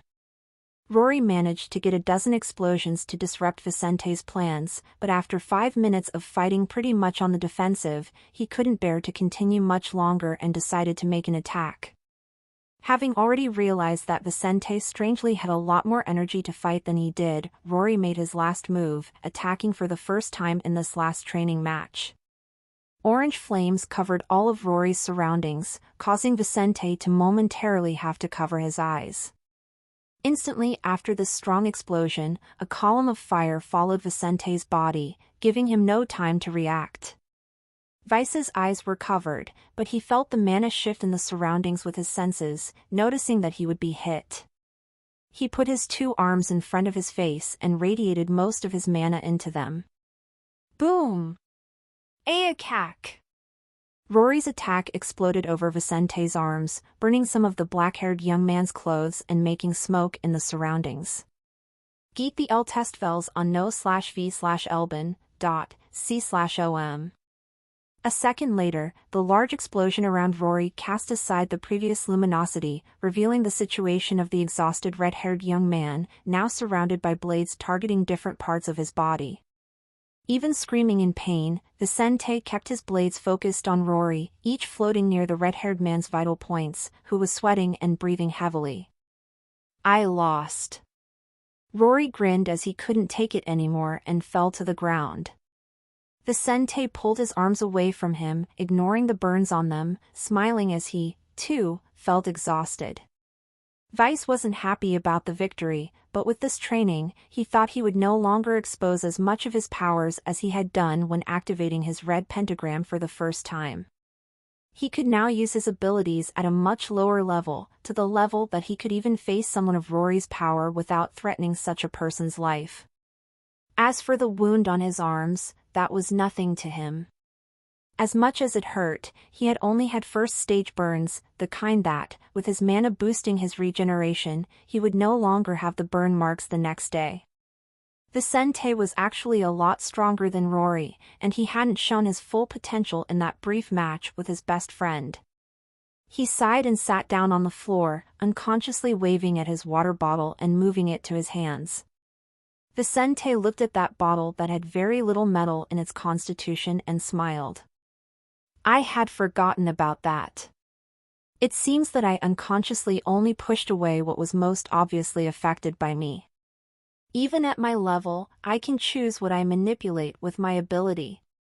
Rory looked at Vicente and asked. Ha. Ha.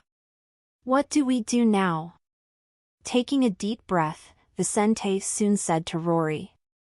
We're leaving tomorrow morning for Martel Village. After tomorrow night, I want to be back by then to start implementing our plans. I'll finish this training during the trip in the Crow Woods. What about forging? Are you really going to become a blacksmith? That would be a good activity to cover your real position in this society. Vice smiled. Yes, I will do that, but only after we start with our plans. With that said, they rested for the remaining minutes of their time in this room, and at the end of the 6-hour period, the two returned to their estate to continue with preparations for their quick trip to Martel Village. The next day, Vicente and his group left Millfall at dawn, setting off in their carriage back to Martel Village to pick up Eve and Nina. Vicente had been communicating with his sister and Eve through letters since he arrived in Millfall. So he knew what had happened during this time in the village, and they knew the time was approaching for them to move out of the village. Vicente had already sent a letter and a bird shortly after awakening his powers, warning them to prepare their bags for departure to Millfall. Vicente's subordinates were also already aware, and those who would not stay in the village to maintain the fuller family operation locally were prepared for their move. The construction of the place where these men would work was already well advanced, and soon they would be able to live in that other place that Vicente had bought in Millfall. With that, everything was ready for this move, and in a matter of hours, Vicente and Rory would arrive in the village. Sometime after leaving Millfall, Vicente's group stopped on the dirt road between that town and Martel village, noticing a fallen tree trunk in front of their group. Stopping the carriage a few dozen meters from that trunk, the man commanding the horses frowned while his companions already had weapons in their hands. Problems like this on roads were classic signs of criminal activity, so they all became alert when observing their surroundings, acting more cautiously. "Rory, blow up that log," Vice said as he noticed the situation outside the carriage. Rory and Vicente then left their carriage, with the red-haired young man closing his eyes and activating his ability while the black-haired fellow observed the surroundings. An orange bow appeared in one of Rory's hands, and an arrow arose in the other as he molded his power to the best of his judgment.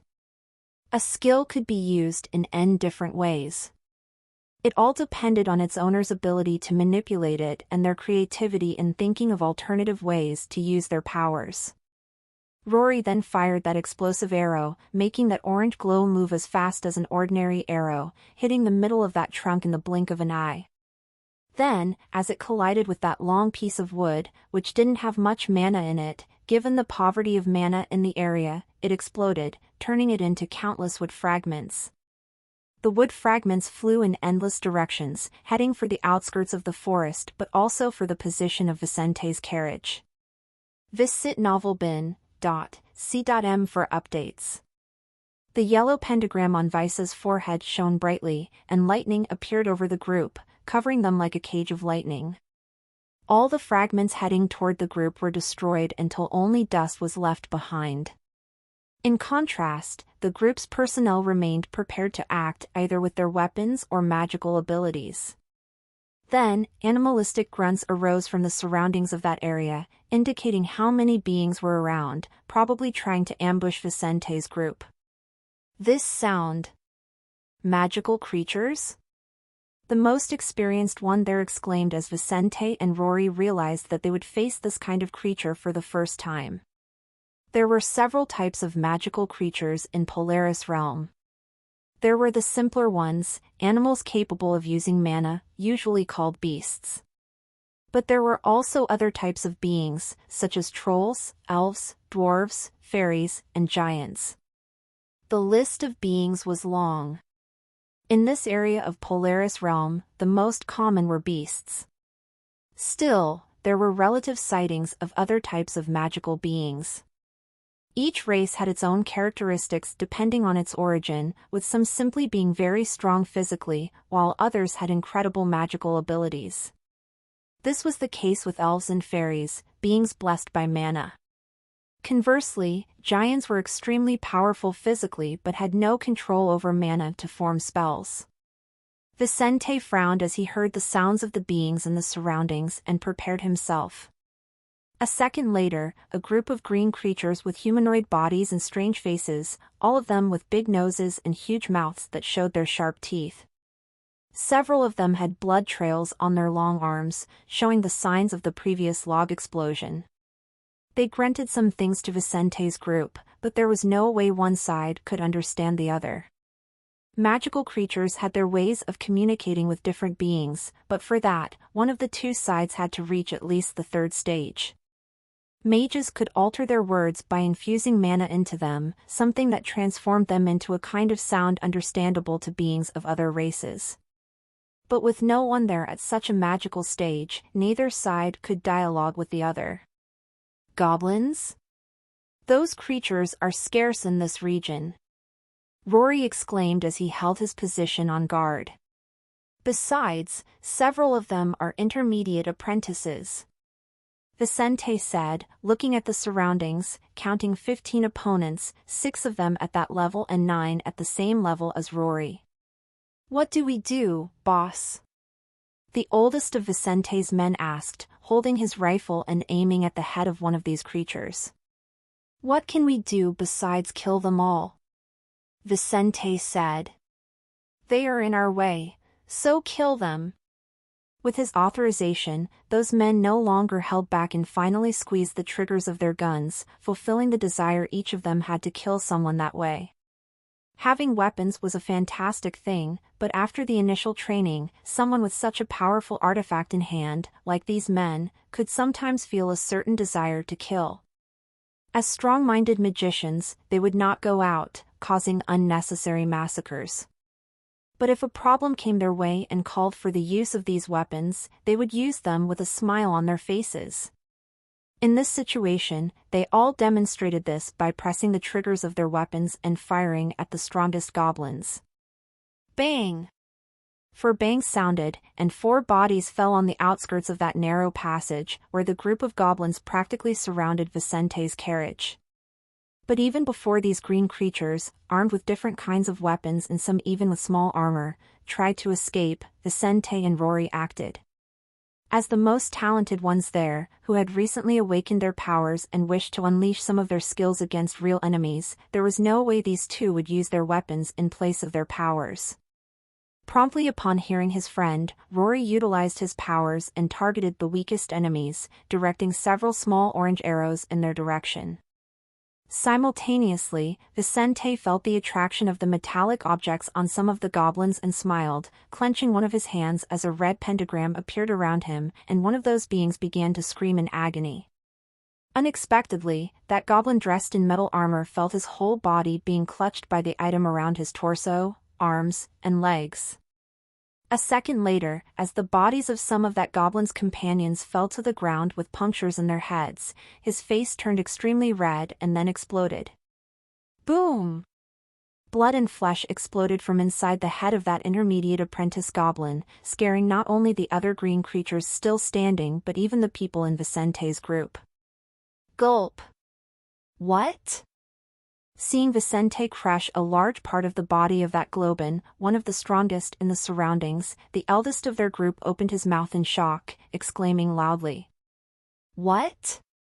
The other weaker ones also saw that, noticing blood and flesh flying toward them. With no time to react to the unexpected, they all felt parts of their bodies and clothes being stained by the goblin's remains. While some weaker goblins exploded under Rory's skill, the still untouched ones didn't think too much and tried to run away. All west ch.rs on n.o/vli/n/.cm. Not so fast. Vicente said before the metallic items on the bodies of those or the other already fallen goblins in the surroundings floated away, quickly changing shape. Several small spears formed and pierced through those fleeing bodies, marking the end of this group. Vicente felt the pleasure of using his abilities without limit but also with 100% control over it. He smiled, looking down at his hands, where he felt most comfortable controlling his ability. But make a mistake. Vicente could command his first ability with mere thoughts if he so chose. Seeing the situation resolved, Rory looked at his friend, smiling. Vice, did you need all that? You just wanted to use some of your skills, right? My bad. I think I got your clothes a little dirty, guys. Vicente put aside the good feeling of using his powers, looking at his men. But immediately, they said he shouldn't apologize. It was only natural that he should act powerfully against creatures in his path. Hell, if it was any of them who had this terrifying power, any one of them would have stopped the others in the group from acting and would have dealt with all the enemies by themselves. Boss, you are really strong. I didn't know your skill would be this extreme. One of the younger ones commented, as this was the first time they had all seen Vicente in action. Vicente smiled but didn't invest in it, quickly changing the subject. Now that they're dead, collect the belongings on those bodies. Bring it all to me. Minutes later, the group's men piled up all the belongings they managed to take from those bodies and stacked them in 3 piles in front of Vicente and Rory. In one of them were the coins they had found with those creatures. Magical creatures valued coins in the same way as magicians. Not every magical creature was welcomed by magicians, and many were not welcome in cities. But there were some merchants willing to do business with any creatures. So beings like these dead goblins could do business with magicians and other races using coins. They all knew it was not strange to find coins in creatures like that, and soon Vicente and Rory collected about 5,000 bronze coins and 50 silver coins. In another pile were the items Vicente manipulated, something he turned into parts of what looked like armor. He had manipulated it to cover parts of his body, but the purpose of it was not defensive, as one might imagine at first glance. Rory had quickly realized that. These are weapons in Vicente's hands. As for the last pile, it contained various kinds of crystals, gems, in general, valuable items, which none of them knew what they were for but which they were aware had value. Creatures like goblins stole a lot, so these must have been spoils accumulated over time. With all these items collected, they made their way back to the village. Hours later, the midday sun was already high in the sky when Vicente and Rory's carriage entered the first street of Martel village. As they passed the entrance to the village, the two young men observed the old houses of this place through the windows of the carriage, waving to some acquaintances who noticed them on their way to the central part of the village. Everyone there knew the two, and seeing them back in the village, many couldn't help but smile and say warm words to them. It was always nice when a young man from the village returned. This was especially true for the most prominent local merchant, responsible for many of the local jobs of inhabitants unrelated to noble powers. In this favorable mood, the group arrived before the Fuller estate. "Eve, we're back," Rory said as he entered the residence's front door in front of Vicente. Arriving there, the two young men saw a scene that neither of them expected. Eve was pressed against a wall, with two men holding her down, while a young blonde man was standing in front of her, holding a shotgun in his hands. This tall, strong, well-dressed young man was not pointing his gun at Eve but rather watching it with a gleam in his eye. He seemed totally lost in his reveries while his two henchmen looked at the entrance door, where two young men had just stopped after one of them opened it. Vicente frowned and looked directly at where Eve was, seeing some purple marks around her body. Rory also changed his expression and ignored the many luggage and boxes in the surroundings to look at the people there. "Hell, who are you, people? What do you think about coming in here like this?" One of the two men holding Eve against the wall shouted. The young man finally realized Vice and Rory's entrance there and looked at them. He pointed that gun in his hands at the one who seemed to be stronger, given his green magic gem, and shouted. "You shouldn't go into places without knocking first. Now you will have to die." He moved his right index finger on the trigger, mischievously smiling as he imagined the scene that would unfold in front of him. Bang! At that instant, a bullet shot toward Rory's chest, giving the young man no time to react. Clang!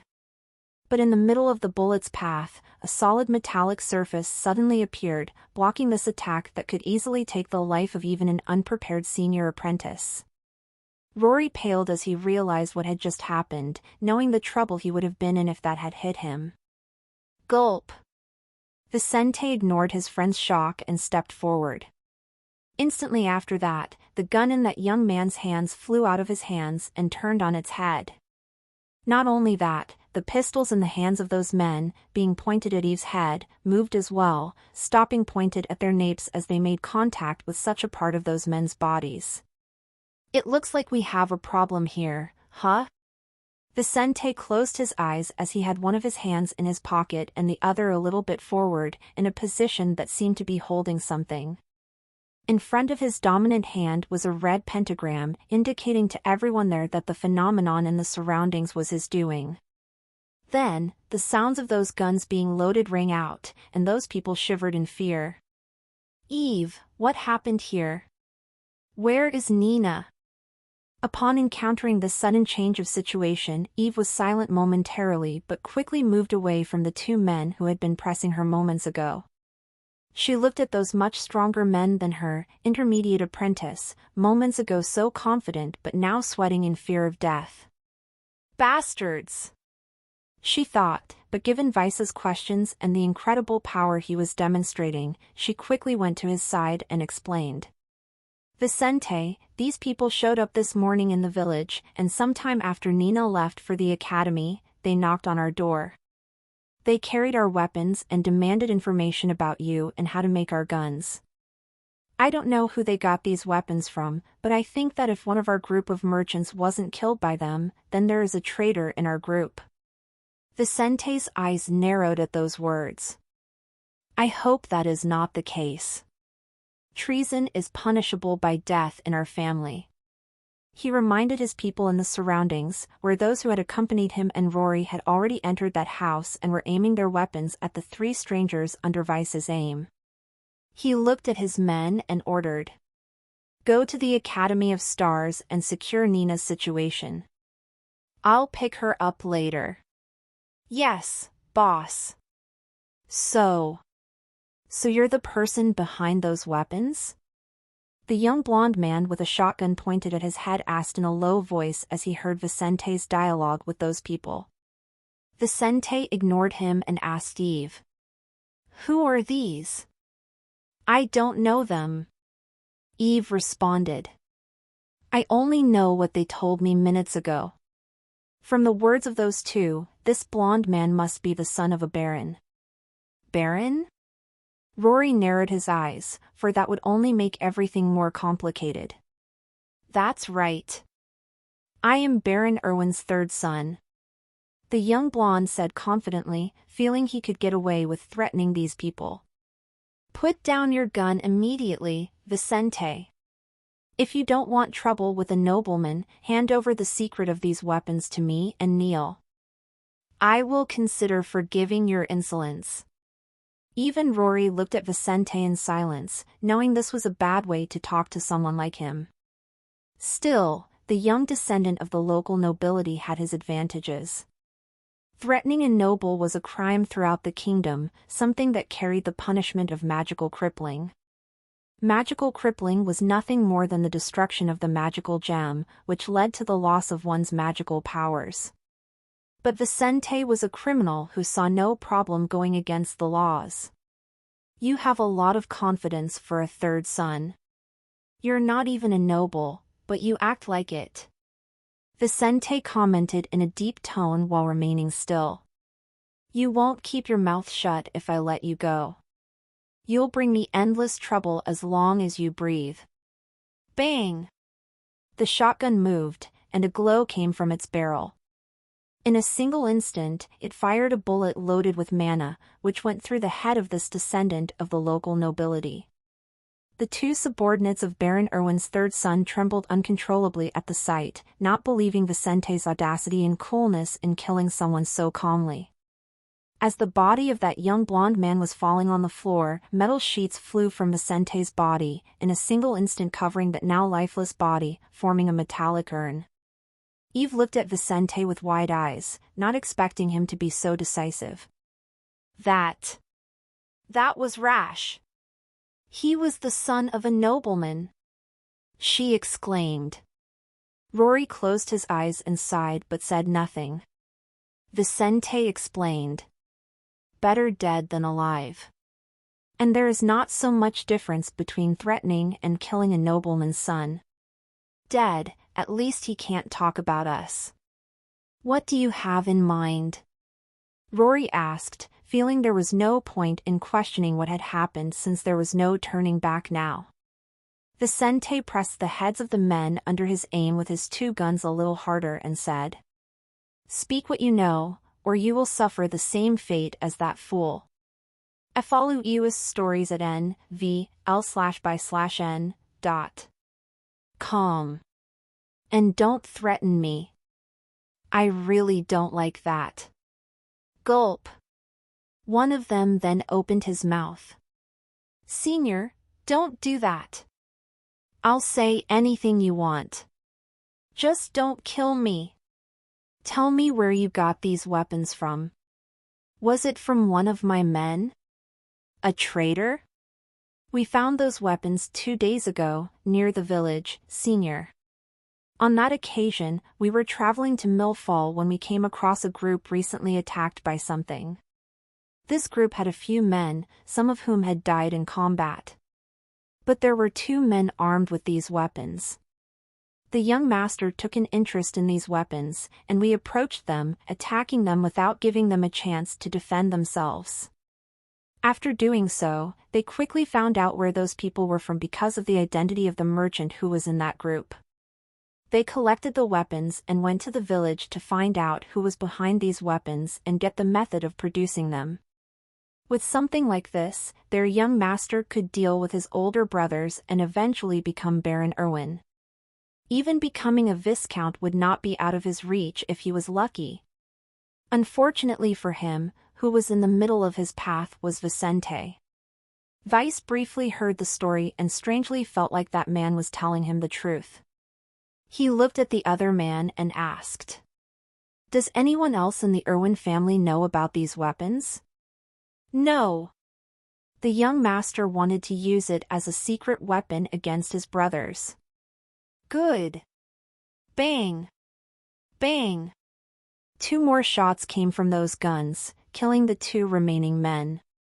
Vicente looked at Rory and finally answered his friend's question. The Erwin family wasn't exactly who we were going to attack first in Millfall, but since they might eventually turn against us, we'll act against them first. The Erwin family was one of the noble houses near this village, which was based in Millfall. This family had come to the attention of Vicente and Rory before they moved to Millfall, as they both knew about the names of the main noble families in the area. In Vicente's case, he had first heard about this family through Andrew. The Erwin family? Rory muttered, knowing that this family was not like their previous targets, who were involved in a range of problems that would make them stand alone when they attacked them. But Vicente had no choice. Whether we attack the Erwin family or not, they have the potential to become an enemy.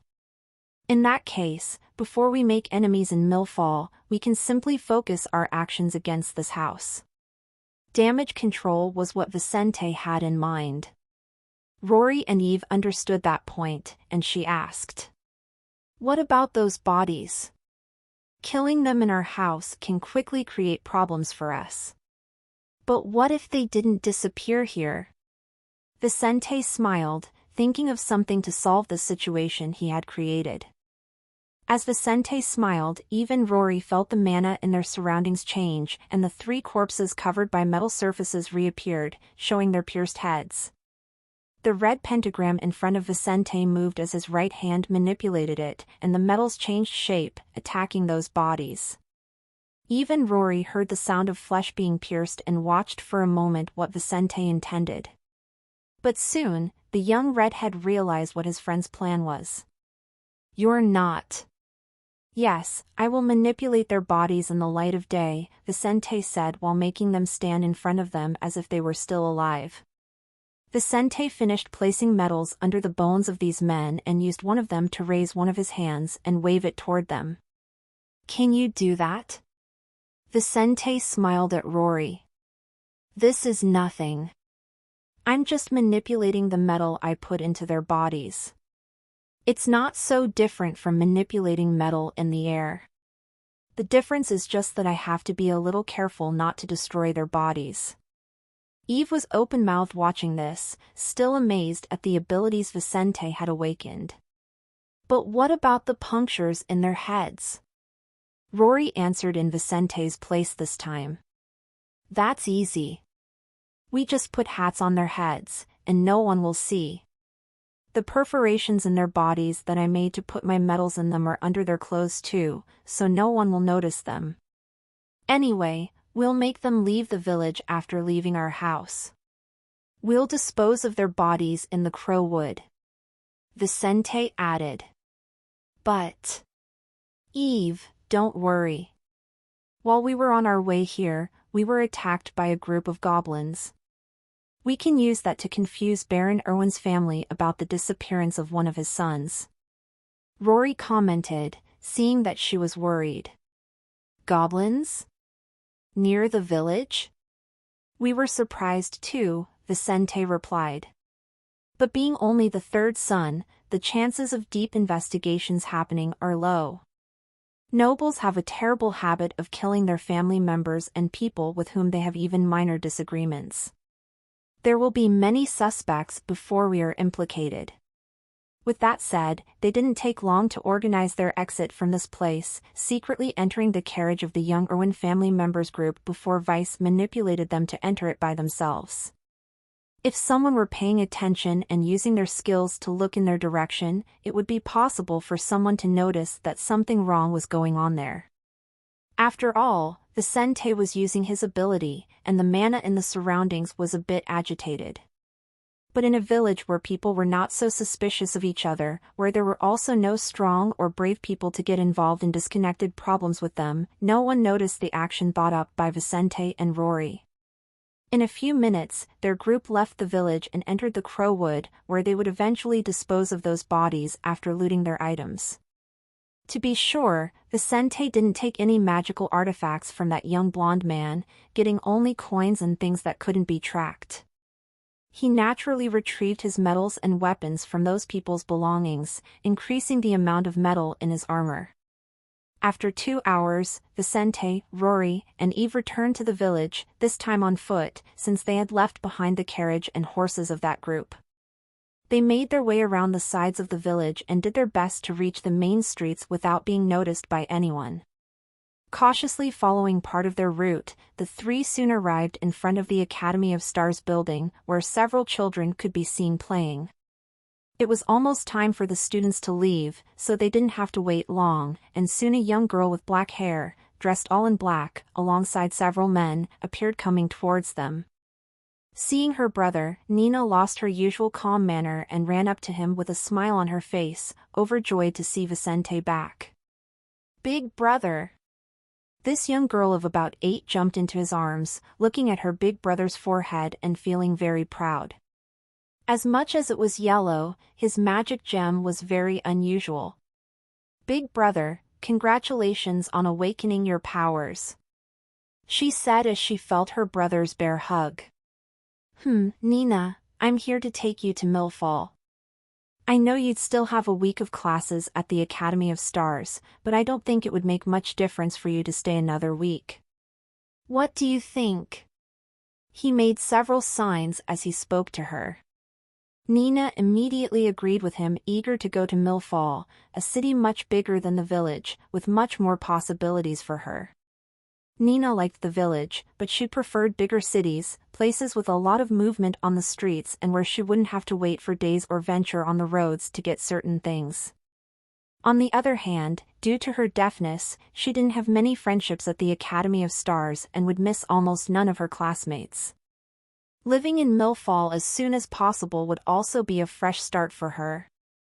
With his sister's answer, Vice took her in his arms and headed back to his family home along with his guards, Rory and Eve, without touching the subject of those people from earlier. They would meet some people on the way, but the group would quickly arrive at that residence where other men from Vice's warehouse were all ready to report for the start of the trip. While holding Nina in his arms, Vicente looked at those men. They were all well armed with pistols and rifles. "Guys, start putting our luggage and boxes in the wagons. I have something to take care of before our departure, but it won't take long. Do as settled, and I'll join you later." Rory stepped forward and said, "In the meantime, I will take care of you and inform you of some problems." Vicente left with his sister, leaving Rory to explain what had happened to one of the groups of merchants under their protection. In the meantime, he went to the house of one of his allied merchants in this village, interested in talking about it. Check new CHPters at novilbin.com. Incidents happen, but they should take extra care with people or groups like young Irwins when traveling. Vicente had already counted on the possibility of his weapons falling into the hands of strangers in the future, and that did not worry him so much because his weapons needed ammunition. Without that ammunition, something only he knew how to do since it didn't involve magic, one wouldn't be able to use any of it. On the other hand, if one puts in more power than the weapon can handle, it could be damaged by the shot. In short, such weapons falling into the hands of those who should not was not a problem. The problem was someone getting close to him because of those guns. So things needed to change in the group's operation. Upon arriving at the house of one of the merchants who was a partner in his partnership, Vicente entered that residence without ceremony, going to that man's office. "Vicente? What are you doing here? I thought we were only going to meet in 2 months." That man saw the young man with black hair through the glass on one of the walls of his office and got up in surprise from his seat. Vicente entered the office and said, "We have problems, so I need you to inform our other partners." "Problems?" This middle-aged man saw the young black-haired man with a little girl in his arms sit down in front of him, but he continued to stand. "What are you talking about? By the way, shouldn't you be in Millfall?" Vicente got straight to the point. "Colt is dead." While he was returning to the village, a group of men took advantage of his weakened group after an attack and eliminated them because of their guns. "What?" That man turned pale upon hearing that, even ignoring the unique magic gem on Vicente's forehead. Vicente deepened his speech, aware of who had died and lost their weapons to young Irwin's group, as his men had already updated him on who was closest to the village in the last few days. "I just killed the people who did that, so, for now, we are safe, and there should be no more guns out of our control. But we need some changes in our methods, or something like this will happen to the rest of the groups." That man was silent for a moment, his mouth hanging open. "Colt, did he really die? But why? Just because of the guns? It is not safe to leave weapons in sight when they are not being used. You and my men in your group should learn from that lesson. When you need them, use your weapons quickly and put them away. There will be people interested in them, capable of killing you if you are not careful." Gulp. "What do we do now?" He understood Vicente's recommendation, but he was still worried. "Don't think too much about what happened to Colt. I'll take care of the problem, and every trip has its risks, so things haven't changed much for us." Vicente replied as he stood up. "Anyway, I have some plans that might help us concerning that. But it will take a few months for that to pay off, so for now, be careful. Anyway, I will absorb most of Colt's business into my part of the partnership, but I will give some of his contracts to you. Expect contact from my people in a couple of weeks."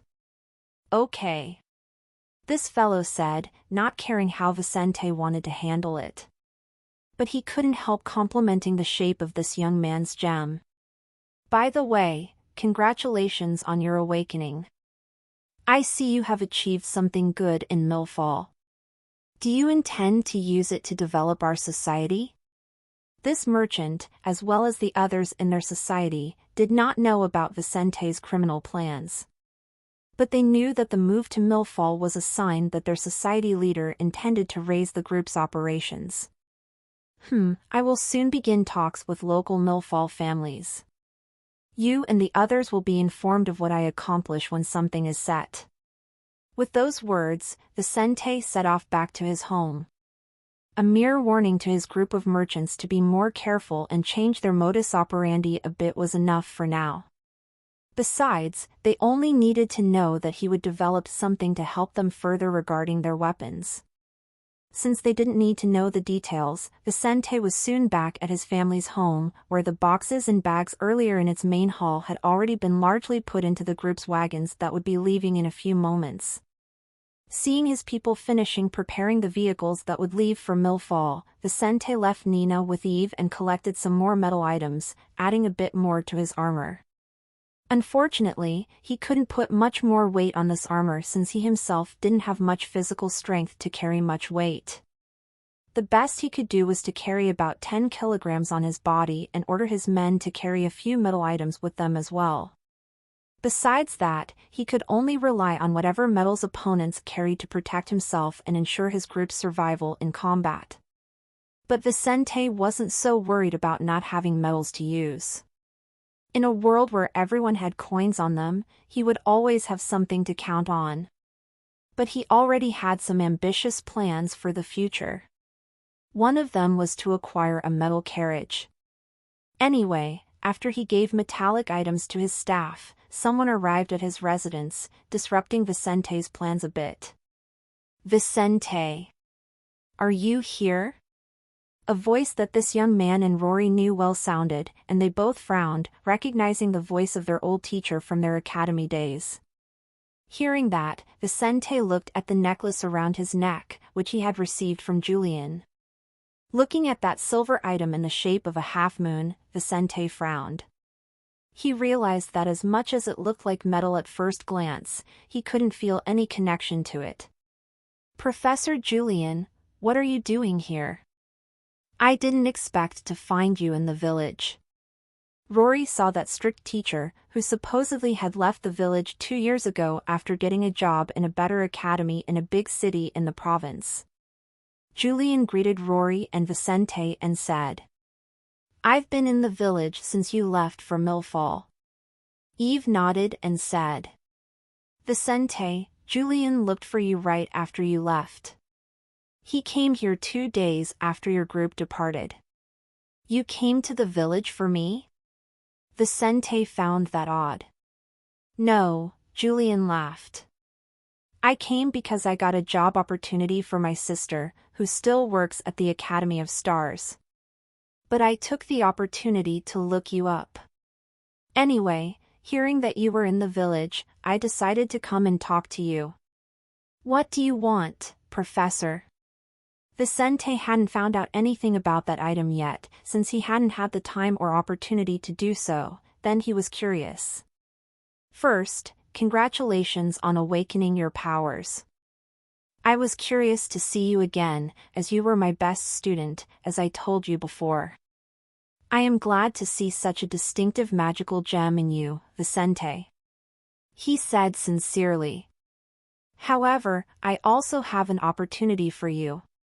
Check new Uvelchers at novilbin.com. I am currently working at the province's second largest academy, which has access to Seidel Magic College. Vicente, why don't you accompany me to Ironcrest? I'm sure you can enter the competition for a seat at Seidel Magic College with this magic gem. Even with a yellow grade talent, you certainly have what it takes to achieve a place in the most renowned magical institution in the kingdom." As a dedicated teacher, Julian had not forgotten Vicente and wanted to see his student again after the awakening to judge whether or not his theories were correct. As he could see, he was right. So he couldn't help but invite this young man, hoping he could take him to a higher level of magic. "Oh. So you're here to invite me?" Vicente smiled at Julian. "Unfortunately, I will have to decline. I have plans that would prevent me from going down such a road, Professor." "Eh? Are you sure?" Julian asks in a surprised tone. As a teacher, he had talked to each of his students at the time of the academy about their future. But what he had done back then was something to open the minds of young people to the possibilities available to them, not something with a definitive purpose of making them choose a path. The answer Vicente had given him at the time had not worried Julian, and he had merely thought it was a boy's childish desire. But now, hearing a similar response from Vicente, Julian couldn't help but be surprised to see someone with so much potential say those words. "Yes, I believe the academic path Professor Julian believes is good is indeed necessary and useful for people who do not know what they want from their lives. But I know what I want and need to do, so I don't see myself returning to academic life." Vicente gave a complete answer to this man, knowing that as a teacher, Julian would insist on convincing him otherwise if he did not have a good motivation. One could learn anywhere, as long as one had interest and access to materials. What academies and colleges did was help young people, uncertain about what to do, organize their time, and give them material to work with. Following this, one would eventually find their way or at least acquire a primary activity to support oneself, something essential for oneself and society. But investing his time in a place like the Seidel Magic College could be a waste of time and resources for someone who knew what they wanted and had the methods to achieve it. Julian knew that as a merchant, Vicente had a way to support himself and grow, for he had inherited not only his father's business but all the knowledge Andrew had passed on to him over 11 years. When he heard the answer from this young black-haired man, he didn't think it was an answer from someone trying to run away from responsibility. But he had to insist a little before giving up. "Are you sure about that, Vicente? I didn't want to have to say much because I'd rather you try to get into the Seidel Magical College out of your ambition. But your old friend Ian has almost got a place at that institution. From what I hear, he has recently awakened his magical abilities. With his good grades at the Saltstar City Royal Academy, he has a good chance of getting a place at the Kingdom's College," Julian said, somewhat surprising Vicente and Rory, who hadn't heard from Ian in quite a while. Discover NW Chapter SNN0EL.com. "Is that true?" Rory asked as a smile formed on his face. Julian looked at Rory and saw the green gem on this young man's forehead, which was striking him as much as the shape of Vicente's gem.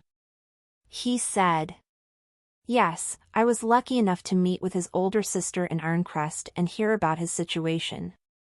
He has done very well in his journey at the Royal Academy. As for his form and magical talent, unfortunately, when I spoke to his sister, he had not yet awakened his powers." "I see. Good for him." Vicente smiled, happy for his friend. "If fate has something for us, we will see Ian again. But I don't intend to enter the Seidel Magical College just because of him. I'm sorry, Professor, I'll have to disappoint you about that. But thank you for caring and also telling us about Ian." As he felt Vicente directing him towards the exit of the house, Julian sighed in defeat, feeling he could only give up. "If you don't intend to study further to develop your powers, what will you do, Vicente? I at least want to know where the most talented young man the village had given birth will go," said Julian, totally disregarding the color of Rory's magic gem. The kind of talent he was referring to was not concerning magical practice but basic knowledge and the rational ability to analyze problems and find solutions. This kind of talent would differentiate the magician who, for example, would create new spells and fantastic things from the magician who would only use these things to get stronger and has more practicality in their lives. Rory might have the talent for magical cultivation. Still, Vicente certainly had the greatest potential to revolutionize anything in this world between the two. Vicente said with a smile, "I will take my father's business to a level he never dreamed possible. I will provide the best foundation for my younger sister and one day bring honor to the Fuller name. I will die satisfied if I can accomplish only that, Professor." On hearing this reply, Julian was silent, understanding what Vicente meant, imagining this young man had suffered greatly from the death of his parents. This young man was very talented, but his life had so much tragedy. Perhaps it would be better if he did not develop to the limit. Otherwise, catastrophic things could be created by his hands. "I see. Well, I hope you and Nina will be all right. Millfall is not a bad place to live." With those words, Julian took his leave, hearing from Vicente that they would still meet to talk about that necklace one day, but it wasn't time for that to happen yet. "Ian's going to pursue a career within the royal family, huh?" Rory muttered next to Vicente as the two watched Julian disappear down that street. "I didn't expect that." Vicente grinned, wondering what that fellow was up to. "Anyway, I hope he succeeds in his purposes. If we meet him in the world one day, we'll drink together. Yes, perhaps he will introduce us to some royalty girls. Would you like to taste a princess, Vice?" Rory smiled as he looked at his friend. "You want to kill us?" Vicente laughed, but internally, he couldn't help but imagine the beautiful princesses of Seidel, who were said to be the most beautiful young women in the state. He was practically an adult by local standards, and without the hormonal pattern of a child, something that had made him feel less desire for certain things for years, he was slowly returning to have worldly desires. Too bad he didn't have much time to think about it for the moment, nor did he know anyone who interested him. But like Rory, he had impure thoughts and a desire to be with beautiful young women, like the famous princesses. "We'll think about it later. Ian should be fine.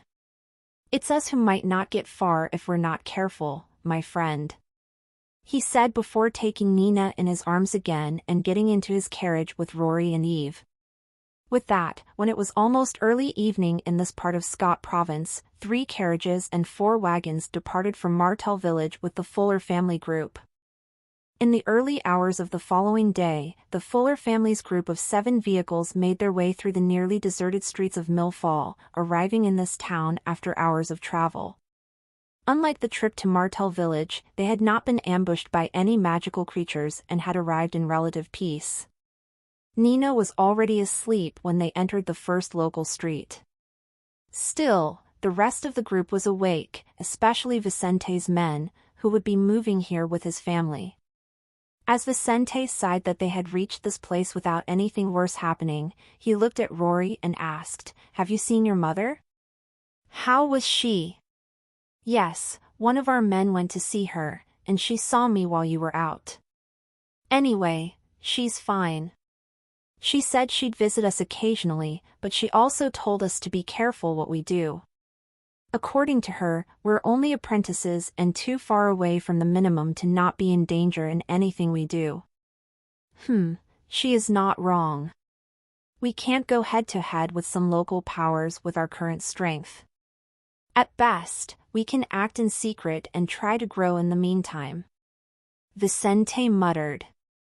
At the moment, his plans were not to take on known criminal groups nor to act openly against anyone, be it nobles or bandits. Their goal was to begin integrating into the local underworld, get closer to the people relevant to their operations, and earn coins from the robberies and services they would soon be offering. With these coins, they planned to support the group's development with new weapons and magically grown items. With the right resources, growing wouldn't be so hard. "What do we do now?" Eve asked. Get the latest CHDers on n/velbin.com. First, let's rest. Vicente smiled as he looked at Eve. "Tomorrow afternoon, we will begin our plans. We have to take over the business of the merchant killed by Baron Irwin's son, so I want you to take care of that with our men, Eve. In the meantime, Rory and I will take care of the plans of action against House Irwin and our local businesses. With part of our group in Mill Fall, we'll be able to offer protection to anyone willing to pay." "Won't that attract attention?" she asked. "No, because we'll only be offering it to a few stores. Small shops, by the way." Rory answered her doubt. Vicente told her. In Mill Fall, as in many areas of the kingdom, powerful and evil people do as they please. The royal law does not apply to them as it does to ordinary people.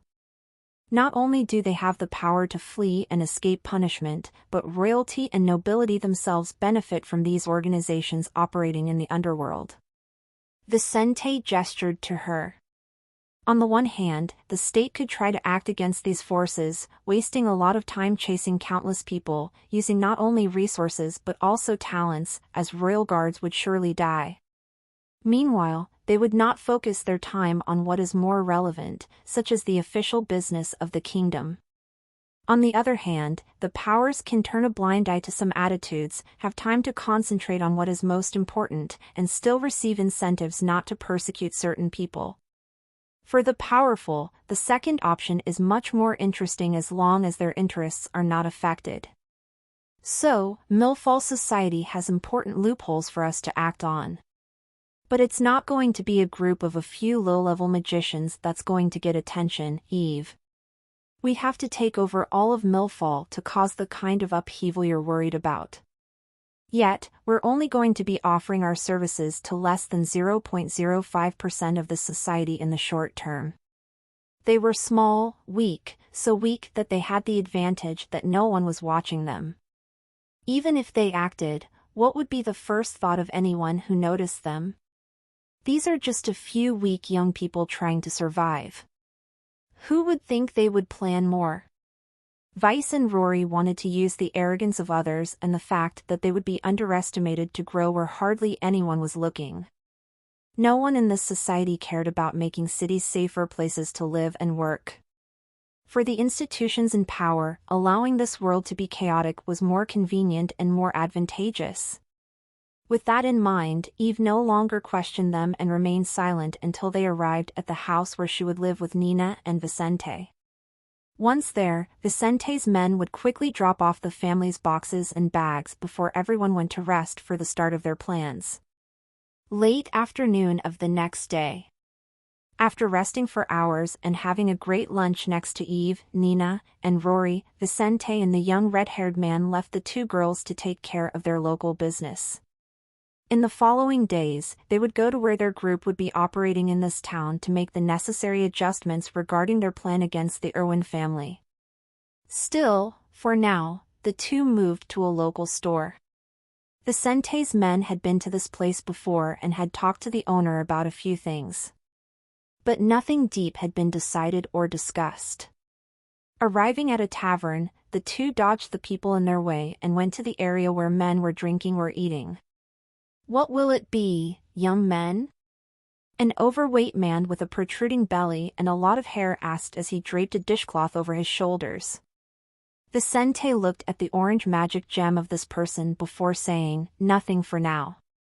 I'm looking for someone named Xander Bell." "Xander? What do you want with my brother?" The middle-aged, black-haired man asked in surprise, not expecting such young men to come looking for Xander. "We're here to talk business. Some of my men helped the senior with some troublemakers earlier. Since I have been busy, I could not come here to discuss our proposal." Vicente got right to the point, talking about what he had asked his men to do. This was a violent society, and in a tavern like this, trouble that caused losses to the owners was not uncommon. Vicente had had his men keep an eye on a few places around Millfall, and it was in one of those places that a fight had broken out in the presence of those men. In that situation, one of Vicente's men helped the establishment owner take care of the troublemakers and prevent damage to the tavern. His men had not charged anything for the help but had opened a dialogue for a future partnership, as they would soon be available after finishing a job and could help protect the tavern. The tavern owner had been interested, as he was not a talented magician, and magicians did not usually offer this kind of simple service. Guards and mercenaries preferred to sell their protection on journeys and the like, which usually had better rewards. Being a guard for such an establishment didn't pay much. Thus, there was an extreme shortage of people willing to provide such a service locally. Not only that, but of those who were willing, most were very weak and ill-equipped, meaning it was not worth the cost of hiring them. But things were different for Vicente's men, who had been trained in his techniques and had weapons on their side. The man smiled and said, "So it's you. Please come this way. I will call my brother to speak with you." The man who greeted them led them to a room in the back of the tavern, smiling as he said, "Your men helped us a lot that day. If not for them, half the tavern would have been destroyed, and we would have lost up to 10 gold coins. So I really appreciate what your men did.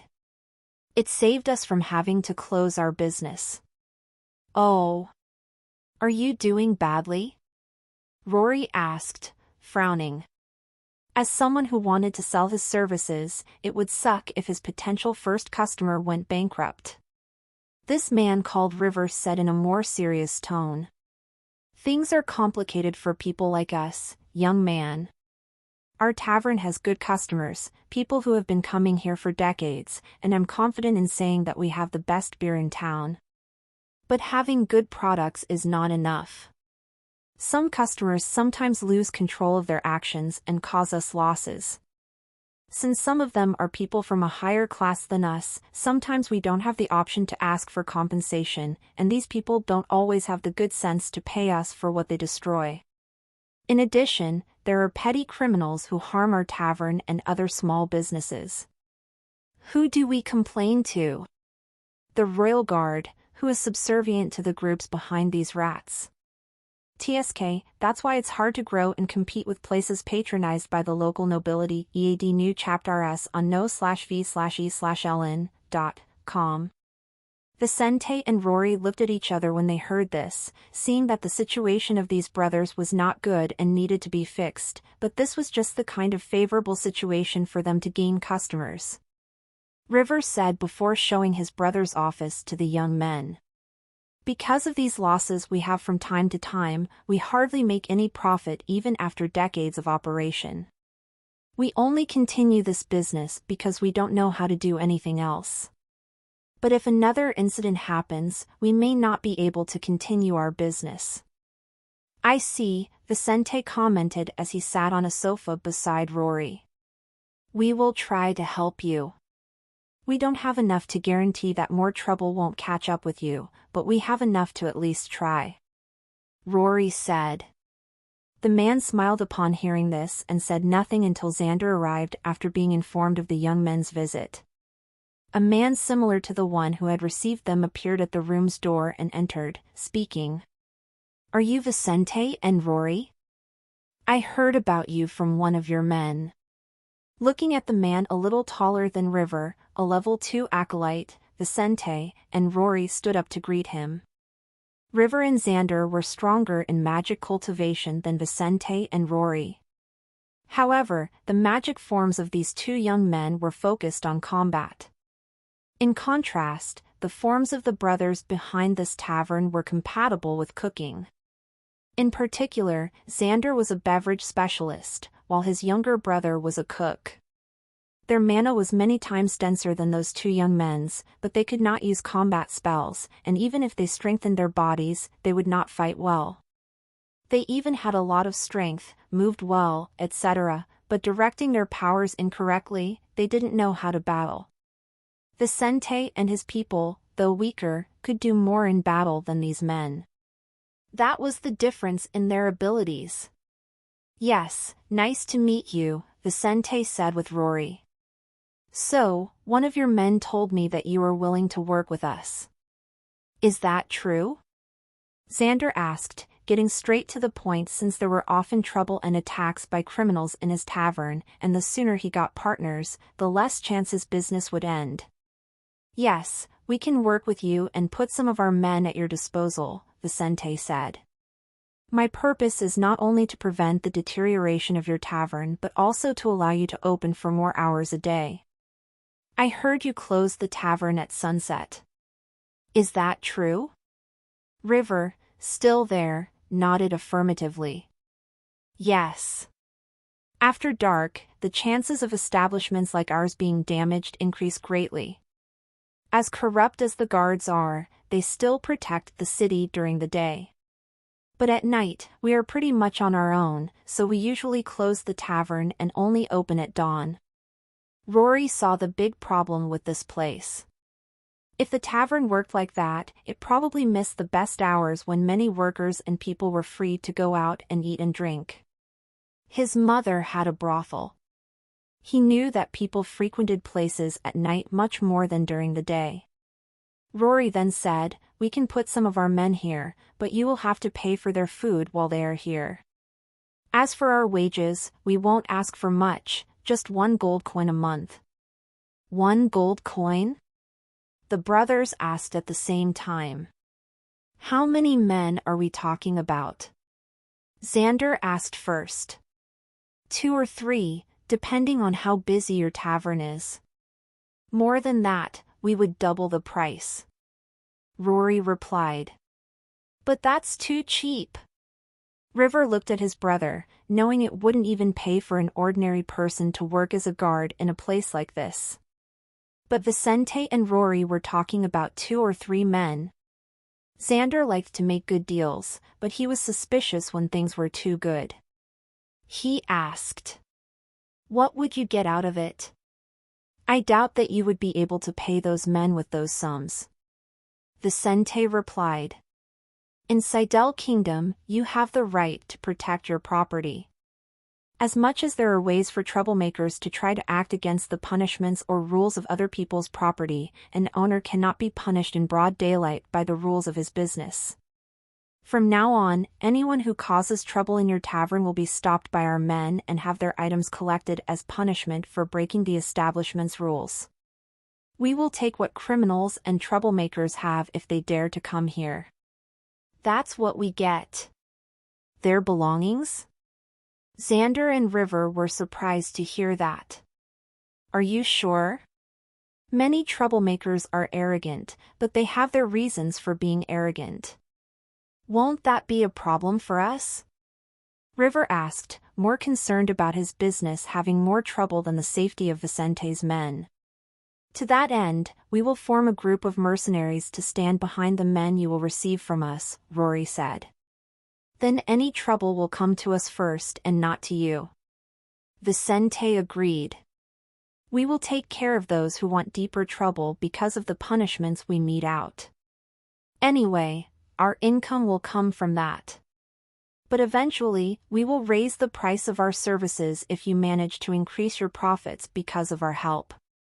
We can renegotiate the prices when you start getting results. What do you think? In theory, Vicente and Rory's idea could work very well at first. But two things could happen once people realized the danger of causing trouble in the establishments their people guarded. One, there would be fewer incidents, which would cause their financial returns to plummet. The other would be more trouble, and a higher-level crisis would hit them. In the first case, Vicente's group could continue to operate only by adjusting the monthly fee. In the second case, they would have more work and, therefore, more income. Stronger enemies usually had more resources, so as the risks increased, so did the returns.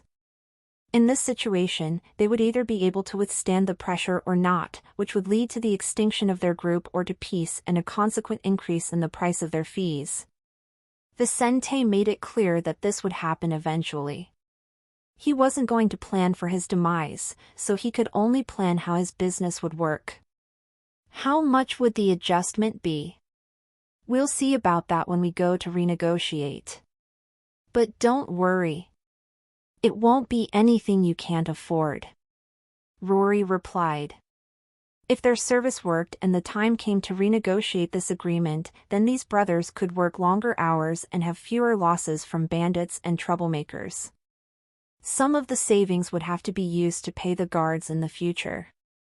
But that would be the cost of making a different profit than they currently had. All west ch.rs on n.o/vli/n/.cm. The two brothers looked at each other and realized there was no hitch in the two boys' proposal. It would cost them very little in the short term, but eventually, they would have to pay fair value for the service. But that was not a bad thing. With this arrangement, they could continue to have their tavern as long as things went well. As for the dangers involved, if they did nothing and lost their business, they could face much greater dangers. There was slavery in this society. If someone could not pay their debts, the one behind the loan could file a claim with a royal guard post and take the freedom of those in arrears. It was easy for someone with large debts to lose their freedom, but the opposite was highly complex. Knowing this and their debt, Xander and River were more than willing to go through with Vicente and Rory's proposal. Very well, I agree. The older brother said. When do we start? What about the payments? We'll start tomorrow. Your opening hours are almost over today, so let's leave it until tomorrow. Vicente expressed. As for the payment, that can be done after the service. That is, at the end of each month of service, you must pay us for the continuity of our operations. Oh. That's fine then. River smiled, glad he wouldn't have to hand over a gold coin right away. A gold coin might not be much for nobles or successful magicians, but for ordinary, low-level people, it was an amount that could take weeks to gather. Even if these brothers had a trade, they still had their debts to pay, so not having to worry about this amount right away would be a relief. With that decided, they soon signed a magical agreement between the four of them, sealing the terms and conditions already discussed. After that, Vicente and Rory left the tavern and went to the second place they wanted to try. But unlike Xander and River's shop, the other place had not experienced the help of one of their men. By the end of the day, night had taken over the sky above Millfall as Vicente and Rory finished their attempts at local businesses. They couldn't find the second shopkeeper they were looking for, so they only had to deal with Xander and River for now. On their way back to the Fuller residence, Vicente and Rory were walking through downtown Millfall when they came across the Millfall Blacksmiths Association building. The association was an institution present in several states of the continent, a non-military, non-profit organization whose purpose was to develop blacksmith's art in the Polaris realm. But there was no charity in this world. To join this institution, one could not simply ask to learn. The association did not teach its members how to forge but rather helped them develop by providing an environment of dialogue, books that could be rented or purchased, and access to resources that were difficult to find. To become a member of the association, one would first have to find a master, learn the art, and then be recommended by their master. If one passed the membership test, one could enjoy the benefits of being recognized as a de facto blacksmith not only within the group but also in society. A blacksmith could not sell their services without membership because no one would pay for an unclassified blacksmith. Seeing the place and already knowing about it, Vicente paused for a moment and thought about how he could get into such a group. You will have to show your skills to a blacksmith, Vice. Without that, it will be difficult for someone to take you as a student. Rory realized what his friend was thinking. Just like ordinary professionals like Vicente's father, blacksmiths wouldn't take just anyone as a disciple, and they usually wouldn't have many students under their tutelage. A blacksmith would never call youths to be their apprentice if they didn't see their skills, so potential students had to run after the masters and try to catch the attention of one. Thinking about Rory's words, Vicente was sure of that. Not exactly my skill, but the result of it.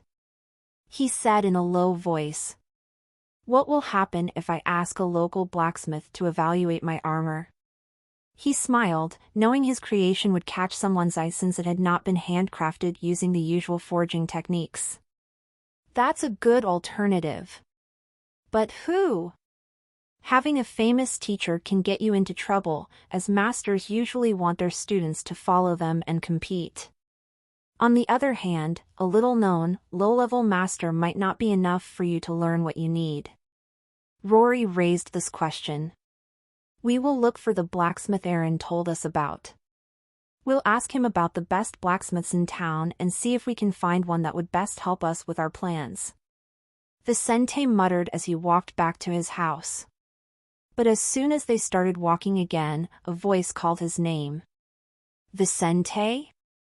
A voice that the black-haired boy had heard before came from the association building and caught his attention. Turning to see who it was, Vicente saw the young man, Lucas, who had exchanged a few words with him during Rory's awakening. You were that person in the Awakening Temple. Yes, Lucas. He said, helping Vicente to remember his name. It looks like you awakened your powers, huh? The blonde young man looked closely at the gem on Vicente's forehead, ignoring the color and concentrating on its unusual shape. Interesting. I've never seen a gem like yours before. He muttered before saying. Vicente, how about we take a walk around? You were looking at the Blacksmiths Association, right? Were you listening to our conversation? Rory looked at the young blonde man, who had an unusual magical gem on his forehead, green like his own. Lucas' magical shape was very distinct, much like a sledgehammer, something hard to see around, as it completely escaped the geometric pattern usually found around the kingdom. "No, I just saw you two talking while looking in the direction of the club." Lucas smiled at Rory. Then he looked at Vicente. "Fate has brought us together again, so I can't pass up the opportunity for us to talk. I won't lie to you. With such a different gem, it would be ridiculous for me not to try to approach someone I've talked to before." Vicente looked at the young man and narrowed his eyes. This was a complicated society, but just like on Earth, one's contacts could take them further or further away, hurt them or help them. FIDDEU UPTS on NOV/E/LN.com. Lucas was interested in what Vicente could do and achieve with his magical form. He didn't have to say that out loud. But the same could be said for Vice. Vice knew very few people in Millfall and relied heavily on Aaron and his own luck to make new contacts. Then wouldn't it be interesting to expand his reach with a young man with great potential, as was the case with Lucas? Let's talk while we walk. We have a few free minutes," Vicente said, leading the way to Lucas. "By the way, this is Rory, my friend and business partner." "Nice to meet you, Rory. I'm Lucas Oak." Rory greeted this young blonde man, a senior apprentice, who didn't seem much older than he and Vicente. After a brief introduction, Vicente asked, "Since you are so open about your goals, I won't hide the fact that working with young talent like you would also benefit me. What kind of things are you involved in?" Lucas nodded positively, knowing this should be the case. He answered, "I am a first-stage blacksmith, so what I do is somewhat obvious. However, unlike most local blacksmiths, I am not part of a blacksmith's family. Magical form and talent were closely tied to the genetic heritage of magicians. So you would normally find families of blacksmiths, alchemists, and so on. There could be cases where a blacksmith had children with an alchemist, creating a family with multiple talents. But the most common thing was that similar people got together to form families that focused on specific skills. This was a way to strengthen their genetics and increase the family's position within a particular specialization. Often, the family patriarch would choose mates for their sons and daughters who followed the family's compatibility. This had several social implications, but in particular, it was responsible for the concentration of power in the hands of certain groups rather than diffusing that power throughout society. In this case, because he was not part of a blacksmith family and had a different skill set than his family members, Lucas did not have the same support and favorable conditions that many of his competitors had. As you can imagine from someone in my position, I need more friends than enemies, or I'll have problems. Lucas was an outgoing person from an early age. But after his awakening 3 years ago, he learned how hard it was not to have proper support. Thus, he developed more social skills. He was a threat to the young talents of the established powers, so more than his competitors, he needed to make friends and allies. "So that's why," Vicente said, understanding Lucas' reasons for being so open and approachable with strangers. "Does your family have any special background? I mean, are these talents of yours above average or just different in form from what one normally finds in your family tree?" Rory asked. "I'm a little more talented than the people in my family. As for their magical form, it is related to alchemy," Lucas said. His family members were alchemists, which could be good at first sight since he would still have good support to grow in this society. But his family members were people with yellow talents, lower than his. What did that mean? They could hardly provide him with all the opportunities he would need to develop his potential. Lucas realized this the next day after his awakening. Since then, he had started looking for friends and potential future allies. He had approached many people in Millfall since then, just as he was doing now with Vicente. His purpose for the moment? It is simple to have options available, if possible, to give aid in anticipation of a later return. He did not simply believe that these people would help him in the future. But by acting sincerely and with no intention of harming anyone, he believed he would at least have people to propose more profound agreements to in the future. Lucas was not stupid. He would not propose a deal to Vicente, a stranger he knew nothing about. He just wanted to leave that door open for the sake of his own future. "What about you guys?" he asked them both. "Rory and I have magical forms of combat. And we are merchants," Vicente said. "In this society, talking about your specialty wasn't a problem. It didn't say much about a person." "Two merchant warriors," Lucas muttered. "But I think I also have an affinity for the forge," Vicente commented. There were cases of magicians who could actually have two specializations. The most common thing to see was not that. In general, people were totally focused on one area, as in the case of the brothers from the tavern Vicente had passed earlier. But some skills useful for alchemy, for example, could also be useful in combat. A person with flame-related powers could use their affinity with the element of fire to make pills and potions but also to fight.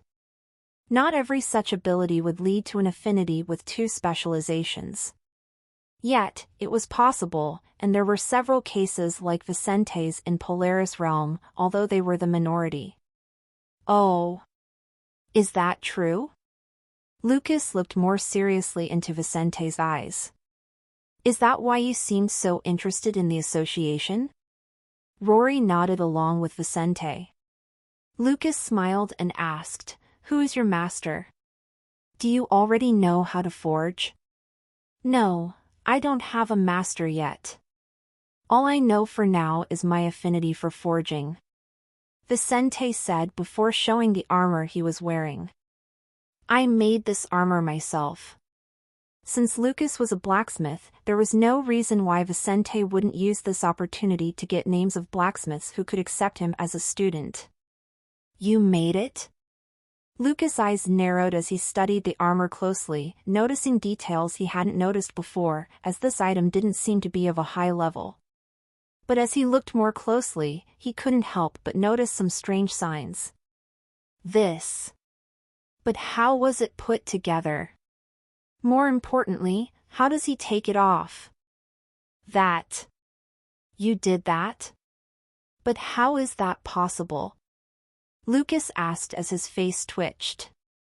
Rory smiled as he saw the young blacksmith's expression. Vicente said, "I won't go into details, but it has to do with my magical form. Anyway, I assure you that I am not lying. I made this armor, but I must say that I have no knowledge of forging, and I did not make it for defensive purposes."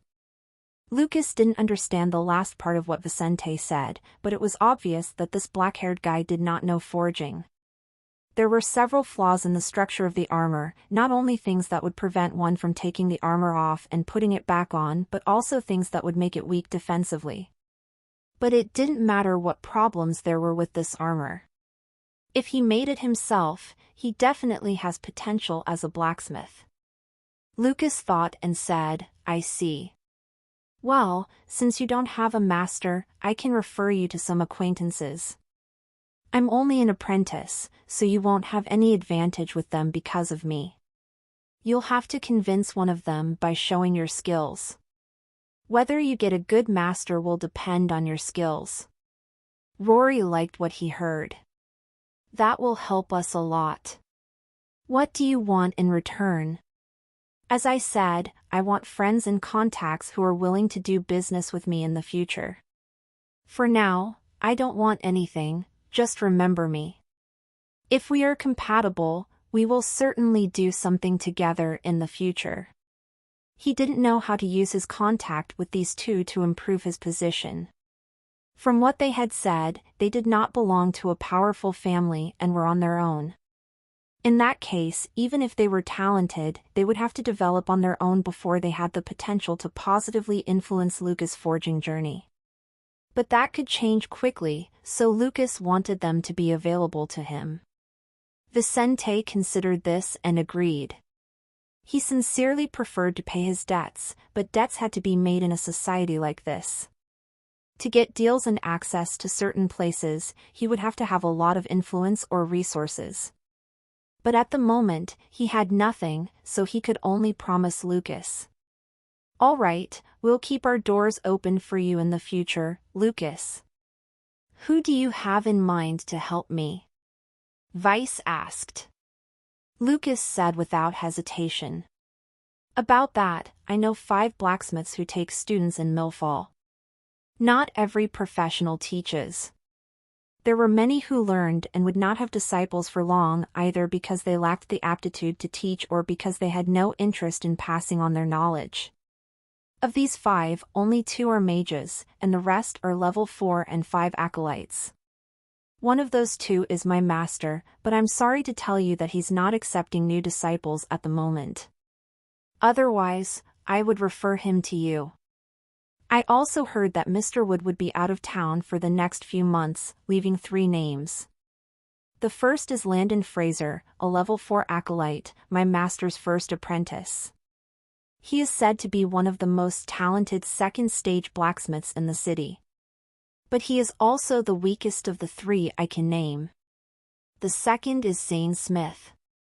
He's been at the peak of the second stage for several years now, so he can become a mage in no time. However, as a member of a renowned blacksmith family, he is naturally more selective with his students. Last but not least is Benson King. He is the second third-stage blacksmith in the city, a man who is said to have grown up on his own as a blacksmith and does not get involved in local disputes. Anyway, those are the names. Other blacksmiths in Millfall accept students, but my master considers these to be the most talented, the only ones he would pay attention to as rivals or potential elders in the association.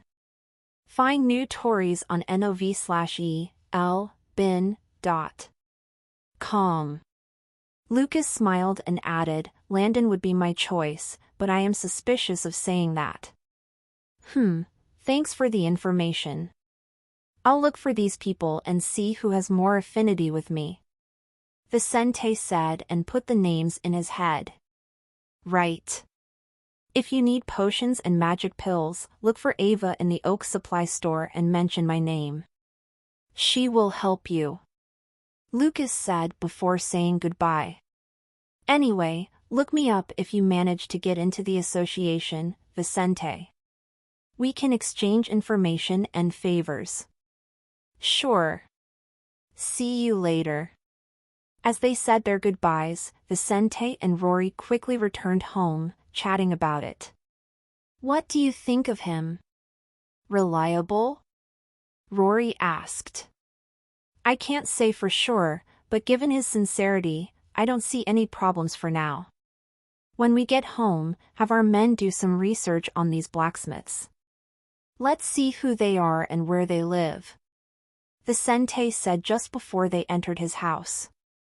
"Lucas seems to be the kind of person who knows a lot of people like us without the support or with the willingness to work with people outside their own family. Having contact with him won't be bad." When they got home, they would soon have dinner with Eve and Nina and talk about what they had done in the previous hours.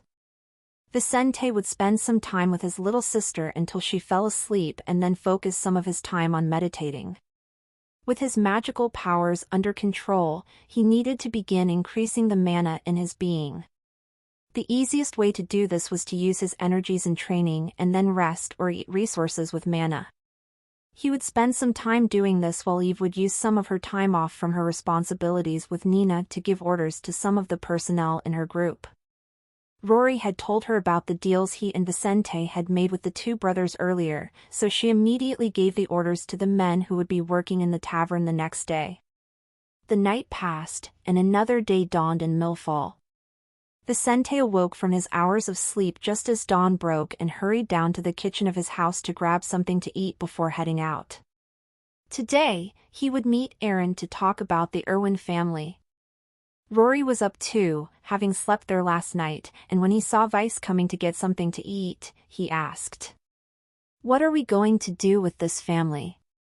We're going to look for business. We are merchants, after all. Vicente smiled before biting into an apple. What about the robbery? Rory asked in a quiet voice. We'll see about that after we gain access to this family's residence. Anyway, with my skills, I think it will be easier than we thought to break in and steal. Really? Don't worry. We'll have time to think about it. Over the next few weeks, we'll work on the robbery plan while we develop our operations in this tavern and other places. This is just the beginning, my friend.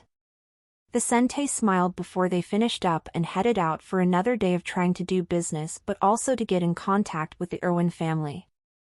4 days later. Vicente and Rory had spent the last few days negotiating with local business owners like Xander and gathering information from Aaron about the Irwin family. In relation to his business, he had tried to contact 3 other small local taverns, a type of establishment that tended to have problems due to the type of product they traded. But Vicente and Rory had not been so successful. They were only able to get one new deal. At this point, 6 men from their group were already working in 2 local taverns and had even started to get involved with troublemakers. As for the Irwin family, Aaron had promised that he would be able to arrange a meeting for Vicente and Rory to meet with people from that family to talk business. But it would take a few days before that could happen. Someone like Aaron would have to move several subordinates around until he could get a meeting with a baron. As low as it was, the title of baron was still the title of a noble, someone much rarer to find in the kingdom than people with green-grade talent. But Aaron had his contacts and made sure that Vicente and Rory would meet this family later this month. After that, Aaron would have nothing more to do for them, so he was determined to get this done and get rid of the agreement with these young people.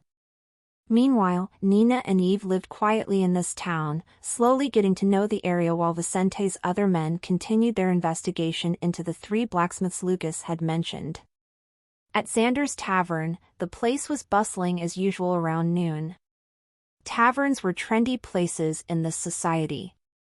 Not only did they offer a variety of food from early in the day to late at night, but they were also places where ordinary or less wealthy people could get beverages without spending too much. Some taverns were so successful with some of their drinks that they attracted even wealthy people. When one mixes alcohol, people from different backgrounds, and relatively large crowds throughout the day, problems naturally arise in places like these. But River and Xander's regular clients noticed something different about this place, even at peak times. 3 strange men, one standing at the door, one at the only bathroom, and one at the bar, had been working there for the past few days. But those closest to the place already knew who these people were, as they had already acted on at least 3 different occasions. In particular, the night before, an agitated young man, known in this area of the city for his fights and arrogant attitude, had been beaten up by the 3 guards of the tavern. Some of the customers there at the time had seen this incident and witnessed the young man being deprived by these men of all his belongings, including his clothes. Knowing the new rules of the tavern, which River had written at the entrance to warn his customers not to lose control in this establishment, many there felt a little uncomfortable. "Did you see what happened yesterday?" An old man with a huge mug in his hands asked the person next to him at one of the tables inside the tavern. In this dimly lit place, a bit gloomy for the time of day, the person next to that old man continued with a sober expression on his face and said, "It was right over there." He motioned his head toward the entrance where the young man had been beaten. "Right there, those 3 beat him until he passed out." "Why are River and Xander doing that? Don't they know what kind of trouble they'll get into? Man, I like their beer. I don't want them to get killed for it." Sigh. "I don't get it, either. Things are the way they are. Can't they just continue with their old ways? I think it's enough not to care about those who make a fuss," said the old man to his drinking companion. Find PT Tez on n/VLN.cm. But there were satisfied customers. Not all of them were thinking of the worst that could happen, and they liked the chance to eat in peace. TSK. Old fools always think of doing the same old thing. One of River's young customers thought to himself, smiling as he cut the steak on his plate. How many times had he not lost his food because of the lack of respect and order in this place? Unfortunately, he couldn't afford anything better or more organized, and this was the tavern with the best discount for the quality of the food. The food of the two brothers was delicious. This young man and others their preferred things as they were now, quieter and more predictable. But not everyone knew what Vicente's people were doing, and some bandits didn't even care. Their job was to steal, and those guards would not stop them from acting for their own good. A young man of about 22 years old, an intermediate apprentice, who was standing at the bar, where the counter was, looked from side to side and put one of his hands into one of the pockets of a customer there. When he felt the man's bag of coins, he smiled, tucked it into his clothes, and casually walked away as if nothing had happened. But then a hand pressed hard on his shoulder. "Stealing? Brat, I'll break your leg and take your stuff as punishment." Gulp. After saying that, Vicente's subordinate, a senior apprentice, moved one of his fists hard and swung it at the little rat's stomach. A second later. Pow! Ag! A scream came from the young thief's mouth before he felt a powerful attack on his right leg. Aak! In an instant, several people in the surrounding area turned their attention to the young man, noticing his leg strangely bent as he screamed in agony. As comments poured in, the guard quickly gathered this person's things, leaving him naked for all to see his little friend. But just then, a scream drew everyone's attention away from the young thief. "Uncle, it was this place. This is where I was beaten and robbed yesterday afternoon." Hearing these words from outside the tavern, several people there looked toward the entrance, some recognizing the voice of the young man who had suffered the punishment of these guards before the young bandit now in agony. Vicente's three men looked towards the entrance of this place and saw the young man they had stopped from causing trouble the day before coming there next to two muscular men dressed in armor. They had ugly looks on their faces, with grimaces that would easily frighten children. Their fists were clenched, and their lips pressed together as they stood one step behind the young intermediate apprentice.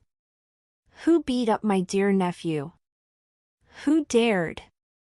The strongest of these men shouted loudly, silencing everyone in the vicinity of this establishment. "Come forward, you cowards. Let's see if you're brave enough to beat my nephew in front of me." The stronger one shouted while the blue-haired young man next to his uncle smiled. Brody Peters was not from a noble family, let alone a relevant group in Millfall. But he had been pampered by his family and given the best opportunities from a young age. At 20, he was already an intermediate apprentice with green talent, someone with a bright future ahead of him. Even though he did not come from a wealthy background, he acted confidently, and there were few people he would lower his tone or his confidence in front of. But in this humble tavern, someone had beaten him, taken his belongings, and, most importantly, humiliated him in public. He could not accept this and had run to his uncle the previous afternoon, the strongest of his family. "It's time to beat those three bastards," Brody thought as he smiled, seeing his uncle take charge of the matter.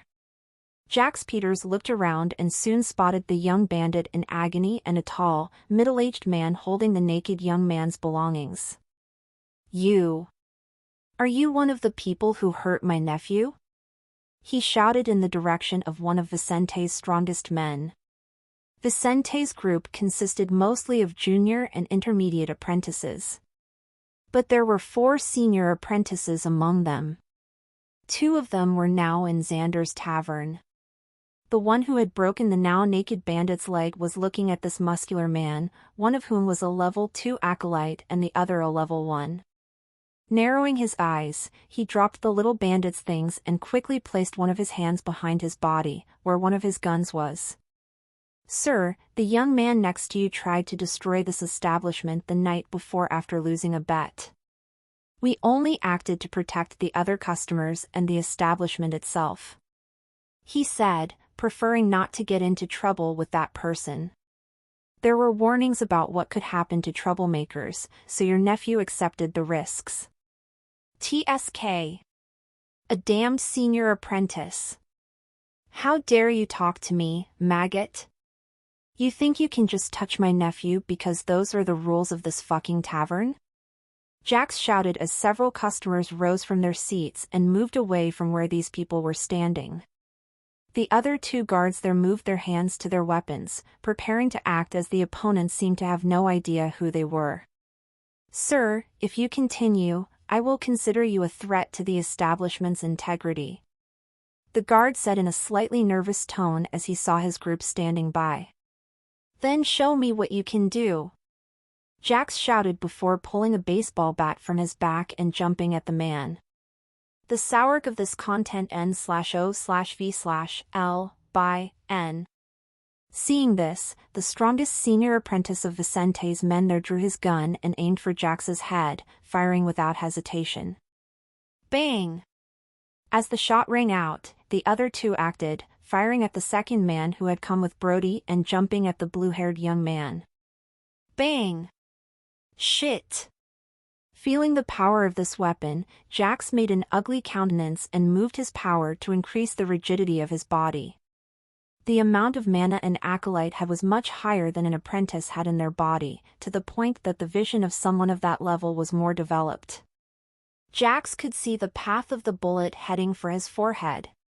He could not dodge it, but he managed to raise his defenses against this unexpected action. The same happened to his companion, who had the disadvantage of being attacked from behind. "Damned cowards!" the other man shouted as he felt the base of his neck hit by one of the fired bullets.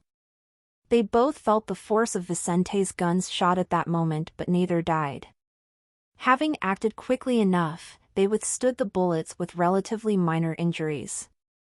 The weaker one had his skin punctured, but the bullet did not hit his bones or destroy any important arteries. Only a little bit of blood flowed from the wound in his neck.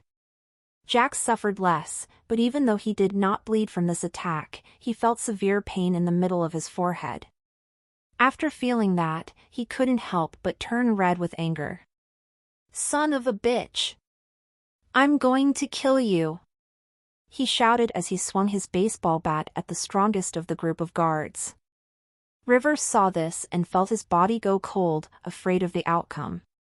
When the two men who had been hit by the first bullets moved again, two of the strongest among the guards suffered from those two first attacks and unloaded their weapons, but without success. One of them was hit by his opponent's blows and screamed in pain as he lost his weapon, running out of ammunition. "Aakak! Prepare to die, worm!" As Jax was about to smash the man's head in, the third of Vicente's men suddenly screamed. "Stop! Stop, or I will kill your beloved nephew!" The weakest of the guards yelled, pointing a gun at the back of Brody's head. "Swallow! Uncle!" Brody said softly, in a timid tone, as he did not normally speak. Looking in the direction of the door to this place, Jax made an ugly face as he saw his nephew in the crosshairs of a third enemy. Those bullets wouldn't hurt him or his little brother, but they would do fatal damage to Brody. Jax could feel it. "Wretches! Fight if you dare!" He shouted angrily at this person using shameful strategies, using a hostage against them. "I will not repeat myself. Stop, or I will kill this little shit," the intermediate apprentice shouted. The two brothers ignored the injured guards and looked at the last enemy that could threaten them there. But this intermediate apprentice had been trained by Vicente and knew that in a situation like this either they would all die or he would use a dangerous strategy to escape from these people temporarily. "Leave your belongings here and get out of this shop. I will release your nephew when I no longer feel your presence," he shouted, coldly sweating as he followed the protocol Vicente had taught the group. Our belongings? Are you insane? The level 1 acolyte shouted, taking a step forward. Hey, I'll kill him. I'm not kidding. The sound of the gun being loaded rang out, and Brody swallowed his saliva. Uncle, please do what he says. Jax clenched his fists so tightly that his muscular hands bled while his face was as red as a tomato. Motherfucker. You'll pay for this. He shouted as he angrily picked up his things and threw them on the ground, the first time being threatened in years. The surrounding people watched with open mouths, unbelieving that the weakest of the guards had taken such a bold strategy to save their group temporarily. But the elders there felt this was useless. This was just a way for the group to suffer more, as Jax's group would definitely return this humiliation with interest and correction. But this subordinate of Vicente's was not worried. He had already used a small magic device that all the men of the Fuller family carried with them, something that would alert his people. Rory, Vice, and others probably were already coming to this place. When the boss arrives, he'll know how to solve this problem. He thought to himself, grinning at the two acolytes but nervous inside. 5 minutes after Brody's aunt and uncle left, Vicente and 4 of his men arrived at the tavern, each with a sharp look on their faces, knowing that a problem had arisen. His group knew they could only use the emergency alarms in cases of extreme need. Upon arriving at the location and noticing that there was no battle going on and the mana in the area was as it should be, Vicente entered the Two Brothers Tavern with a nosy look on his face. Miles, what the hell happened here?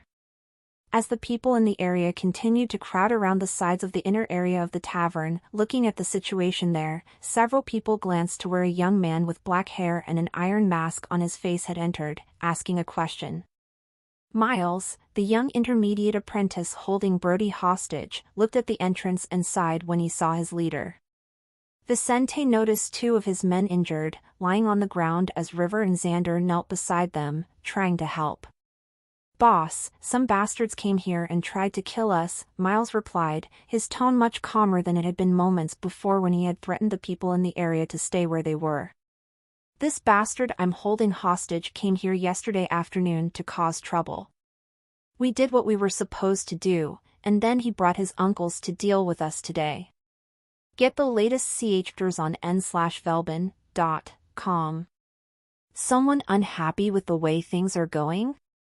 Vicente frowned at the blue-haired young man with a gun pointed at the back of his head. Brody was sweating, fearing for his life. But seeing the support his enemies had received, he couldn't help but tease. Are you counting on this person?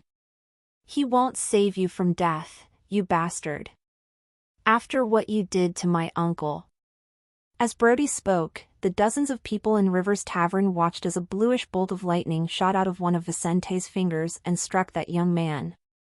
In the next moment, Brody's eyes rolled back, and foam formed in his mouth as he fell to the ground, unconscious. I hate people like him, Vicente said as he slapped one hand against the other. Are there any other enemies in the area, Miles? One of the men next to Vicente, also wearing a mask, asked. No, they all left fearing me because of this one, Myler said as he holstered his gun and pointed a finger at the young man on the ground. While his men spoke to Miles, Vicente crouched beside one of the 2 badly wounded men. Both had suffered at the hands of Brody's uncles in the moments since the bar fight. One had significant injuries to his abdomen, with several purple marks on such a part of his body. The other had a few broken bones, especially one of his arms, which was in an unnatural form while he moaned in pain. How are you? Can you understand me? He asked, looking at one of them but close to both. One of them continued to moan in pain, his eyes closed. But the other was aware enough of what was happening around them to say, Boss. Unfortunately, we are not strong enough against acolytes. Don't worry about it. I'll send you to a doctor and solve this problem. Vicente said as he stood up and walked to the tavern door. He stopped next to one of the men and said, "Take care of this place for now. When the others arrive, get some of them to take these two to a doctor." "All right. But what do you want to do for the next hour?" the masked man asked. Vicente looked at the people around him and shouted, "Listen to me. If those responsible for this incident come back here, tell them I will kill this fool if they dare to touch my men." Vicente paused for a moment and let Brody's body float towards him while a red pentagram appeared in front of his hands. He had already hidden medals all over the young man's body, but no one there knew how he was doing it. Gulp. Seeing such a spectacular power, the people there felt nervous as Vicente looked at them. "If anyone here dares to take revenge on my men for doing their job, they will have trouble with my entire group."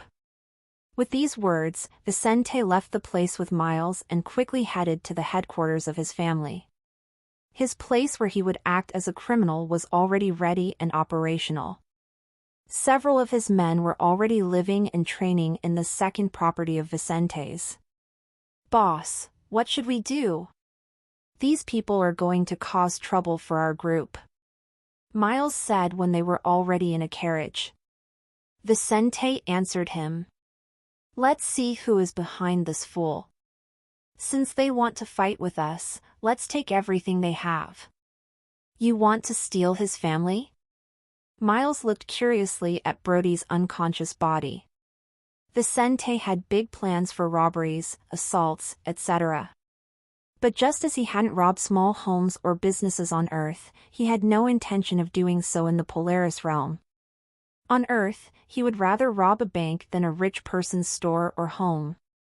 On the other hand, in the Polar realm, he wanted to rob the homes of nobles, not ordinary people. After all, robbery involved many risks, and he preferred not to take risks for small prizes. But if Brody's family was so irrational as to treat his men this way, then Vicente thought he had to punish them by stealing what they had most precious, their coins. Every magician depended on their coins and resources more than people on Earth depended on money. But in this world, there were no reliable institutions where one could place one's wealth, so everyone kept their coins and valuable possessions either with them or in their homes. Vicente had studied this society since entering the Academy of Stars, and he knew that every magician's home would have safes containing the family's most important possessions.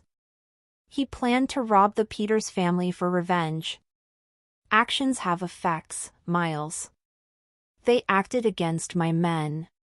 Now, I'll act against this family's things. It's not unfair, Vicente commented. But won't that be difficult? I mean, our plans for the Irwin family are developing bit by bit. How are we going to pull off two robberies simultaneously? Won't that be dangerous? Simultaneously? Vicente laughed.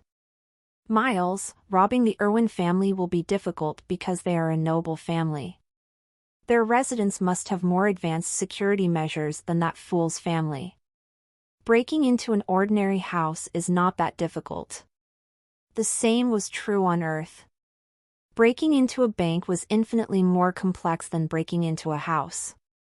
A bank had a lot of resources and was made to protect them from people like Vicente. But ordinary houses didn't have the same purpose, and someone with the will to break into one could easily do so. For a known criminal like Vicente, breaking into this family's house would be as easy as the kidnapping he had done in the village before killing his father's former subordinate. As Vicente left, the rest of his men, who were on duty to help the group in case of need, arrived at Xander's tavern. There, they quickly picked up the two injured men and took them to a local medical clinic. In the meantime, no further trouble occurred. Several of the spectators from the earlier show had left, and the pace in the tavern had returned to normal. Meanwhile, Jax's emissaries had already discovered that Brody had been taken by someone behind the group responsible for the men guarding Xander's tavern. Damn it! Who do these brats think they are? Jax exclaimed as one of his men, the one who told him what had just happened, Not only had he been humiliated by an intermediate apprentice and forced to retreat, but now his nephew was in the hands of his enemies. If he acted against the people in that tavern, he would have to explain Brody's death to his older sister.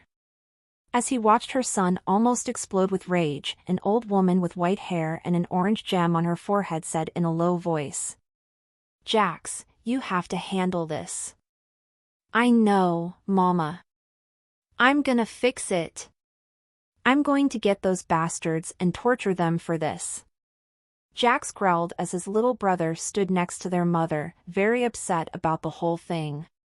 "First, you need to think straight, Jax," the old woman said with a sigh. Unfortunately, the man had inherited his father's intelligence. In fact, half the family had inherited the aggressiveness of the patriarch of this family. Maybe things would be better for the Peters family if they were more like her. But unable to do much about her family members' genes, Amina could only do damage control to keep her family's best hope alive. This tavern can't afford to hire its own guards. They must have hired some upstart mercenary group. So go to the mercenary guild and look for information about them. I believe we will find the group behind little Brody's kidnapping," she instructed, thinking about targeting the right people. If they went after River and Xander, they would only incite the men behind the guards in the tavern to do the worst to Brody. But by going after the real people responsible for all of this, they could find ways to resolve the situation. Her youngest son agreed as he stood up. "I'll take care of it, Mama. If all goes well, we can have Brody back by the end of the night." You do that." She looked at the level 1 acolyte, the most like her in the whole family.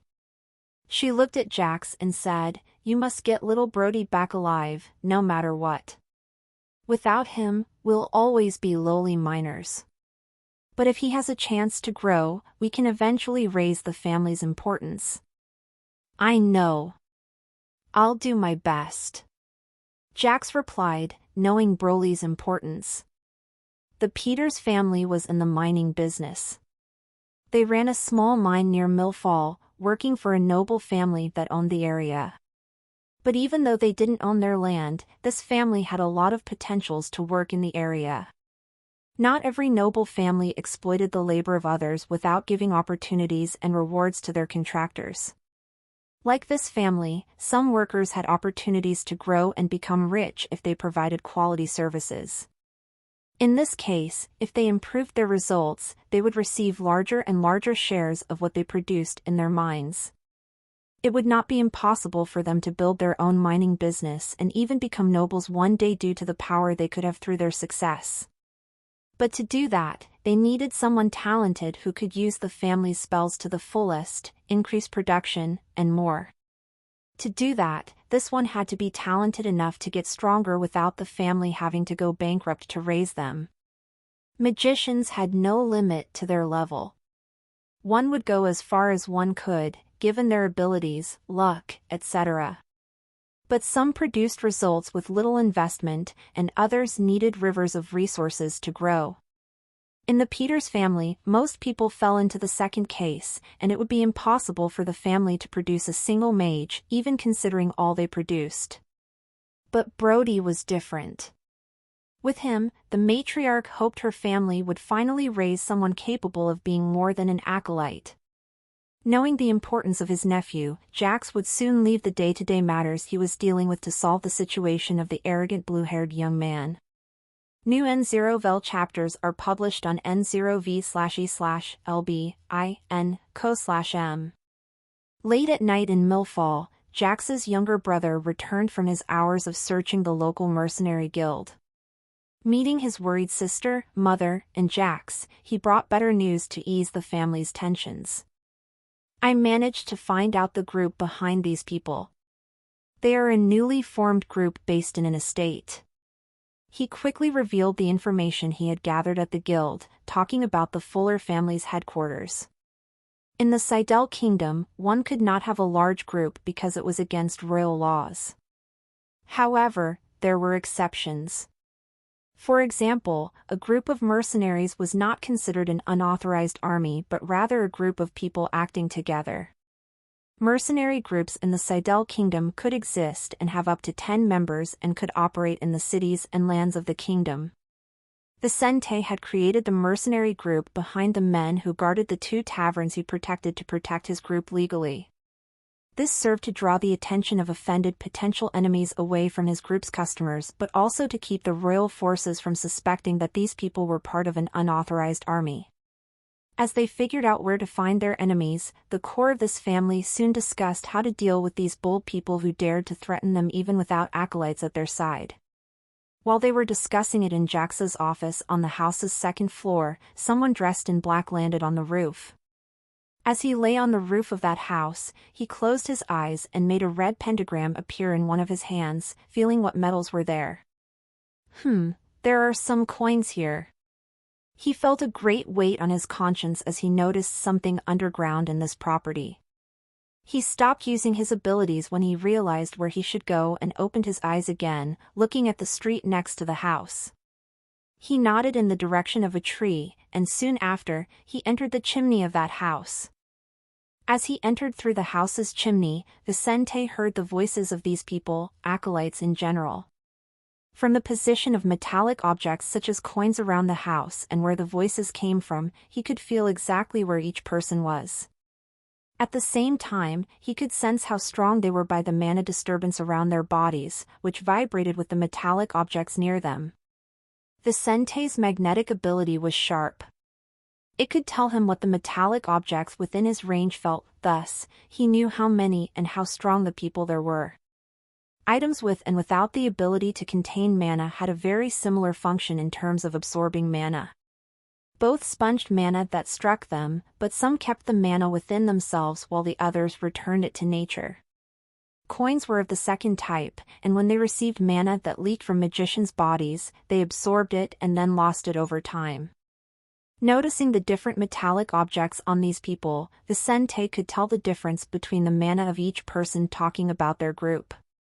Some had colder mana, others warmer mana, which were like fingerprints, individual and unique to each person. At the Academy of Stars, Vicente had learned that even twins emitted different mana.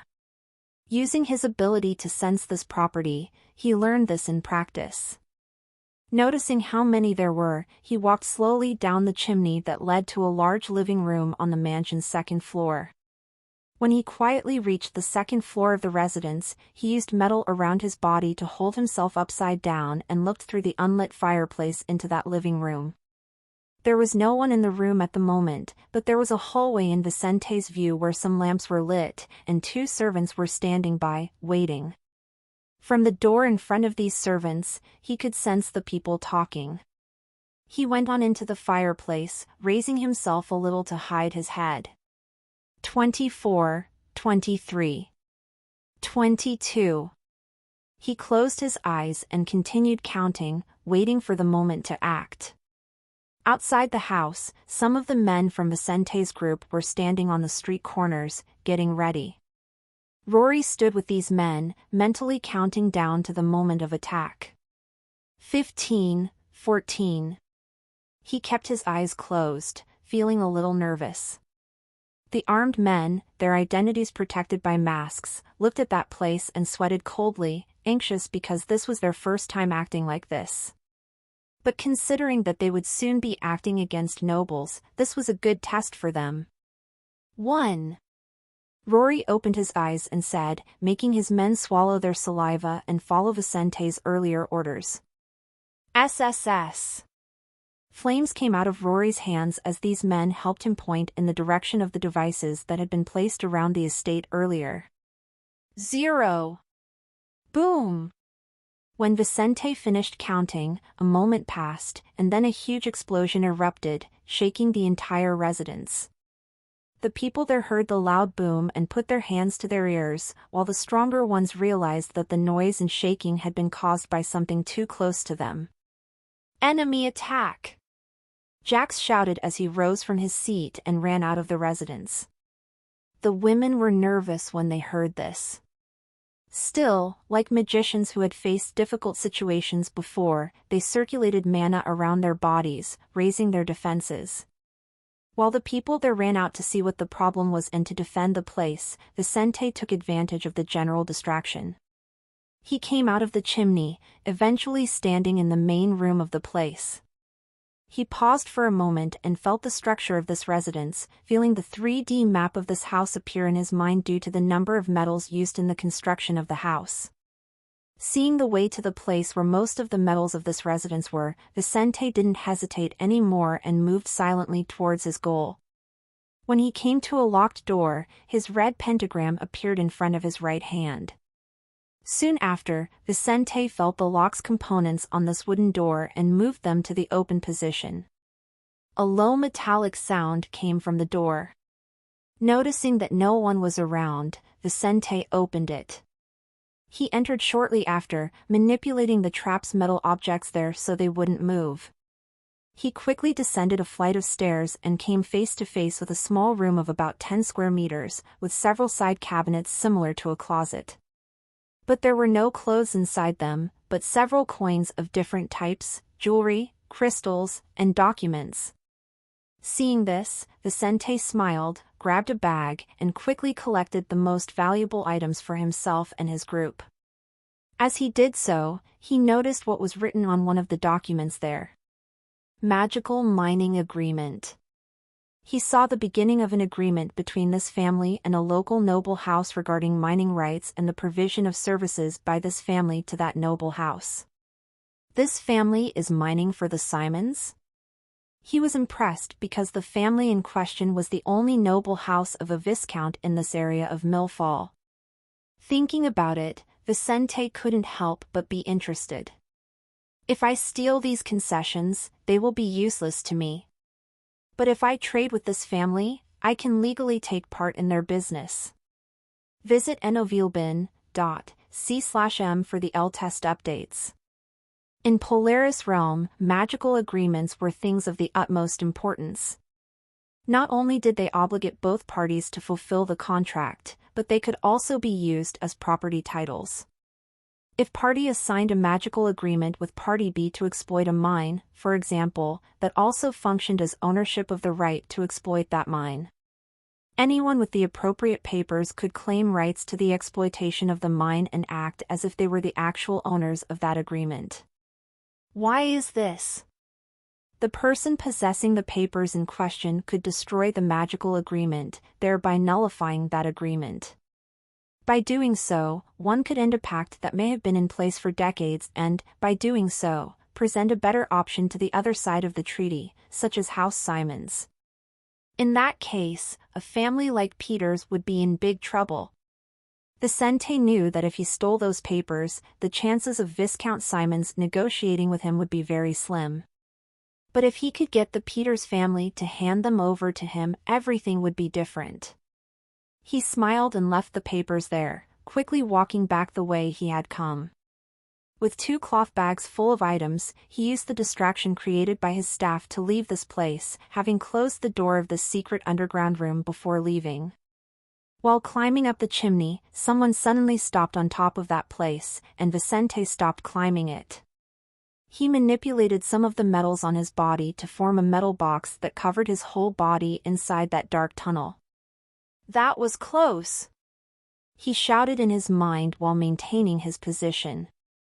When he stopped in the metal box in the house's chimney, Vicente almost stopped breathing, keeping as much of his body still as possible to avoid attracting attention. After 5 minutes there, he realized that no one had found him, but he decided to stay still for a while to make sure his enemies wouldn't notice him. This robbery aimed to harm the family that had dared to act against his group. But if he were caught or seen stealing, he would have several problems. As long as no one had proof of what he had done there, Vicente could not be publicly implicated by the royal forces. But if he was seen leaving this place, he would be immediately recognized as a criminal and could soon have a bounty on his head. Visit novilbin.c/m for the L-test updates. Criminals in the Seidel Kingdom had bounties on their heads, and occasionally, fights between bounty hunters or even other criminals interested in those bounties would make news in the kingdom. At the same time, the royal forces would publicly pursue people with bounties on their heads, which could greatly hinder his operations. I will stay here until dawn. By then, this family's group will have lowered their guard over this place, and I can leave unnoticed, he thought as he settled into the metal box.